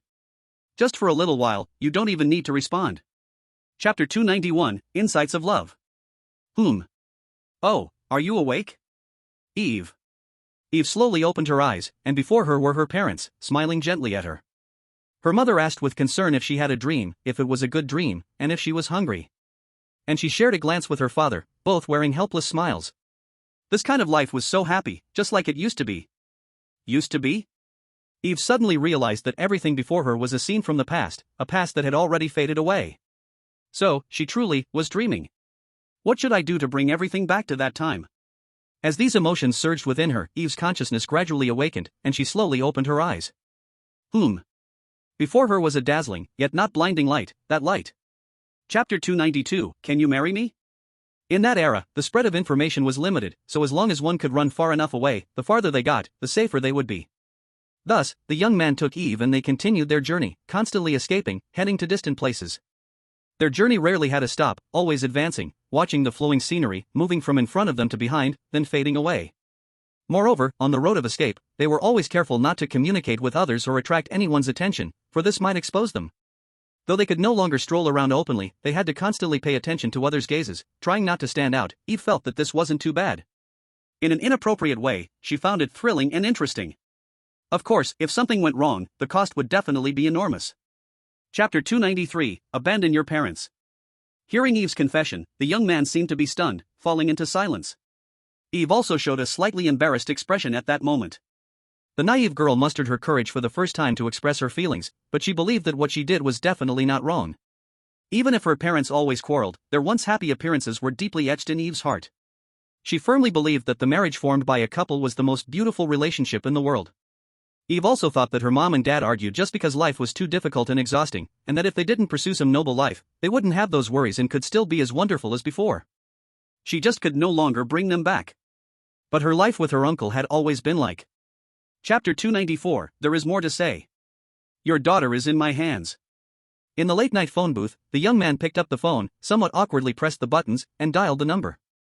Then, he slowly spoke into the receiver. If you don't want anything to happen to her, don't act rashly. You two go to the place I designate, don't let anyone else know, or else I can't guarantee what she'll say. After finishing this standard kidnapper's statement, the young man hung up the phone and headed towards the place he mentioned. Then, this is the last task. It's time to end it all. Eve had actually prepared herself for everything. She had abandoned her parents and no longer saw the narrow world of only her parents, so she could only love them, negating the education of love they had given her with her own understanding. But, the people. Chapter 295, After the End, His Death and Her Redemption. Now, Eve fought back. Her life was filled with misfortune. Pain and sorrow always ran through it all. What was even harder to bear was that she had once known happiness, only to be hurt by that very happiness. Her parents, who once loved her so much, saw her as a trouble, even going so far as to kidnap her, locking her in a dark room where she could not leave, and ultimately even wanting to kill her. And now, the uncle who saved her and showed her what love and happiness were, lay dead in front of her because of her. Why did such a kind uncle have to die? The answer was simple, because he met her. And for her, he bore much pain and hardship, until now, even his life had slipped away. He was supposed to have nothing to do with this, to live a happy life with the one he loved in his heart, but because of. Chapter 296, The Story of Xiao Yi. In a small, unremarkable village, in a family as ordinary as you and me, a new life was born. However, hearing the loud cries, this family was not moved or happy by the arrival of the new life. They only found the baby's cries to be somewhat noisy. In that earlier time, raising a child was not much different from raising a cat or a dog. It was common for a family to have 7 or 8 children. For people then, the birth of a child was to add more labor to the family, not to continue their own life. The family as a social relationship was very economical, so people back then wanted to have more children no matter what. There was no emotion involved, just a routine of getting pregnant, then giving birth, repeating until numbness. So, the people used to such things would not give birth to a new life. Chapter 297, The Mature and Steady Sister. The boy looked at his suddenly appearing sister, tilting his head in confusion. He did not understand why his sister was crying or why she appeared before him. "I'm sorry, did I scare you?" She wiped her tears, her smile still so gentle. She saw the person she had been searching for, the one from her past life. That was his past, which she did not know. "It seems that we may have some similarities," she said with a smile, "so, I want to gently return to you the happiness I received from you." The boy still looked at her in confusion, completely unable to understand what she was saying. "I'm sorry, I was just talking about my own things." Eve took a deep breath, pushing down the various emotions rising in her heart. At this moment. Chapter 298, Mature Education. An idea suddenly popped into Eve's mind. "That's right, if we talk about a standard for a person to mature, it surely has to do with sex." Eve nodded thoughtfully. "At his age, he should have some education on this." "Yes. We must get this education right. He absolutely cannot become a cold person in the future." Thus, this thought in Eve's heart instantly transformed into a firm belief. The boy looked at her, somewhat confused. He could not understand what this strange sister was saying. "You, just wait here for me for a moment, eat slowly, there is something I need to take care of first." Having said that, Eve took action, sneaking up to that bookstore like a thief, even though others couldn't see her. So it is said. Chapter 299, My Name is Xiao Yi. The sound of clattering came from time to time, and the wind whistled against their faces. Eve and the boy were currently sitting on a bus to the southern city. Originally, there were direct buses and trains to the southern city nearby, but the boy did not have identification. Even with money, one cannot get on the vehicle. Moreover, it's not just about the identification. Until now, he doesn't even have any legal existence or birth certificate. He even, still doesn't have a name of his own. So, they could only choose this kind of vehicle that requires only money to get on the road. At that time, they were collectively called unlicensed taxis. Fortunately, at least Eve was not short of money, so she was able to find an unlicensed taxi where one could board as long as they paid.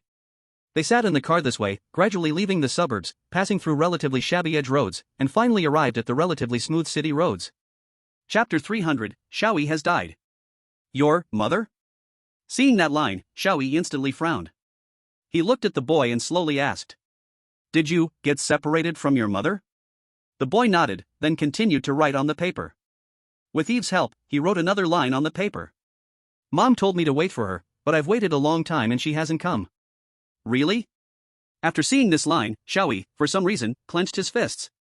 But he still suppressed the emotions surging in his heart and smiled at the boy, saying, "Is that so? Since Mom hasn't come, are you planning to find her by yourself? That's really brave. I don't have your kind of courage." Xiao Yi took a deep breath and said to the boy, "Don't worry, encountering each other again is also a kind of fate. I will do my best to help." Chapter 301, My Name is Xiao Yi. Xiao Yi died in a car accident. More accurately, it was a car accident caused by fatigue. Although Xiao Yi always appeared to be carefree, in fact, his body had long been battered and bruised. In earlier years, Xiao Yi went out alone to fight, encountering many hardships that only he could understand, but at the same time, he also made many friends and really accomplished something. The company he has today is developed from the foundation he laid back then. However, because he fought too hard when he was young, Xiao Yi's body actually suffered many ailments and had long been plagued by various illnesses. He was no longer as strong as he was in his youth and found it increasingly difficult to get things done. And during the rapid development of the company, many people who had never experienced the hardships of those years, merely opportunists, joined in, wanting to. Chapter 302, Reuniting with My Mother. It wasn't something inherited from anyone, this is the name he took for himself. There must be many people in this world with this name, and he is just one of them. However, compared to others, this name holds a different meaning for him. So, from today onwards, the boy became Xiao Yi. Ha! Xiao Yi took a deep breath, carried his grandma, and was about to leave this place. Then, he found Eve standing not far away, quietly waiting for him. This mysterious sister, with an unknown background, for some reason, had always stayed by his side. No matter where he went or who he met, she remained by his side, never leaving.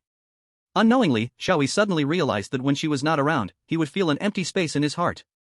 Chapter 303, Becoming Family. Xiao Yi eventually said nothing and ran away from there. Ah, wait. Xiao Yi's biological mother reached out her hand, but quickly retracted it. She was a kind person, so she would care for the child before her, but to her, he was ultimately just a stranger. Naturally, she didn't chase after him, just muttering what a strange child before taking her beloved daughter's hand and leaving. Then, alone, Xiao Yi forced his way through the layers of the crowd. Those people are not alone, they have each other for companionship, and on their faces, there are all smiles of happiness. However, this was painful for Xiao Yi. Among so many people, he was the only one alone, and he was so very conspicuous. So, he wanted to escape from here, to flee to the desolate wilderness. Chapter 304, Strolling Along the Path of Life. At first, Xiao Yi suddenly realized that he hadn't seen Eve for a long time. He initially thought that the time between their meetings had simply been extended again, though he felt a little empty inside, he didn't pay much attention to it. Then, as time passed, Xiao Yi increasingly realized that his previous thoughts were just self-comfort. That sister, truly vanished forever. When Xiao Yi came to this realization, he did not cry out, nor did he lose his mind, he just stood there in a daze, motionless. The emotions surging in his heart were too many, leaving him unsure of which feelings to vent. He couldn't understand which emotion was the most important anymore. She had already left him, he was once again alone. It was not a romantic, unresolved ending like in stories, but instead, a tangible, distinct reality. Chapter 305, Thank You. So that's how it is. The 7th rule observed the events on Blue Planet and nodded thoughtfully. Then, he looked at the 10th rule beside him and said, So, this is what you mean by everything is predetermined? Exactly, the 10th rule nodded. They are cause and effect to each other, spiraling together, transcending time and fate, weaving such a story together. I see. Said the 7th rule, we are prohibited from observing the fate, future, and possibilities of this planet, to avoid the issues of uniqueness and infinite possibilities that could arise from observation, so we cannot know the specifics. Therefore, I am very puzzled, how do you know these things? And how can you be so sure that all of this is destined to happen? The 10th rule explained, of course, it's inferred from the information we have. While we. Chapter 306, The Return of the Rule Monster Stories. That's how it is. Xiao Yi said. It's still too early to talk about living a peaceful life. As long as the rule monster stories exist, we cannot live a relaxed life, so days without rule monsters are the good days. You're right. Su Yingguang fully agreed. So, since the rule monster stories will come no matter what, I'll handle it, Xiao Yi continued. After all, regarding rule monster stories, I've been dealing with them for almost half a year now, just in terms of work experience, I'm far ahead globally. I won't say I can guarantee a win, but at least I have enough confidence that I won't mess up and let everyone down. So? Xiao Yi said, looking at Su Yingguang, you can rest assured about the rule monster instance, you don't need to worry about me. Just focus on exploring. Chapter 307, What should a poor student at Hanshui High School do? Xiao Yi naturally could not know what was happening outside. At this moment, he had already entered the instance. The pure white space faded, and when Xiao Yi could see the surroundings clearly again, he found himself tied to a chair made of gold. Ugh. Xiao Yi instinctively wanted to speak but realized his mouth was bound, and something strange was stuffed inside, making him emit muffled sounds instead of words. Xiao Yi tried to move his body but found himself tightly bound to the chair, unable to move at all. Xiao Yi could only observe his surroundings. However, he discovered that it was pitch black around him, and he couldn't see anything, the only thing visible was himself. It seemed like there was a light source hanging above his head, illuminating only himself. Chapter 308, Revenge. Such simple rules also puzzled Xiao Yi. There are only 4 rules, no special prompts or completion conditions like in previous copies. I see, it seems these 4 rules only apply to my current copy? Xiao Yi roughly understood his current situation, he folded the rule document and began to wander around the cruise ship. A story generally needs a subject to unfold, and this time the stage is set on an artificial cruise ship, which means that the subject of the story is likely a person. There are other people on this ship. Xiao Yi thought it was boring to just stand still, so he tried walking around to look for something. Soon, he found a splendid hall inside the cabin. Sure enough, there were several figures in the hall. They were scattered far apart. Chapter 309, Self-Introduction. And, has someone died? Xiao Yi still remembered that the rules stated a murder would inevitably occur within 3 days, and then, he must investigate who the killer was. However, looking at the dark sea, Xiao Yi squinted and said, this should be considered a suicide, right? It shouldn't count as a murder case. Killing myself doesn't equal killing someone else, that's the logic. Moreover, the rule said a murder case would definitely happen within 3 days, there was still plenty of time. Xiao Yi had only been here for 30 minutes, it wasn't necessary to panic. Now, this is troublesome, the uncle beside Xiao Yi said coldly. It seems the person who knew the truth has died, and his death has already proven that our situation is far from a variety show. This really means someone wants revenge. The person in the room wearing. Chapter 310, Not the Right Time. The girl was clearly stunned, unsure how to retort. Just say whether it's logical, Xiao Yi stepped forward again and asked, since you don't believe us, then we can also suspect you are the mastermind behind all of this. If that's the case, you must be tied up to prevent any trouble. This is the theory of trust. You all. The girl seemed to want to say something more, but her mind really had no counter-argument right now. Indeed, not trusting others means others can also choose not to trust her.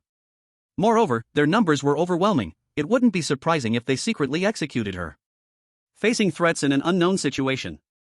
People cared little about morality and righteousness, they could do anything. Plus, their actions didn't need evidence or logic, just a heart full of suspicion. Chapter 311, The Mystery Game. What nonsense are you talking? Wei Er sighed helplessly, come on in, we're about to discuss some serious matters. Serious matters? Hart was taken aback. Wei Er nodded, otherwise, what else could it be? You came to find Xiao Yi, right? You just want to talk about our most urgent matter? Isn't that a serious matter? That's true. Hart nodded, then closed the door and walked in, asking, so, what were you discussing before?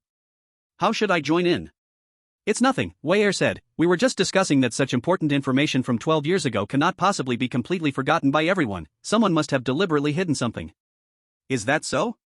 However, Hart had a different opinion, he said, I think there might not really be a big problem with this clue from 12 years ago, it's just that the middle-aged Eternal life, plan? Hearing such a name, no one could ignore it.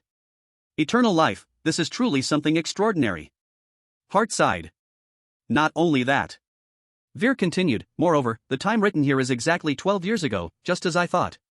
Something indeed very important happened 12 years ago. All right. Hart said, now is not the time to dwell on those small matters. Let's quickly take a look at that document. If there are truly important clues inside, that would be better than anything. I understand. Veer nodded, then placed the document on the table. The two leaned in close, ready to start flipping through it. However, Hart did not rush to open the document but instead looked at Xiao Yi, who was still standing aside, and asked curiously. Xiao Yi, why aren't you coming over? This. Veer frowned and immediately retorted, do you think our current situation is the company's plan?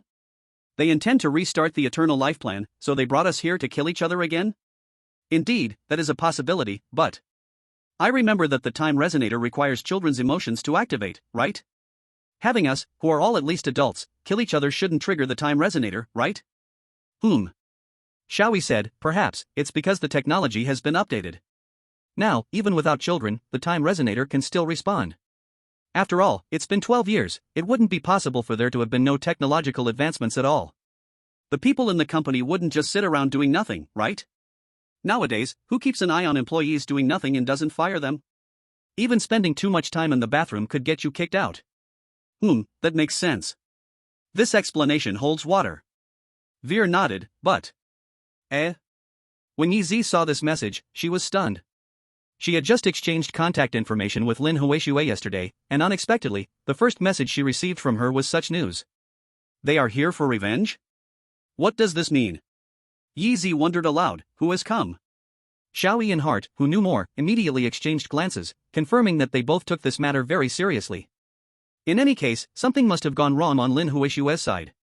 Hart said, you all saw it, right? That little food cart that should have been pushed away by Lin Huixue flew past us. She couldn't have just left the cart in the hallway and walked away. Something must have happened. I think we should go see how she is. After saying this, Hart had already opened the door to the room. Anyone who saw the scene could not possibly remain calm.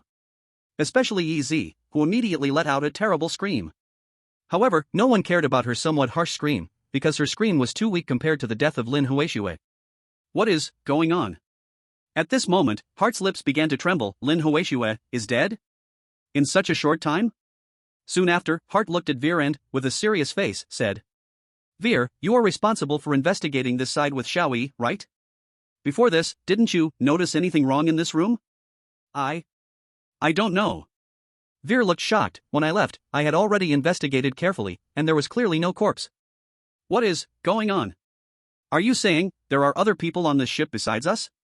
Hart frowned at the words. Not just him, Xiao Yi's words clearly caught everyone's attention. Everyone looked at Xiao Yi. Indeed. Hart nodded in agreement. We still have not thoroughly understood the structure of this ship, and there might be hidden spaces where someone can hide, so we cannot rule that out. Moreover, we were deliberately taken onto this ship, so it's impossible for them to let us roam freely on board. They will definitely send someone to monitor our every move. Thus, I believe the possibility of there being another person is very high. The others also nodded, expressing agreement with this idea. Indeed, Xiao Yi, you mentioned this hypothesis from the very beginning, but no one paid attention to it, which is why we felt Lin Huishua's death was. Chapter 317, Who are you really? This is indeed a very simple request, just a search is all that is needed. And under the current circumstances, where everyone's life is threatened, even if one is unwilling, a search is necessary. Additionally, Hart had already been suspicious of Yi Zi's strange behavior afterward, therefore, for the sake of precaution, Hart had no objections and instead supported it by saying, Alright, if you think this can verify something, then go ahead and search, it's not a particularly troublesome matter. Then everyone looked towards Yi Zi and said, Is that okay? Just a simple search, and it can be resolved quickly. However, Yi Zi appeared very unwilling, she even hurriedly took 2 steps back, as if wanting to escape. But... Bang! Just as Yi Zi looked towards the door. Chapter 318, Not a single bullet screen has appeared. Who am I? At this moment, Wei Er revealed an expression of coldness she had never shown before. She coldly stared at Hart and slowly asked, Are you suspecting me? For what reason? Do you have any evidence to suspect me? Among us, the only one who had the chance to stuff a phone into Yishi's hands is you alone. Hart said coldly. Still repeating that sentence? Wei Er scoffed disdainfully, Your argument is still without certainty, you have not verified if Yishi's words are true evidence. Everything she said is just her side of the story, with low credibility, how could it be considered evidence? Wei Er stared at Hart, questioning him with a dismissive tone. I remember you once said that baseless guesses are not worth believing, then, your suspicion of me must be. Chapter 319, Don't be fooled, this is not the truth. Canteen. Xiao Yi suddenly brought this up, leaving everyone a bit puzzled. Are you talking about the canteen? But when Hart heard this, he showed a contemplative expression. The most difficult part at the moment is undoubtedly the mystery of Lin Huishua's body being moved. There is only one passage leading to the room at the end of the corridor. And that passage has been under constant surveillance, plus, due to the storm at the time, it was almost impossible to have a chance to move Lin Huishua's body. Hart said, then looked at Xiao Yi and continued. However, Xiao Yi, you just mentioned the word canteen, could it be that? It seems Hart finally understood something. And Xiao Yi nodded, directly stating the truth. Lin Huishua's body. Chapter 320, The Past and the Present. This case still has unresolved doubts, along with unused clues and information, so Xiao Yi believes this matter is not over yet. The current result is still not the true truth. And Xiao Yi's words undoubtedly left everyone again with expressions of shock. This is still not the truth? Then, what? If this isn't the truth, then what other explanations could there be? It is clear that the expressions on everyone's faces. Everyone went from shock to doubt.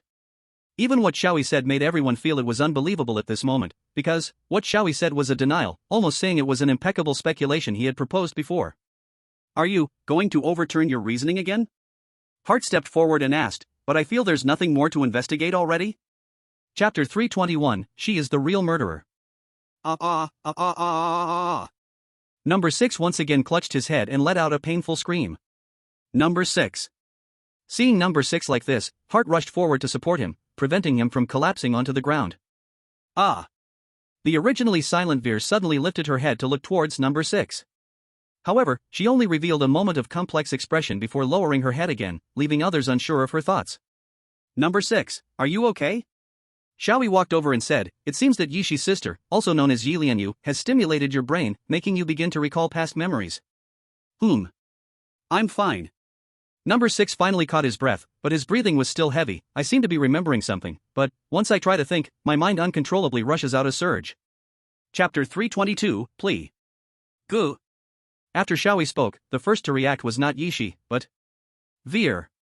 She immediately clenched her teeth tightly, her facial features squished together, revealing an expression of a heart that had finally died.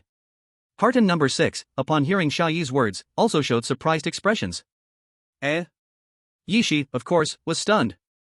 When she heard that her sister was the murderer, she immediately showed a look of shock and disbelief. This was only natural because what Xiao Yi said essentially meant, the real murderer is a girl who was possibly around 10 years old, and more importantly, that little girl had already died 12 years ago. This was an absurd statement for anyone, and it was utterly impossible to believe. However, as they Chapter 323, Rewrite the Ending, Deceive the World. I can never forget. Veer slowly spoke.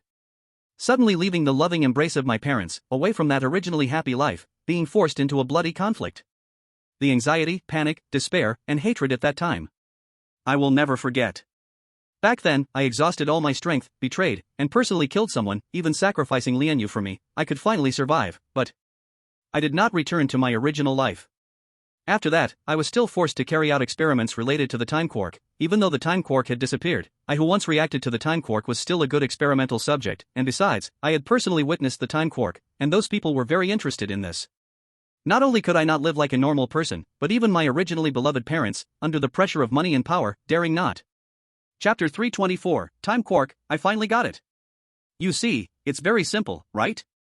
After returning to the present, Xiao Yi said to everyone, I can do it alone. And everyone, of course, returned to the past with Xiao Yi, witnessing his smooth operation, suddenly speechless. It's so simple that you can rewrite history? Veer and Yi she still had faces full of disbelief, as they had never truly witnessed the sensation of rewriting history. What do you mean you can do it alone? Hart had a bitter smile on his face, filled with admiration as he said, actually, thinking carefully, this revenge plan has always been you carrying everyone to solve it. How could there be such powerful people in the world? It's making me feel so inferior. Number 6 still wore a bewildered expression. He looked at Xiao Yi in confusion and asked, what's going on?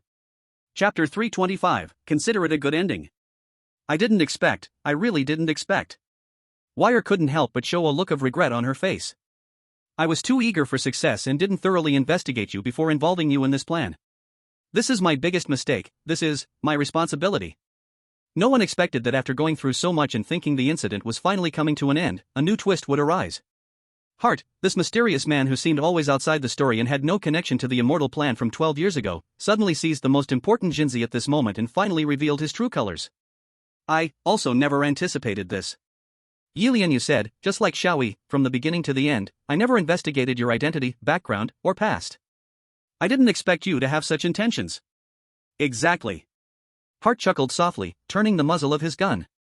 Chapter 326, The Crisis of Annihilation. Blue Star. Upon hearing Xiao Yi's question, the short black-robed man was stunned for a moment before realizing, oh. Are you referring to your homeland? What else could it be? Xiao Yi replied, somewhat speechless. Could there be other planets in this universe called Blue Star? But thinking carefully, there are indeed quite a few blue planets, so it's not surprising to have such a name, or rather, the name itself is very casual. No, that's not what we mean.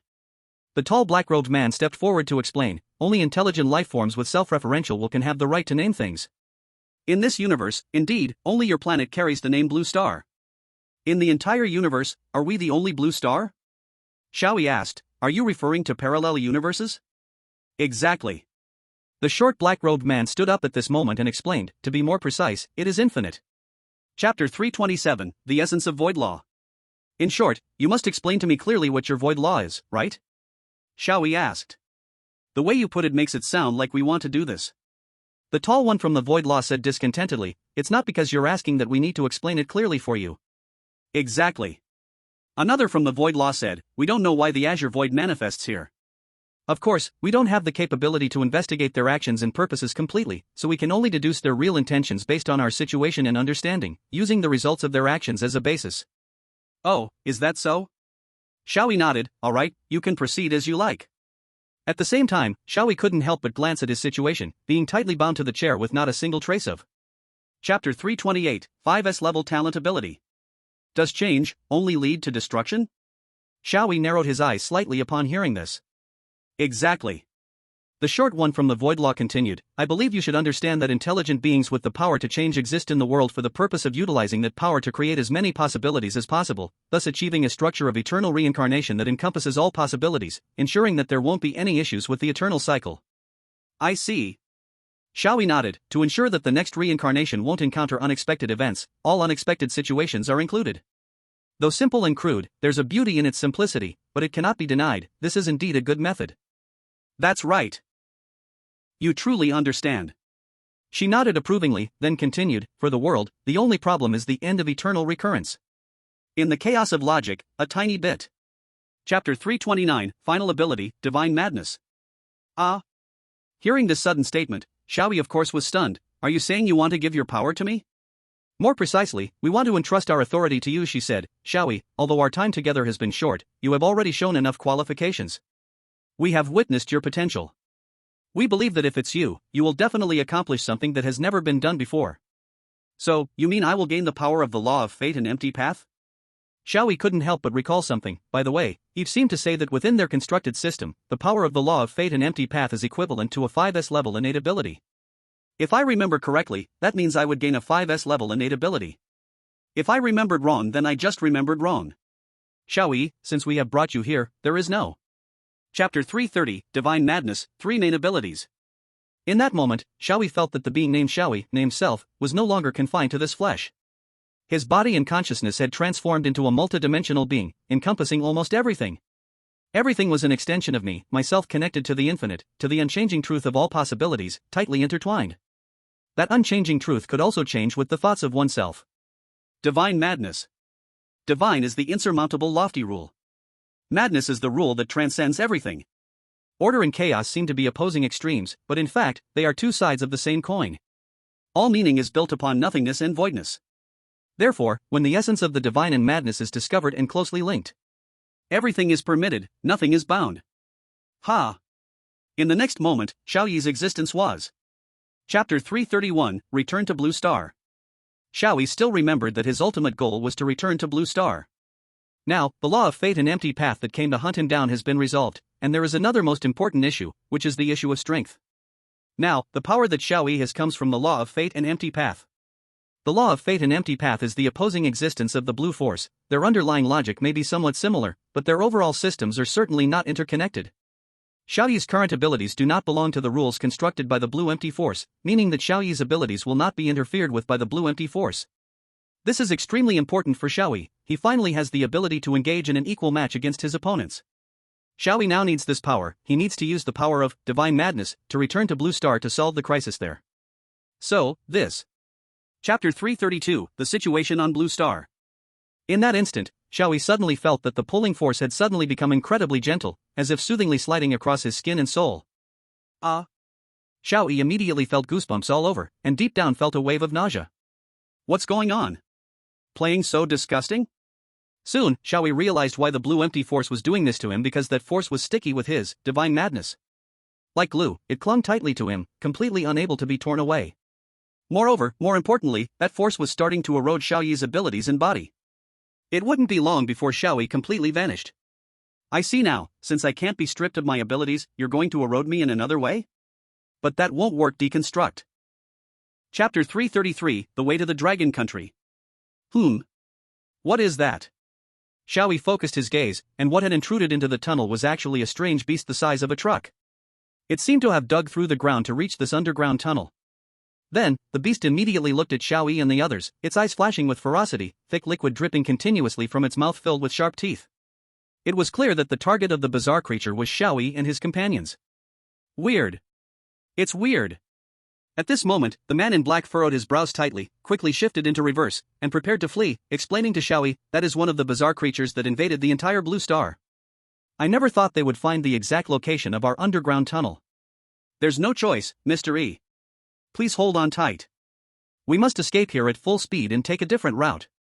So that really is the bizarre creature invading Blue Star? My first reaction was that it was something else. Chapter 334, Crossing the Sea. Is there really no way? Hearing this, Xiao Yi slightly furrowed his brows. As of now, that is indeed the case. Fei Yi continued, both air and water routes have been completely blocked. With the transportation we currently have, it is impossible to cross such a great distance under those obstacles to reach the dragon country. I see. Xiao Yi thought to himself, right now, wanting to return to the dragon country, the most important thing was undoubtedly the vehicle. If it were on land, even if the vehicle suffered damage, there would be some way to repair it in time. However, on water or in the air, there is absolutely no room for repair. Once the vehicle is damaged, the only outcome is sinking or crashing, which is the biggest problem with taking air or water routes. Xiao Yi couldn't help but feel that his luck was really poor. Why did he happen to fall into another? Chapter 335, The Tyrant. Hiss, how should I put this, what a strong feeling of being pushed back.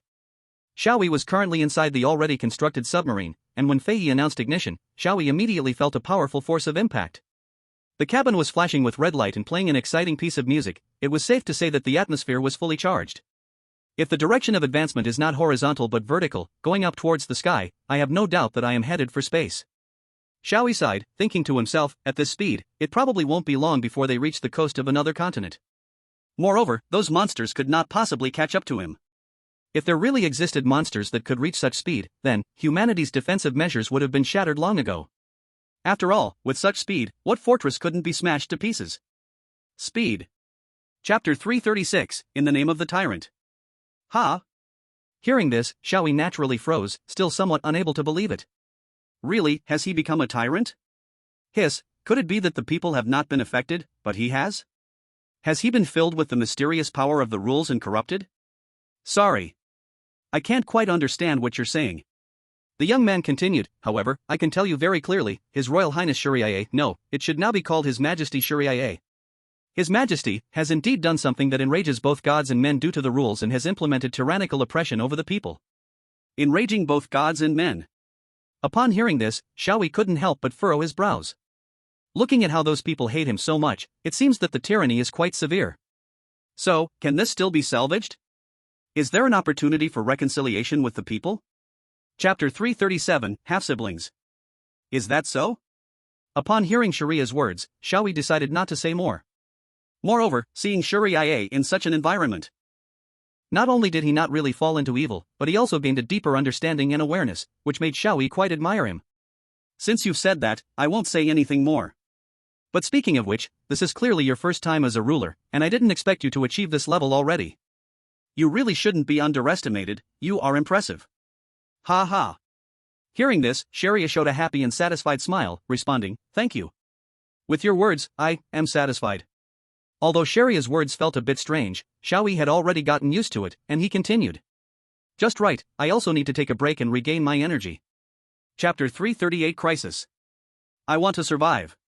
The girl named Luo Muyo once thought that as long as she could ensure her survival, she could accept anything, even if it meant extinguishing her humanity, it didn't matter. In this crisis of world destruction, the original ethics and morals had collapsed, and living became the most important goal. Almost any means could be justified to survive. However, when Luo Muyo witnessed the dissolution of social rules and saw how unfettered people could act, she felt fear. She then realized that she had underestimated herself too much. The story must begin with the Great Catastrophe. At that time, the school was still stopping classes due to the arrival of strange tales, and in each classroom, a large screen displayed live footage to keep watch over the challenge that concerned the fate of the country and humanity. Luo Muyo sat in the classroom. Chapter 339 Sweating profusely. Looking at the girl in front of him, who was staring at him in surprise, Xiao Yi felt an indescribable, wonderful feeling rise up within him. Xiao Yi pondered carefully and thought this feeling of being at a loss, not knowing how to face it or what attitude to take, could probably be called an awkward feeling? Xiao Yi had thought that he had moved on from his past. But unexpectedly, when he truly faced his past and met someone related to him by blood, it was so difficult to handle. Could this be the inevitable connection between people? No, he couldn't easily jump to conclusions. That wonderful feeling might just be a mere illusion of his own. Upon reflection, it was clearly just a baseless instinct, not to be trusted. Rather, it was better to say. Chapter 340 Conditions for Clearing. Mudiao, something feels a bit off, don't come closer. Feeling the unease, Xiao Yi immediately became alert and climbed into the so-called underground space. As he entered, the smell of blood reached its peak. That nauseating odor made it hard for Xiao Yi to adapt, causing him to instinctively pinch his nose. The underground space was quite dim, as it was nearly a closed space with limited lighting. However, Xiao Yi's eyes, gradually adapting to the dark, quickly discovered the humanoid shape sprawled chaotically on the ground around him. There was no doubt that it was a pile of corpses, and they were freshly dead. What's going on? Xiao Yi frowned instantly. Did those monsters break in? But the entrance showed no signs of being breached. Chapter 341. He is already dead. In that moment, upon hearing that name, Xiao Yi felt a sense of relief in his heart. It was as if he had retrieved the last piece of the puzzle that made up his past, completing his life up to this point. At that moment, Xiao Yi truly found that there were no longer any doubts in his heart. He could now focus wholeheartedly on returning to Blue Star. That was the final goal.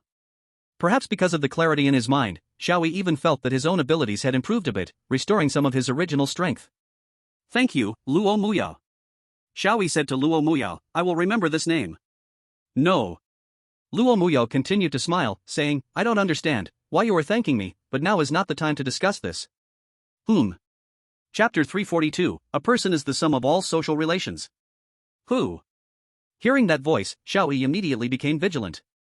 The tower was pitch black, and he could see nothing. Xiao Yi could only tense his nerves as much as possible, enhancing his perception, using all his senses beyond sight to sense everything around him.